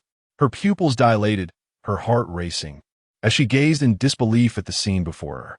Chu Yun had actually reached the initial stage of the Shattered Realm. Moreover, the power he wielded far surpassed her own. How could this be? Once, she had been an emperor, with roots and physique that were undoubtedly sacred level. She was a fiercely competitive individual, convinced that her talents rivaled anyone in the Yuan realm, past or present. Yet at this moment, Chu Yun's strike with its cross-boundary might overwhelmed her, causing significant internal turmoil. "Miss Meng, cease your assault. We are all family here. There is no need for such conflict that would mar our harmony." "Chu Yun Zaitet? Bah, shameless. Chu Yun, who considers you family? Today, I will not be defeated by you." Meng Ruxue, too proud to concede, charged forward again, prepared to deploy her hidden cards against Chu Yun. But in the next moment, a figure appeared, grasping her arm. Meng Ruxue halted and turned to the newcomer, surprised. "Father." The one who had arrived was none other than Meng Changzhou. His expression was grave, his brows slightly furrowed. "Ruxue, you are being reckless. How dare you attack His Highness? Have you turned against your own family?" Meng Changzhou immediately reprimanded his daughter, and Meng Ruxue, seething with anger, retorted, "Father, this is a personal grudge between me and Xiao Yan. You need not interfere." Upon hearing this, Meng Changzhou and Amp, Oppos, S. heart was filled with astonishment. His daughter was aware of the ninth prince and Appo's identity as Chu Yun. Enough. Stop this nonsense. Rushua, where has your usual rationality gone? This is the palace, not a marketplace. Meng Changzhong's roar brought Meng Rushua to a complete standstill. Her fiery emotions gradually subsided as she began to realize that should she and Chu Yun engage in a fierce battle within the palace, it would ultimately be her father who would bear the brunt of the consequences. I understand. Subsequently, Meng Rushua retracted her entire force, abandoning any intention of making a move. Your Highness, if Rushua has offended you, it is due to my lax discipline. I hope you can forgive her. Meng Changzhong expressed his apologies to Chu Yun. Please, Prime Minister, do not say such things. There is a significant misunderstanding between Miss Meng and me. I will personally visit her residence to resolve this misunderstanding at a later time, Chu Yun replied earnestly. Meng Rushua turned her face away, utterly unconvinced by Chu Yun's words. It should be noted that had it not been for Chu Yun, her plan in the Tsanyue Valley would have succeeded, and she would not have been forced to enter seclusion for over 10 days to recover from her injuries. For her, the enmity between herself and Chu Yun was irreconcilable. Yet, she remained unaware that the one who ultimately rescued her, the esteemed Master Wan Lei, was orchestrated by Chu Yun. All of this stemmed from differing perspectives, with no right or wrong. Meng Changzhong nodded in response. Very well. Your Highness, I shall take my daughter and take our leave. With that, Meng Changzhong led Meng Rushua and the woman out of the palace. Chu Yun exhaled a sigh of relief, grateful for the Prime Minister's arrival. Had the situation continued to escalate, he would have been forced to suppress Meng Rushua by force. However, such an action would only complicate future attempts to mend their relationship. Backgrounds can be easily edited, but how to articulate matters relies on Chu Yun's own eloquence. Your Highness, did you offend Miss Meng previously? Luo Feng inquired curiously from the side. In an Appo's long story, Chu Yun shook his head, sighing. Let an Appo's not dwell on her. You mentioned arranging for Tai to leave the city. Considering the time, they should have already exited the city. Then let us begin. I hope to catch a larger fish, Luo Feng responded. Indeed, Your Highness. Luo Feng then sent a message to the prince's residence. Not long after, the chief steward of the ninth prince and Appo's residence, Tai, departed the imperial city under the pretense of procuring supplies during midday. In the sixth princess and Appo's residence, within a brightly decorated palace, the sixth princess Chu Xinyan and the eighth prince Chu Hao sat alone in the spacious hall. Chu Hao, holding a paper fan, wore a restrained smile as his fingertips lightly grazed its surface. The queen had already dispatched someone to follow Tai out of the city, and it was likely that an attack would occur once they were outside. With the Shura's sovereign having departed, even with Luo Feng and Appo's close protection, facing a sovereign-level adversary would be insurmountable. Chu Xinyan's demeanor now was a stark contrast to her earlier self at the banquet. She exuded an icy coldness, devoid of the warmth she had previously shown Chu Yun. Instead, she harbored an unmistakable disdain when his name was mentioned. Chu Yun's talent was beyond our expectations, but his foundation is too shallow. Now that he has openly severed ties with the Eastern Palace, his days are numbered. Chu Hao Mu said, lightly stroking the paper fan with a faint smile. Chapter 62. Surrounded on all sides, Prince and Appo's retainers. Chu Xinyan gazed at him, expressing her regret. What a pity. I initially thought he could be a useful pawn to help us delay Lan Ji. It seems now that we can hardly rely on him. Chu Hao smiled calmly. Why must we depend on him? The Emperor's impending demise is but 2 months away. At that time, Lan Ji will undoubtedly muster all her strength to seize power within the dynasty. It will be our optimal opportunity to infiltrate the ancestral mountain. Chu Xinyan then inquired, have you obtained that item? Chu Hao nodded slowly.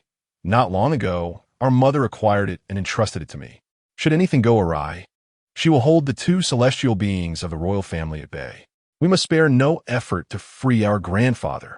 This is the greatest opportunity we and Appo's had in many years. His eyes were resolute, as if this was the very mission of his existence. Chu Xinyan deeply acknowledged this, sharing the same thoughts in silence. The mission they were born into was to dismantle the seals within the ancestral mountain. What the world did not know was that the two of them, along with their mother, the current favored consort, were the bloodline descendants of the 10-eyed, celestial demon sealed within the ancestral mountain. Outside the imperial city, Atai had flown several dozen miles alone, arriving at a secluded valley surrounded by steep cliffs. There was nothing particularly remarkable about this place. However, at that moment, Atai halted, turned around, and with unwavering composure declared, "Concealing yourselves like a rat. Do you intend to continue hiding? Come out, you cowardly knaves." His voice echoed through the desolate valley. Do you truly believe that being a dog for the Sure family grants you the audacity to act so arrogantly? Today, I shall teach you what it means to be a dog. 3 figures emerged before him, an elder and 2 middle-aged men. The elder was none other than Mr. Bai, one of the prince's advisors, while the other 2 were retainers of the prince, both at the late stage of the Broken Realm.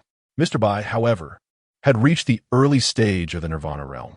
Surrounded by the 3, it would be as effortless to deal with Atai, who was merely at the mid-stage of the Broken Realm, as taking candy from child. I wonder who it might be. Bai Jing, is it you, old dog? The prince sent you 3 to capture me? Ote retorted fearlessly. I must admire your demeanor. Even at the end of the road, you managed to maintain such composure. Since you wish to play the part, I shall allow you to do so. Seize him.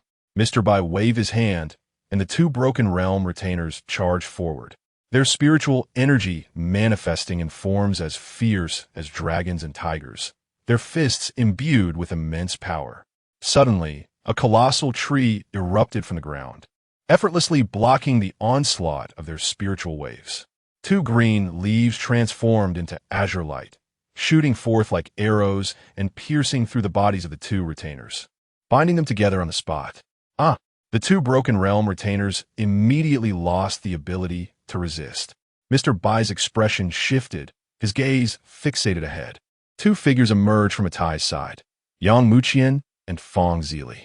This was a test assigned to them by Chu Yun to discern whether they intended to ally with him. Mr. Bai's pupils constricted. Fong Zili, you from the Wangxian Dao sect intend to oppose the prince? Mr. Bai, the prince is no great ruler of the Daxia. The rightful sovereign we of the sect have chosen is none other than the 9th prince.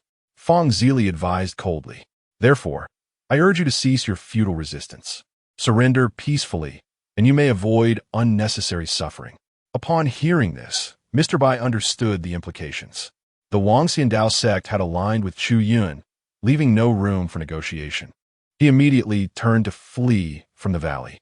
Great Summer Palm, a formidable palm, descended from the sky, slamming him down, burying his legs deep into the earth, blood staining the corners of his mouth. Mr. Bai looked up in disbelief, seeing 2 figures in the sky above him, Yin Ding and Yin Song.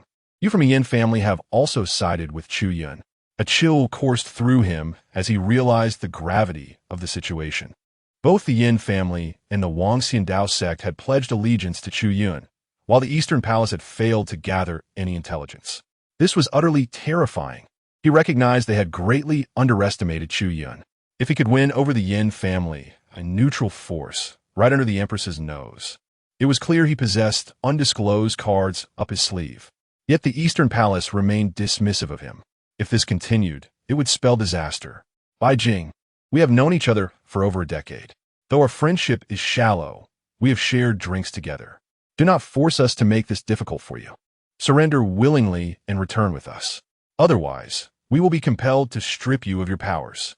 Yin Song advised, his gaze unwavering. After much contemplation, Mr. Bai sighed deeply. Surrounded by 4 Nirvana realm practitioners, 2 of whom were at the pinnacle, he had no chance of victory. In the end, Yin Ding sealed the powers of the 3 and covertly escorted them back to the city.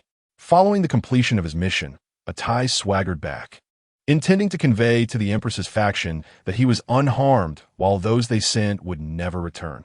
In the 9th prince's residence, Chu Yun was leisurely fishing on a platform, enjoying a hot pot while being pampered by Chun, Xia, Qiu, and Dong, who were attending to him with massages, embodying pure delight. Soon after, Luo Feng approached. Your Highness, Atai has returned. What's the situation? Chu Yun, relaxed and at ease, casually replied, what of it? The target has been captured and, as per your instructions, is currently detained within the Yin family. The Eastern Palace should have sensed something amiss, for Tai returned to the city with great swagger. The eyes of the Eastern Palace have likely reported this back, Luo Feng reported earnestly. Chapter 63. The Vice Master of the Divine Sect, Yin Rujuan. Chu Yun smiled faintly. This was precisely the effect he desired. He understood that the Empress's faction was intent on targeting Atai, and to prevent any unforeseen circumstances, they would undoubtedly keep a close watch on those around him. In contrast, Chu Yun took a different approach. He directly dispatched 2 members from the Wang Xiandao sect, along with people from the Yin family, to take action outside the city. The Empress would never suspect that, aside from his own household, he had several other Nirvana realm experts at his disposal. Let them wait there. We and Oppos, LL go when night falls. Chu Yun stated calmly. Yes, Your Highness. Luo Feng promptly turned to leave, careful not to disturb Chu Yun's tranquility. Xia, has Yu Yun emerged from her seclusion? Chu Yun in Guit? Xia shook her head. Your Highness, Miss Yu's secluded chamber has shown no signs of activity. Chu Yun nodded, his mind at ease. These past few days, he refrained from interrupting the heavenly demoness, for this was a crucial moment for her true form to break through to the Nirvana realm. He believed that, given her innate talent, the breakthrough would pose no difficulty. Attention! Congratulations, Master! The Venerable Wanjia has annihilated the Lucian sect in Nanzhou, earning 13,000 editing points. Simultaneously, the system and Oppos' notification echoed within Chu Yun and Oppos' mind. The Venerable Wanjia had proven exceptionally capable, having eradicated nearly 10 sects over the preceding days. With this latest addition, his editing points had soared to 35,200. In the Xia Dynasty, one of the 13 states was Nanzhou. At Qianlu Mountain, the site of the Lucian sect, the once prosperous hall lay in ruins, with mountains collapsed and blood staining the ground, a scene of utter devastation. The remnants of walls and piles of corpses were all that remained of its former glory. The Lucian sect was not only a vassal of the divine sect, but also a faction within the Empress's circle, with its leader enjoying her utmost trust. Yet now, he lay dismembered, his soul obliterated by thunder, with no chance of reincarnation. Shortly after, the Venerable Wanjia emerged from the sect's treasury, having plundered all its treasures.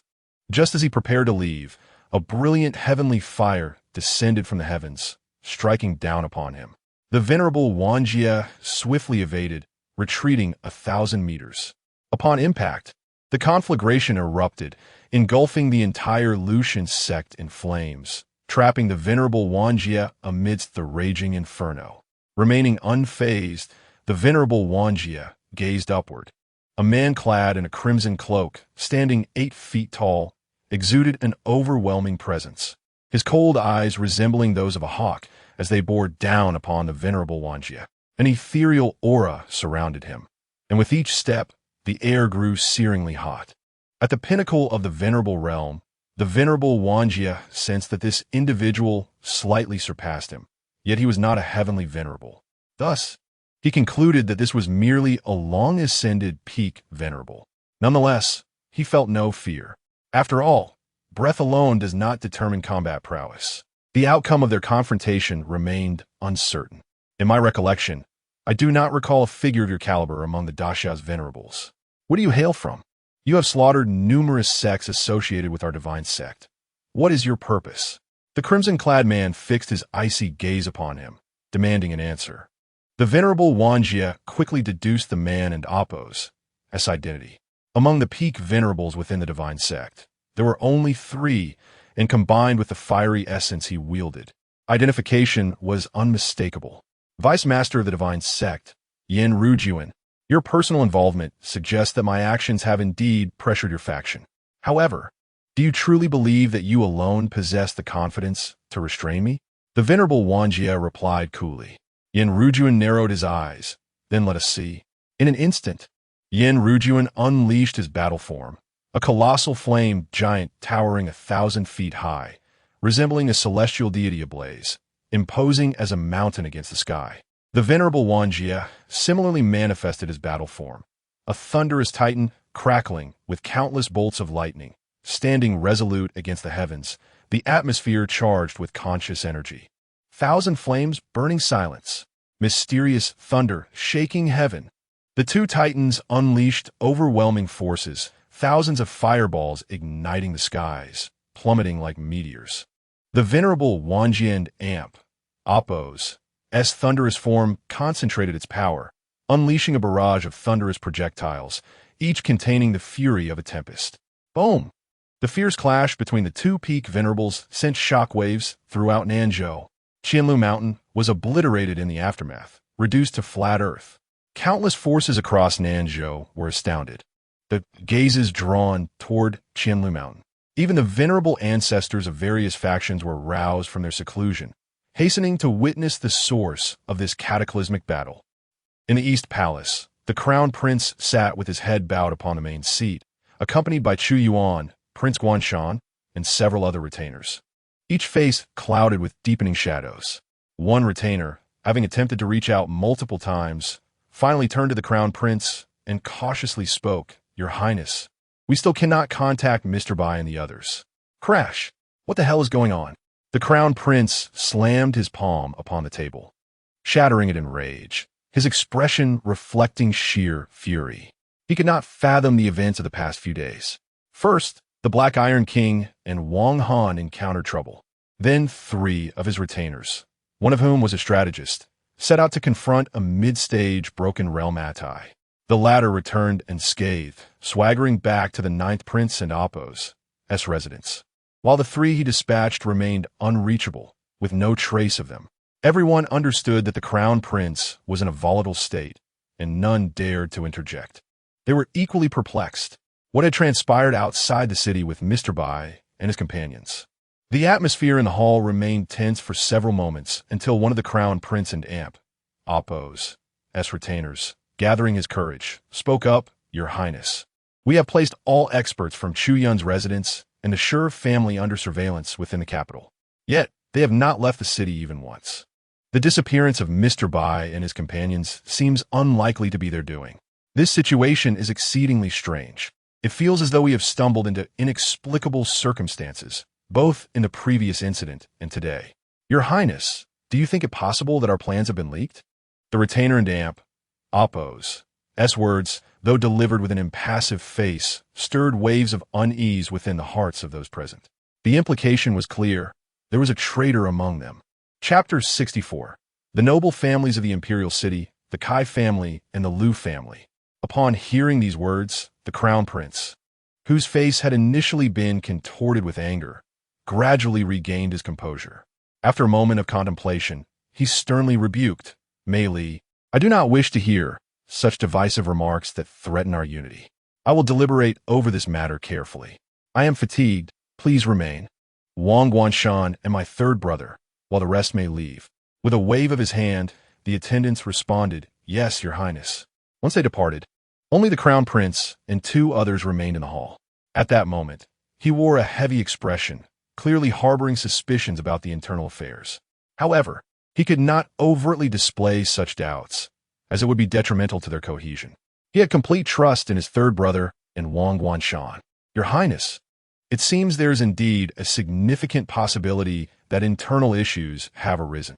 Wang Guanshan Baisong inquired earnestly, "Should I report this matter to the national master and the empress?" The crown prince replied solemnly, "There is no need to make this public just yet. I will personally inform them about the situation. If there are internal problems, those responsible will likely not act recklessly for the time being, so uncovering the truth may not be straightforward." Chu Yun interjected, "Elder brother, if that is the case, we can only rely on the local forces within the imperial city." The crown prince considered this and instructed, "Third brother, you must send word to the heads of the Kai and Lu families, as well as the leaders of the Qinsha Mercenary Corps and Yunwu Tower, urging them to come to the East Palace urgently. I have important matters to discuss with them."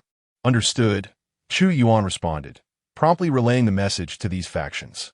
The Kai and Lu families, the 2 foremost noble families in the imperial city, stood as the first and second in terms of strength and heritage, surpassing even the Yin family. Particularly, the Kai family being the most prestigious. boasted an elderly patriarch of the revered realm within their ranks. The Qinsha Mercenary Corps and Yunwu Tower were also formidable forces in the city, though not as deeply entrenched as the Kai family.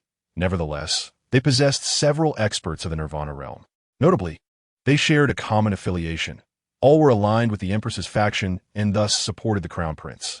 Half an hour later, 4 figures entered the East Palace in succession. They were the heads of the Kai and Lu families, Kai Yongming and Lu Sansi, alongside Feng Bubi, the leader of the Qinsha Mercenary Corps, and Yun Yang, the mistress of Yunwu Tower. The 3 men and 1 woman exuded increasingly potent auras, all being masters of the Nirvana realm. After exchanging pleasantries with the Crown Prince, they took their seats. "Your Highness, may I inquire as to the purpose of our summons today?" Kai Yongming, the head of the Kai family, asked first. "Several days ago, the Black Iron King and Elder Wang Hansua of the Divine Sect went missing due to Xiaoyan. Not long ago, 3 of my attendants encountered an unexpected incident while preparing to confront the steward of Chu Yun's estate outside the city. They are now unaccounted for, and I suspect that the East Palace may harbor some unsavory elements. Hence, I must seek your assistance. You are the only ones I can trust," the Crown Prince, Chu Yun, declared earnestly. The revelation startled the 4. The disappearance of the Black Iron King and Elder Wang was alarming. Kai Yongming furrowed his brows. Having had dealings with both men, especially with Wang Hansua, whose prowess matched his own, if even he had vanished, the depths of this matter were surely profound. "Your Highness, could it be that the bounty on Xiaoyan was issued by you?" Yun Yang, possessing an elegant demeanor and a youthful visage, inquired with a voice that carried a soothing resonance. "Indeed, that was the Empress's directive. We must ascertain the truth behind Xiaoyan." The Crown Prince's expression soured. "However, to this day, I have yet to receive any news from the Misty Rain Tower. I fear the prospects are dim." Upon hearing this, the attendees reflected on their varied thoughts. Lu Sansi, known for his sharp intellect, posed a question. "Your Highness, what is the Empress's stance on this? What actions are required of us?" Strictly speaking, it was the Empress who commanded the allegiance of these 4 factions, while the Crown Prince held a noble status. He was still considered relatively young among them. "My intention is to temporarily set aside the matter of Xiaoyan and focus on dealing with Chu Yun and his associates. With the Shura sovereign absent, I do not believe Luo Feng can remain hidden for long. The moment he shows himself will be our prime opportunity to strike." The Crown Prince's eyes flashed with a fervent desire for vengeance. His impatience to eliminate Chu Yun intensified, especially given the recent upheavals and the Shura sovereign's reassignment. This opportunity must not be squandered. The others listened intently, recognizing that with the Shura sovereign absent from the imperial city, they indeed had a considerable chance to confront Chu Yun. Yet, their primary concern remained the reigning emperor. "Your Highness, would not the consequences of eliminating Chu Yun within the city be too grave? He has only just returned, and the emperor holds him in high regard. If he were to perish at this juncture, it would undoubtedly incite a tempest," Lu Sansi cautioned. "I concur with Lu's assessment," Kai Yongming added. "While Chu Yun may be a target, should he die now, the emperor would surely be furious, leading to catastrophic repercussions." The Crown Prince and Appo's expression darkened with growing anger. "I care not for the consequences. Chu Yun must die swiftly. Even if Father questions my actions afterward, with both the Empress and myself here, what have you to fear?" Kai Yongming remained composed, responding, "Your Highness, I believe it prudent to consult the Empress and Appo's opinion on this matter. I have already stated that I will speak with her.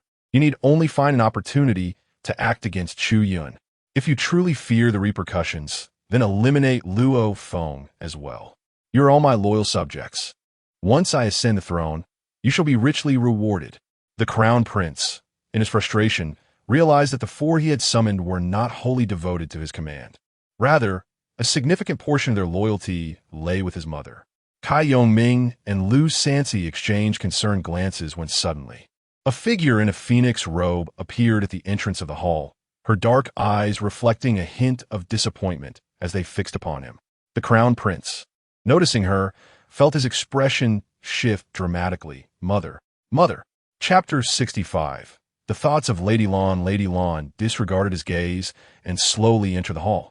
her expression somewhat frosty. "I have seen Mother. Greetings, Your Majesty." Instantly, several individuals in the hall rose and bowed in welcome. The Crown Prince, realizing the situation, obediently relinquished his seat, inviting his mother to take her place.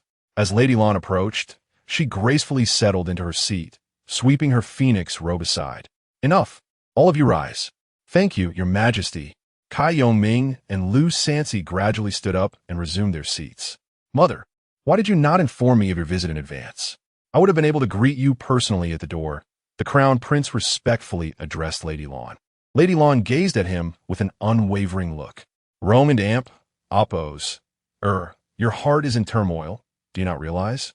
Do you understand the consequences if the head of the Kai family were to act as you suggested?" The Crown Prince's expression darkened slightly.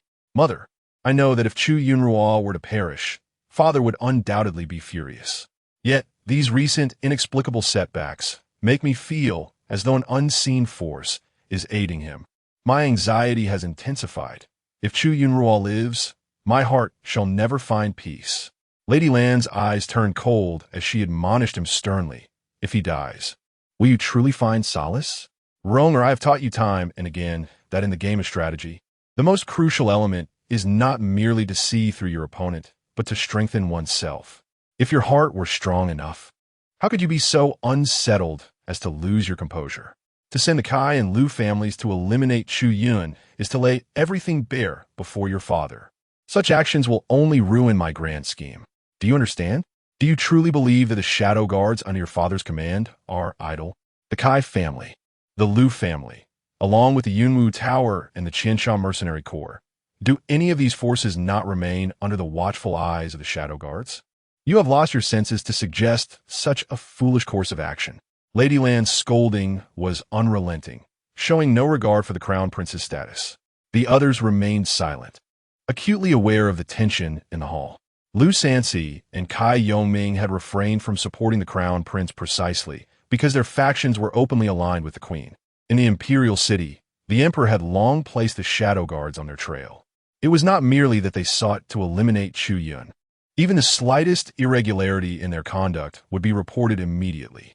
After being thoroughly chastised, the Crown Prince seemed to awaken to the gravity of his actions. Realizing that such a path would lead to ruin, potentially jeopardizing his mother and Appo's long-cherished plans. "Yes, Mother is right. I recognize my mistake. Please punish me." The Crown Prince lowered his head, shame evident in his voice. "Your Highness is still young, and given the recent peculiar occurrences, it is understandable that he may act impulsively." Lu Sansi interjected, seeking to defend the Crown Prince. "Indeed, Your Majesty, though the Crown Prince may be somewhat rash, there are reasons behind his actions.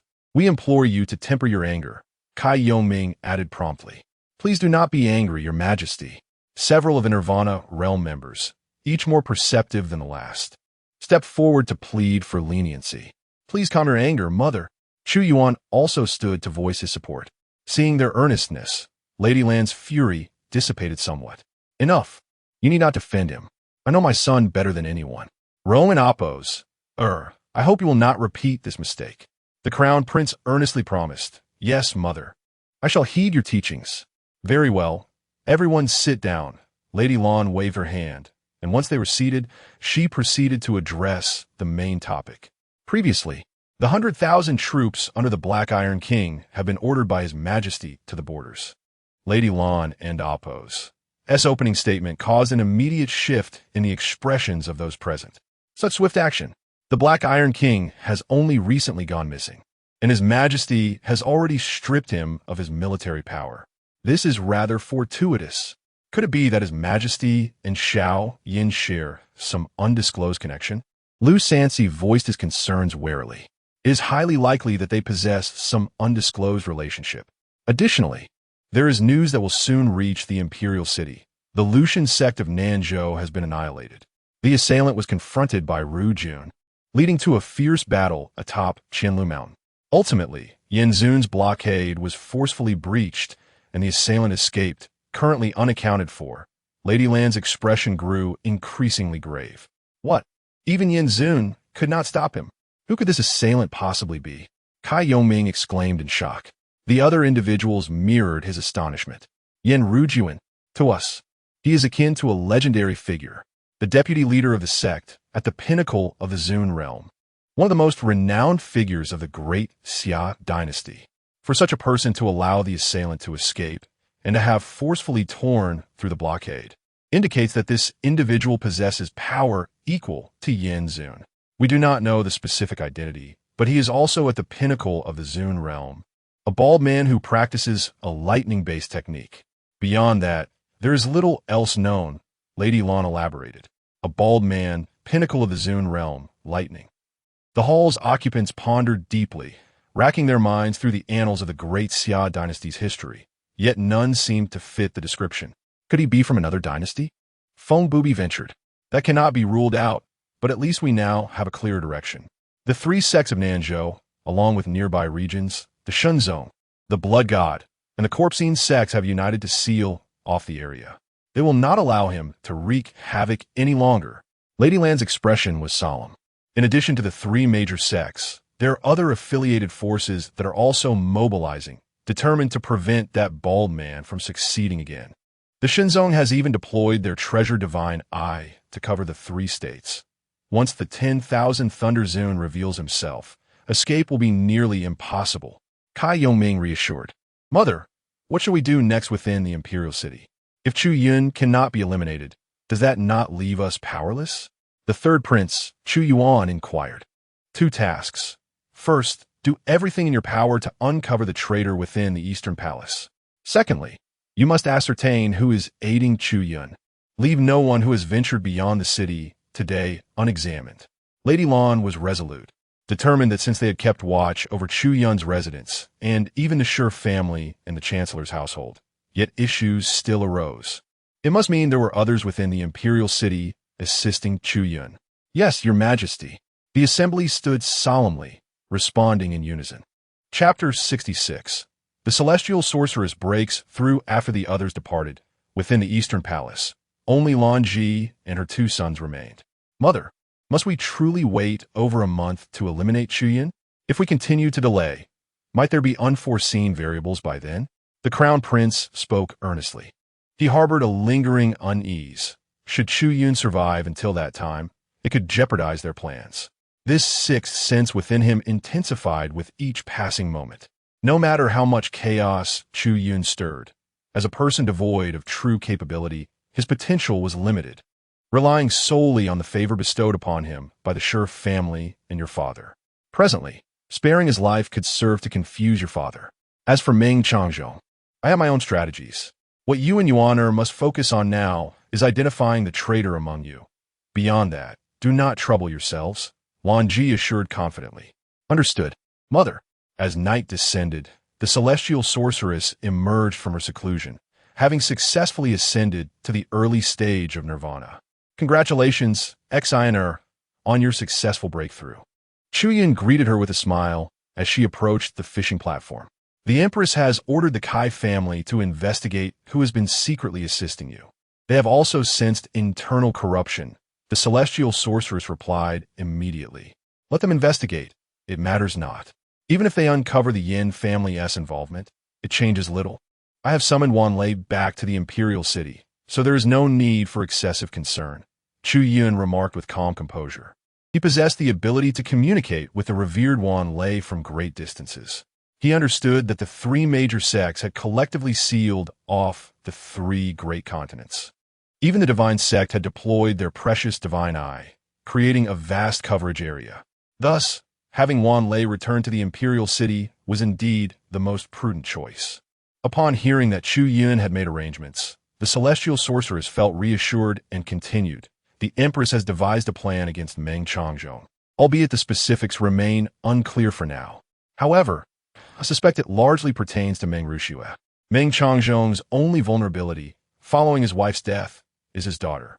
Hence, if the Empress truly seeks to control Meng Changzhou, leveraging Meng Ruxue as leverage is the most effective approach. Understood. I will advise the Chancellor to be extra vigilant. Chu Yun replied, after a moment of contemplation. Now that you have just emerged from seclusion, let us visit the Yin family together. With that, He rose and instructed Yi Tun to escort him and the celestial sorceress discreetly from the residence to the Yin family. In the dead of night, within a secret chamber of a Yin family, Mr. Bai and his companions were imprisoned, their powers sealed, appearing like lambs awaiting slaughter. Yin Ding, Yin Song, and two others from the Dao sect led Chu Yun toward them, with the former introducing them. "Your Highness, these are the ones." Chu Yun's gaze swept over them before he said, "Yi Tun, this task is yours." Yi Tun grinned, "Rest assured, Master." Then, an overwhelming malevolent energy enveloped the area, shrouding their vision. Soon after, the chamber echoed with the anguished screams of Mr. Bai and his companions. Yin Ding and Yin Song exchanged glances, their expressions shifting slightly. Yet they remained silent. Although they were acquainted with Mr. Bai, the struggle for imperial power was merciless, fraught with bloodshed and death. Should they fall into the Empress's hands, their fate could be even worse. The Empress has grown suspicious that someone within the imperial city aids me. She has instructed the Kai family to conduct an investigation. Given their capabilities, they will likely uncover your identities, Chu Yun remarked, appearing unfazed by the screams of Mr. Bai, calmly conversing with Yin Ding and the others. Upon realizing the potential exposure, Yin Ding maintained his composure, asking, "Your Highness, what shall we do next?" "Do not panic. Even if they learn of the Yin family and Dao sect support for me, they will not dare to act boldly within the imperial city. The Yin family's roots are deep here, and I will ensure our affairs are closely monitored. As for Elder Fong, please inform your sect master that the Empress will likely incite retaliation from her allied sects against the Dao sect. They should remain vigilant. I will contact my uncle tomorrow to dispatch a respected member of the Shi family to assist you," Chu Yun assured, his plans meticulously set. "Yes, thank you, Your Highness. I will relay this information back to the sect immediately to prepare." Fong zeally expressed his gratitude. Mr. Bai's hatred level has reached 100%. Two Shattered Realm guest hatred levels have also reached 100%. With the system's notification, Chu Yun commanded, "Proceed, eliminate them." "Yes, Master," came Yi Tun and Appo's voice from the shadows. Moments later, the screams of Mr. Bai ceased abruptly. "Congratulations, Master. Yi Tun has slain Mr. Bai, earning 6,000 editing points. Yi Tun has slain two Shattered Realm guests, earning 4,000 editing points." With the task completed, Yi Tun emerged as if nothing had occurred, visibly satisfied, even letting out a small belch. The elimination of 3 individuals had granted Chu Yun a total of 10,000 editing points, bringing his total to 45,200, allowing him to edit his background the following day. That will suffice for tonight. Elder Fong, you and your companions will stay at the Yin residence until I send word, Chu Yun instructed. "Understood, Your Highness." Afterward, Chu Yun and his entourage departed the Yin residence and ventured into the night towards the Tianbao Pavilion. Chapter 67. The Revered Master of Heavenly Treasures, subduing the Heavenly Treasure Pavilion, breaking the monopoly. The Heavenly Treasure Pavilion, once the foremost commercial establishment of the Great Xia Dynasty, though currently overshadowed by the Misty Rain Tower, still manages to thrive through its monopolistic dealings in various provinces. In the dead of night, Chu Yun, accompanied by several companions, entered the Heavenly Treasure Pavilion and promptly identified himself to one of the stewards, expressing his desire to meet the pavilion master. The steward led them to a reception room, remarking, "Your Highness, please wait here for a moment while I summon the pavilion master." Chu Yun nodded in acknowledgement. "Thank you for your trouble." Knight and the celestial demon lady exchanged glances. The former inquired, "Master, if negotiations fail, should we resort to force?" Chu Yun shook his head. "There is no need for such measures. I am confident I can persuade him." Not long after the steward departed, the sound of steady footsteps echoed from outside. A rotund figure entered, exuding an air of affluence, his face adorned with a genial smile. "Your Highness, it is a great honor for the Heavenly Treasure Pavilion to receive your presence at such an hour." Chu Yun smiled in return. "The pavilion master is too kind. I hope my late visit does not inconvenience you." The portly middle-aged man was none other than the pavilion master, revered for his stature. "Not at all. I have long heard of your remarkable demeanor, Your Highness. Witnessing it today truly affirms your reputation. Please take a seat." as the two parties exchanged pleasantries. The atmosphere was amicable, which was expected. Once everyone was seated, the pavilion master inquired, "What brings you to the Heavenly Treasure Pavilion at this hour, Your Highness?" Chu Yun replied candidly, "I wish to discuss a business opportunity with the pavilion master, though I wonder if you possess the courage to engage in it." The pavilion master raised an eyebrow, intrigued. "Oh, I would be eager to hear the details." Chu Yun surveyed the surroundings before continuing.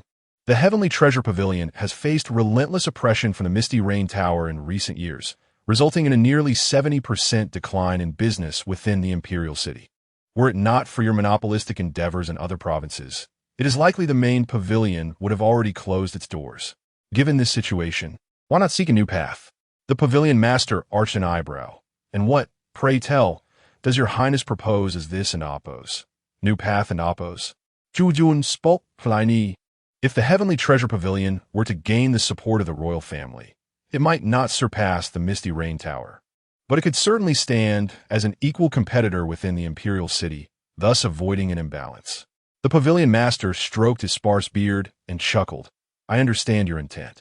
Your Highness, you wish for the Heavenly Treasure Pavilion to align with you, much like Prime Minister Meng has done. The rivalry between the Ninth Prince and the Crown Prince is well known throughout the imperial city, especially with the Ninth Prince enjoying the backing of Meng Changchong, making this power struggle all the more captivating. However, there is a significant difference between being a spectator and participating in the fray. A man as astute as the pavilion master would not be swayed by mere promises. Surely you understand, should the struggle for power become overt, the Heavenly Treasure Pavilion would not remain unscathed. Rather than being forced into a position, why not choose a side proactively?" Chu Yun stated calmly. The pavilion master smiled indifferently. "While your words hold truth, to ask the Heavenly Treasure Pavilion to choose you based solely on this nebulous collaboration may be challenging." Chu Yun discerned the implication in his tone. "Do you believe my chances of success are slim?" The pavilion master merely smiled in silence, a response that could be interpreted as acquiescence. At that moment, a formidable aura emanated from Chu Yun, revealing his cultivation at the Broken Realm. The pavilion master's brow furrowed in surprise. "The Broken Realm? I did not realize your depth of cultivation, Your Highness. Even so, should the Heavenly Treasure Pavilion align with you, the risks may still be too great." Chu Yun responded serenely. Throughout history, risk has always been intertwined with opportunity. Has it not? Pavilion Master, you are aware of the annihilation of the Lucian sect and other forces, are you not? The pavilion master narrowed his eyes. "Are you suggesting you orchestrated this?" Chu Yun conceded. "My people executed it, returning unscathed even after confronting Yan Rujuan, who is now on his way back to the imperial city." He even added Knight. Chu Yun glanced at him, and Knight understood, releasing a hint of his pressure as a revered being. The pavilion master's expression shifted, his gaze sharpening. "I was indeed blind. I did not realize you had a revered servant." "Indeed, Pavilion Master, my master comes with sincere intentions today. I hope you will contemplate this carefully," Knight interjected. "Master?" The Pavilion Master was taken aback, initially thinking this individual might be a mere protector sent by the Sher family for Chu Yun. However, the term master signified a far greater distinction. It implied that Chu Yun, despite his youth, possessed not only a cultivation at the Broken Realm, but also a revered servant. Moreover, Pavilion Master, the Yin and Wang families now stand with me. Black Iron King and Wang Hansua are also under my influence. I assure you, I have not utilized the slightest bit of power from the Sher family or the royal family in accomplishing these feats, Chu Yun disclosed further. The Pavilion Master's pupils dilated. Could it be that these accomplishments were all achieved by the Ninth Prince through his own merit? The realization struck the Pavilion Master with a chilling clarity. If this were true, the Ninth Prince was not merely a hidden tiger, but a true dragon capable of tearing apart the heavens, poised to reign over the storm and lurking in the depths. After a prolonged silence, the Pavilion Master finally posed a single question. If the Heavenly Treasure Pavilion assists you in seizing the throne, what might we truly gain in return? The royal family's auction rights for treasures each year will be apportioned to the Heavenly Treasure Pavilion, along with the exemption from all taxes, allowing the pavilion to become the royal family's exclusive commercial partner. With such support, you could achieve a near balance with the Misty Rain Tower within the imperial city.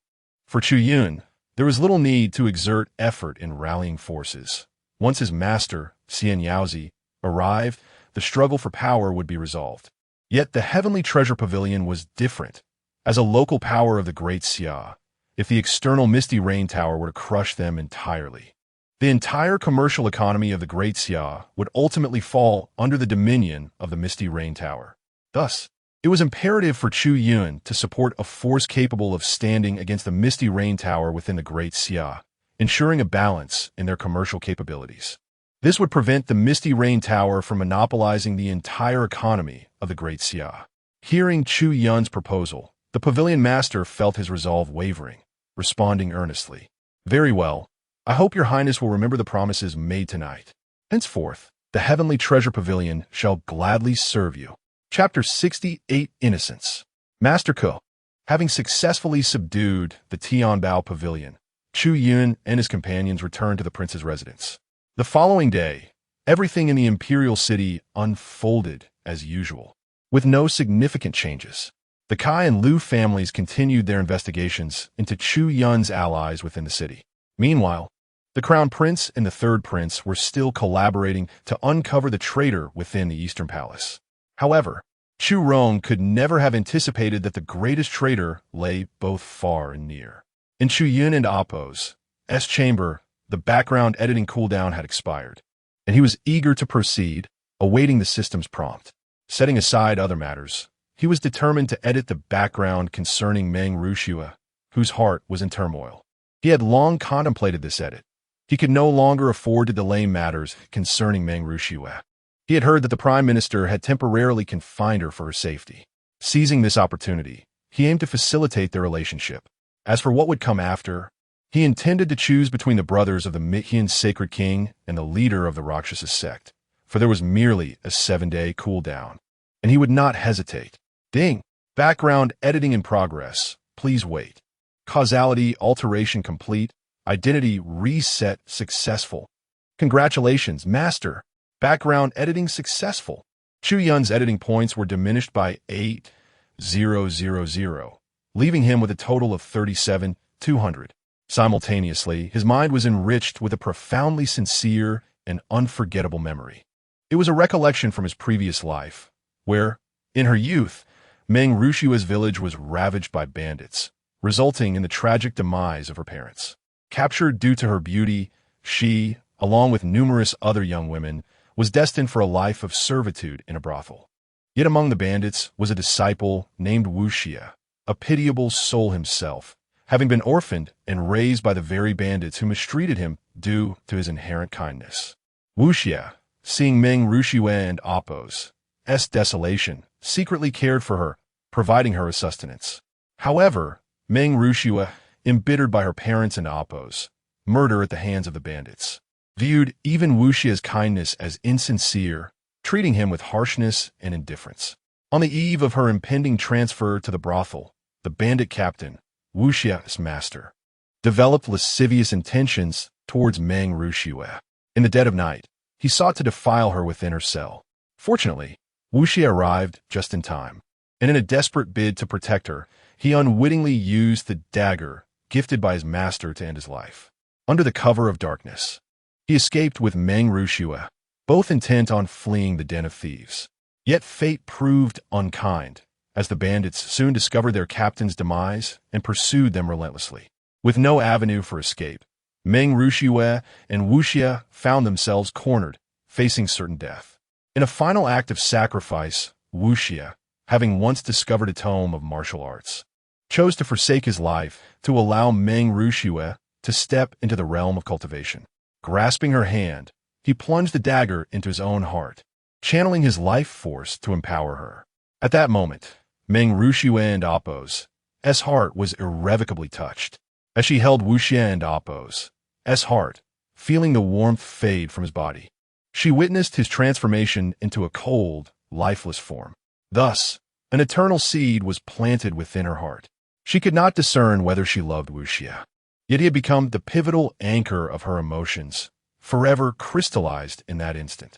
Upon entering the realm of cultivation, Meng Rushue and Appo's destined sacred body awakened. That fateful night, wielding her newfound power, she exacted vengeance upon the bandits, avenging her village and her parents, as well as Wuxia.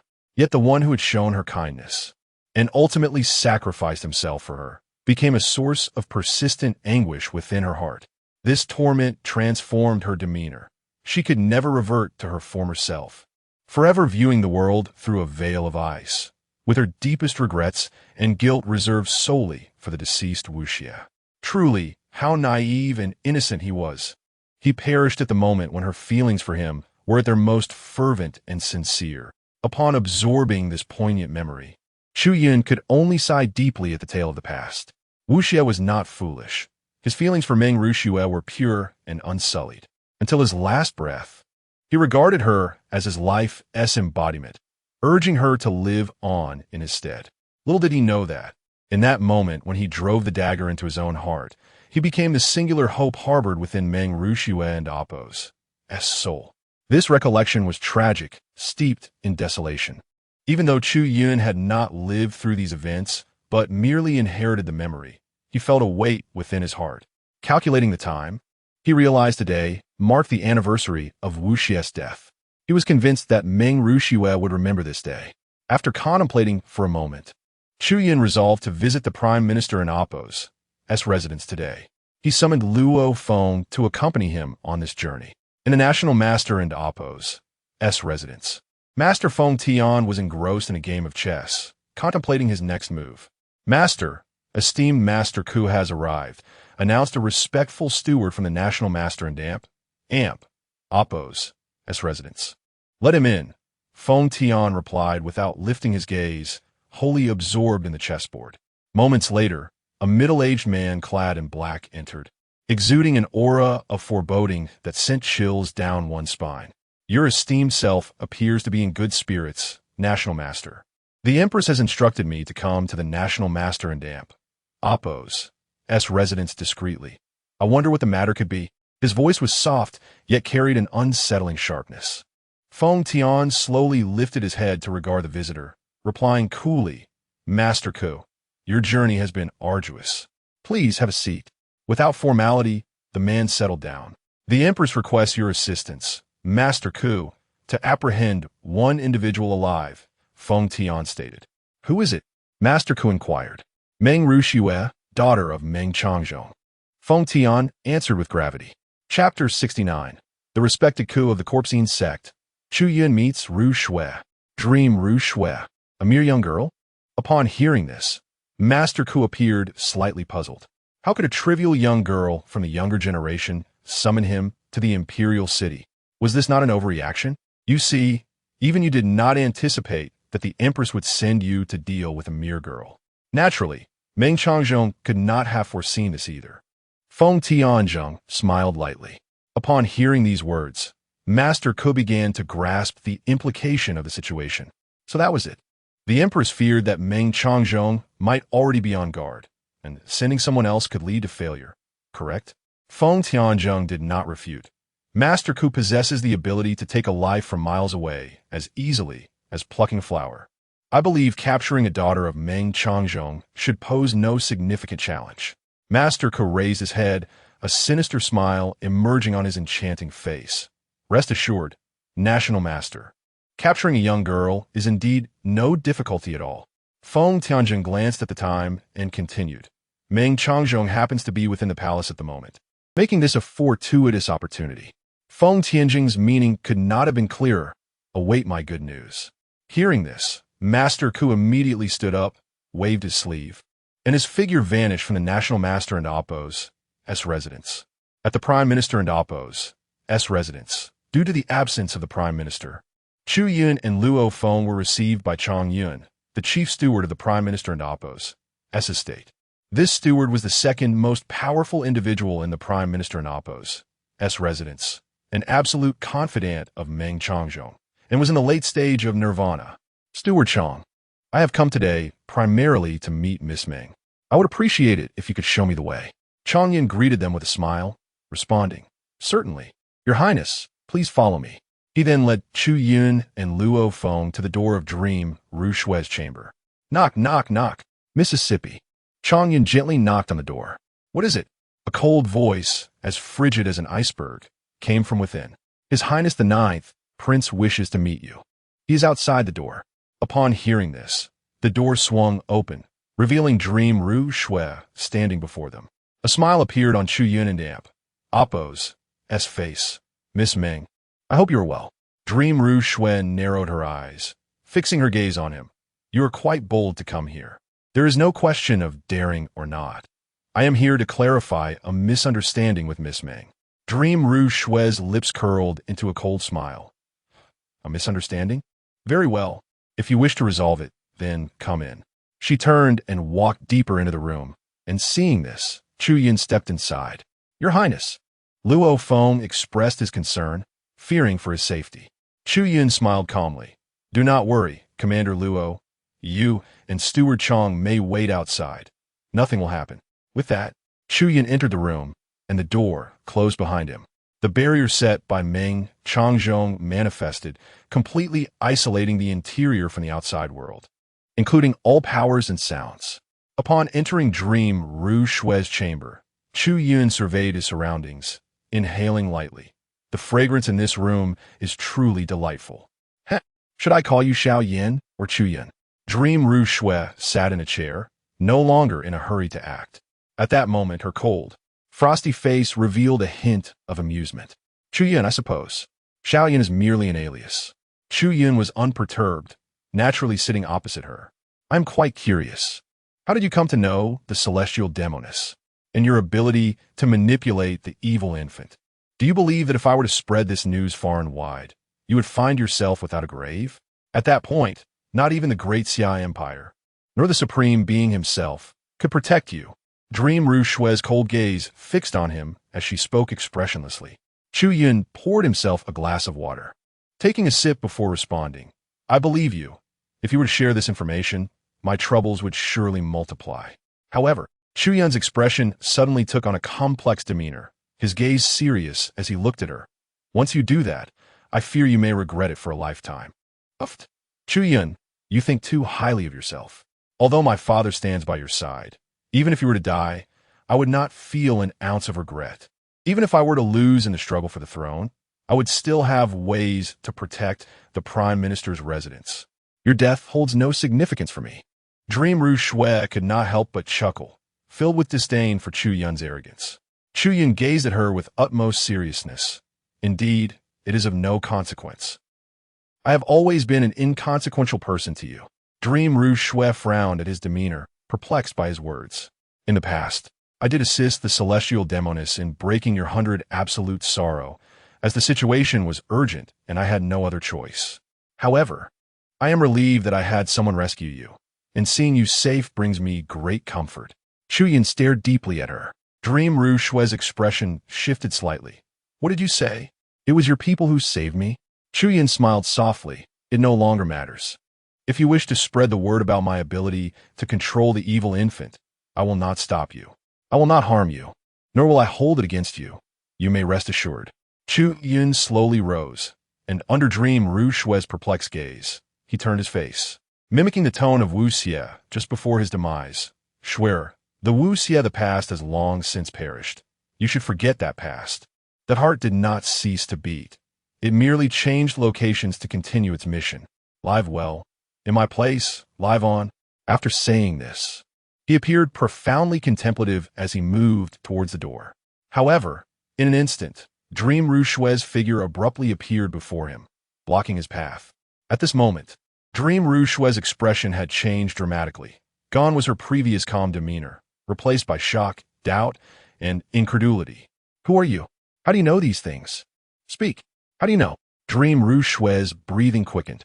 The matter between her and Wu Xie was known only to her. When her hand pierced Wu Xie's heart, he uttered those very words. Live well. In my place, live on.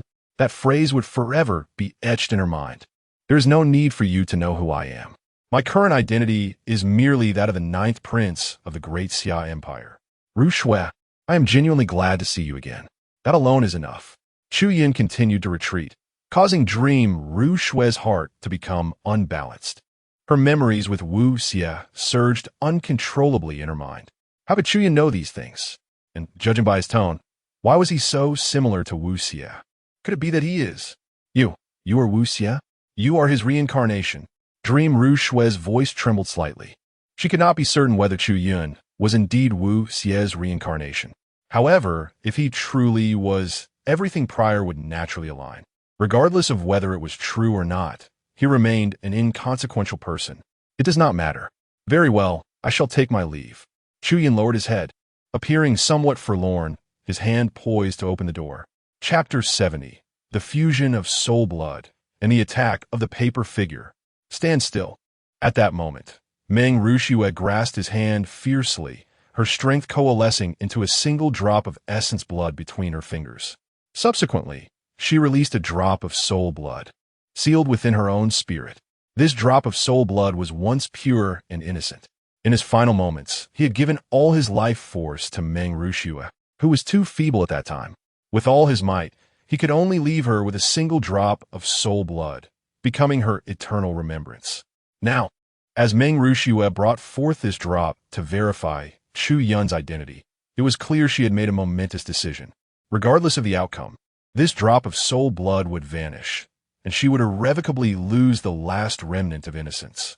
She combined this drop of soul blood with Chu Yun's own essence blood, her gaze unwavering, entirely focused on the transformation of the two drops.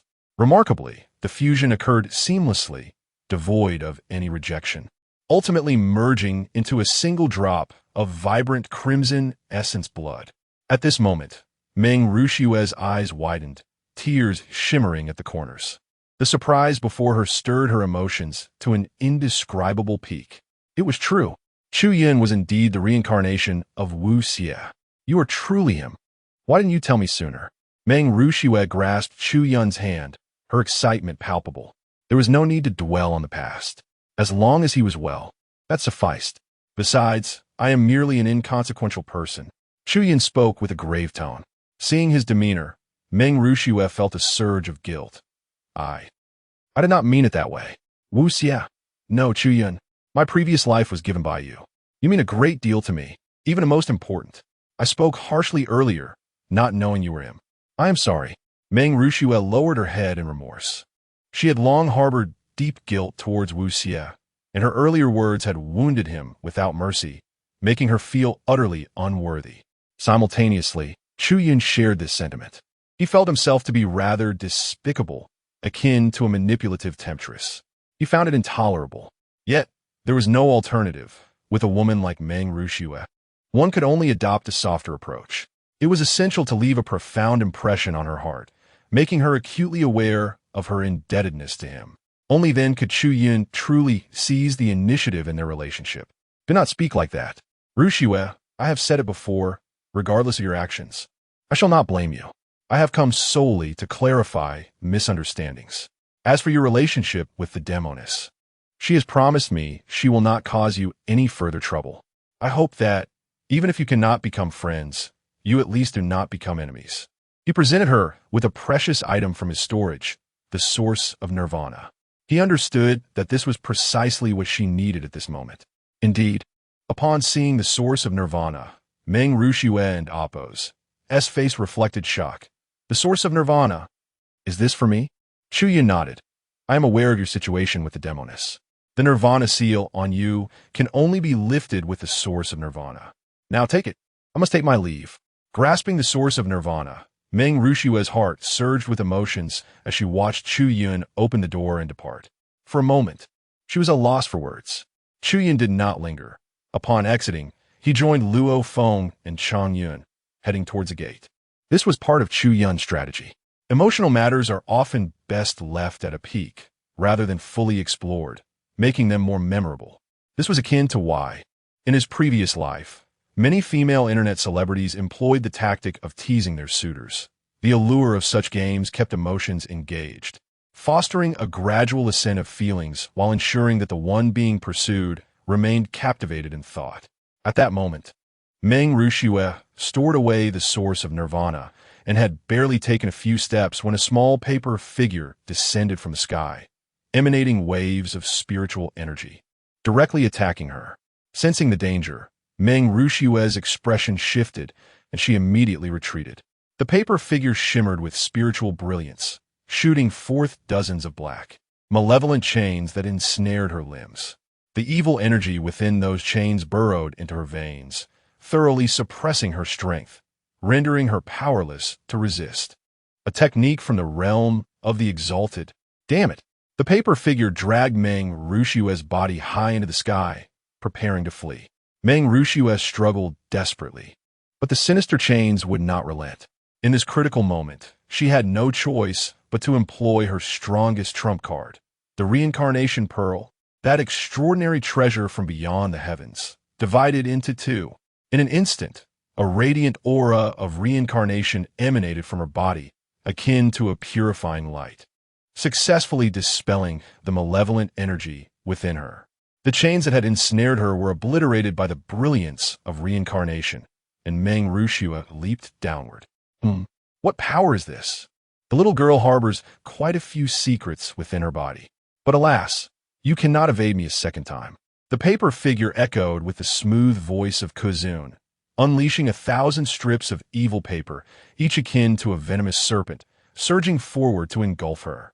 Remnant winds, ghostly whirlwind. Just then, two formidable attacks from the Nirvana realm struck. The flames of Nirvana, accompanied by a swirling tempest, as Chu Yun unleashed the compassionate seal. Together, they thwarted the malevolent papers that descended upon Meng Rushue. Upon hearing the commotion, Chu Yun and his companions rushed back, thankfully in time to find Meng Rushue unharmed. "Rushue, come here," Chu Yun called, and Meng Rushue immediately flew to his side, with Luo Feng and Chu Yun forming a protective barrier before her, confronting the looming paper figure. Chapter 71. The situation escalates. Si Jin pursues. The realm of the Honored One. I never anticipated that they would deploy an Honored One to confront the young lady. Chu Yun gazed at the paper figure, his expression one of profound shock and gloom. Although the Chancellor had prepared in advance, he could not have foreseen that the Queen would mobilize an Honored One against Meng Rushue. Chu Yun produced a square plate and tossed it into the sky, forming a golden shield that enveloped them. I have sent a message to the Chancellor. For now, we can only hold on. Chu Yun's face was grave. This golden shield could withstand even the peak powers of the Nirvana realm, but against an Honored One, he felt utterly uncertain. Hif. With such trifling means, you think you can obstruct me? The paper figure emitted a disdainful, sinister laugh, followed by the projection of two tentacles, cloaked in dark malevolence, that struck fiercely against the golden barrier. Bang! Bang! In just a few strikes, cracks began to appear in the golden shield, teetering on the brink of shattering. This would not suffice. The overwhelming power of the Honored One cannot be contained. Luo Feng and Damp, Oppos, S brows furrowed, sensing the dire situation, and began to gather his strength. Bang!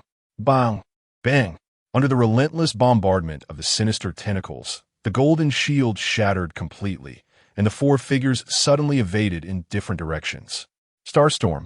Luo Feng harnessed his Nirvana power to conjure a colossal storm source star, launching it towards the descending tentacles. Even at the peak of the Nirvana realm, one is but an ant. The tentacles of the paper figure, impervious in strength, pierced through, sending forth a wave of energy that violently hurled Luo Feng and Chu Yun away like a tsunami. The tentacles lunged again towards Meng Rushue. Blood Sky World. At this moment, Chu Yun unleashed the Blood Sky World, a torrent of sanguine energy cascading from the heavens, enveloping Meng Rushue. Bang! The tentacles missed their mark, upending the entire garden, turning gazebos and rockeries upside down. With the blood energy erupting around him, Chu Yun teleported Meng Rushue beside him. Witnessing Chu Yun's formidable abilities left Meng Rushue utterly astonished. She fixed her gaze on the paper figure and asked solemnly, "Do you have a way to delay him for 50 breaths? You have a plan?" Meng Rushue inquired immediately. "After 50 breaths, he will be annihilated." Chu Yun and Oppos' tone was unwavering. "Very well. Leave it to me." Meng Ruxue nodded in agreement. You too, despite your tender years, are remarkably extraordinary. You truly astonish me.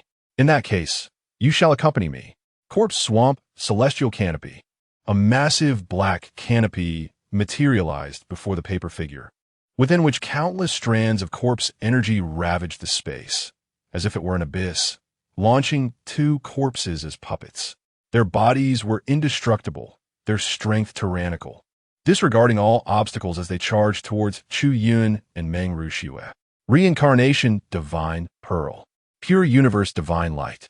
Meng Ruxue stood resolutely before Chu Yun, her hands unleashing the radiance of reincarnation, forming a protective barrier of reincarnation that was sacred and inviolable, effectively countering the assault of the two puppets. Using this celestial treasure, Meng Ruxue managed to withstand the power of the Honored One, far surpassing that of Luo Feng and Chu Yun at the Nirvana realm. This genuinely astonished Chu Yun. He recalled the words of the heavenly demoness. Do not underestimate the reincarnation of an emperor in Appo's realm. At this moment, Meng Ruxue had held off for over 30 breaths. Although the two puppets had not made any headway, her condition was deteriorating. Her complexion had turned pale, as though she were gravely ill. Her body weakened to a critical point. It was evident that forcibly activating the celestial treasure was excessively taxing for her current state. I wonder how much longer you can endure. The paper figure intensified the power of the canopy, augmenting the combat strength of the two puppets. Boom, boom, boom. The radiance of the reincarnation divine light rapidly diminished under the relentless assault of the corpse puppets. However, at that moment, Chu Yun abruptly raised his head. His expression stern. Let him perish. Bang! A surge of formation light descended with overwhelming power, shattering the two puppets inundated with corpse energy. Reinforcements have arrived. The paper figure expressed surprise, but in an instant, the space tore open. The figure of the Sijuan Honored One emerged, waving his hand to form a spatial formation, grounding in the void, thereby imprisoning the paper figure in place. Break! The corpse-laden canopy was forcefully torn asunder by the Sijuan Honored One's directive. Your Highness, this is a substitution technique. His true body is hiding dozens of miles away.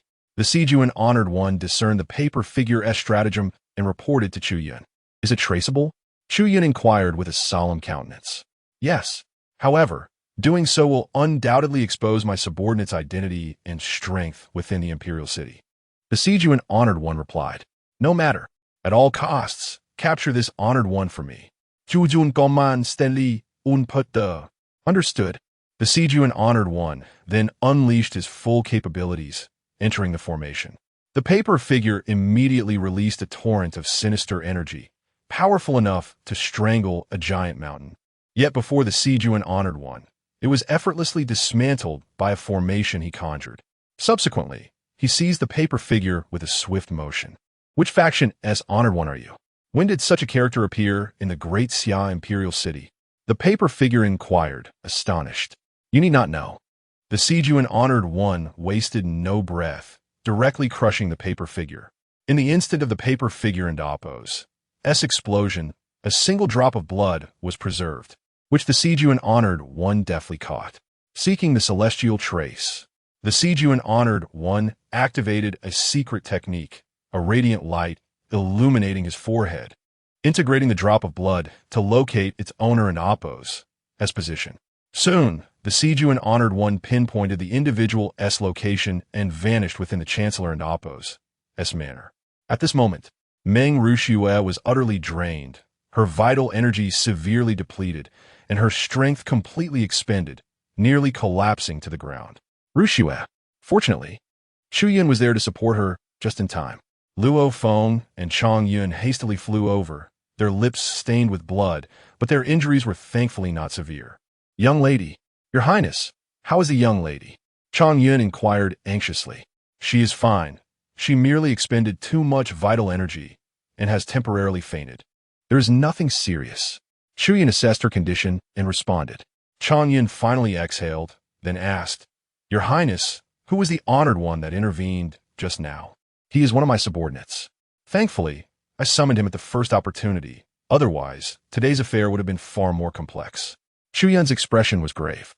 He immediately contacted the Sijuan Honored One to hasten to the Chancellor's manor. Fortunately, Meng Rushua managed to hold on for several breaths. Had she not, Chu Yun would have had to resort to his ultimate trump card, the celestial breath stored in the warehouse. Your Highness and Oppos, S subordinate, is an honored one. Chang Yun and Oppos. S face was filled with disbelief, nearly unable to accept the reality. The ninth prince actually has an honored one under his command. What an astonishing revelation. Chapter 72. The defeated Kuzun, suppressed by Si Jun.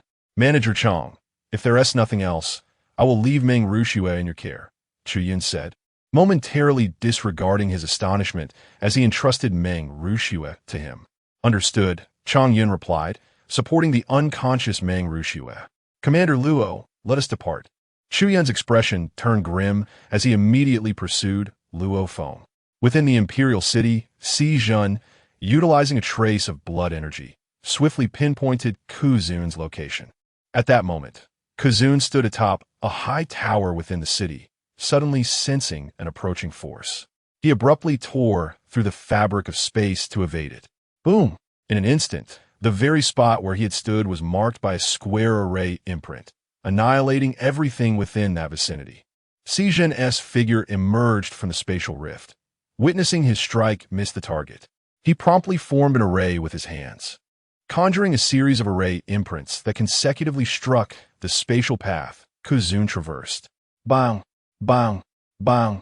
Those array imprints emanated an aura of respected level power, freezing the space in a vast expanse. With the space completely immobilized, Kuzun, left with no choice, forcibly tore through the fabric of space. Hurricane Storm.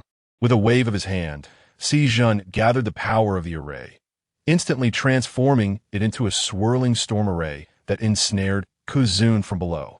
The entire storm array was laden with razor winds, resembling a dragon of blades, its formidable power leaving Kuzun with no opportunity for escape. Kuzun unleashed dozens of sinister spiritual waves, yet they were devoured by the tempest's might. Damn it! Do you truly believe this esteemed one fears you? Driven to desperation, Kuzun ceased his concealment and fully unleashed his formidable power, manifesting a towering battle form, cloaked in malevolence, above the imperial city. 5 elements, secret kill. Si Jun directly released 5 arrays in the sky: metal, wood, water, fire, earth, melding them under his command. In an instant, a dazzling 5 elements killing array erupted above Kuzun. Descending upon his battle form, evil spirits, tide of corpses, Kuzun raised his palms, unleashing 2 torrents of corpse energy that clashed against the descending 5 elements killing array. Boom! The collision of respected level powers reverberated, affecting structures within dozens of miles and prompting nearby cultivators to flee in alarm at the ominous energy. They sought refuge in a safe distance. Rumbling, the bold confrontation between the 2 respected level figures shook the entire imperial city. Chu Yun and Luo Feng soared into the skies, observing the fierce clash below, where Kuzun had summoned his battle form, but was still restrained by the power of the 5 elements killing array. The hurricane array further sealed off any chance of escape, plunging him into dire straits. To think it would be him, the left guardian of the Corpsine sect. Kui. Upon recognizing Kuzun's true identity from afar, Luo Feng exclaimed, "The Corpsine sect. There is no doubt they were sent by the Empress." Chu Yun narrowed his eyes, speaking solemnly. "No matter what, this coup shall not escape the imperial city today." As the battle raged, Si Jun perceived Kuzun's waning strength and immediately amplified the power of the array. Bang! Instantly, Kuzun's 2 torrents of corpse energy were consumed by the 5 elements' power, and his battle form was violently struck by the array. Kuzun spat a mouthful of blood, his battle form injured, and his overall aura weakened. "Kui, you're bold indeed. How dare you harm my daughter? Today, you shall remain here." Suddenly, a chilling voice echoed from afar.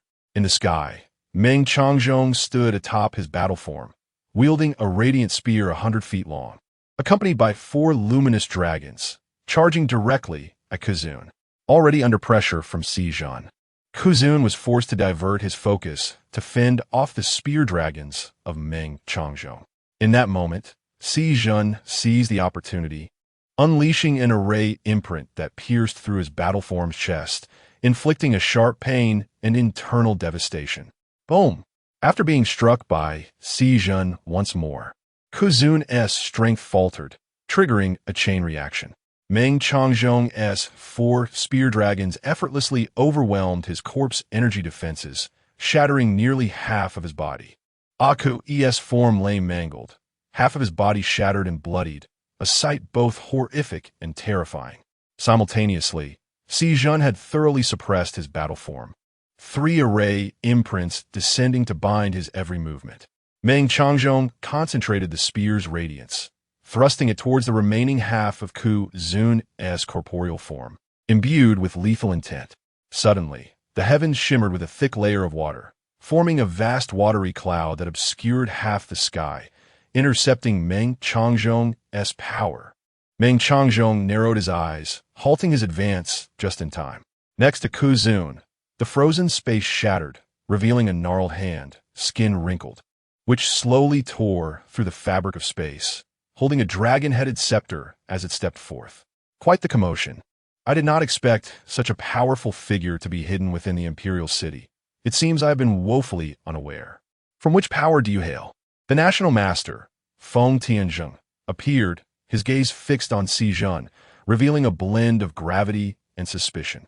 Xi Yun disregarded him entirely, ruthlessly exploding Chu Yun's battle form, causing the array imprints to detonate. Bang, bang, bang. Too much, too much.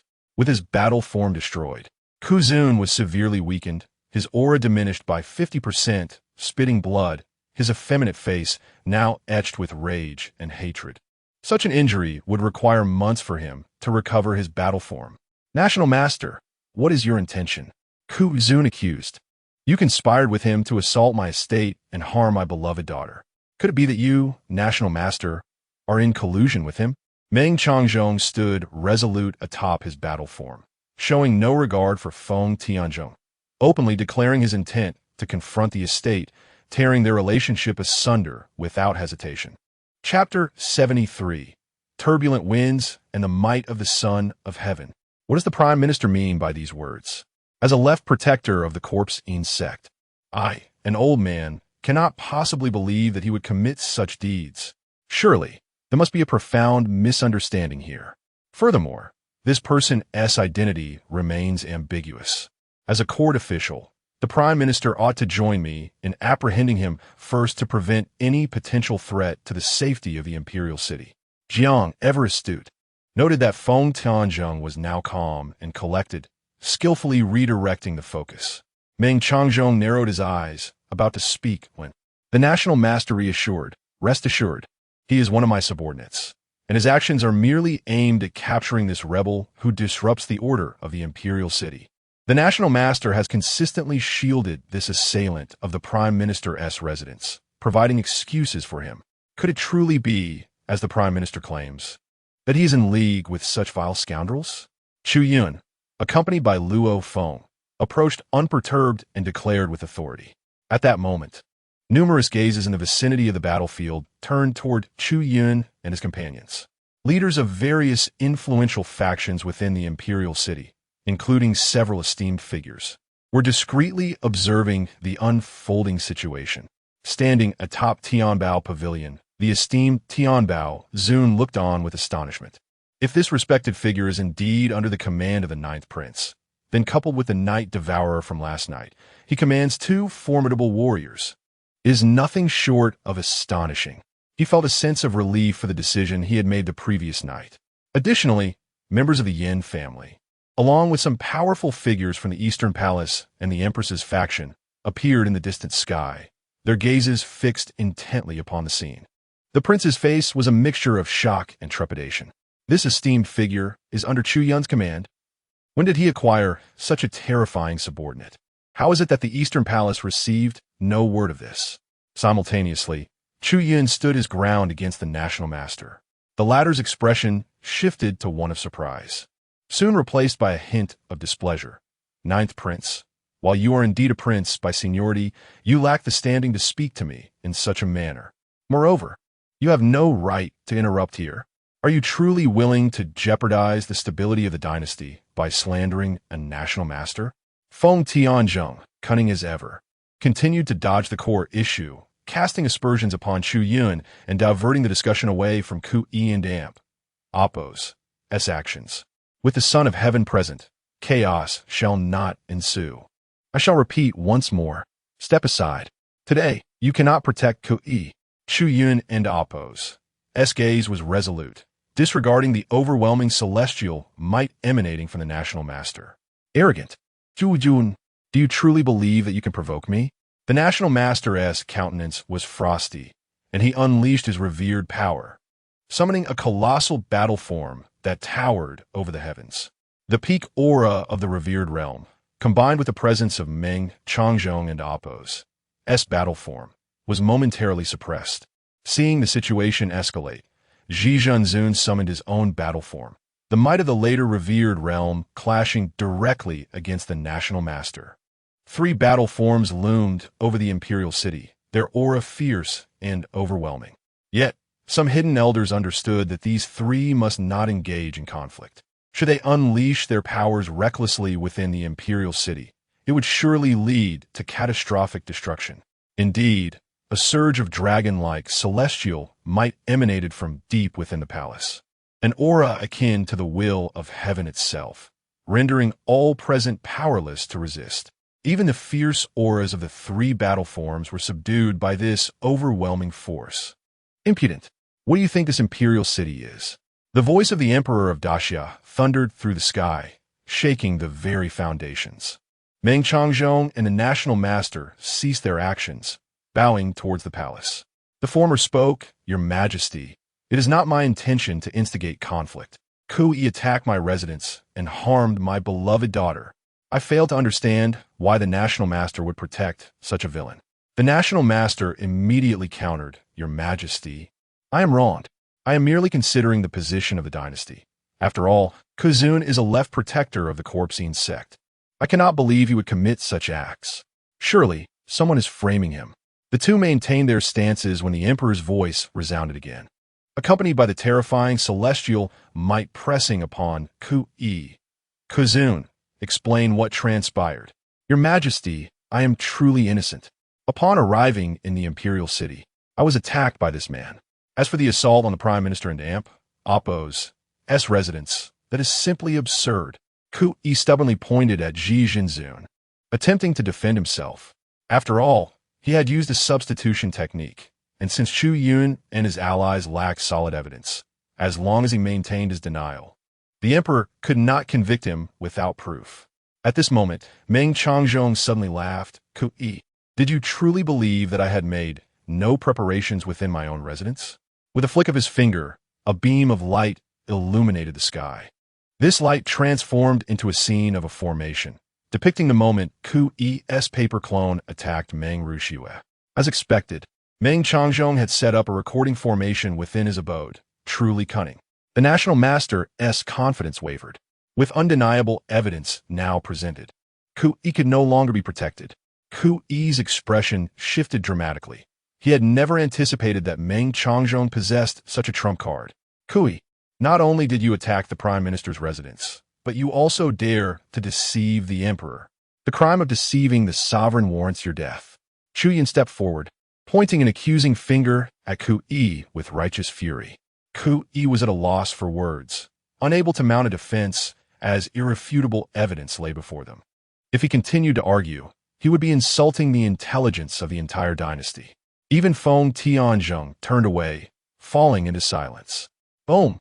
At this moment, the celestial might from the heavens transformed into a golden dragon bathed in radiant light, sweeping away the bloodied remnants of Kuzun and Amp, Oppo's form, soaring into the sky. The moment the golden dragon enveloped him, all of Ku Yi and Oppo's powers were forcibly sealed.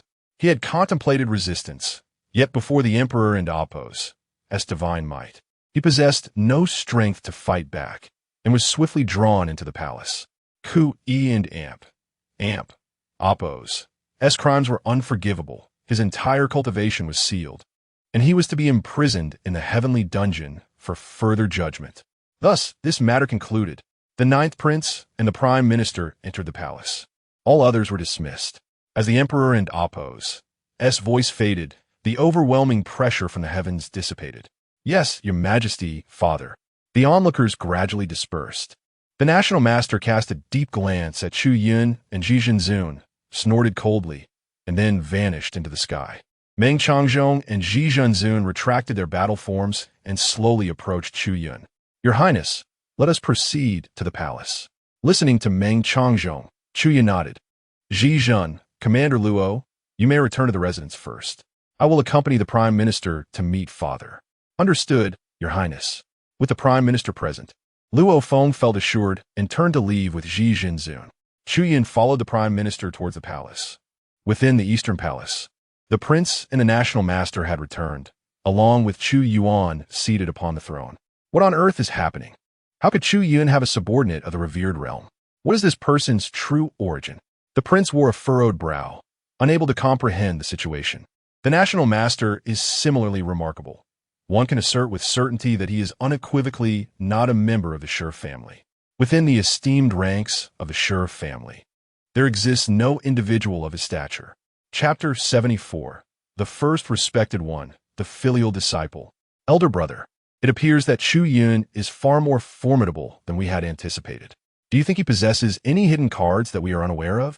Zhu Juan Suden Li In Guit.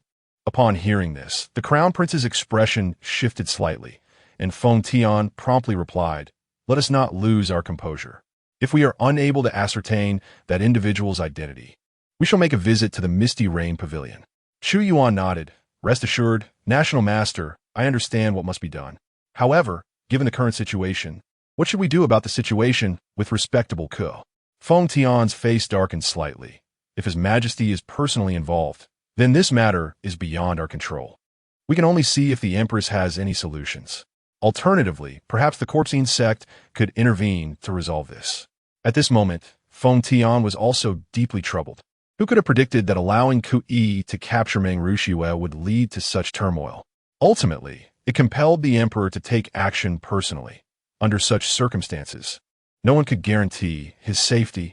It is important to note that the most powerful respected one in the entire Great Xia Dynasty is none other than the emperor himself. He rarely intervenes because it is usually unnecessary for him to do so. In terms of strength among the respected ones, even the Shura respected one is beneath him. Moreover, it is crucial to recognize that within the imperial city, the emperor is fortified by the fortune of the dynasty. Within the city, even those at the celestial aspect could contend with him. This is also the primary reason why the Empress and Appo's faction, despite its extensive network, does not dare to act recklessly within the imperial city. Had the emperor been present in the palace at the time of Chu Yun's birth, it would have been impossible for him to have been abducted. This illustrates the absolute deterrence of a sovereign ruler. Currently, we have no other recourse. Third brother, you shall visit the Misty Rain Pavilion and see if you can gather any information regarding the respected one under Chu Yun. The Crown Prince commanded. Understood, elder brother. I shall depart immediately. Chu Yuan promptly left the Eastern Palace and hastened towards the Misty Rain Pavilion. Within the Imperial Palace, Chu Yun and Meng Changzhong entered a grand hall. We have come to pay our respects to His Majesty.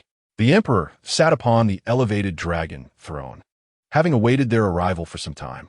Rise, he nodded, speaking in a calm tone. Thank you, Your Majesty. The two then stood upright. Ku Yi has already been imprisoned in the Sky Prison. How is Ruxue faring? The Emperor inquired with concern. Thank you for your concern, Your Majesty.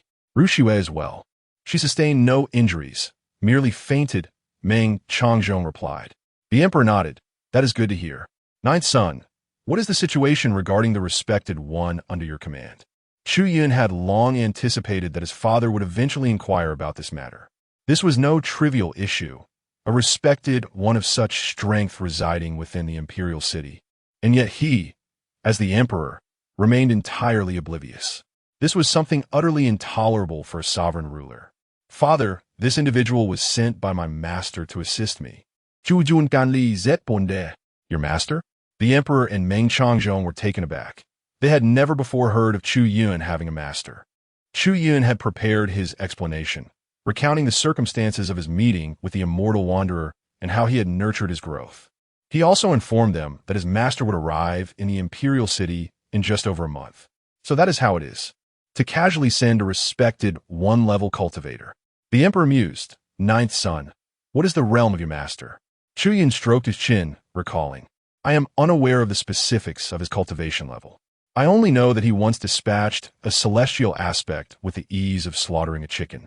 It was merely a matter of a single sword strike."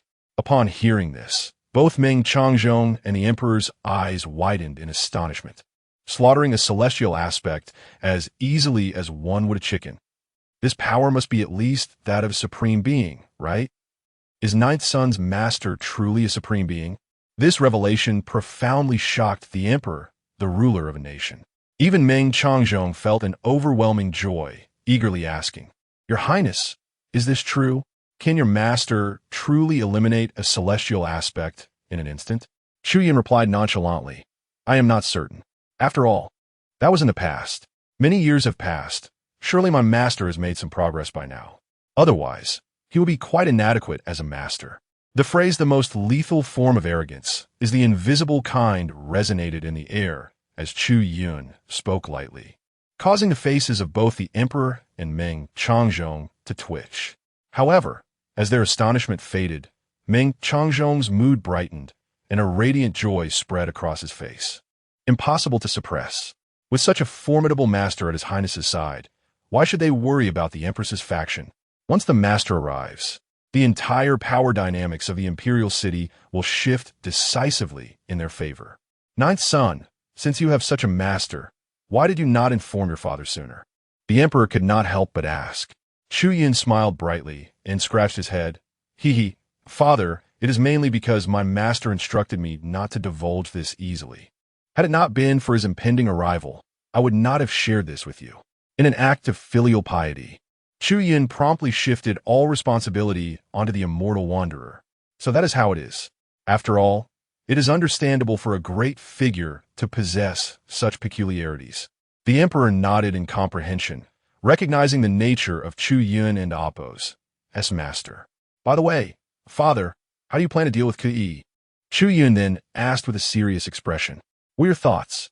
The emperor inquired, turning the question back to him. "If possible, I wish to request that you hand Kui over to me," the son replied. Chapter 75. The Queen's Strategy Plotting at the Borders. Chu Yun's desire for Kui, in the emperor's eyes, might appear as a wish to determine Kui's fate, considering his audacious attack on the minister's residence that nearly endangered their lives. However, unbeknownst to the emperor, Chu Yun and Appo's interest in Kui stemmed from the hatred value and editing points he possessed. The potential editing points a being of the esteemed realm could yield intrigued Chu Yun immensely. The emperor pondered for a moment. Although Kui had been imprisoned, he was still a member of the Corpsine sect. Given the turmoil, the sect would undoubtedly intervene, sending envoys to the imperial city to plead for the emperor to spare Kui's life. After all, a being of the esteemed realm represented a significant loss for the Corpsine sect. "Very well, since you desire it, I shall leave Kui and Appo's fate in your hands. Externally, I will announce that he has been executed, leaving no room for others to meddle." The emperor resolved, displaying a certain fondness for Chu Yun, granting his request. "Thank you, father," Chu Yun replied with a beaming smile. Subsequently, the emperor ordered Xian Feng to secretly deliver Kui to the residence of the ninth prince. Publicly, it would be proclaimed that during his imprisonment, Kui had attempted regicide, leading to the emperor's immediate order for his execution. In Chu Yun's residence, Kui was confined in a secret chamber, his limbs bound. In this squalid environment, he resembled a wrathful wolf, his fierce gaze fixated on Chu Yun before him. "I never imagined that after traversing the Great Xia Dynasty for so many years, I would fall into your hands. Chu Yun, you are remarkable, but do not rejoice too soon. If I perish, the Corpsine sect will ensure you accompany me to the grave. Even your father cannot protect you forever. You are destined to die, and your demise will be more tragic than mine."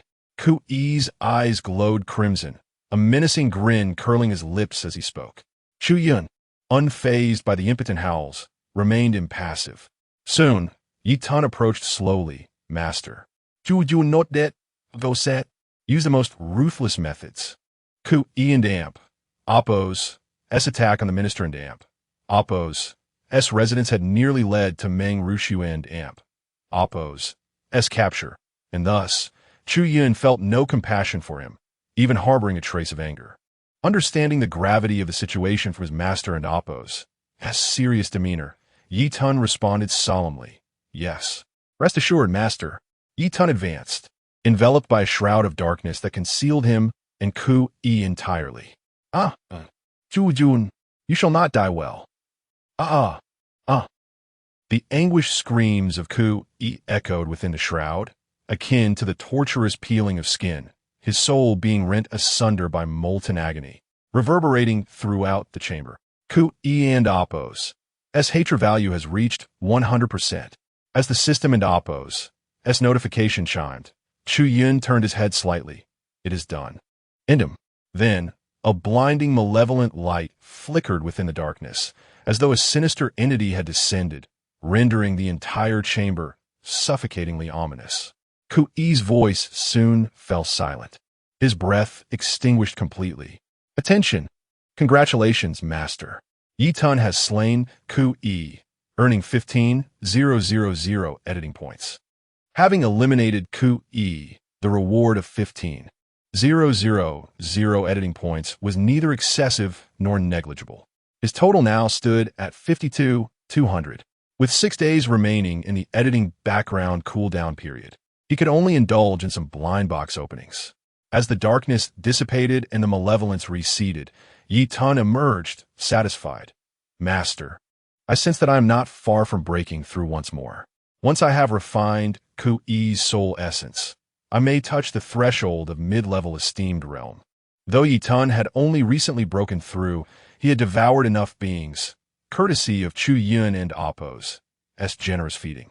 Should he consume another initial level esteemed realm practitioner, a breakthrough was inevitable. Chu Yun nodded. First, let us visit the minister and Oppo's residence and see if Rushua has awakened. Yes, master. In the imperial palace. Within the queen's chamber, the national master Feng Tianzheng and 2 esteemed attendants of the dynasty, Ren Lin and Hong Chun, sat together. The queen's countenance was somber. News has spread from the palace that Ku E, while imprisoned, attempted regicide, resulting in the emperor's immediate order for his execution. No mercy was shown.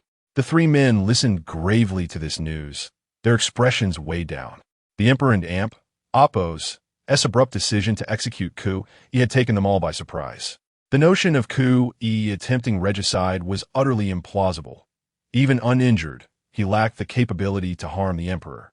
Thus, the regicide claim was merely a facade for the public. However, such actions had severely fractured the relationship between the royal family and the Corpsine sect.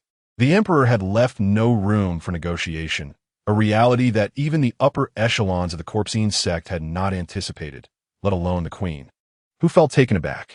Having shared a bed with the emperor for many years, she believed she understood him well. This abrupt execution of sect's esteemed realm member seemed uncharacteristic. He should be acutely aware of the consequences. This move of the emperor is indeed perplexing. My lady, could it be that he has sensed something? After all, his celestial decline approaches, remarked the attendant Hong Chun suddenly. The queen furrowed her brow slightly. It shouldn't be so. Our people have yet to act, so he cannot possibly know in advance. However, given the current dire situation, we must activate the contingency plan we prepared earlier. National Master Feng Tianzheng spoke earnestly. Rest assured, my lady. The border defense schematics have been secretly dispatched. It will not be long before news of the border and Oppo's fall reaches the imperial city. The queen nodded. She needed to divert the emperor and Oppo's attention away from them. And only through unrest at the borders could she shift his focus. By the way, I have found no trace of that esteemed realm practitioner beside Chu Yun, Yin Tower. This is quite the mystery. However, we have discovered that the forces aiding Chu Yun are from the Yin family and the Wang Xiandao sect of Qingzhou. The queen continued. What? The Yin family and Wang Xiandao sect. It is them. Upon hearing this, Hong Chun and Rin Lin's faces turned grim with anger. My lady, it seems we have underestimated Chu Yun. His ability to secretly gain the support of the Yin family and Wang Xiandao sect, along with the protection of a mysterious, esteemed realm practitioner, indicates he possesses more capability than we had previously imagined, Feng Tianzheng stated, holding his staff with a serious demeanor. The queen's expression grew cold. He indeed possesses some talent, but what I despise is the support he has received from those forces. Since they have made their choice, they must pay the price for it. As Jun has already led the elite of the divine sect to Qingzhou, we shall eradicate the Yin family in 1 month and Appo's time, uprooting their entire foundation. Upon hearing the queen's decisive plan, the 3 men fell silent, acknowledging her resolution. Regarding Chu Yi's death, the queen personally conveyed a message to the leader of the Corpse Yin sect, urging them to remain calm and await her further instructions. Chapter 76. The Heart of Dreaming Snow, Refining the Source of Nirvana. In the Prime Minister and Appo's residence, after the events concluded, Dreaming Snow awakened from her brief unconsciousness. Dream Changzhou, having come to this realization, was astounded to witness his daughter and Appo's extraordinary abilities through the projection array. She had remarkably withstood the force of Elder Ku. However, he was not an unenlightened father. If Snow chose not to reveal her strength to the outside world, it was evident that she harbored her own secrets. Should she wish to confide in him, he would naturally be privy to it. Conversely, if she preferred to remain silent, as her father, he would refrain from pressing her for answers. In this regard, he found a certain kinship with the Emperor.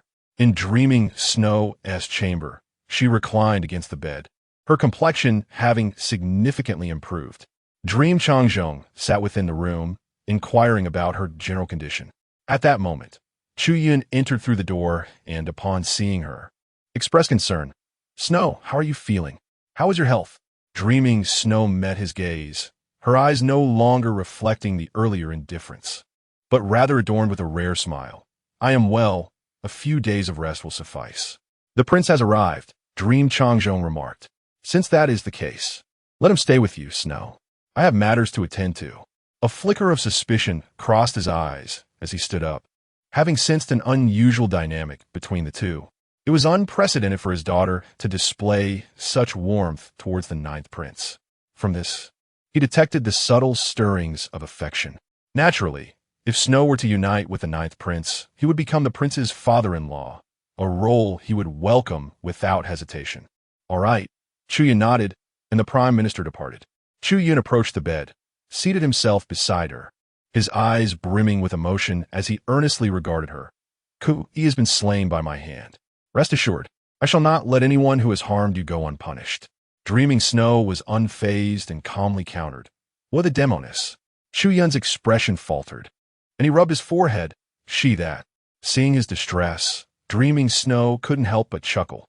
"All right, I was merely teasing you. I understand that your relationship with her is likely not so simple. She may even be residing within your estate, correct?" Chu Yun did not deny it. "Indeed, like you, she holds great importance to me." Dreaming Snow nodded without probing further into their relationship, then said, "I understand. When the opportunity arises, arrange for us to meet privately. Matters between women require our own resolution."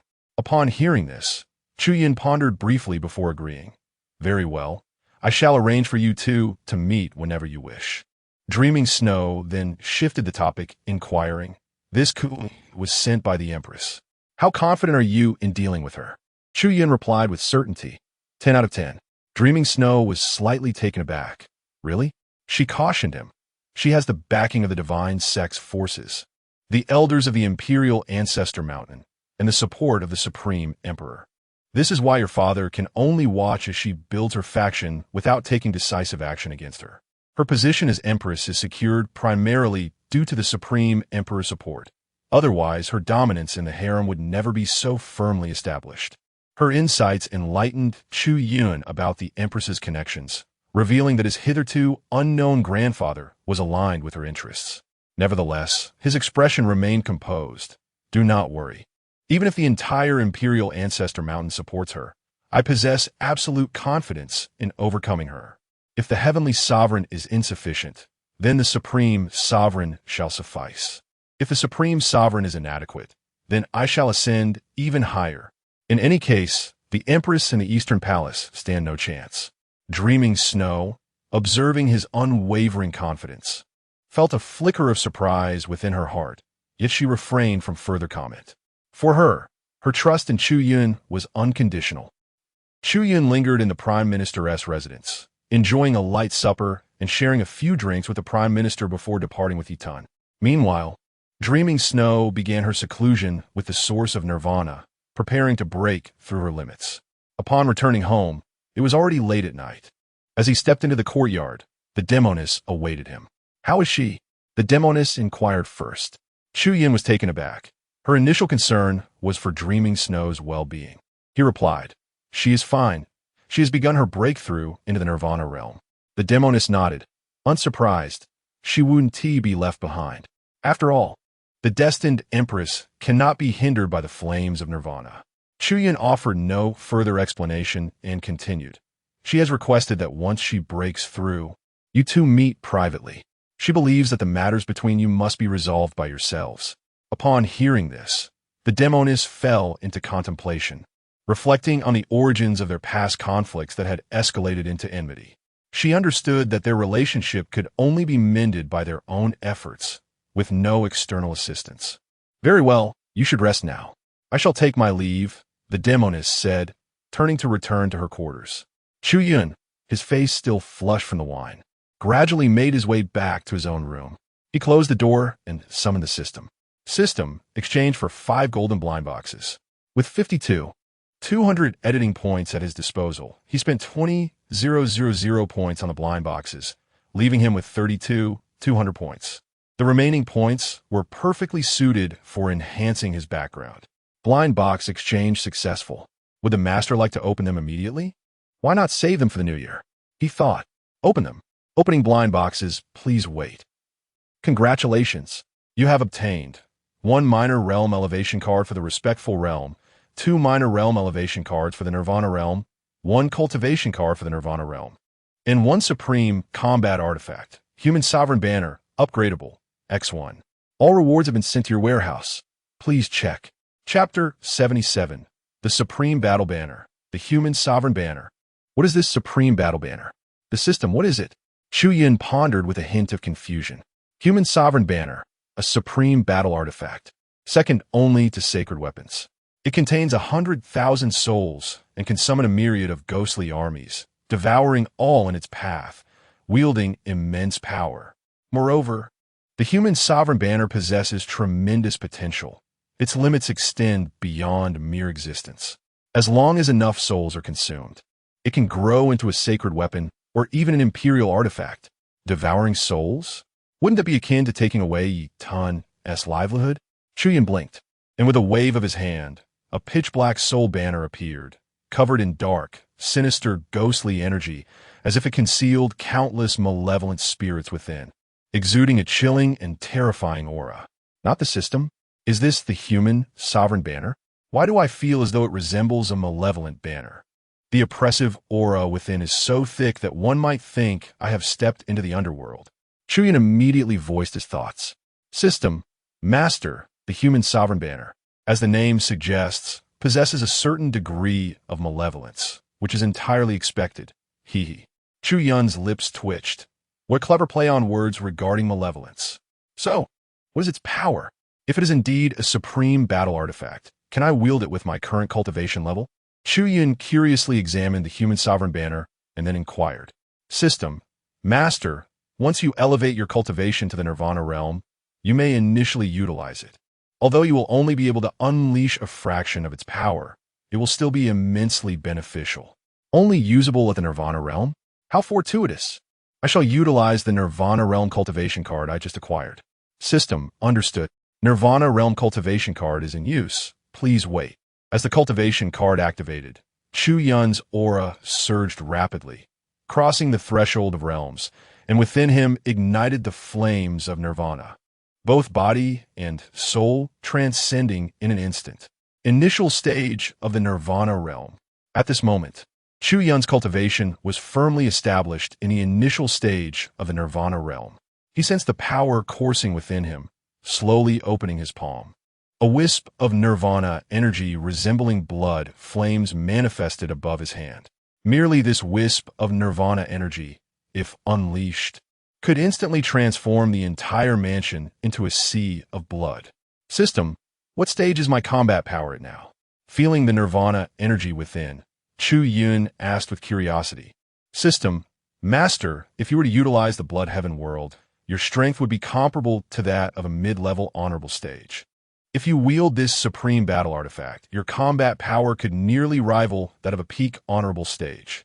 Listening to the system's explanation, it meant that if Chu Yun were to reveal all his cards, he could indeed match a typical peak honorable stage.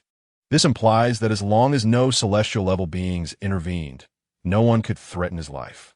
At this point, he had acquired sufficient strength for self-preservation, allowing him to navigate the imperial city without incessantly relying on Yi Tun and the Honorable Zhun as protection.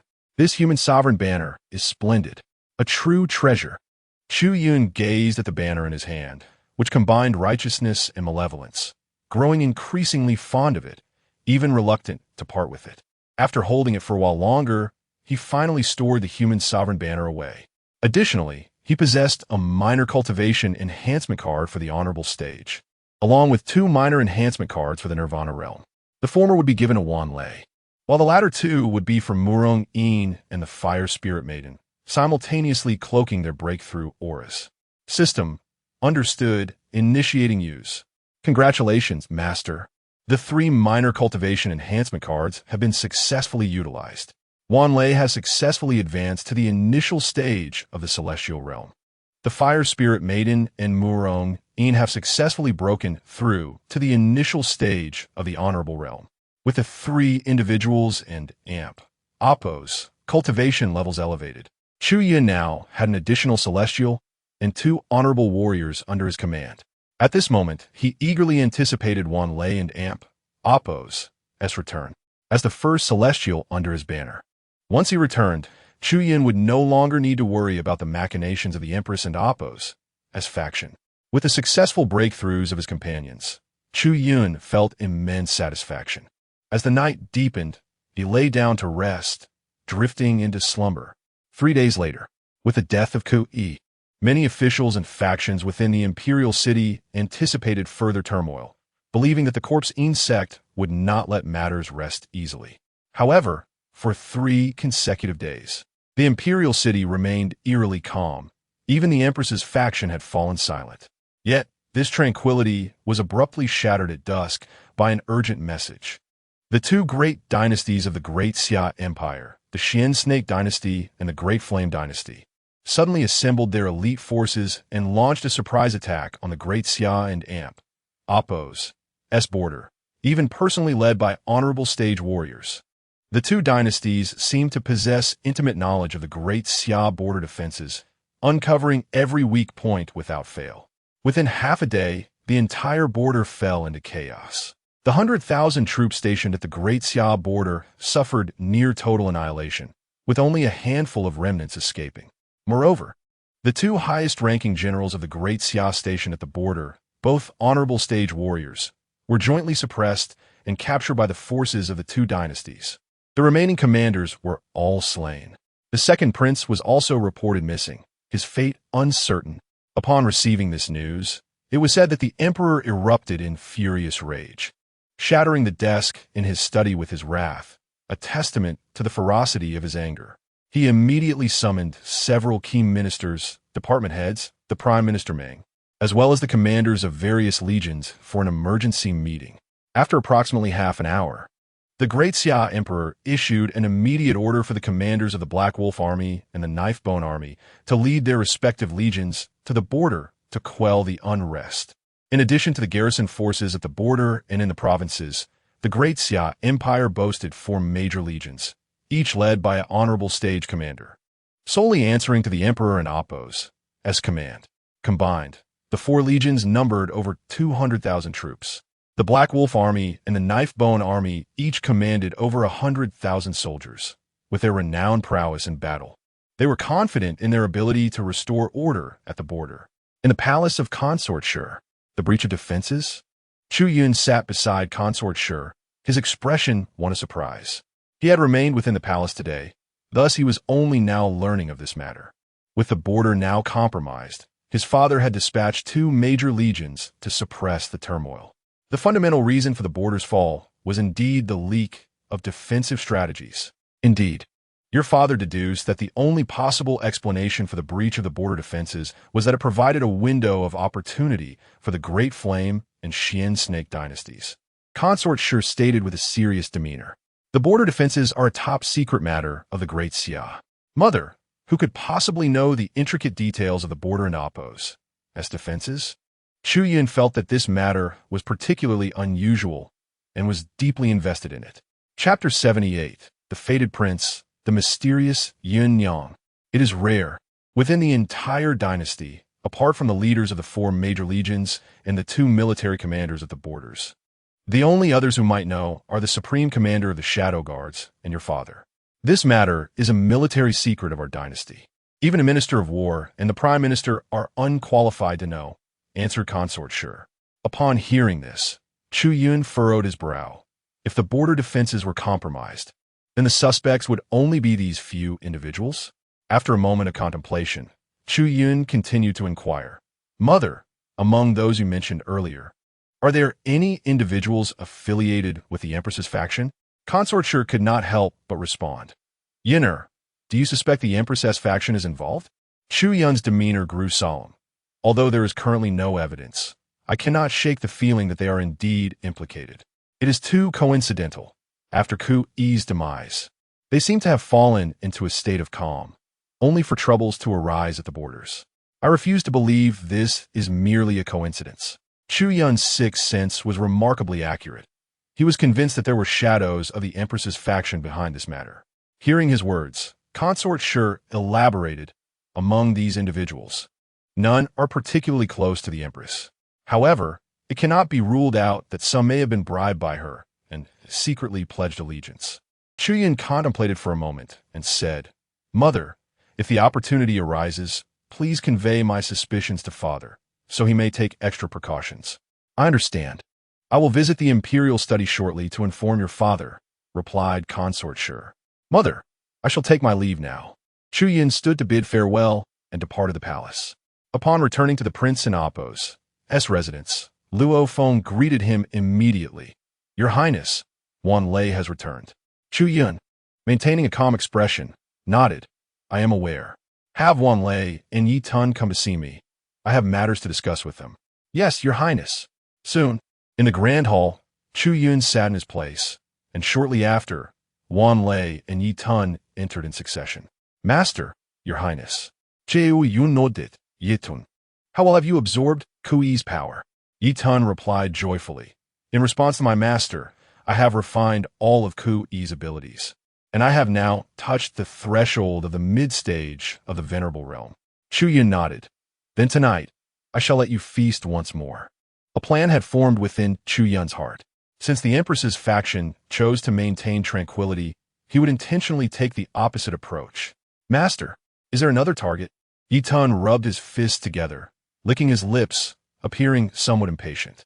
Chu Yun instructed, Wan Lei, tonight, you shall visit the 1,000-kill mercenary corps. You know what to do with those within. Wan Lei, the heavenly sovereign, promptly replied, Rest assured, Your Highness. Chu Yun nodded. Yi Tun. Tonight we shall pay a visit to the Cloud Mist Tower. Yi Tun immediately responded, Yes, Master. The 1,000-kill mercenary corps and the Cloud Mist Tower are the mainstays of the Empress and Appo's faction within the Imperial City. Without these two, it would undoubtedly deal a significant blow to the Empress's influence in the capital. At the 8th Prince and Appo's residence, 8th Prince Chu Hao and 6th Princess Chu Xinyan were seated in a side hall. At that moment, a woman dressed in a yellow palace gown entered slowly through the door, exuding an extraordinary aura, radiating a sense of timeless grace. Yet her skin and appearance remained youthful and vibrant as she walked inexpressionlessly. Mother, Chu Hao and Chu Xinyan both stood up in unison to pay their respects. This woman was indeed their biological mother, the esteemed concubine of the Great Xia Dynasty, Song Yiling. The noblewoman nodded and walked directly towards the elevated seat, with Chu Hao promptly yielding his place for her to sit. After the concubines settled, she cast a glance at them, signaling them to sit. Chu Hao, taking a seat beside her, closed his fan and asked, "Mother, your presence here signifies something of importance?" The concubine replied calmly, "You are both aware of the turmoil at the borders, correct?" Chu Xinyan nodded. "Yes, mother, my brother and I were just discussing this matter. The leakage of defense plans leading to the border and oppos. S-Fall indicates that there must be a traitor among the 4 major legions. However, I did not expect father to send 2 legions to suppress the chaos. Does he not fear that the traitor may be among those 2 commanders?" The concubine maintained a remarkably composed expression. "This is a precautionary measure left by your father. If the traitor is indeed one of those 2, it would serve his purpose. However, in my view, the traitor is not allied with the enemy nation, but rather with the empress." Chu Hao raised an eyebrow. "Do you mean to say that these events are merely a smokescreen released by the empress to divert father's attention?" The concubine and Oppos' expression remained calm. "It is likely that she fears they may scheme against your father and Oppos' impending decline, and thus resorted to such tactics. However, regrettably, this has inadvertently forced the second brother back into the fold. Your second brother, who is currently missing, is highly likely on his way back to the dynasty." Chu Hao and Oppos' expression grew serious. "Second brother. Mother, without any support, although he has honed his skills at the borders for many years, upon his return, he would hardly pose a threat to the empress and her faction, would he?" The concubine shook her head. "You are mistaken. Your second brother possesses the most extraordinary fortune among all of you princes. I once attempted to exert control over him, only to discover that he harbors a fragment of a remnant soul within him, nearly causing me harm. If he harbors desires for the throne, then the likes of Chu Yun and Chu Rong will be nothing more than ants in his eyes, hardly worthy of comparison." Upon hearing this, both Chu Hao and Chu Xinyan were left astonished. They were well aware of their mother's formidable strength. It would not be an exaggeration to say that even their father would find it difficult to harm her in a direct confrontation. To think their second brother Chu Huang possessed such potential was indeed shocking. "Mother, might this disrupt our plans?" Chu Hao inquit Gadavili. "I too worry about unforeseen complications. Therefore, however, tonight you shall meet with someone on my behalf," said the concubine. Chu Hao could not help but ask, "Who?" "The master of the Cloud Mist Tower, Yin Yang," replied the concubine. "Yin Yang? Isn't she aligned with the empress? Why must we meet her?" Chu Hao was filled with confusion. Chu Xinyan, beside him, also wore a puzzled expression. The concubine smiled faintly. "She is no ordinary person. Her concealment is on par with my own. I only discovered her true identity during a previous chance encounter." Chu Hao's curiosity deepened. "Mother, who exactly is she?" Chapter 79. Princess Yuanming. The Snow Sect of Hanzhou. "Have you heard of the Yuanming dynasty?" the noble consort suddenly inquired. The Yuanming dynasty? Both Chu Hao and Chu Xinyan immediately fell into deep reminiscence. Soon, Chu Hao raised an eyebrow and instinctively remarked, "Could it be that my mother refers to the Yuanming dynasty, which was besieged and annihilated by the 10 major dynasties 500 years ago?" The noble consort nodded. "Indeed. It is the Yuanming dynasty that has been extinguished for over 5 centuries. In its prime, the Yuanming dynasty and Oppos' foundation and strength were sufficient to rank among the top 10 dynasties.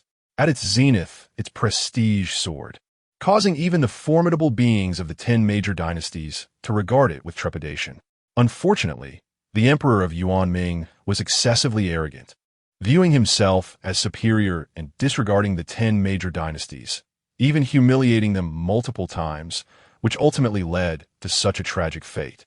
Listening to the noble consort, both Chu Hao and Chu Xinyan had some recollections, having read about how the Yuanming dynasty and Oppos' arrogance resulted in its lack of allies, leading to its easy destruction by the 10 major dynasties. "However, mother, what connection does Yun Yang of Yunwu Tower have with the Yuanming dynasty?" Chu Hao could not help but ask. The true identity of Yun Yang is that of a surviving heir of the Yuanming dynasty. a former princess of Yuanming. Named Xinyan, the noble consort explained. Princess Yuanming. Chu Hao and Chu Xinyan were both taken aback, their eyes wide with astonishment. They were not well acquainted with the Yuanming dynasty, but the fact that its princess could escape the onslaught of the 10 major dynasties was simply unbelievable. It was even more puzzling that the esteemed heir of the Yuanming dynasty would seek refuge in their daxia and willingly align herself with the queen and Oppos, S faction. Mother, if Yin Yang is indeed the princess of Yuanming, what could be her motive for becoming part of the queen's faction? Surely, her true strength must surpass that of anyone within the queen's faction. Chu Hao questioned, filled with suspicion. The former might of the Yuanming dynasty far surpassed that of the current Daxia dynasty. Moreover, the princess, after accumulating power over the years, must possess formidable strength. She is at least at the celestial aspect stage, and if I am not mistaken, she may even hold the treasured artifact of the Yuanming dynasty. The noble consort remarked with a grave expression. When the 10 major dynasties exterminated Yuanming, they could not find its treasured artifact, which is likely in Yun Yang's possession. Chu Hao was slightly taken aback, and, after some contemplation, inquired, Mother, how do you intend for me to converse with Yun Yang tonight? The noble consort replied, In Oppos, as quite simple, you may directly convey our intentions to her. If she is willing to assist us, once your grandfather is freed and regains his strength, he may be able to assist her with a matter. A favor from one who was once a peak-level being should not be easily declined. Chu Hao nodded, Yes, Mother. I understand. That night, within Chu Yun's residence, Your Highness, Elders Fong and Yang have arrived. In the garden pavilion, Chu Yun and the celestial demoness were enjoying tea and conversation when Luo Feng approached to deliver the news. Chu Yun turned to see Fong Zili and Yang Muqian approaching, clasping their hands in greeting. Your Highness, they said. Chu Yun nodded, Please have a seat. Thank you, Your Highness. Once seated, Chu Yun spoke, Elders. Did you summon me for a particular matter? Your Highness, Deputy Master Yin Rujuan of the Divine Sect, along with a large contingent of elite members from the sect, has arrived in Qingzhou and has surrounded our sect, trapping us without assaulting, Fong Zili expressed with concern. Chu Yun set down his teacup and replied, Did my uncle not send a respected elder from the Shi family there? Is the situation still so dire? Fong Zili shook his head, exhaling a sigh, Your Highness. The Shi family's grand elder is currently within our sect. Although he does not fear Yin Rujuan, the Divine Sect has adopted a strategy of encirclement without engagement. Our ancestor is concerned that they might be waiting for reinforcements. Upon hearing this, Chu Yun found the reasoning sound.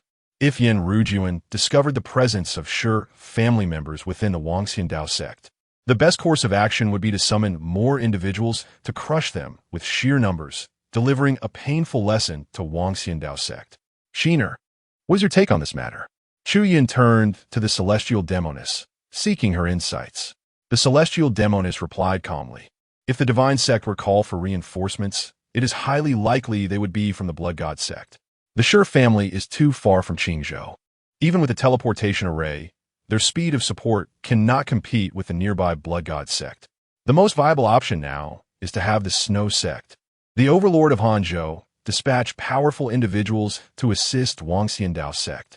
Hanzhou and Nanzhou flank Qingzhou on either side.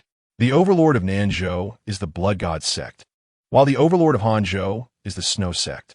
Fortunately, the Blood God sect maintains a friendly relationship with the Divine Sect, both being factions aligned with the Queen. In contrast, the Snow sect has a close relationship with the Shi family. Particularly, the current leader of the Snow sect is an ardent admirer of the Shura elder, a loyal devotee. Chu Yun contemplated for a moment and nodded. This is indeed a commendable strategy and the most feasible course of action. I shall immediately send word to my uncle, urging him to seek the Snow sect's assistance. Chu Yun promptly dispatched a message. Fong Zili and Yang Muqian's expressions brightened with joy as they expressed their gratitude. Thank you, Your Highness. There is no need for such thanks. It is only right that I act, as Wangxiandao sect has been targeted due to my presence. Chu Yun waved his hand, signaling that gratitude was unnecessary. This action filled Fong Zili and Yang Muqian with warmth, thankful that they had not misjudged their allegiance with Chu Yun. Before long, Fang Zili and Yang Muqian departed from the prince's residence. As the night deepened, Chu Yun began arranging their course of action. The thunderous celestial sovereign would head to the 1,000-kill mercenary corps to eliminate all within, while Chu Yun and the Night Swallower would venture to Yunwu Tower, preparing to apprehend everyone within.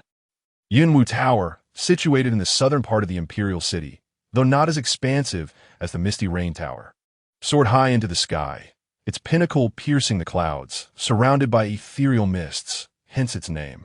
Simultaneously, the 8th prince, Chu Hao, made a nocturnal visit, ostensibly to discuss an important matter with Yun Yang, the mistress of Yunwu Tower. In the reception hall of Yunwu Tower, the 8th prince, Chu Hao, sat composedly. Soon, a woman clad in a purple gown, exuding elegance and fragrance, entered the room. Your Highness, the 8th prince has graced my Yunwu Tower at such an hour. I apologize for not welcoming you properly, Yun Yang said with a warm smile upon entering, a demeanor courteous. Chapter 80. Fortuitous Encounter, the Battle of Mist and Cloud. It is indeed my intrusion at this late hour, remarked Chu Hao with a smile. Sitting opposite him, Yun Yang's gaze was fixed on him, her face adorned with a radiant smile as she inquired, Might I ask what brings His Highness the 8th Prince to seek me out at such an hour? Chu Hao met her gaze unwaveringly and replied, I have come this night to represent my mother, the Empress, to discuss a potential collaboration with Master Yun. Oh, the esteemed Empress? What sort of collaboration might that entail? Yun Yang asked, her curiosity piqued. We wish to request Master Yun to join us in entering the Imperial Ancestral Mountain in a month's time to break a seal within, Chu Hao stated earnestly. Yun Yang's expression shifted subtly. 8th Prince, are you fully aware of what you are proposing? With a calm smile, Chu Hao responded, I am well aware. I also understand that Master Yin knows precisely what I mean. After all, as a princess of the Yuan Ming dynasty, you must have some knowledge of the secrets concealed within the Imperial Ancestral Mountain. Chu Hao directly unveiled Yun Yang's identity. Upon hearing this, her expression underwent a slight change, but she quickly regained her composure. At this juncture, Yun Yang decided to drop her pretense, acknowledging the gravity of the situation. I wish to know, what is your relationship with a heavenly demon sealed within the Imperial Ancestral Mountain? She asked directly. Chu Hao did not shy away and candidly replied, He is my maternal grandfather. Your grandfather? I see. I did not realize your mother was of the heavenly demon lineage. It all makes sense now. Yun Yang's expression turned intriguing. She had not anticipated that within the harem of a Great Xia Emperor, there would lurk such formidable lineage. Since it is your mother who sent you, I presume she has more to convey? Chu Hao nodded, stating, My mother mentioned that if Princess could assist us, once my grandfather is freed and regains his strength, he would grant you a favor, thus repaying your kindness. Upon hearing this condition, Yun Yang pondered deeply. The heavenly demon on the other side of the seal was rumored to have been a peak-level demon lord.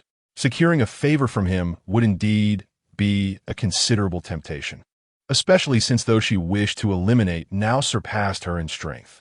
Very well. Return and inform your mother that I agree to this arrangement. As for the specifics, we shall determine them when she meets with me, Yun Yang assented. Chu Hao's heart soared with joy. Thank you, Princess. Just call me Master Yin. The dynasty that has perished in history hardly warrants the title of princess, she replied. As she spoke, a hint of regret flickered in her deep, beautiful eyes. All right, Master Yun, I shall take my leave, Chu Hao said, preparing to turn away. Suddenly, Yin Yang's expression shifted as she exclaimed, Wait. Chu Hao had that, looking at her with confusion. Is there anything else, Master Yin? Furrowing her brow slightly, Yin Yang remarked, It seems this night at Yunwu Tower is quite lively. 8th Prince, please remain here for a moment. With that, she exited the reception room, leaving Chu Hao in a haze of bewilderment. Within Yunwu Tower at that moment, some elders and elite disciples on the top floor had been rendered unconscious by the sinister aura emanating from Yitan. He and Chu Yun had intended to seize Yin Yang first, but found themselves thwarted upon reaching the top floor. Upon noticing this, Yitan unleashed his formidable spiritual consciousness, sweeping from top to bottom in search of Yin Yang's whereabouts. Bang! Suddenly, as Yitan and Appo's consciousness spread into the corridor, it was met with an overwhelmingly powerful backlash of soul energy. Coughing up blood, Yi Tun's face paled instantly. Master, we must flee. Realizing the presence of a terrifying powerhouse within Yunwu Tower, he hastily decided to lead Chu Yun away. However, in the next moment, Yun Yang's figure appeared directly before them. Although her aura was restrained, the playful smile on her face instilled fear in Yi Tun. Tonight, the ninth prince has brought a powerful cultivator to my Yunwu Tower. I wonder what intentions he harbors. Yun Yang's tone was icy, laced with a hint of amusement. Chu Yun felt a jolt of shock. It was indeed astonishing that Yun Yang had injured Yi Tun. It was evident that this woman was far more formidable than he had initially surmised. Who would have thought Master Yun possessed such hidden prowess? Chu Yun maintained his composure, speaking with poise. Yin Yang smiled gently. Oh, in comparison to the ninth prince, my little secrets are hardly worth mentioning. I presume tonight, you plan to recreate the tragedy of the Li family within my Yunwu Tower. Am I correct? Noticing Yi Tun beside Chu Yun, along with the previous presence of the elder Xijun, it was clear that they had two formidable cultivators at their disposal. Each of these individuals could have orchestrated the disappearance of the members of the Li family.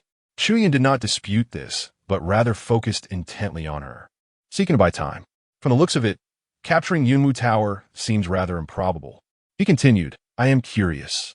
Do the Empress and Crown Prince know of your true capabilities? Yin Yang shook her head with a smile. That is of no concern to the ninth prince. It seems you have quite a few secrets of your own, which has piqued my curiosity. Without a moment's hesitation, Yin Yang's figure remained motionless as she extended her hand, summoning a golden palm print the size of the ceiling, radiating an overwhelming force towards Chu Yun. Feeling the terrifying energy emanating from the palm print, Chu Yun broke into a sweat, sensing the impending danger. Blood river, evil veil, swallowing clouds. Chu Yun and Yi Tun acted simultaneously, unleashing a torrent of sinister energy from Yi Tun, which coalesced into a black canopy, filled with chaotic energies and the wails of countless evil spirits. Chu Yun summoned the power of the blood sky world. 3 rivers of blood surged forth like a tsunami, crashing against the palm print. Bang! Boom! However, in an instant, their combined powers crumbled upon contact with the palm print, disintegrating into mere dust. Chu Yun and Yi Tun's expressions paled, and they hastily evaded, comparable to the strength of a revered cultivator. How could you possess such power? Yin Yang and Appo's expression bore a hint of astonishment as she sensed Chu Yun and Appo's might. Instantly, her power enveloped the entire top floor, ensuring that no matter how fiercely the energies clashed, they would not escape outside. She intended to confront the ninth prince thoroughly. Vermilion bird shattering heaven. Following this, Chu Yun's palm morphed into the claw of the vermilion bird, ignited by the pure world divine flame. As it aimed to tear through the heavens, its power exceeding that of the majority of revered cultivators, as he lunged towards Yin Yang with ferocious intent. Chapter 81. The Shock of Yin Yang, a Truce. Beast Transformation. Upon witnessing Chu Yun and Appo's arm morph into the claws of a vermilion bird, Yin Yang's expression shifted with surprise. The art of beast transformation was exceedingly rare within the vast Xia Dynasty, and to encounter such formidable prowess for the first time left her utterly astonished. Yet, despite the overwhelming nature of Chu Yun's abilities, she was resolute that he could not escape her grasp this night. With a single finger raised, a beam of light shot forth, enveloping the vermilion bird claws in a resplendent golden glow, akin to mist, which obscured the purifying flames. Simultaneously, the golden radiance intertwined with Chu Yun and Appo's claws, forcibly suppressing the strength within his arm. System, activate the breath of the celestial sovereign. As Chu Yun recognized the futility of his strength before Yin Yang, he resolved to employ the breath of the celestial sovereign. Bang! Just as the tension reached its zenith, a bolt of thunder cleaved through the space, akin to a fierce dragon of lightning descending, shattering Yin Yang and Appo's binding power. System, no need for that. Chu Yun swiftly mitigated his losses. System, sweating profusely. Do not harm my master. The figure of the Thunder Sovereign emerged from the void, unleashing a tempest of lightning waves that transformed the surrounding area into a stormy electromagnetic field, summoning titanic thunder to strike with a colossal golden imprinted hand. Heavenly Aspect Realm. Yun Yang's eyelids flickered. She had not anticipated that Chu Yun possessed a subordinate of the Heavenly Aspect Realm. Should this revelation spread, it would undoubtedly ignite a conflagration throughout the Xia Dynasty. Yun Yang unleashed 3 golden flowers, and at the moment their petals unfurled, a lethal force capable of slaying those of the sovereign realm surged forth like a barrage of sharp spikes. Bang! Boom! As the petals collided with the golden, thunderous imprint, a wave of spiritual energy erupted, akin to a tumultuous tide that sent both combatants reeling. Yun Yang managed to stabilize herself before the Thunder Sovereign, who promptly positioned himself before Chu Yun, shielding him. Around them lay the remnants of their power clashes, accompanied by the shattered voids surrounding them. Despite the clash of forces, Yun Yang maintained the upper hand. Chu Yun's heart trembled. The master of Yunwu Tower was indeed a celestial sovereign. This situation had escalated dramatically. He was certain that the Empress was entirely unaware of Yun Yang's true capabilities. Otherwise, she would not have acted with such restraint, fearful of revealing her presence to the royal powers. Your Excellency has recently broken through to the Heavenly Aspect Realm and possesses such formidable power. Your talent is remarkable, Yun Yang remarked, her tone imbued with admiration. Ninth Prince, you have indeed exceeded my expectations tonight. In the Xia Dynasty, few could astonish her, and Chu Yun and Appo's performance this evening certainly placed him among that select group. Yun Yang refrained from further aggression and instead offered her appraisal. Chu Yun, fixated on her, replied, Master Yun, you flatter me. Your prowess tonight has equally left me in awe. If Lan Ji and Chu Rong were to discover that their commander is a celestial sovereign, their expressions will be most entertaining. Yun Yang smiled gently. In that case, shall we consider this a truce? What say you, Your Highness? Chu Yun nodded, agreed. I shall pretend to know nothing of tonight's events. As for Master Yun, let us agree that I was never here. Would you concur? At that moment, both Chu Yun and Yun Yang sought to keep this encounter concealed. The Thunder Sovereign was one of Chu Yun's trump cards. Should this information be revealed, the Empress's faction would find it difficult to remain composed, potentially precipitating an earlier conflict. Moreover, the appearance of a celestial sovereign in the imperial city would not go unnoticed by the ancient powers of the royal ancestral mountains. Likewise, Yun Yang faced a similar predicament. Should her identity be exposed, she would likely face expulsion from the royal powers. Not a word shall escape my lips regarding tonight's events, Yun Yang assured with a faint smile. Then I shall take my leave, Chu Yun responded, and with that, the two reached an unspoken understanding. The Thunder Sovereign swiftly tore through space, transporting them away from Yunwu Tower. Yun Yang remained in place, gazing at the spot where they had vanished, her brow furrowing slightly. This ninth prince, Chu Yun, was far from simple. The Empress's plans, set for over a month from now, were now at significant risk of failure. Alas, whether it succeeds or fails is of little consequence to me.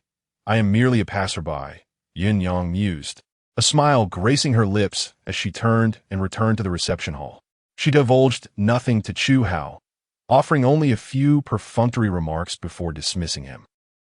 In the prince's manner, upon their arrival, Chu Yun immediately tossed a few medicinal pills to Yi Tun.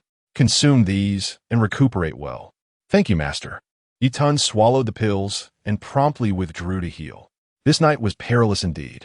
Who would have thought that Yun Yang concealed such depths? A heavenly aspect realm expert. What is her true purpose lurking within the imperial city? Chu Yun pondered, a sense of unease gnawing at him. Your Highness, should we not inform His Majesty? Wan Lei suggested. Chu Yun shook his head, having established a verbal agreement. It would be inappropriate to breach it immediately. After a moment of contemplation, he decided against dwelling on the matter any further. I shall confront her with my sword when my master arrives. Van Lei, what the 1,000-kill mercenary corps? Chu Yun inquired. Your Highness, due to the urgency of the situation, I rushed to their aid upon receiving your call. I have since secured the members of the 1,000-kill mercenary corps within this celestial soul banner.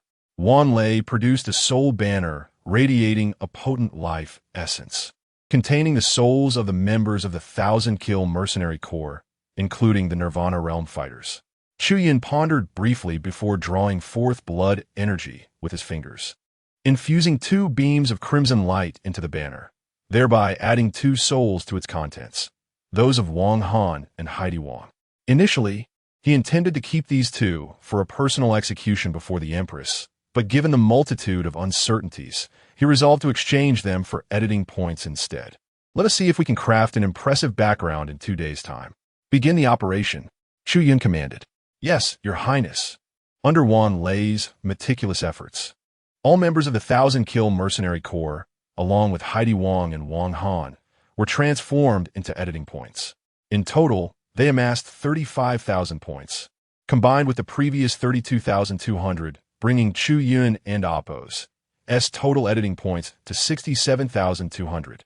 Chu Yun decided to refrain from utilizing these points for the time being, wishing to see if they could yield a significant boon when crafting a background.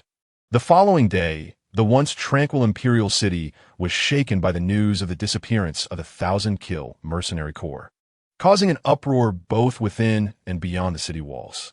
However, this time, the Empress and her faction were no longer at a loss. Instead, they directed their suspicions squarely at Chu Yun. Chapter 82. Dream Like Snow Breakthrough, Midnight Spring Feelings. Within the royal palace, the queen sat in a side hall, accompanied by the national master and several royal priests, as well as Crown Prince Chu Rong and Third Prince Chu Yuan. They had just learned of the mysterious disappearance of all members of the 1,000-kill mercenary group, and news had also arrived from Qingzhou. Originally, the 2 revered ones from the Blood God sect had led troops to support and intended to unite with the elite of the Divine Sect, led by Yin Rujuan, to deliver a severe lesson to the Wang Xiandao sect.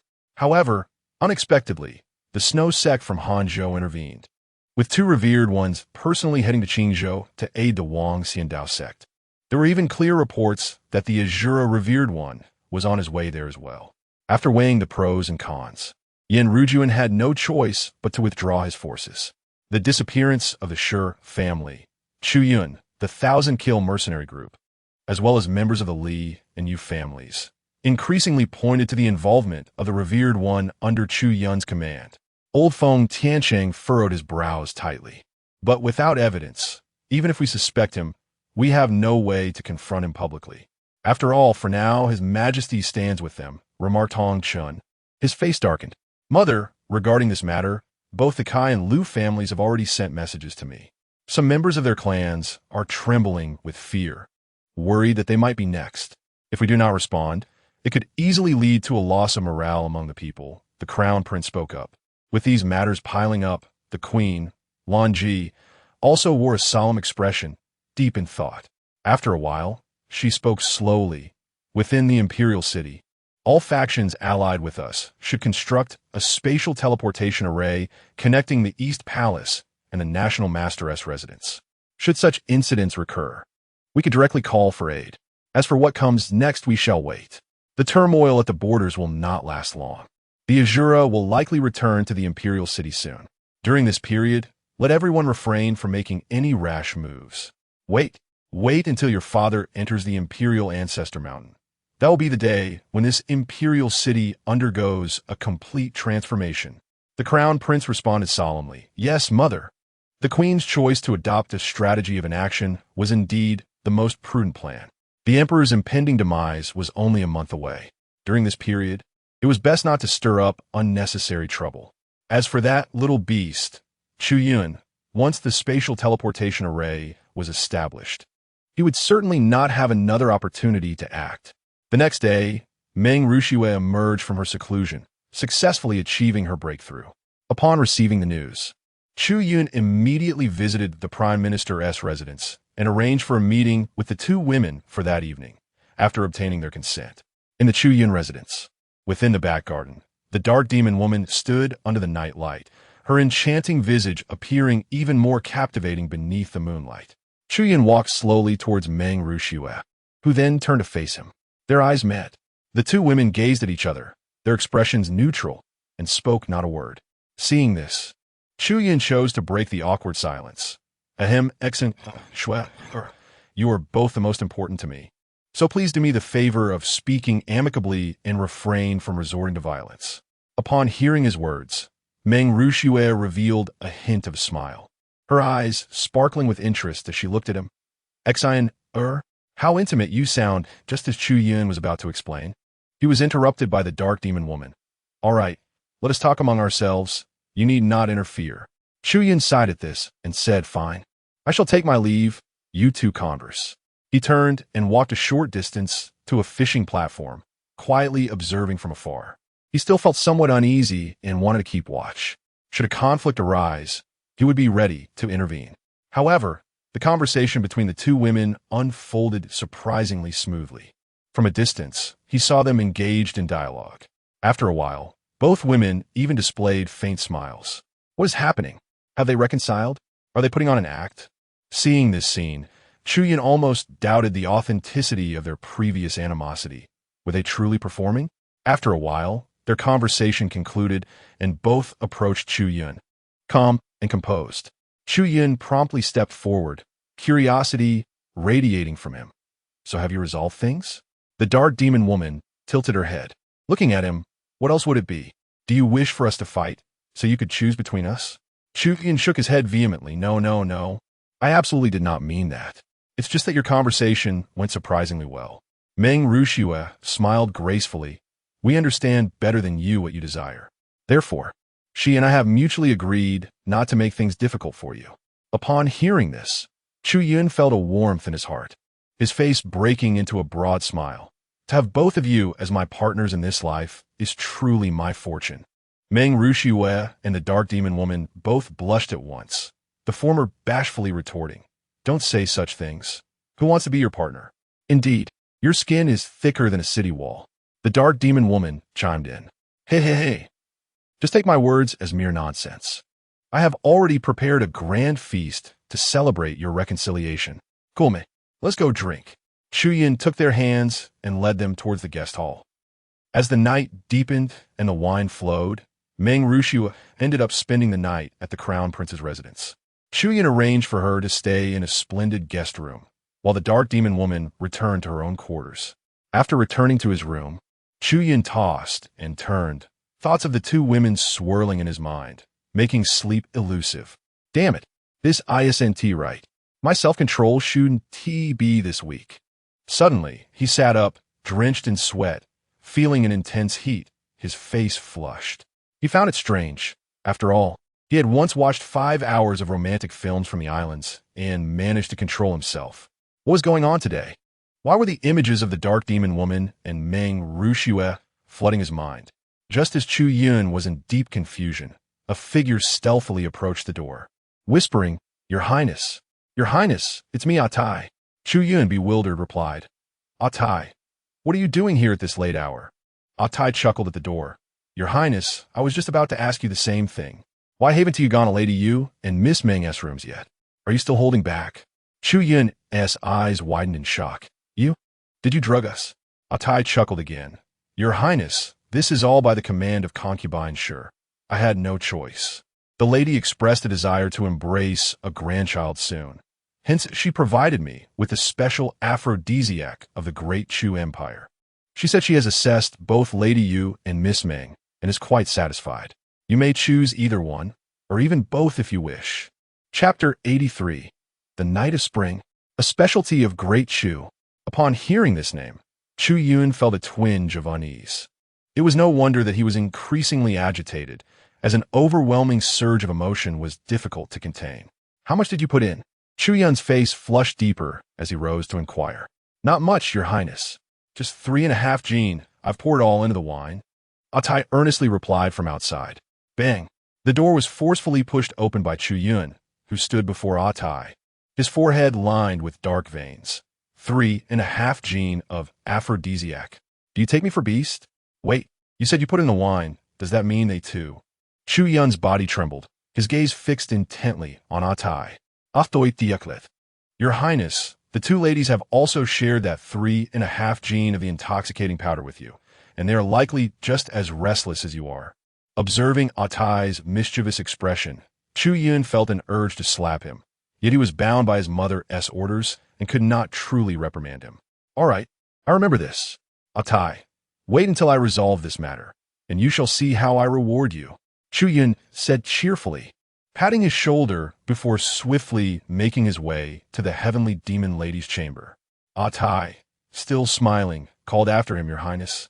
I also added 5 gene of invigorating stone powder to the wine. I guarantee you'll have plenty of energy. In the chamber of the heavenly demon lady, she was flushed, her enchanting visage as red as a ripe peach. Sitting on her bed, she struggled to suppress the effects of the potent drug within her. But the specialty of Great Chu was unparalleled. It amplified desires 1,000-fold, penetrating to the very marrow. Even a revered elder would be unable to resist its allure. Bang! At that moment, the door swung open, and Chu Yun strode in, standing before her. Are you so impatient? I never said you couldn't touch me. Must you resort to such methods? The heavenly demon lady, drenched in perspiration, recognized Chu Yun and spoke with a hint of dissatisfaction, mistakenly believing that the aphrodisiac was his doing. Chu Yun, looking utterly aggrieved, replied urgently, If it were my doing, do you think I would be caught in its grasp? It was only then that the heavenly demon lady opened her eyes. Seeing Chu Yun, who was also flushed, her earlier annoyance transformed into confusion. What is this? It was Atai. My mother instructed him to do this, wishing for a grandchild sooner. I am quite innocent in this matter, Chu Yun explained with a look of innocence. Upon hearing this, the heavenly demon lady's mood lightened considerably. Yet she retorted, But I see this suits your desires quite well. You great lecher. Chu Yun raised his hands in feigned helplessness. What can I do? After all, it is 3.5 gene of intoxicating powder. If Xiner were to blame me, shall I leave? You dare. The heavenly demon lady glared at him. Look at you. If I stay, you call me a pervert. If I attempt to leave, you want an oppose. Let me. Alas, being a man is truly difficult, Chu Yun lamented, still maintaining his act. The heavenly demon lady's face was so flushed it was impossible to discern whether it was due to shyness or desire. Breathless and anxious, she urged, Hurry up. A big man like you, what good is all this chatter? What use is it? With that, Chu Yun could no longer contain himself. He rushed forward, enveloping the heavenly demon lady's delicate form in a tight embrace, kissing her deeply. The heavenly demon lady felt electrified, her already heated skin intensifying. Chu Yun delicately explored her mouth, his moist tongue dancing within, and he gently laid her back on the bed. Just as Chu Yun's hands began to wander, the heavenly demon lady's lips slipped away as she softly pleaded, Gentle, please. A tempest was born within the chamber. Yet half an hour later, as a thought struck him, Chu Yun dashed to Dream Rushue's room. Upon entering, he felt as though he were being stalked by a fierce wolf, an acute sense of danger prickling at his heart. The door was tightly shut, and the sounds of a bed violently collapsing echoed from within. A night of tenderness intertwined with ferocity ensued. That night, Chu Yun found himself unable to sleep. An unforgettable experience etched into his memory. 2 days passed, and they remained secluded within the chamber. The Prime Minister's residence sent messengers twice, concerned for Dream Rushue's well-being. However, Atai assured them that Dream Rushue was simply assisting the prince with his cultivation, sending them away each time. On the 3rd day, Dream Rushue emerged from her quarters, returning to the Prime Minister's residence. Her face still bore a faint blush, though her appearance had not changed. Yet her aura was drastically different from just a few days prior, now imbued with an alluring charm. As for Chu Yun, nearing dusk, he staggered into his own room. His legs weak as gossamer wings, his eye sockets sunken, and he walked unsteadily. Your Highness, what has happened to you? Luo Feng entered, alarmed at Chu Yun's ghostly pallor and extreme fatigue. Summon Atai for me, Chu Yun said, swallowing a few medicinal pills to regain some vitality. Your Highness, Atai went to find consorture as soon as he heard you had concluded your retreat. He has not yet returned, Luo Feng informed him. Well, he is quite the runner. Chu Yun gritted his teeth, vowing to teach him a lesson upon his return. His life had nearly been forfeit these past few days. The initial encounters had been exhilarating, but after over 100 times, he felt like a machine numb and devoid of sensation. Yet the drug's effects persisted, preventing him from halting. Luo Feng began to discern the situation, recalling the satisfied expression on Chu Yun's face when he saw Dream Rushua leave. Your Highness truly is a warrior of passion, yet youth is no excuse for recklessness. Luo Feng dared only to voice these thoughts in his heart. Your Highness, Elder Feng and the others visited earlier, bringing news that the elite forces of the Divine Sect have completely withdrawn from Qingzhou. With the assistance of the Snow Sect and the Shi family, the Wangxian Dao Sect is now safe and sound. Luo Feng reported the recent news to Chu Yun. Chu Yun nodded, I understand. If there is nothing else, you may leave. Also, instruct Xiao Chun to prepare some returning yang pills for me. Luo Feng respectfully acknowledged, yes, Your Highness. Chapter 84. Power Background. The Master of the Heaven and Oppos. Revelation Sect. After Luo Feng departed, Chu Yun took a moment to recuperate before he could fully concentrate. This had little to do with his profound realm. Rather, it stemmed from fundamental issues. The exhaustion of body and mind could only be truly understood by those who had experienced it. System, check the editing points. Current editing points, 67, 200. The cooldown period for editing backgrounds had elapsed. Recommend some formidable backgrounds for me. System, certainly Master. Master of the Rakshasa Sect, 18,000 editing points. Brother of the Heavenly King, 20,000 editing points. Brother of Yin Yang, 10,000 editing points. Son of the Nine Swords Holy Lands Master, 80,000 editing points. Son of the Ling Buddha Holy Land, 80,000 editing points. Deputy Master of the Misty Rain Tower and Oppos, Apprentice, 97,000 editing points. Master of the Heavens Revelation Sect, 50,000 editing points. Disciple of the Nine Heavens Emperor, 170,000 editing points. Son of the Celestial Origin Emperor, 200,000 editing points. Disciple of the Wandering River Emperor, 100,000 editing points. Old friend of the Thousand Mechanisms Emperor, 86,000 editing points.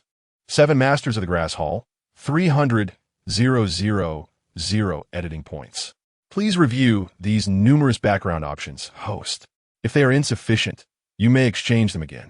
Chu Yun gazed at the densely packed background information, each one more impressive than the last. However, the one that astonished him the most was the last entry. Seven Masters of the Grass Hall? This background requires a staggering 300,000 editing points. It surpasses even the sons and disciples of the great emperors by a significant margin. One extraordinary background. Among these backgrounds, another name caught his attention. Yun Yang. To become the brother of Yun Yang required 10,000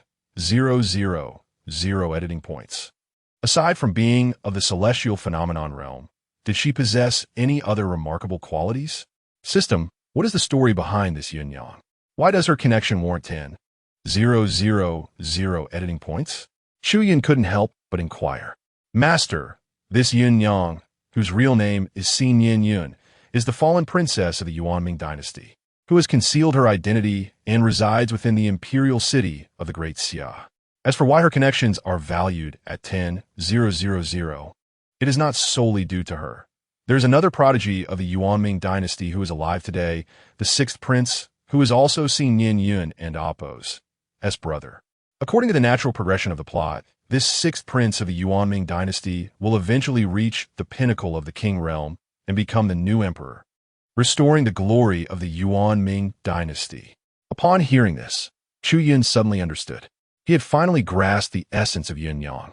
To think she was once a princess of the Yuanming dynasty. So it was. Chu Yun stroked his chin, continuing to skim through the backgrounds. He set aside those that exceeded his current editing points. Ultimately, his gaze settled on the Master of the Heavens Revelation Sect, a background requiring 50,000 editing points. What a formidable faction this must be. System, please provide a detailed introduction to the Heaven and Oppos' Revelation Sect. Heaven's Revelation Sect. Located within the Tai Chi sacred land of the Yuan realm, at its peak, the sect's foundation ranked within the top 10 of the Tai Chi sacred land. However, since the last generation in Apos, sect master failed to break through to the Saint King realm, the sect has been on a decline. Its former glory now a distant memory. Nonetheless, a dead camel is still larger than a horse. Currently, the Heavens Revelation sect still boasts several beings at the King realm. In fact, there are 5 saints of the Saint realm, including the 4 Knights of Revelation and the current deputy master of the sect. Does this mean that if I assume the position of sect master, I could command all of them? Chu Yun asked urgently. Not quite. Master, the internal relations within the Heavens Revelation sect are quite complex. The deputy master has coveted the position of sect master for many years, but has been suppressed by the 4 Knights. Thus, even if you become the sect master, given the current situation, you must establish your authority to command everyone. Then why would I edit this background? Am I seeking trouble? Chu Yun couldn't and amp. Oppose. T help but complain. Please, master, do not be hasty. I have not finished speaking. If you currently become the master of the Heavens Revelation sect, there is a significant advantage. You will be able to contact the 4 Knights of Revelation and command them. The 4 Knights heed only the command of the sect master. Their mission is to protect the master of the Heavens Revelation sect. Therefore, regardless of your authority or standing, as long as you are the sect master, you will inevitably become their protected subject. So, if I edit this background, I will have 4 saintly enforcers at my disposal. Chu Yun blinked in astonishment. System, precisely. Taking a deep breath, Chu Yun made his decision. Very well. I shall edit the background of the master of the Heaven and Apos, Revelation sect. Editing background, please wait. Cause and effect alteration complete. Identity reset successful. Congratulations, master. Background editing successful.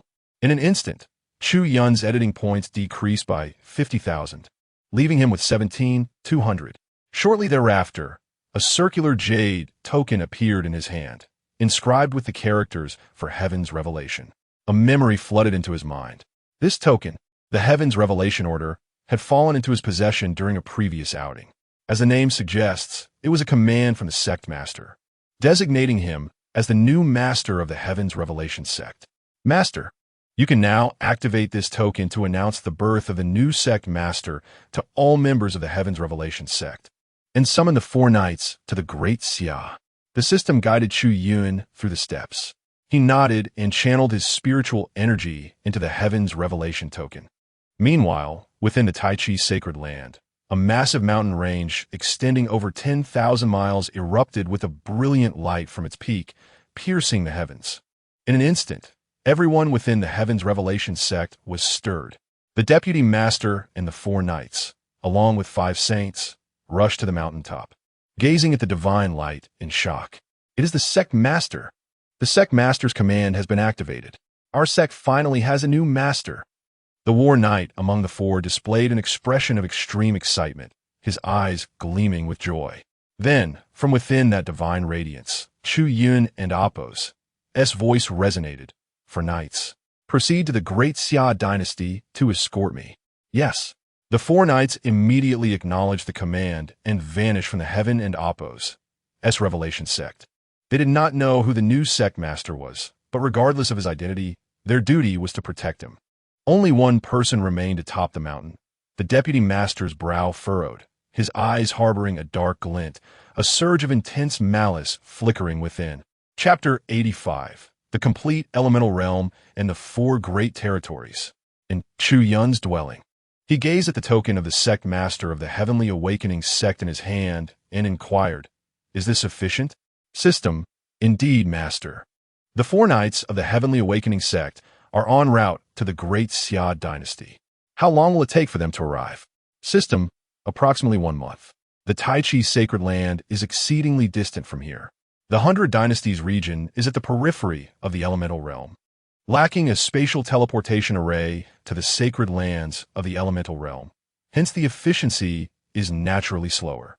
Though Chu Yun had never ventured out, he had gleaned some understanding of the regional map of the elemental realm from the system. The primary territories within the elemental realm are divided into 4 distinct regions. The first region, the 100 Dynasties, is located at the very edge and comprises over 100 unified dynasties, colloquially known as the 100 Dynasties. The second region is termed the Sacred Land, which is situated closer to the core of the elemental realm. The spiritual energy and environmental conditions here far surpass those of the 100 dynasties. Dominating the Sacred Land are formidable powers from various ancient sacred sites, which not only possess saints and saint kings, but even some with formidable beings beyond the realm of immortality. As for the third region, it is the veritable heart of the elemental realm, known as the Divine Continent. Within the Divine Continent, one can find ancient powers with a history spanning millions of years, and those who thrive in this region are invariably highly accomplished cultivators. The mightiest forces of the entire elemental realm reside here, including the main hall of the Misty Rain Tower and numerous imperial lineage families, among others. Lastly, the fourth region is the Starry Secret Sea. This is the most enigmatic location within the elemental realm, a place that remains unexplored to this day. Many powerful cultivators regard the Starry Secret Sea as a realm of exploration, where fortune and peril coexist. These four territorial segments, when combined, form a complete elemental realm. After acquiring this knowledge from the system, Chu Yun realized just how minuscule the Great Xia Dynasty was within the expansive elemental realm, barely amounting to a drop in the ocean. A month's time seems akin to my master, Xian Yaozi. Very well. Since Blue Ji has opted for a strategy of inaction, I shall refrain from taking any action myself.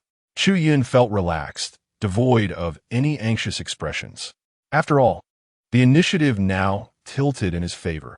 In the Chancellor and Amp, Appo's manor, after Meng Rushue returned, she intended to head straight to her quarters. However, midway, she encountered Meng Changzhong. Shuer, I heard you've been practicing your techniques with the Crown Prince these past few days. How has your training progressed? Meng Changzhong inquired earnestly. Meng Rushue and Appo's cheeks, already slightly flushed, were firmly suppressed as she replied, It's all right. Oh, Shuer, why do you seem a bit nervous? Meng Changzhong noticed the oddity in her tone. Meng Rushue smiled faintly. Father, I've been quite exhausted from practicing with him these past few days. I'll head back to rest now. With that, she dashed away. Meng Changzhong looked back at her hurriedly departing figure, a helpless smile crossing his face. Alas, daughters grow up too quickly. This lad is swifter than his father.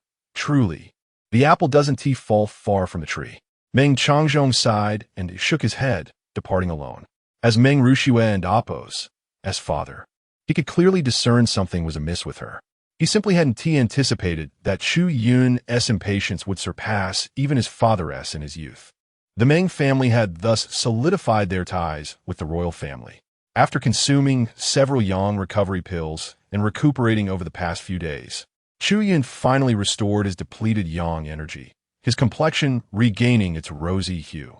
As for the instigator of this fierce battle, Tai, having brought in Chu Yun and Appo's mother, he was spared any severe punishment, thanks to the intervention of Consort Sure. However, Chu Yun discreetly instructed Yi Tun to mix 10 jin of a special local delicacy into his meals. Given his physique and that dosage, Chu Yun arranged for him to stay at the Misty Rain Tower, where Sun Yin found over 10 courtesans for him to indulge with. After 5 days at the Misty Rain Tower, Tai was ultimately carried back. His legs had grown so weak that he could hardly walk, appearing even worse off than Chu Yun. Upon returning, Chu Yun specifically brought the Heavenly Demon Maiden to see him. The Heavenly Demon Maiden, with her beauty and benevolence, added an additional 4 jin of a potent, invigorating tonic to his medicinal cuisine. This led Tai to remain standing for 3 days and nights, leaving him utterly drained, overexerted, and in a state of both discomfort and exhaustion. Ultimately, it was still Chu Yun who called upon Venerable Wan Lei to assist in his recovery, providing Tai with a profound lesson. After over 20 days, the imperial city experienced no further disturbances. The 9th Prince's manor, buoyed by the events surrounding Tai, was filled with laughter and joy. Although there had been no upheavals within the imperial city during these days, certain circumstances unfolded. The Shura Venerable had returned to the imperial city and was now firmly established within the palace. Furthermore, the chaos at the borders had come to an end. The armies of the Xian Snake Dynasty and the Great Yin Dynasty had been expelled by the Black Wolf Army and the Knife Bone Army. and the two imprisoned Great Xia venerables were successfully rescued. The border defenses have been re-established, and both armies are currently en route back. Additionally, another significant event occurred. Yesterday, the second prince, Chu Yun, returned to the imperial city. He promptly entered the palace to meet the emperor and clarify everything. According to Chu Yun, after the border defenses fell, he lost contact with others and chose to return to the imperial city alone. Furthermore, the second prince explicitly stated that the breach in defenses was due to the leak of strategic maps. The emperor, wishing to provide an explanation to the fallen soldiers at the borders, personally commanded the long-secluded Shadow Guard commander, Jin Mu, to utilize all resources to thoroughly investigate this matter. It is imperative to unearth the internal traitor responsible for the leak of military intelligence. In the ninth prince's manor, Chu Yun and the heavenly demon maiden sat side by side on the fishing platform. Chu Yun, now openly resting his hand upon the heavenly demon maiden's flawless white leg, would occasionally caress and knead it. This behavior earned him several disapproving looks from the heavenly demon maiden, yet Chu Yun remained undeterred by her glances. Eventually, the heavenly demon maiden resigned herself to his whims. Chu Yun recently delivered a message regarding my second brother. He is exceptionally remarkable, Chu Yun remarked casually while fishing. When did your relationship with Sun Yin grow so close? He even send you messages for free? The heavenly demon maiden, seated beside him, expressed her surprise. Chapter 86. The Grass Hall Master. I am uncertain. After the incident with a Tai, my interactions with him had only slightly increased. However, his sudden message took me by surprise, remarked Chu Yun, shrugging his shoulders. The celestial demoness pondered for a moment, finding it rather peculiar. Sun Yin's actions seemed to indicate a willingness to befriend Chu Yun, which was unexpected, especially considering Sun Yin's own significant background as a person from the Pure Land of Shenzhou, who understood the vastness of the Yuan realm. The fact that he chose to extend a hand to Chu Yun was truly astonishing. Representing the Misty Rain Pavilion, the information he provided was unlikely to be fabricated. Yet one should still exercise a degree of caution regarding his overtures, the celestial demoness advised thoughtfully. I understand. Rest assured, I am not so foolish as to lack any sense of vigilance. Chu Yun replied with a relaxed smile, then added, I am merely curious about what makes my second brother so extraordinary that Sun Yin would personally alert me. The second prince, Chu Yun, was a sibling Chu Yun had yet to meet. He had only heard tales of his brother's exploits, recounting how he had distanced himself from the power struggles of the imperial city to achieve great military accomplishments along the borders, earning considerable respect among the frontier troops. However, that was the extent of his knowledge. As far as Chu Yun was aware, his brother had no allies within the court, abstaining from political affairs, rendering him a mere name without any supporting power in the imperial city. Such a figure was inconspicuous to both Chu Yun and the Queen's faction. If you wish to know, why not meet him in person? The celestial demoness suggested calmly. Now is not the right time. Moreover, I believe he may come to see me on his own accord, Chu Yun stated confidently, aware that the death of the second prince's mother had been orchestrated by Lan Ji. With Chu Huang's intelligence, he certainly understood who his foes and allies were. Seeing that Chu Yun was well informed, the celestial demoness refrained from further discussion. Suddenly, Chu Yun recalled, by the way, Exiner, are you familiar with the Grass Hall? Upon hearing this, the celestial demoness and Amp Oppo's expression grew serious. The Grass Hall? Why do you inquire about that? Observing her reaction, Chu Yun recognized the formidable nature of this faction. Even her response to his previous query about the Misty Rain Pavilion had not been as grave. Do not be alarmed. I'm merely asking casually. If you know, could you enlighten me about this faction and the origin of its peculiar name? Grass Hall sounds like a dilapidated shack. Chu Yun Vima? The celestial demoness finally exhaled, relieved. She had feared that Chu Yun might inadvertently provoke someone from the Grass Hall, which would be akin to a mouse consuming rat poison, leading to inevitable doom. The Grass Hall was situated far from the Great Xia in the Pure Land of Shenzhou. As for its influence, the entire Grass Hall, including its master, comprised only a handful of individuals, with more than half being servants. In reality, only 6 gentlemen and their teacher, the master, held any power within the Grass Hall. Yet, Despite this small number, no faction in the Yuan realm dared to provoke them. Even at the height of our powers, we could only show them respect in their presence, the celestial demoness stated earnestly, referring to Meng Ruxue. Chu Yun's face reflected shock. What? A faction with such a small number is not to be trifled with in the pure land of Shenzhou. The celestial demoness nodded solemnly. The 6 gentlemen of the Grass Hall are all at the Emperor's realm, each more formidable than the last. As for the Master, throughout history, no one has witnessed him take action. However, the mere fact that he has taught 6 individuals of Emperor and Appo's caliber speaks volumes of his terrifying prowess. Even without ever having taken action, the majority of cultivators in the Yuan realm revere him as a deity. Chu Yun's body trembled slightly. No wonder the background editing points for the 7 gentlemen of the Grass Hall are set at 300,000. This faction is indeed immensely powerful in the pure land of Shenzhou. To have trained 6 emperors, what level of mastery must the master possess? At that moment, Chu Yun found it difficult to fathom. Simultaneously, he made a silent resolution. He would eventually edit the background of the 7 gentlemen of the Grass Hall. Inside the palace, in the late-night imperial study, the emperor stood alone, facing away from the entrance, his gaze fixed above. The Shura Venerable and Meng Changzhong entered slowly. "Your Majesty," they greeted. The emperor replied softly, "In 10 days. I must enter the imperial ancestor mountain to endure the 5 declines of heaven and man." Neither the Shura Venerable nor Meng Changzhong appeared surprised, indicating they were already aware of this matter. "Your Majesty, my father has secretly departed from a Shur family and is en route to the imperial city. The Shui sect, the Wangxian Dao sect, the Luo family, and the Yun family, their respective venerables and ancestors, are all gathering in the imperial city," the Shura Venerable stated earnestly.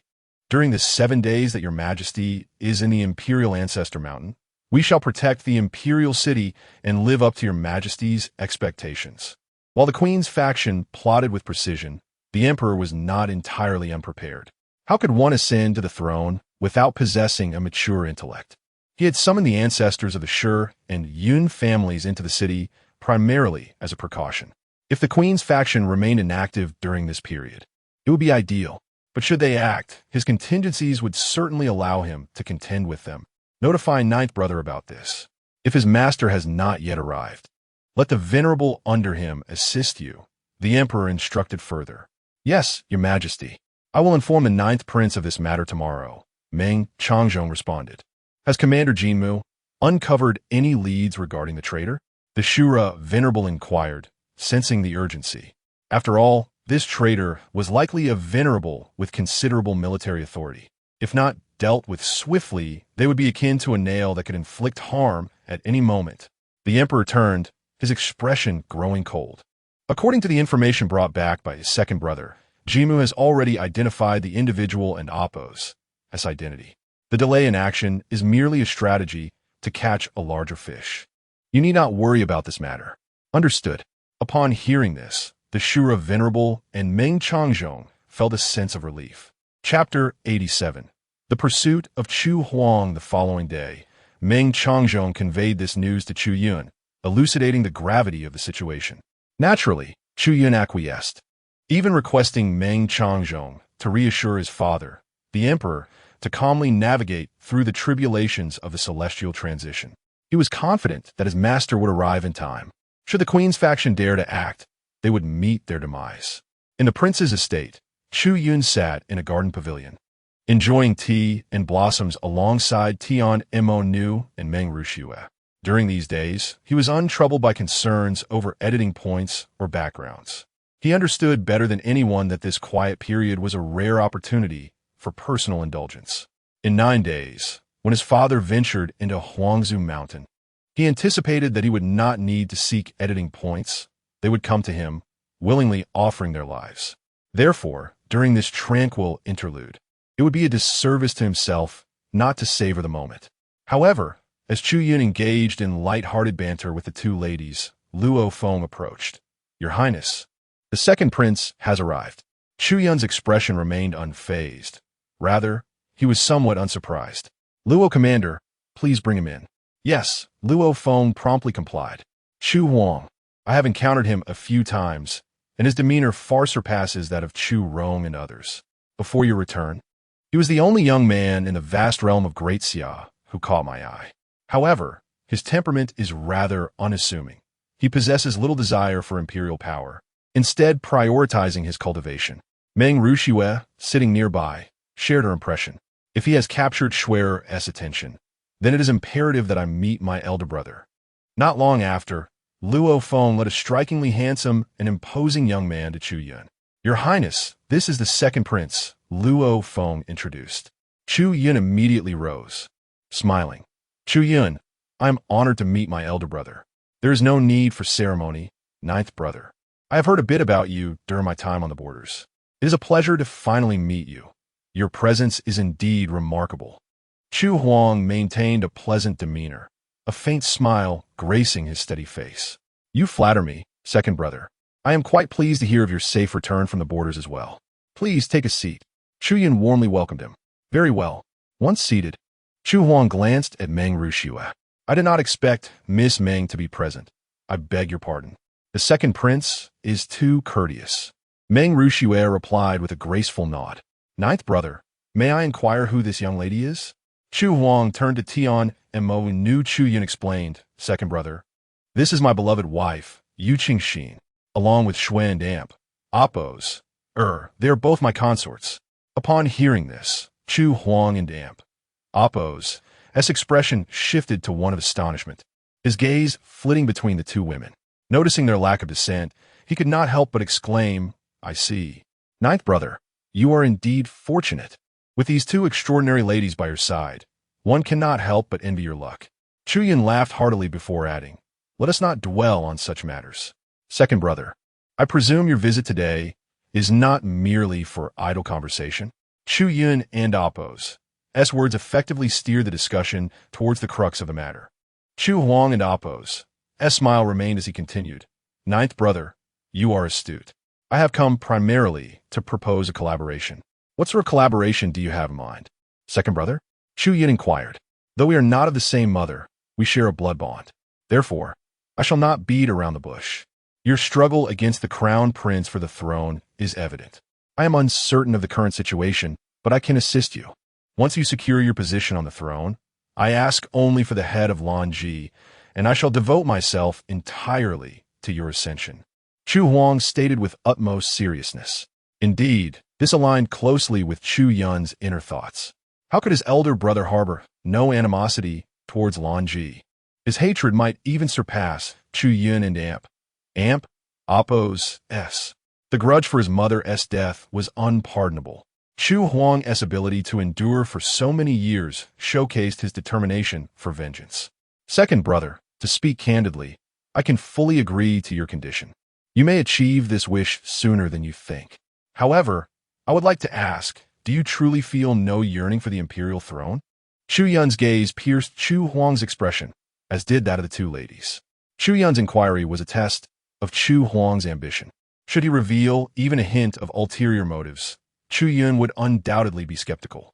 Yet upon hearing this, Chu Huang shook his head with a smile, unperturbed, and replied, Ninth brother, I understand your thoughts. You believe that being of royal blood, I must be drawn to the throne? After all beings possess desires. Indeed, I have desires, but they have never been for power or status. What I yearn for, what I pursue, is the Tao. The culmination of the Tao is what captivates me. As for the throne, it is merely a shackle in my eyes. If you are concerned, I can make a solemn vow to the Tao, pledging that I shall never claim the title of heir apparent in Great Xia. Chu Huang's response was remarkably forthright. If Chu Yun continued to question him, it would only reflect poorly on his own understanding. Second brother, between brothers, there is no need for such formality. I trust you. As for the rest, there is no need for further discussion. Chu Yun expressed with great openness. Their gazes met, and they shared a knowing smile. The bond of gentlemen is forged through sincerity, transcending words. Chu Huang stayed in Chu Yun's residence for half the day, imparting numerous insights before taking his leave. In the borders, he had indeed laid plans. Within the Queen and Amp, Oppos, S faction, he had already covertly controlled several influential leaders. From them, he gleaned specific intelligence within 9 days. The formidable members of the Queen's faction would arrive in the imperial city, all of them esteemed figures traveling incognito. Meanwhile, their disciples and elders remained motionless. This was because the Queen required no additional support. It also indicated that she still wielded military power within the imperial city. 3 days later, the atmosphere within the imperial city grew increasingly subdued, reaching an eerily tranquil state. On the rooftop of Yinyu Tower, Chu Yun stood alone atop a palace crafted from amethyst glass, addressing the empty air. "Master of the tower, we have received news from the main tower. The sword cultivator renowned for being invincible among peers has emerged from a hidden realm in the Divine Land and is now present in the realm of Baichao. According to the direction of his teleportation, his destination may be Great Xia or one of the neighboring empires. The main tower wishes to convey that should he require anything, we, the branches, shall do our utmost to fulfill his needs. If there is anything beyond our capabilities, he may appeal directly to the main tower for assistance." Chapter 88. The background is Yanyu. Sun Yin's words echoed in the vast hall. Soon after, the voice of the master of Yinyu Tower, ethereal and resonant, emerged from the depths of the grand chamber. "Is the unparalleled sword cultivator of the same realm the esteemed Yanyu?" Sun Yin nodded affirmatively. Indeed, it is he. Although merely a supreme, he had left behind numerous deeds in the pure land of Shenzhou, garnering significant attention from many prominent figures, with various imperial lineages personally attempting to win him over. Regrettably, all were met with refusal. However, it is said that he maintained good relations with several emperors of the Pure Land, a feat truly astonishing for a supreme to engage with those of the emperor realm as equals, despite being a solitary cultivator without any backing. Yanyu was deeply cherished by several influential individuals, having formed friendships across generations, including one vice master from the Yinyu Tower itself. This individual is a legend, revered by numerous emperors. Since the tower has already issued its orders, we shall proceed accordingly. You have the autonomy to make decisions regarding all matters, the master of Yinyu Tower proclaimed. Understood, Sun Yin replied with a slight nod. He continued, additionally, only 6 days remain until the Emperor of the Great Xia enters the phase of 5 declines. A significant portion of Lan Ji's faction has already infiltrated Xiazhou. The strong from the Shi and Yun families have also taken action. It appears that a bloody battle is inevitable within the imperial city. However, the concubine and Yun have been frequently in contact in secret. If I'm not mistaken, their objective likely pertains to the ten-eyed celestial demon within the Emperor's ancestral mountain. The Yinyu Tower was undoubtedly well aware of the identities of Yun Yin-yang and the concubine. After all, their titles were well known, and apart from the exceptional Chu Yun, no other cultivators could escape the keen eyes of Yinyu Tower for any minor actions. The ancestors of the Great Xia Dynasty had once single-handedly suppressed this calamity, the ten-eyed celestial demon, within the Emperor's ancestral mountain. Yet this endeavor had cost half of the dynasty's fortune and the life of its emperor. Otherwise, with the foundation of the Great Xia Dynasty, it could have secured a place among the top 10 dynasties in this land of 100 dynasties. The master of Yinyu Tower spoke with a tinge of regret.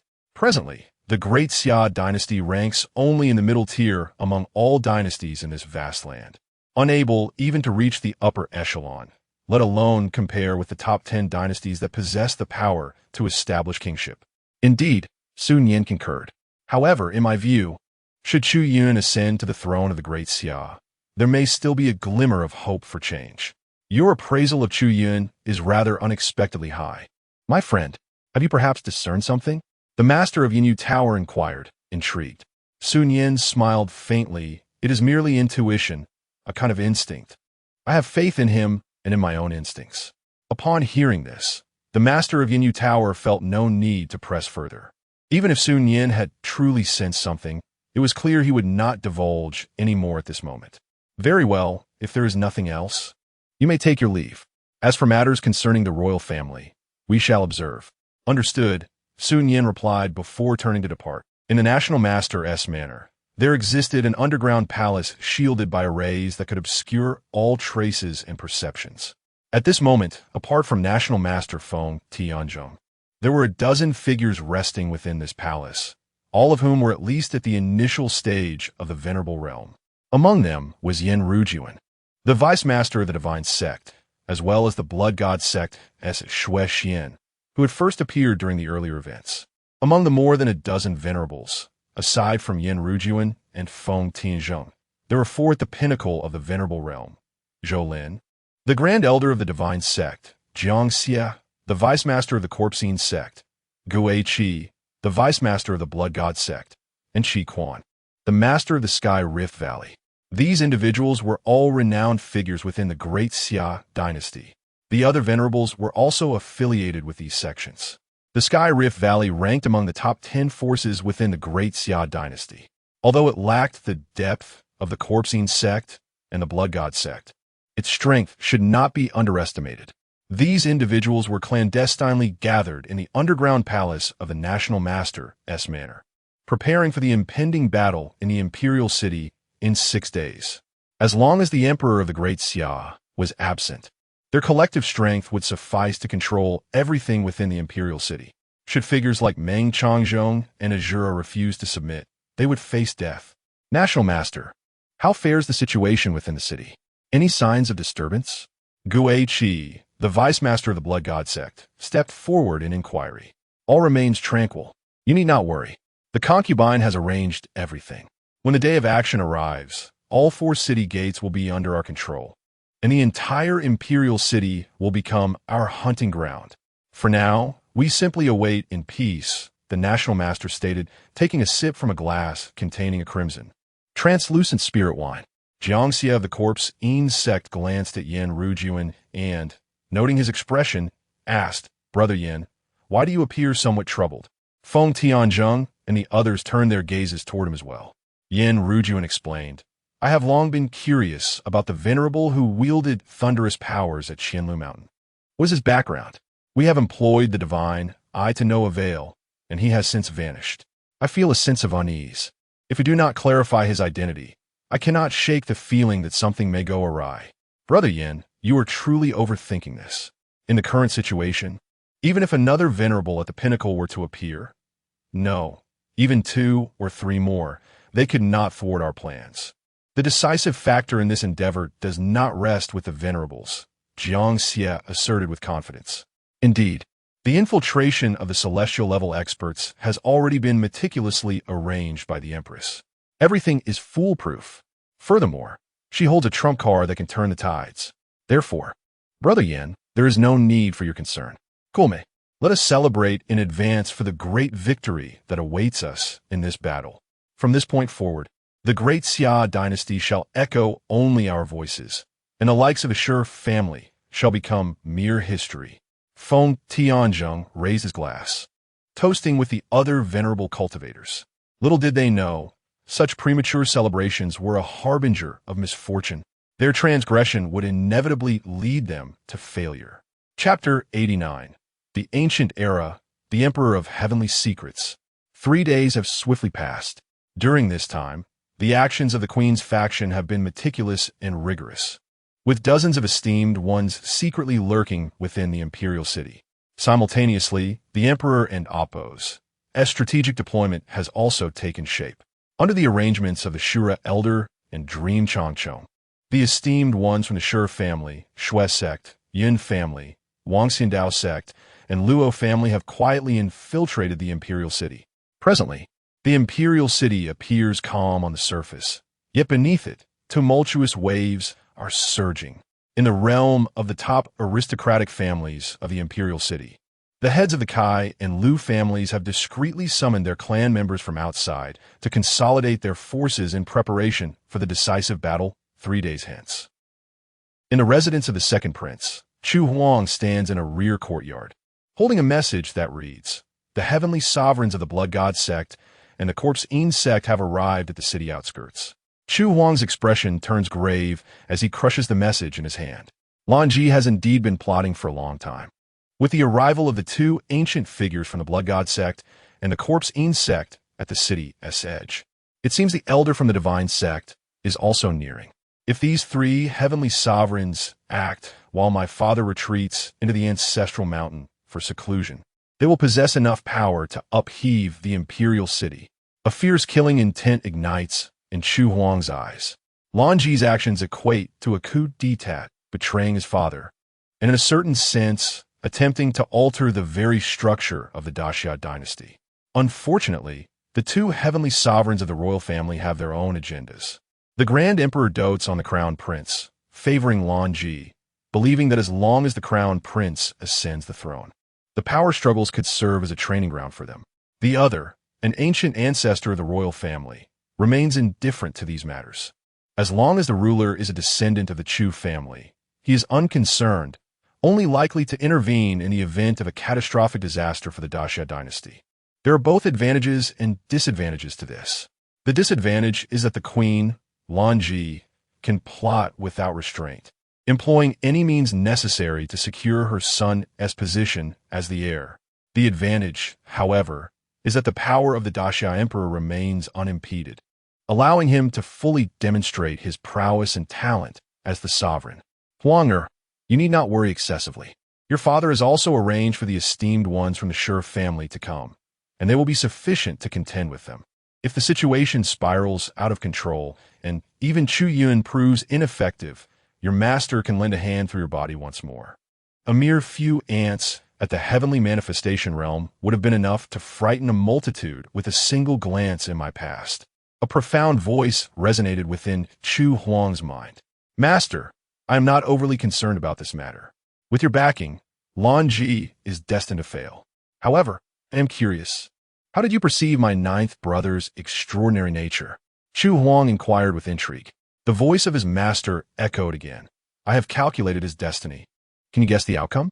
I do not know, Chu Huang replied. His fate is shrouded by an unparalleled heavenly secret, one so potent that even I have never encountered such a formidable heavenly mechanism. Thus, the potential achievements of Chu Yun are limitless. There is even a significant possibility that he may reach the pinnacle of cultivation in the Yuan realm. This is also the primary reason I have urged you to cultivate a close relationship with him. Your dynasty may very well experience a transformation of fortune due to Chu Yun alone. Listening to his master's words, Chu Huang was left astounded. It must be noted that throughout the time he is known as master, he has never bestowed such high praise upon anyone. Even with his own ancient heavy pupils and 10 supreme invincible bones, his master referred to him as an unparalleled prodigy of the ages. Yet, while his own fate is somewhat discernible to his master, his ninth brother's fate is so powerful that his master cannot perceive even a hint of it. This revelation profoundly shocked Chu Huang. It is crucial to understand that his master is not merely a man of this era, but a sage from the ancient times. Many years ago, the Yuan realm experienced a cataclysm known as the Age of the Fallen Emperors. This calamity led to the downfall of all ancient emperors. And Chu Huang's master was the sole survivor of that catastrophe, a remnant soul of the Emperor of Heavenly Secrets. Master, if what you say is true, then under the leadership of my ninth brother, the future Xia will surely ascend to the sacred lands of the divine continent and stand proudly at the pinnacle of the world. Chu Huang exclaimed with excitement. Naturally, Chu Yun's ambitions extend beyond mere cultivation. He harbors significant aspirations for conquering the world. I sensed this during our last meeting. However, for your Xia dynasty, this is not necessarily a negative development. A ruler devoid of ambition, ruthlessness, or a desire to expand will lead their dynasty to imminent demise. The Emperor of Heavenly Secrets has witnessed the rise and fall of countless factions throughout the ages and understands that for a dynasty to thrive and grow, aggression is indispensable. If this is the case, then entrusting the Xia to my ninth brother will alleviate all my concerns, allowing me to venture into the sacred lands of the divine continent. Chu Huang replied with a smile, revealing his true aspirations. His heart yearned not for power, but for the grand stage of cultivation, the core of the Yuan realm, the sacred lands of the divine continent. In the residence of Chu Yun, while his father and the queen are meticulously planning the forthcoming events, Chu Yun remains an anomaly. In these days, he continues to indulge in pleasure, savoring life. With ample leisure time, He often drags the heavenly demoness or dream Rushua into his chambers, spending half the day in their company. Absent the unique products of Daxia, Chu Yun indulges freely, exhibiting courage yet maintaining moderation. Without the butterfly legs from before, he has truly begun to relish the joys of being a sovereign in the mortal realm. Night falls. Chu Yun enjoys a sumptuous dinner with the two women, inviting Wan Lei, Luo Feng, Yi Tun, Murong Yin, and Fire Spirit Maiden to join them at the table. It is likely that Lan Ji and her faction would never anticipate this. Within the vast imperial city, just in Chu Yun's residence, there is already one heavenly sovereign and 4 esteemed ones present. During the banquet, laughter and conversation abound. Yet the heavenly demoness suddenly changes her expression and gazes intently at Chu Yun. Upon meeting her eyes and noticing her demeanor, Chu Yun senses something amiss and inquires, "Exeter, what troubles you?" "My avatar in the East Palace has received a message from the Crown Prince. Lan Ji has been scheming for years, and 3 years ago, secretly poisoned your mother. They can activate the poison at any time, leading to her immediate demise." The heavenly demoness spoke candidly, as all present were allies, revealing this crucial information without hesitation. Chapter 90. Dismembering Chu Yuan. The 3 sect leaders arrive at the imperial city. Upon the utterance of the heavenly demoness, an eerie silence enveloped the entire hall. Chu Yun, who had previously worn a smile, now found his expression darkening, a fierce killing intent radiating from his once handsome features. "What poison is it? Is there a way to counteract it?" Chu Yun inquit solemnly. The heavenly demoness' countenance grew grave as she replied, according to Chu Ron. "Is a delayed poison that Blue G stumbled upon. Even a poison master at the supreme level would require some time to neutralize it." With a heavy heart, Chu Yun remarked, "So, it means there is currently no way to save my mother?" The heavenly demoness fell silent. Meng Rushua also furrowed her brows, remaining uncommunicative. Although both had been emperors in their past lives, neither specialized in the art of poison. Even if they could concoct an antidote, time was not on their side. Only 3 days remained. Despite their swiftness, half a month would be necessary to succeed. After all, their current cultivation was merely in the nirvana stage. In their past lives, they could have resolved such matters with a mere gesture, but now, time was of the essence. However, there is still hope for preserving her life. The heavenly demoness continued. "Rushua and I can invoke a secret method to temporarily freeze your mother's life force. This way, they cannot ignite the poison within her. And once the antidote is prepared, we can promptly administer it." After a moment's contemplation, the heavenly demoness deemed this the only viable option. Meng Rushua nodded in agreement. Indeed, this method seems to be the most prudent course of action. After all, they lack a great poison master among them, or else this would not be so troublesome. Just as Chu Yun was about to acquiesce, the voice of the system echoed in his mind. "Master, it is unnecessary to proceed in that manner. The Plague Knight among the 4 great knights is a grand poison master of the Holy Realm and will arrive at the imperial city within 2 days. Once he arrives, your mother and Appo's poison can be easily resolved." At this critical moment, the system in Appo's assistance proved timely. Chu Yun smacked his forehead, having almost forgotten this detail. The 4 great knights of the Tianqi sect: war, plague, famine, and death. Among them, the Plague Knight was renowned for his expertise in poisons. Even some saints within the Tai Holy Land held great apprehension towards his toxic skills. No matter how potent Blue G's poison was, it would be mere child's play before a saintly poison master. "Fear not, I have a solution. I can resolve the poison afflicting my mother," Chu Yun declared with newfound confidence.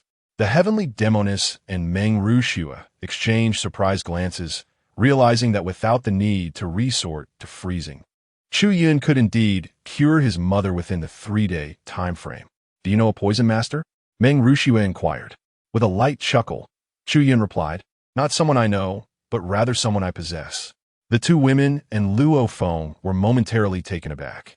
The prince had a hidden ace up his sleeve. Very well, there is no need for further concern. However, since Blue G has poisoned my mother, it is likely she intends to use my mother and Appo's life as leverage against the Sure family. Such treachery cannot be tolerated. A dark glint flashed in Chu Yun and Appo's eyes.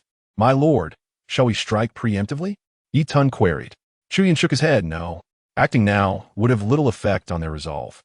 We must wait until they are on the brink of success, when their desires peak, and then decisively shatter their ambitions, leaving them utterly devastated. A cold smile crept onto Chu Yun's face. However, before that, we must prepare a gift for Blue Ji. Yi Tun, extract Chu Yuan's soul and dismember his body. On the day they make their move, present this gift to them. Chu Yun summoned the imperial sovereign banner, releasing the tormented Chu Yuan, who was already on the brink of madness. Yi Tun rose, waved his hand to collect the remnants, and replied with a grin, Rest assured, my lord, I will ensure this grand gift is ready. With that, Yi Tun departed, and Chu Yun and the others resumed their banquet. In the East Palace, deep in the night, Blue Ji arrived at a secluded hall, where the crown prince awaited alongside 3 middle-aged men. Upon her entrance, one tall and distinguished man approached with a smile. Junior sister, it has been a long time. Your Majesty. The other 2 men also greeted her, bowing respectfully. Blue Ji regarded them with a slight smile, gracing her dignified features. Elder brother, did you manage to enter the city smoothly? Fear not. The route you arranged perfectly evaded the shadow guard's watchful eyes, the tall man responded. This man was none other than Tian, the current sect leader of the divine sect. The other 2 were equally formidable figures. Shui Wuhuan, the leader of the blood god sect, and Shang Wanyi, the leader of the corpsine sect. Understanding his words, Blue Ji recognized that the disagreeable fellow mentioned by Tian was none other than Shi family's current patriarch, the Shura Venerable. Within the entire Daxia Empire, the strongest venerable was undoubtedly the Emperor of Daxia. Following him, there were 3 contenders for second place, the Shura Venerable Tan and the commander of the Shadow Guards, Yinmu. Their powers were closely matched, making it impossible to rank them definitively. Elder brother, do not worry. I have firmly grasped the entire lifeline of the Shi family. The Shura. He will have no choice but to submit to us, unless he wishes to watch his own sister perish before his eyes. Blue Ji replied coldly with a smile. Having plotted for years, she had devised meticulous strategies for every step. Even if the emperor had his preparations, she remained unafraid. From the outset, the Shi family, whom the emperor relied upon, had already been ensnared by her contingency plans. It seems the poison within Shi Mingyue and Appo's body has matured thoroughly. I am rather eager to witness the Shuren kneeling before me, begging for mercy. Tian laughed heartily, without a hint of restraint. The other men grinned in agreement. By the way, have my father, Shui Lao, and Xing Lao all arrived? Blue Ji inquired. Shui Wuhuan nodded. They're already waiting in the valley outside the city. Once the emperor enters the ancestral mountain, they will come into the city to resolve everything. With a reassuring smile, Blue Ji replied, That's excellent. Now, everything is in place. We merely await the favorable winds. Chapter 91. The Arrival of the Zhongling Dynasty. The Arrival of Zaya. As another day passes, there remain but 2 fleeting days until the Daxia Emperor enters the period of the 5 declines of heaven and man. Meanwhile, at the northern city gate of the imperial city, 2 elderly men clad in simple long robes stepped through the entrance, their gazes fixed upon the distant end of the street.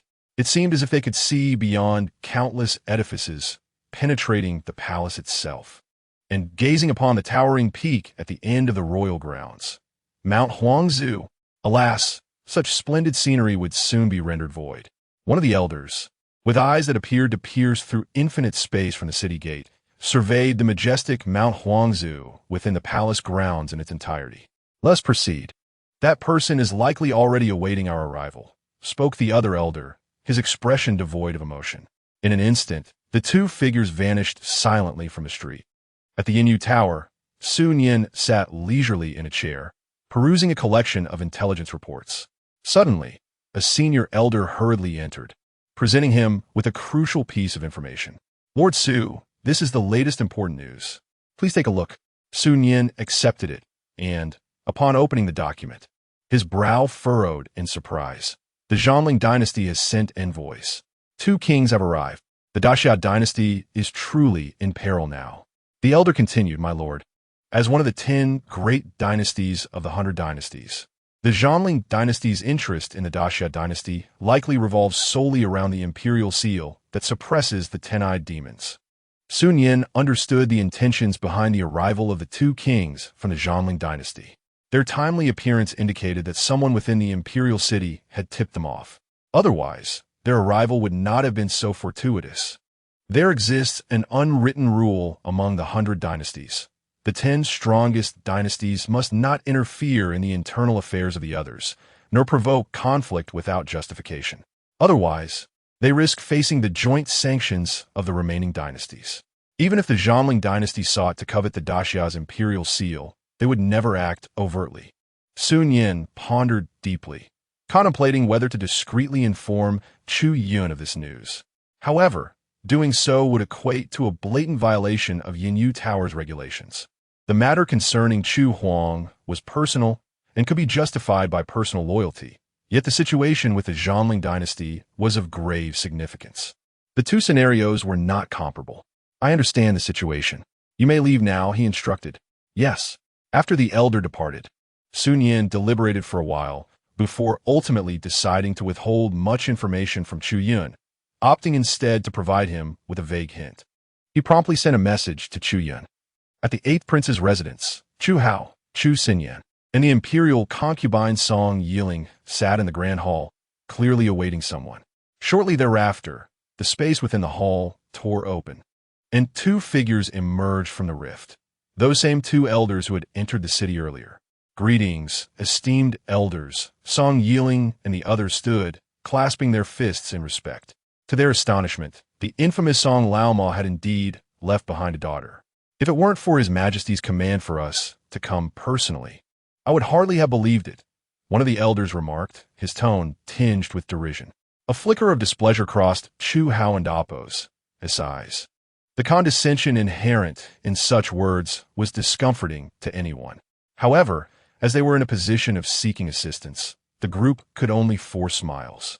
My father is sealed within Mount Huangzu. Lacking any support, I have no choice but to act this way. I have come to relay news to His Majesty, and I humbly request your assistance in freeing my father from his confinement. One elder waved his hand dismissively. It is easily said, after so many years, the seal suppressing your father has weakened considerably. Breaking will be far from difficult. However, as previously agreed, we require the Daxia's imperial seal, as well as the blood of the reigning emperor to fully activate its power. Thus, after aiding your father, we ask that you refrain from meddling in further matters. Imperial concubine Song Yiling nodded earnestly. Very well, I agree. As long as you assist my father, we shall not interfere, including regarding the emperor's life and the imperial seal. You may take them as you wish. The 2 elders responded with satisfaction. Excellent. Now, let us arrange for accommodations. The rooms are already prepared. Please follow me. Chu Xinyan interjected. Afterward, she led the 2 elders to their resting quarters. Once they departed, Chu Hao's expression darkened. Mother, they not only desire the imperial seal, but also the emperor's life. He is, after all, my biological father. Song Yiling's countenance hardened, her resolve unwavering. However, for your grandfather's sake, we have no other choice. What we owe your father in this lifetime, we shall repay in the next.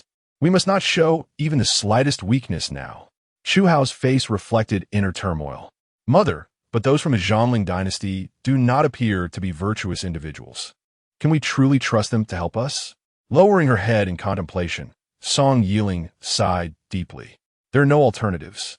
We must choose to trust them for the time being. Once your grandfather is freed, everything will be manageable. As dusk approached, a man clad in a cloud-patterned robe, a 3-foot blade hanging at his waist, entered the imperial city, embodying the essence of a legendary swordsman, exuding boundless sword intent. His star-like, profound gaze swept toward the direction of the 9th prince and Appo's residence, a smile gracing his lips before he vanished from sight. Meanwhile, within the residence, Chu Yun sat leisurely at the fishing platform, enjoying the calm of angling, when suddenly the sword's spirit jade in his embrace trembled. His expression shifted to one of delight. his heart brimming with excitement. His master, Zhao had finally arrived. Chapter 92. The Calm of Zhao and the Secret of the Tianhua Cauldron. What is it? Why are you so excited? Dream Rushue and the Demoness of Heaven, noticing the change in Chu Yun's expression, couldn't help but inquire. Of course. The moment I and Oppos, V been waiting for has finally arrived. Chu Yun laughed heartily, rising to his feet, and just as he was about to head towards the door, whoosh. A crack in the space appeared above the fishing platform. Zhao and Amp, Oppos, S figure leisurely emerged from within. You have reached the Nirvana realm. Splendid. Your progress is commendable. You truly live up to being my disciple. Upon Zhao appearance, his gaze swept over Chu Yun's entire being. Upon seeing that his cultivation had indeed reached the Nirvana realm, he couldn't and Oppos, he helped but praise him. Dream Rushue and the Demoness of Heaven, upon witnessing Zhao and Oppos' sudden appearance, felt a profound tremor in their hearts, completely unaware of his presence. This was a super powerhouse far beyond the realm of a venerable. Moreover, they seemed to sense an exceedingly terrifying sword intent within him, one that could easily shatter the entire sky of the Great Xia Imperial City once unleashed. Chu Yun, bowing respectfully, said, Master, it brings me great joy to see your esteemed presence remains as magnificent as ever. Master, at this moment, Dream Rushue and the Demoness of Heaven had finally comprehended the identity of the person before them. He was their man, the one they had often heard about, the unparalleled and supreme sword cultivator, Zhao. Zhao nodded with satisfaction. These two girls are not simple. Their solid foundation at the Nirvana realm promises a bright future. He glanced at Dream Rushue and the Demoness of Heaven, praising them as well. His figure descended and stood before Chu Yun and the others. You flatter me, esteemed elder. With your cultivation having reached the transformation realm, your arrival in the Great Xia will surely resolve all issues. Dream Rushue and the Demoness of Heaven remained courteous. Despite their past identities as emperors positioned at the pinnacle of the Yuan realm, they understood that was a thing of the past. As the saying goes, what was once is not what is now. One cannot compare past strength with present.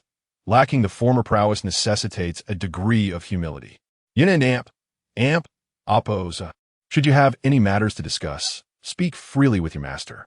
If you desire the position of Crown Prince, I shall assist you in ascending to it. Those who oppose will meet their demise. Zhao's words were simple, yet in just 3 sentences, they filled Chu Yun's heart with uncontainable joy. With such words from my master, I am utterly reassured. However, I shan't rush. Since my master has traveled such a long distance to arrive in Great Xia, I won't allow any trifles to mar my joy in welcoming him. Regardless of the circumstances, we must first enjoy this feast. Master, please. With a grand gesture, Chu Yun invite Xiao the. Excellent. Zhao smiled and nodded lightly, following Chu Yun and the others to the main hall. Chu Yun instructed Tai to prepare a sumptuous banquet. Hosting Zhao alongside the Demoness of Heaven, Luo Feng, Dream Rushue, and the esteemed Wan Lei. Zhao was somewhat surprised to see his disciple surrounded by several venerables and even some possessing the heavenly aspect realm. Yet, he felt that his method of fostering independence was indeed quite effective. Without such nurturing, Chu Yun might have become a mere young master, relying solely on power to bully others. The banquet continued deep into the night before finally concluding. Chu Yun personally arranged a fine guest room for Zhao and the Prince and Amp, Oppos' residence, allowing him to rest temporarily. During the feast, Chu Yun also briefed Zhao on the current situation of the Empress and Oppos' faction. However, Zhao paid little heed. To him, factions were merely matters to be resolved with a single sword. At the Supreme Realm, he was invincible, even against those above the Supreme Realm. He was more than capable of battling them, for his sword was the sword of invincibility. His clarity of heart symbolized his unparalleled sword path. After ensuring Zhao's comfort, Chu Yun personally sent messages to Dream Changzhong and his uncle, the Shura Venerable, informing them that his master had arrived in the imperial city and reassuring them to remain at ease. In the deep of night, Just as Chu Yun was about to retire alongside the demoness of heaven, he suddenly received a message from Venerable Xia Dynasty. The seal of the Tianhua cauldron had been broken. Without hesitation, Chu Yun led the two women to Venerable Xia Dynasty and Appo's secret chamber. At this moment, the four of them gathered together, and before them stood an egg the size of a cabinet, towering 2 meters high, its surface a translucent white. Ancient, purplish-black secret patterns adorned the eggshell, but it was impossible to discern its species. This egg was the sealed object within the Tianhua cauldron. Venerable Xia Dynasty even attempted to use his soul power at the venerable level to probe it, only to find that the surface of the egg was enveloped in a barrier. Should he attempt to breach this barrier with force, the life form within the egg could perish. Thus, Venerable Xia Dynasty abandoned this plan. You two have seen much in your past lives. Can you identify what species this egg belongs to? Chu Yun couldn't help but ask the two women. Their expressions turned serious as they fixed their gaze on the egg, contemplating deeply. After a while, the demoness of heaven turned to Dream Rushue and asked, "Do you think it resembles anything?" Dream Rushue pondered for a moment before responding. "It bears a striking resemblance, but these purplish-black patterns are inexplicable. This is the pattern of Cheongqi. How could it appear on an egg of this species?" The demoness of heaven suddenly had a bold conjecture. Could it be a fusion of aberrant species? Dream Rushue's body trembled suddenly. If we consider this possibility, it indeed seems plausible. The demoness of heaven continued, "Beyond this, I cannot think of another explanation. However, if this is true, the creator of this egg is certainly not simple." Dream Rushue spoke with utmost caution. "Isnt it? Stop with the riddles. There are still people here. Say something I can understand. What does this egg have to do with Cheongqi? Is it perhaps a descendant of Cheongqi?" Chu Yun asked urgently. The demoness of heaven replied solemnly, "This egg is that of the white tiger, one of the 4 divine beasts. Yet, the patterns on this egg are indeed those of Cheongqi. It is highly likely that someone took a white tiger egg and fused it with Cheongqi bloodline. In other words, the life form within this egg is a mutated species. It possesses the appearance and abilities of a white tiger, while also having the bloodline of Cheongqi, a fusion of a divine beast and a malevolent beast. Once born, its potential is beyond even our predictions." The tone of the demoness of heaven was exceedingly grave. If this mutated species were to come into existence, would it be classified as a divine beast or a malevolent beast? That is difficult to ascertain. However, this fusion of bloodlines is a taboo-like existence. It is a monstrous entity. The beast clans of the divine land would never allow such a creature to exist in this world, for if it were to fully mature, its terrifying bloodline would be enough to disrupt the long-standing order of the beast clans. Meanwhile, upon hearing this, Chu Yun was utterly stunned. A divine beast, the white tiger? A malevolent beast, Cheongqi. The being within this egg is a combination of the two. This is a windfall. It is known that both the white tiger and Cheongqi possess bloodline limits that surpass the Emperor realm. The upper limits of their bloodlines are already at the Emperor realm, not to mention the combined potential. It is simply unfathomable. This truly defies the heavens. Instantly, an idea sparked in Chu Yun and Appo's mind. I must hatch this mutated species and have it acknowledge me as its master. In his previous life, while perusing novels, he often encountered formidable protagonists who either rode majestic beasts or divine creatures, exuding an aura of authority and captivating countless enchanting maidens.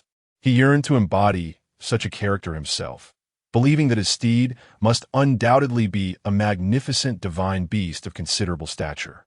Chapter 93. A Drop of White Tiger Blood. The 4 horsemen arrive. "Shiner, Schwer, what is needed to hatch this egg?" Chu Yun promptly inquired, casting a glance at the two women. "You wish to have it recognize you as its master?" Dreaming Snow and the heavenly demon maiden, having fought alongside him, instinctively discerned Chu Yun and Appo's intentions. With a smile, Chu Yun affirmed, "Indeed, such a splendid opportunity must not be squandered. I am aware that upon its birth, this creature, due to its bloodline, may present me with considerable challenges. However, do you think I am one to shy away from difficulties?" He preemptively articulated what the two women had intended to caution him about. The heavenly demon maiden pondered for a moment before elaborating, To hatch it is not particularly difficult. This should merely be a young cub. A single drop of white tiger blood is sufficient for it to break free from its shell. Instinctively, Chu Yun began searching the system and Oppo's marketplace. He indeed found a white tiger blood, but the price was staggering, 700,000 editing points. What on earth? Such an exorbitant price. This system is a swindler, Chu Yun exclaimed in frustration. System. Master, you ought to consider the caliber of this drop of white tiger blood. It is of the eternal realm level. The price of 700,000 is hardly excessive. System products are guaranteed to be top tier. I disdain to sell lower-grade, white tiger blood. Upon inspection, Chu Yun realized the truth of the system's claim. That 700,000 price tag was indeed for the eternal realm white tiger blood. However, for hatching the egg, such extravagance was unnecessary. Blood of the king realm would suffice. Yet, the insistent system had none available, dismissing the lower levels. Chu Yun found himself in a predicament. Just then, Dreaming Snow remarked, I have heard that within the royal family of the Xia Dynasty, one of the 10 great empires, there exists a drop of sacred realm white tiger blood. If you wish to hatch this white tiger egg, that may be your only option. Otherwise, you would need to procure it from the Misty Rain Tower, which not only is expensive, but may also expose the secret of this egg. Listening to her words, Chu Yun calmly deliberated, the Xia royal family. Then it shall be. I shall acquire that drop of white tiger blood, sooner or later. With determination, he temporarily stored the white tiger egg within his blood heaven world, immersing it in the river of blood to familiarize it with his aura. On the final day, upon receiving news from the Shura Venerable that Chu Yun and Oppo's master had arrived in the imperial city, the emperor of the Great Xia felt a weight lift from his heart. With a supreme power present, no matter how the queen's faction might stir, they could not overturn the situation. At noon, Chu Yun entered the palace for an audience with the emperor. In the imperial study, the emperor sat in contemplation, his brow furrowed. Chu Yun stood below, his expression placid, remaining silent. After a while, the emperor finally spoke. Very well, since this day was inevitable, let it be so. If Lan Ji and her faction truly reach that point, I permit you to show them no mercy. Hearing this final decree, Chu Yun felt a surge of relief. Thank you, Father. With the emperor's words backing him, he could now proceed to eliminate the queen and Oppo's faction within the imperial city without restraint. By the way, Father, I must first take Mother back to the residence to have her poison resolved. You need not worry. My master and the others will ensure her safety, Chu Yun added. Prior to this, he had informed the emperor of Lan Ji and Oppo's poisoning of Sherminue, which solidified the emperor and Oppo's resolve. Provided the queen and Oppo's faction caused any trouble, he explicitly authorized Chu Yun to leave none alive. Very well. Go, ensure your mother and Oppo's safety. The emperor nodded in agreement. Yes, I take my leave. Chu Yun turned, heading towards Sherminue's quarters to escort her back to his residence. As dusk approached, the 4 knights of the Celestial Awakening sect arrived at Chu Yun and Oppo's estate. In the rear garden, Chu Yun, along with Xiaozi, the heavenly demon maiden, and Dreaming Snow, sat in a pavilion engaged in light conversation. The 4 knights tore through space to arrive before Chu Yun, their auras contained. Bowing low, Knight of Pestilence pays respects to the sect master. Knight of Famine pays respects to the sect master. Knight of War pays respects to the sect master. Knight of Death pays respects to the sect master. The arrival of the 4 knights brought a profound sense of reassurance to Chu Yun. He had long established contact with them through the sect master and Oppo's decree and was aware of their exact arrival time. Rise. Chu Yun nodded slightly, his demeanor calm and composed. Thank you, sect master. The 4 knights, clad in robes of various colors, stood upright. Holy One, the 4 knights of the Celestial Awakening sect. Yinner, you truly are the sect master. I never imagined, after all these years, you would have such an opportunity. Xiaozi, upon hearing the knights' self-introductions, was astonished to learn of his disciple's ascension to such a prestigious position. Although the Celestial Awakening sect had fallen, it remained an indomitable force within the realm of 100 dynasties. Each of the 4 knights was a being of the Holy Realm, commanding respect even from the 10 great empires. The heavenly demon maiden and dreaming snow were equally astonished. Chu Yun was indeed the sect master. What other secrets did he harbor? With matters urgent, they would discuss the rest later. Pestilence, come with me. The other 3 may wait here. Chu Yun instructed immediately. Yes, sect master. The knight of pestilence, tall and lean, with blue eyes that shimmered with an ethereal glow, followed Chu Yun as he sought out his mother. Yunea, your highness. Shi Mingyue, engaged in conversation with Atai, turned her gaze upon Chu Yun and Appos as her rival. Mother, I have brought someone to assist in dispelling the poison. Just relax, Chu Yun stated earnestly, cutting straight to the point. Seeing her son so serious, Shi Mingyue complied. All right, mother understands. Chu Yun signaled to Pestilence, who stepped forward. A surge of holy energy emanating from his fingertips, coursing through Shi Mingyue and Amp, Appos, body. Moments later, he had a clear understanding of her condition. How is it? Can it be cured? Chu Yun promptly inquired. The Knight of Pestilence smiled serenely. Rest assured, sect master, while the poison is potent, the antidote is not difficult. It will be completely purged in half a tea's time. Upon hearing this, Chu Yun felt a wave of relief wash over him. Then let us proceed. Very well. With that, Pestilence began the process of detoxification, placing a hand upon Shi Mingyue's head. A radiant light enveloped her, the holy brilliance entering her body, visibly expelling the toxins from her meridians. Chapter 94. Nightfall Operations. Turmoil in the Imperial City.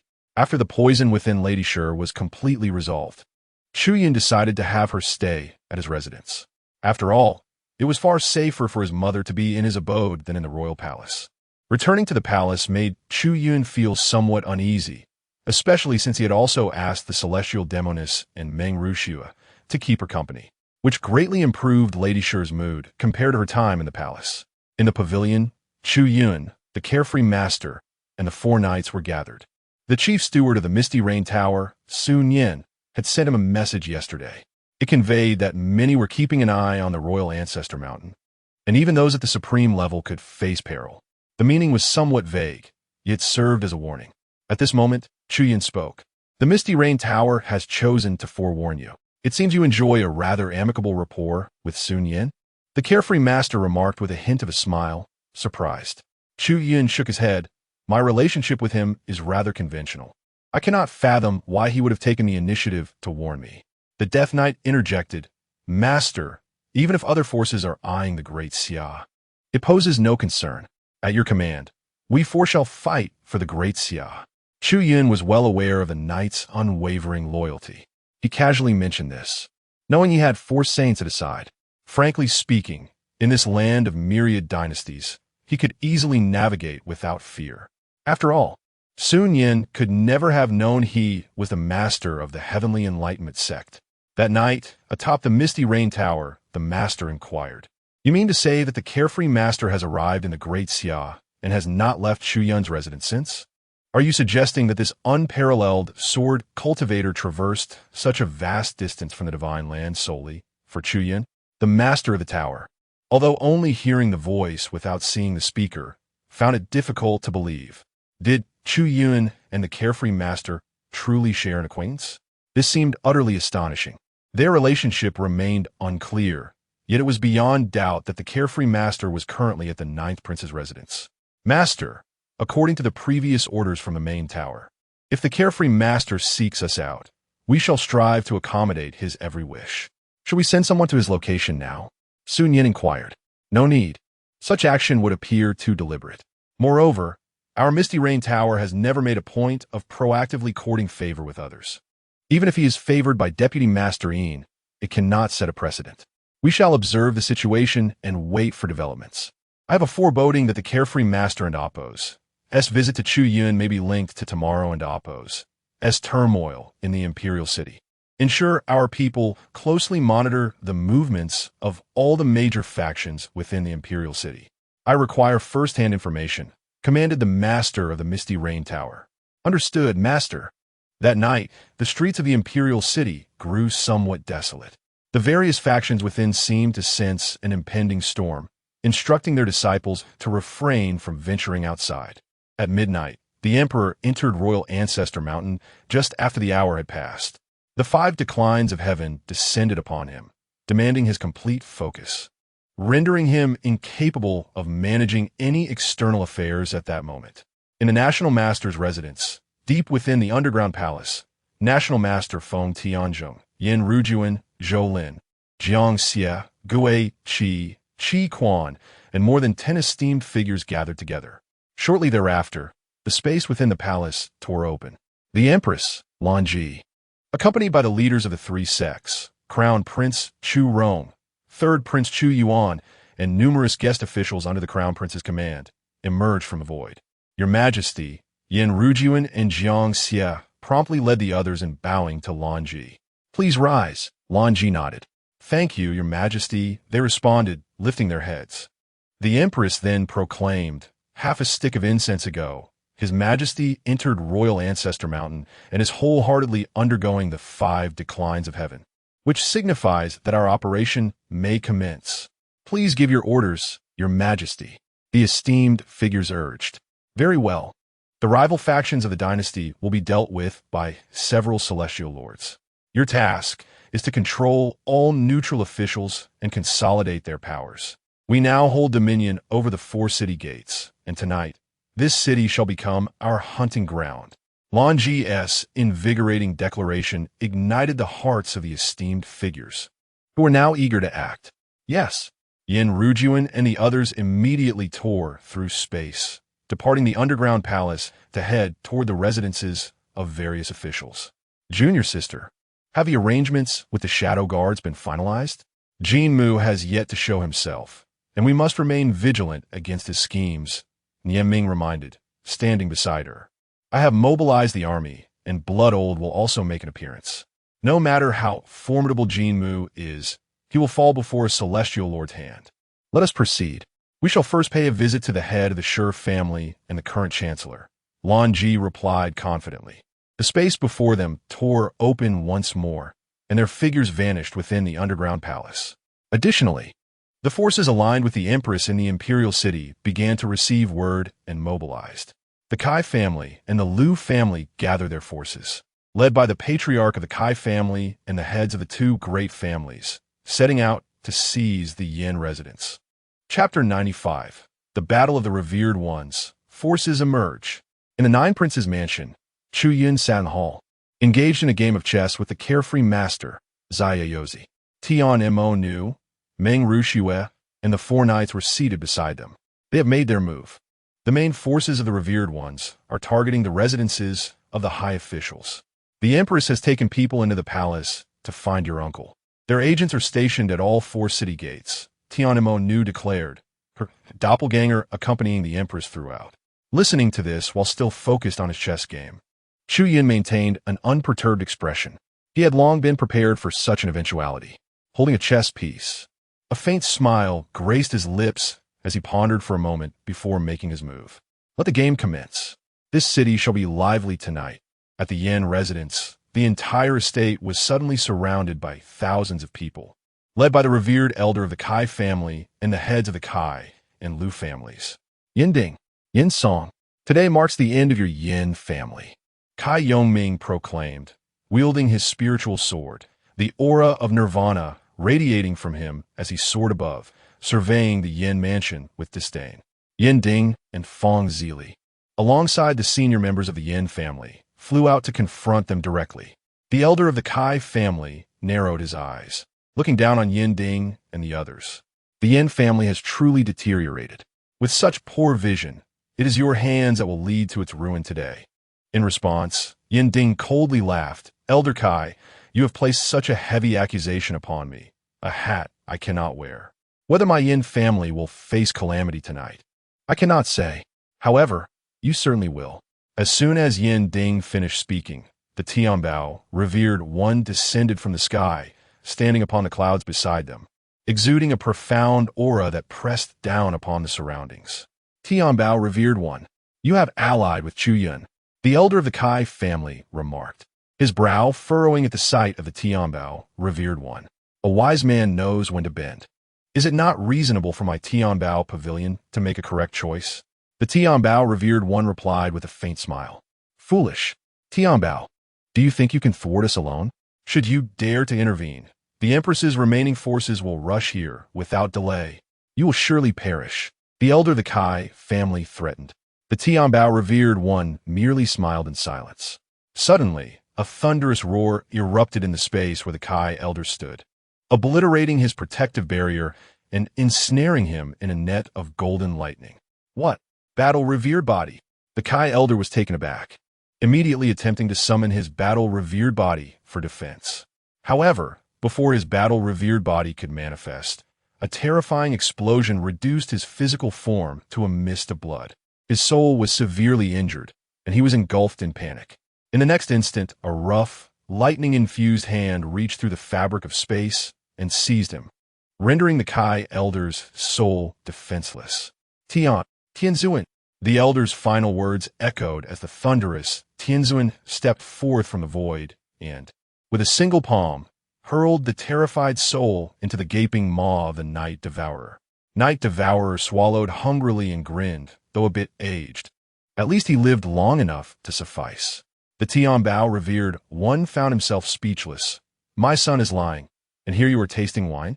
Meanwhile, the members of the Kai and Lu families stood in shock, including their heads, their expressions filled with panic and confusion. Their revered elder had been slain in an instant. The bald man before them was a Tianzuan. Why was this happening? Which Tianzuan was this? How could a Tianzuan come to the Yin family? By decree, all instigators tonight shall be slain without mercy, the thunderous Tianzuan declared, conjuring a bolt of lightning in his palm and unleashing it amid the Kai and Lu families. Boom, boom, boom. The sound of countless explosions resonated through the skies as the members of the Kai and Lu families were annihilated before they could even utter a cry, all succumbing to the thunderous blasts. To Chu Yun, they were mere pawns, and raising their hatred value was an unnecessary elevation. With the elite of the Kai and Lu families dead, the remaining defenders shall be left to you, the thunderous Tianzuan instructed, glancing at the Tianbao revered one and Yin Ding.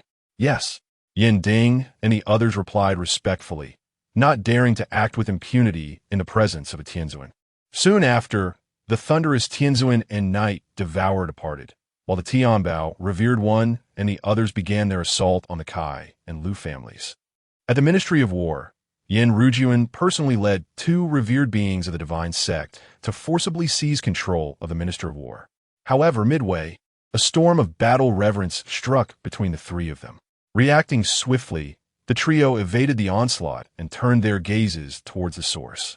Before them stood three battle-revered bodies in the dark night, radiating a translucent glow, their revered power swirling around them.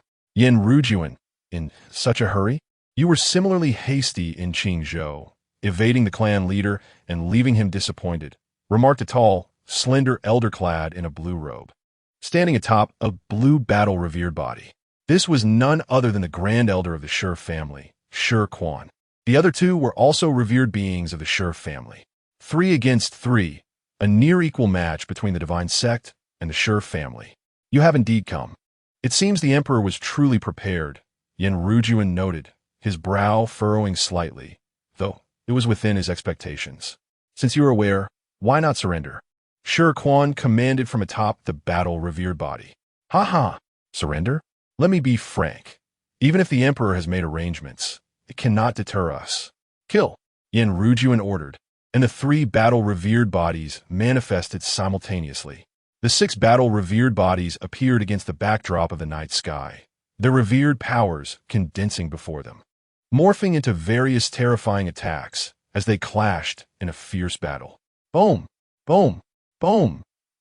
The energy fluctuations of the revered beings surged, creating a cacophony throughout the imperial city. Not just 1 or 2 locations, but as many as 10. Battles like Yin Rujuan and Appos erupted along the essential routes to the residences of numerous officials, all orchestrated by the emperor and the Shura revered one. Evil spirits, Ghost Cry, and other revered beings were intercepted midway by the revered powers from the Snow sect, Yin family, Luo family, and Wang Xiandao sect, preventing them from approaching the officials' residences. The reverberations of the revered beings shocked countless souls within the imperial city, causing numerous buildings to crumble and streets to crack, creating magnetic disturbances and whirlpools of residual power. Simultaneously, the Empress, leading her entourage to the palace, found herself thwarted in her attempt to locate the Shura Revered One and Sherminwe. Chapter 96. The Change at the Gate, the Appearance of Jinmu. Within the Imperial Palace, as Lan Ji and her companions traversed the palace, they arrived at the residence of the Shura Elder, only to find it empty. All that remained was the lingering spiritual energy of the Shura Elder, which inscribed 8 conspicuous characters in the air. If you wish to kill me, come to the Minister and Appo's residence. These bold characters hung in the air, clearly provoking Lan Ji and her companions. Well, since we're gathered here, it saves us the trouble of an extra trip. Let us proceed to the minister's residence. Goman Lan Ji. Nieming tore through the space with a forceful sweep of his hand, leading the group towards their destination. At the North City Gate, the largest among the 4 great gates of the imperial city, a man clad in black wolf armor stood firmly atop the city tower, flanked by many soldiers in wolf armor. This man was none other than Wei Lang, the commander of the Black Wolf Army, one of the 4 great legions of the dynasty. He was also one of the individuals secretly cultivated by the Empress and was the one who had previously leaked the border defense plans. Meanwhile, outside the city gate, a multitude of figures clad in battle armor approached, their imposing presence akin to fierce dragons. Upon witnessing this, Wei Lang smirked coldly, unleashing his battle aura to dominate the sky, his commanding presence halting the advance of the 2 armies outside the city. The soldiers of the Black Wolf Army atop the tower readied their spiritual arrows. Wei Lang, are you conspiring against the throne with the Sky Wolf Army? The 2 commanders of the Dao Bone Army and the 7 Kill Army, upon receiving news of the Empress's rebellion, sought to lead their troops into the city. However, they were now confronted by Wei Lang at the North Gate, and they immediately shouted in outrage. Rebellion? That is an unjust accusation. I am here by the command of Her Majesty the Empress to guard the North Gate. No one shall step foot into the city tonight. Wei Lang bellowed, Dao Bone. 7 Kill, for the sake of our old friendship, retreat your forces. You cannot enter the imperial city tonight. Wei Lang, do you understand the consequences of your actions? You collude with the Empress, and do you not fear the Emperor and Appo's wrath? The Dao Bone commander thundered from the sky outside the city. The Emperor. After tonight, everything in the Great Xia may not be dictated by the Emperor. Wei Lang replied mockingly. Now, cease your futile words. If you do not retreat, we can remain here indefinitely. I have all the time in the world to entertain you, but if you wish to enter the city, it is out of the question. You, both the Dao Bone commander and the 7 Kill commander wore expressions of fury, although they had numerical superiority. The North Gate was easy to defend but hard to attack, and the Black Wolf Army excelled at long-range strikes, making any assault from the 2 armies likely to incur heavy losses. Just as the 2 commanders were in a quandary, suddenly, a general from the Black Wolf Army beside Wei Lang thrust his hand through Wei Lang's heart, disregarding his defenses, the overwhelming force instantly shattering his organs. You! Who are you? Wei Lang's face turned pale with horror, his battle aura flickering as he struggled to resist. Yet, he soon realized that the power of the person before him was so formidable that it suppressed his own spiritual energy entirely. By the Emperor's decree, Wei Lang, commander of the Black Wolf Army, has leaked border defenses, conspired with others, and endangered the dynasty. His crimes are unforgivable. He is to be judged by the Shadow Guards. Execute without mercy. The voice and appearance of this general transformed as he spoke. Clad in a yellow robe, his countenance was icy, his figure tall and imposing, his eyes sharp as blades, devoid of any emotion as he regarded Wei Lang. Upon seeing this face, Wei Lang was filled with terror. Yinmu, how could you be here? Wei Lang was petrified, unable to comprehend why the leader of the Shadow Guards, Jinmu, was by his side. You may ponder that question in the underworld, Jinmu replied coldly, before ruthlessly unleashing a surge of power from his palm, resembling a cataclysm of stars. Wei Lang and Appo's. entire being erupted in searing flames from within, and soon, the once mighty commander of the Black Wolf Army was reduced to ashes, leaving no trace behind. Commander! The Black Wolf Army generals atop the tower were now panic-stricken. Their leader had perished, slain by none other than the formidable leader of the Shadow Guards. In that moment, the Black Wolf soldiers were at a loss for how to proceed. Swish, swish, swish. Following this, a wave of Shadow Guards surged forth from the distance, led by 3 other commanders, swiftly subduing the key generals of the Black Wolf Army. First, detain them. Once the Emperor emerges, we shall proceed with judgment, Jin Mu commanded. Yes, the Shadow Guards, led by Xian Feng, immediately began to imprison the generals. At this moment, the Daobon commander and the 7-kill commander flew to the tower, Commander Jin. Jin Mu nodded and addressed them, in addition to the Black Wolf Army. The Bone Shatter Army has also joined the rebellion. They're stationed at the East City Gate. Your army shall enter through the North Gate and strike them from within. The revered ones, under the 9th Prince, will assist you in liberating the 4 Great Gates. Although they were uncertain of which revered ones served under the 9th Prince, they immediately responded, understood. 2 of the 4 great armies had fallen into the hands of the Empress. It was no wonder she was so audacious. The North Gate swung open, and the 2 commanders led their troops into the city.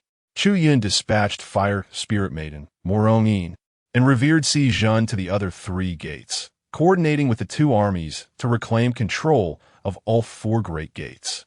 At the minister's residence, several figures stood in the plaza, feeling the tumultuous clashes and the sounds of collapsing structures echoing from all directions within the imperial city. They remained as steadfast as mountains, awaiting the arrival of the Empress and her entourage. In addition to the Shura Elder and Meng Changzhong, there were also Yunbu Yi, the leader of the Yun clan, Luo Su, the leader of the Luo clan, and Qiu Ying, the head of the Snow sect. All 3 were at the pinnacle of the revered realm, among the foremost cadre under the heavenly sovereign. Before long, a vast space above the plaza was torn apart. The figures of the Empress Lan Ji, Nieming, Shui Wuhan, Shangguan Yi, Chu Rong, and Feng Tianzheng emerged, standing atop the skies of the minister's residence. Shura, it has been quite a while. I did not expect you to choose such a location for yourself. The feng shui of this minister and Appo's residence is splendid. It serves well as your grave. Nieming remarked with a mocking smile upon seeing the Shura elder. Lan Ji surveyed the area and, upon spotting the leaders of the Yun clan, showed no surprise. The fierce battles erupting throughout the streets of the city were impossible to conceal. She had long anticipated that the emperor had made preparations. But what of it? She had meticulously plotted for so long. Even if the emperor was prepared, it would merely delay the inevitable. Nieming, you remain as foolish and arrogant as before. With a 5 against 5, what gives you the confidence that you can win? The Shura elder retorted with a smile. Is that so? Shura, is your dear sister not by your side? Nieming suddenly smirked with intrigue. The Shura elder remained unfazed. What do you mean? Chapter 97. Turmoil in the Duke's Mansion. The fury of Lady Lan. Nieming wore a playful smile, and then the Empress produced a small puppet resembling Mingyue to a remarkable degree. The Shura had already been poisoned throughout her body. Her life now rested in the hands of the Empress. If you cannot bear to witness your sister suffer, her meridians exploding in agony, then surrender. Do not resist, or Mingyue will endure a suffering 1,000-fold because of you. Lady Lan threatened openly. To her surprise, the Shura lord remained unperturbed by her words, even laughing. Oh, such a terrifying poison? Then go ahead and try. Lady Lan frowned, questioning whether the Empress dared to act. The Shura lord laughed heartily. Lady Lan, feel free to attempt it.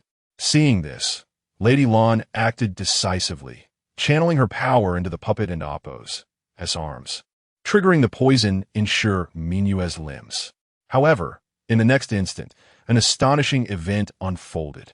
As her power surged in, the puppet suddenly exploded, causing Nieming and Appo's previously amused expression to shift dramatically. How? Is this possible? The poison on her. How could it be gone? Is she dead? No. If Mingyue were dead, Yu Wuden and Appo's still be smiling. Has she detoxified? At that moment, Lady Lan would have preferred to believe Shi Mingyue was dead. The poison had been administered so stealthily that even the emperor was unaware. How had Shi Mingyue discovered it? Furthermore, even if she had realized it, how could she possibly detoxify? This unique poison had been acquired during her youth from an ancient relic, and even a supreme poison master might struggle to neutralize it. How had she achieved this? Lady Lan, just because you cannot does not mean others cannot. Yun'er has long since assisted her mother in detoxification, and everything tonight, apart from the emperor's arrangements, was orchestrated entirely by Yun'er. The beautiful dream you hold in your heart is destined to shatter tonight, the Shura Lord sneered. Upon hearing this, the expressions of the crown prince, Lady Lan, and Feng Tianzhong turned incredulous. Chu Yun, he was the one who detoxified her and planned all of this? How could that be possible? A junior, no matter how capable, could not possess such means. Chu Yun, is he Shi Mingyue's son? How could he have such abilities? Nie Ming and Shang Wanyi were equally astonished. Indeed, it seems you are still unaware. Crown Prince, Empress. The Xiaoyan you've been desperately seeking is none other than the ninth prince. Meng Changzhong interjected, further elevating Chu Yun's momentum. What? Chu Yun is Xiaoyan? How could that be? How could he possibly be Xiaoyan? The crown prince's eyes trembled, his emotions momentarily spiraling out of control. He found it impossible to accept that Chu Yun was Xiaoyan. What then had his previous infatuation with Xiaoyan been? A foolish delusion? Lady Lan's pupils constricted slightly. She had to admit, she had underestimated Chu Yun. Had she known this, she should have killed him without hesitation when he returned. At that moment, Yi Tun emerged from the shadows, standing beside the Shura Lord. He looked at Lady Lan, grinning. Empress, our master Chu Yun instructed me to deliver a special gift to you. Please, do open it personally. Do not let his kind intentions go to waste. With a wave of his hand, 5 boxes imbued with power neatly arranged themselves in the air. The energy surrounding the boxes was specifically designed to prevent any soul probing. Harboring no other means of detection, Lady Lan furrowed her brows, suddenly gripped by an ominous premonition. She scanned the 5 boxes before her. The lack of any energy fluctuations indicated that their contents were lifeless. Enough of this charade. Have your master show himself to me. Lady Lan refrained from opening them, intending to compel Chu Yun's appearance. Master is not here. He remains in the mansion playing chess. If the Empress accepts this gift, I believe there will be an opportunity for you to meet. Yi Tun chuckled. The Shura and Meng Changzhong were equally curious. What had Chu Yun prepared for the Empress? As Lady Lan approached the 5 boxes, Nie Ming watched intently, ready to act at the slightest hint of danger to his sister. Upon reaching the boxes, Lady Lan waved her hand, unleashing her power to open all 5 gift boxes. As her gaze fell upon their contents, her eyes instantly filled with rage and an insatiable thirst for vengeance. Simultaneously, the avatar of the heavenly demoness, transformed into Chu Yuan, struck directly at Chu Rong. The two were mere inches apart, and Chu Rong had no defenses, his attention solely on the boxes. Nie Ming and the others reacted too late. Third brother, what are you doing? The heavenly demoness seized Chu Rong by the throat, suppressing all his internal power, poised to take his life at any moment. For a moment, despite their own status as supreme beings, Nie Ming and the others hesitated, unwilling to act recklessly considering Chu Rong and Appo's life. Lady Lan whirled around, witnessing Chu Rong being held captive by Chu Yuan. Despite her fury, she was forced to regain her composure. It was crucial to remember that all her actions tonight were justified because of her son. She had secured Chu Rong's position as crown prince, garnered the support of all officials, and with their backing, she could overpower the emperor in 7 days. However, if Chu Rong were to die, her plans would collapse at their core. With the crown prince gone, what use would the submission of civil and military officials serve? Her justified actions would be deemed a coup. Chapter 98. The appearance of a celestial lord. Is he going to attack Chu Yun? In the prince's mansion, Chu Yun remained engrossed in a game of chess with Xian Yaozi. Since Chu Rong has fallen into your hands, why not simply kill him? Xian Yaozi remarked nonchalantly. With the death of the crown prince, her plans would be thwarted. Chu Yun smiled slightly. Naturally, killing is an option. However, even if Chu Rong were to truly perish, Lan Ji would undoubtedly seek another excuse. For instance, a whispered word against the emperor or to stabilize the court. Such are the common tactics employed in the struggle for power. But once the crown prince is dead, the old relics of Huangzu Mountain would no longer support Lan Ji's chaos. Xian Yaozi shook his head with a smile, placing down a white piece. In his view, only Chu Yun possessed the leisure to toy with Lan Ji and torment her psyche. Were it him, a single sword strike would suffice to bring the empress and Appo's faction and the ancient royal ancestors to their knees. Unbeknownst to Lan Yi, every step she planned to take had already been meticulously calculated by Chu Yun. His aim was to torment the mental state of Lan Ji and her cohorts to the utmost extent. Ultimately, should Lan Ji possess any hidden cards, he could always call upon his master or the four knights to tie up loose ends. It was akin to playing a game of honor of kings. One would not simply unleash their ultimate ability upon a bloodied opponent. At that moment in the mansion and Appo's courtyard, the atmosphere was tense, with every face displaying astonishment, fear, and confusion. Why had Chu Yun suddenly turned against the crown prince? After all, they were the empress and Appo's own progeny. Suddenly, a voice broke the deadlock. "Empress, what do you think? Do you like this gift?" Night Swallow and Appo's words caused Shura and Yeming to immediately peer into the boxes, and their expressions abruptly shifted. Within those 5 boxes lay the dismembered limbs of Chu Yun, along with a head frozen in a visage of despair and madness. Surrounding the boxes were meticulously arranged rose petals, indicating that he had indeed put great effort into preparing this gift for the empress. In that moment, everyone understood the dreadful truth. The Chu Yun before them was a counterfeit. The real Chu Yun had been swapped out long ago and had now been dismembered into 6 parts. "When did you replace Yuan?" The empress's face darkened. Her eyes filled with hatred as she glared at the avatar of the heavenly demoness. "Before the banquet at the Eastern Palace began, your son was already at the 9th Prince and Appo's residence. What a pity, after months of torment, Chu Yun and Appo's final thoughts were of his mother. TSK, TSK, TSK. Lan Ji, it seems you have been rather neglectful of your son," the heavenly demoness taunted. A chill emanated from Lan Ji, her phoenix eyes glinting with a murderous intent as if she wished to slay the speaker. The heavenly demoness knew well how to amplify hatred. Her words caused Lan Ji and Appo's animosity towards Chu Yun to soar. At this moment, the appearance of the heavenly demoness and Appo's avatar shifted, revealing an extraordinarily beautiful woman, further deepening the frowns of Feng Tianzheng and Shang Wanyi. "Enough of this idle talk. I will take Chu Rong with me. Anyone who dares to move a muscle will meet their end," the heavenly demoness declared, her grip tightening on the crown prince and Appo's neck. "If Chu Yun is dead and we lose the crown prince, Lan Ji, can your plans for tonight still proceed?" The heavenly demoness spoke with a calmness that belied the dire implications. Lan Ji suppressed her fury, rendered momentarily speechless by the heavenly demoness words. "Mother, save me, mother." Silence. The crown prince's cries for help were silenced as the heavenly demoness struck him, knocking out several of his teeth. Witnessing this, Nian Ming and the others clenched their fists, their murderous intent palpable. Yet the heavenly demoness showed no fear as she tightened her hold on the crown prince, gradually moving towards Shura and his companions.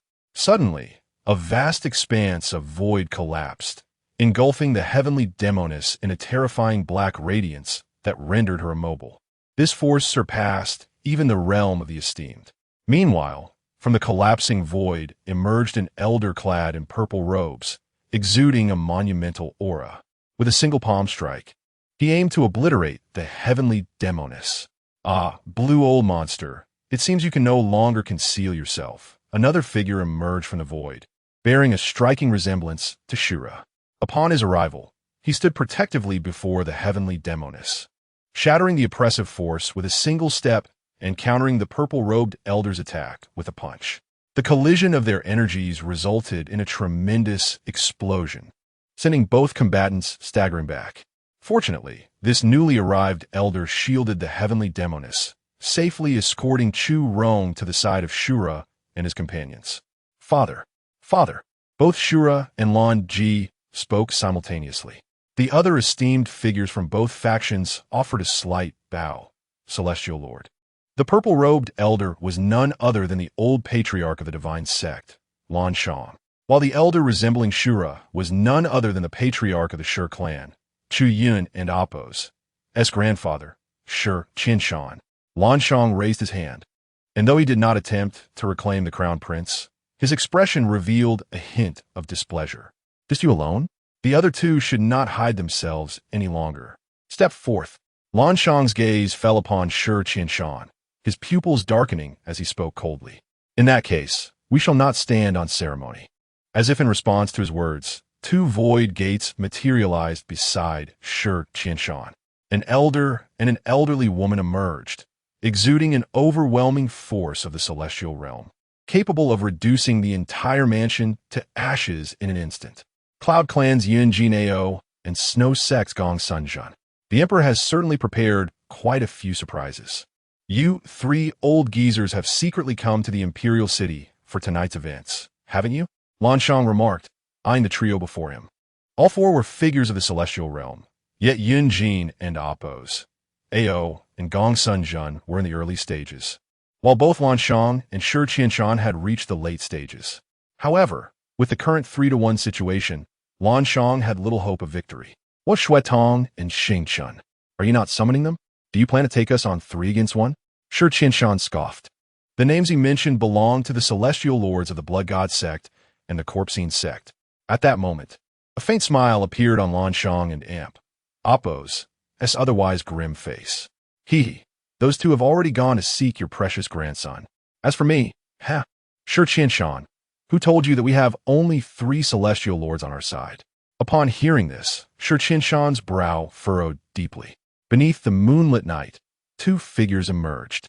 Riding the storm waves, their steps like blossoming lotuses, shadows of celestial lords manifesting behind them, akin to embodiments of the night. Both were middle-aged, one donned a dark crown, exuding a majestic aura, while the other, a diminutive man less than 5 feet tall, radiated an equally formidable presence. Chapter 99. The Battle of Void. Yin Yang is blocked. Upon the arrival of these 2 individuals, they positioned themselves beside Lan Shang. The 3 celestial beings, Shi Qinshan, Yun Jinao, and Gong Sunjun, cast cautious glances at the 2 enigmatic figures. However, a sense of perplexity settled within them, as the faces and auras of these 2 were entirely unfamiliar.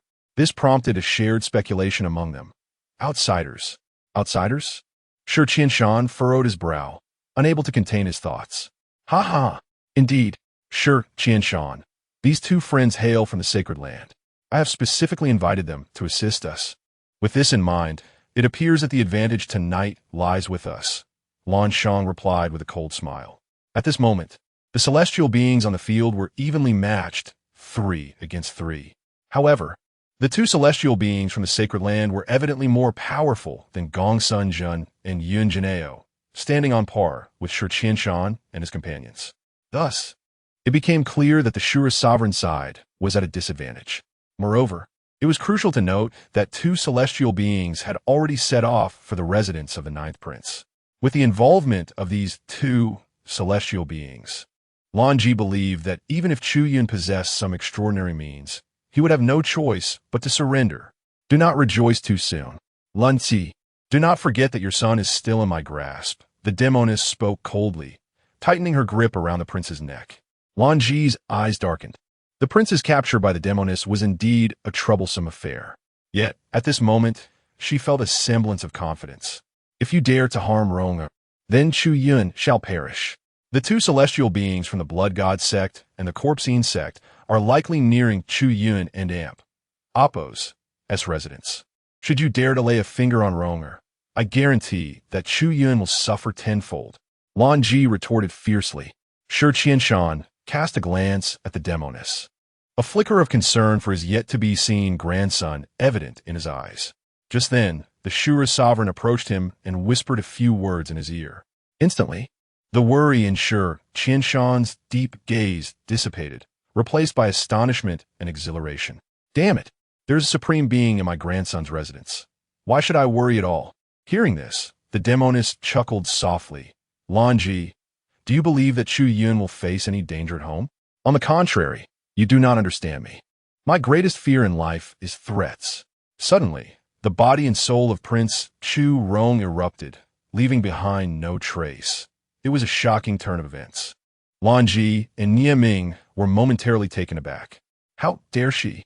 She truly dared to kill the prince, killing the crown prince of the Great Xia. You traitors, your crimes are unforgivable. Kill them.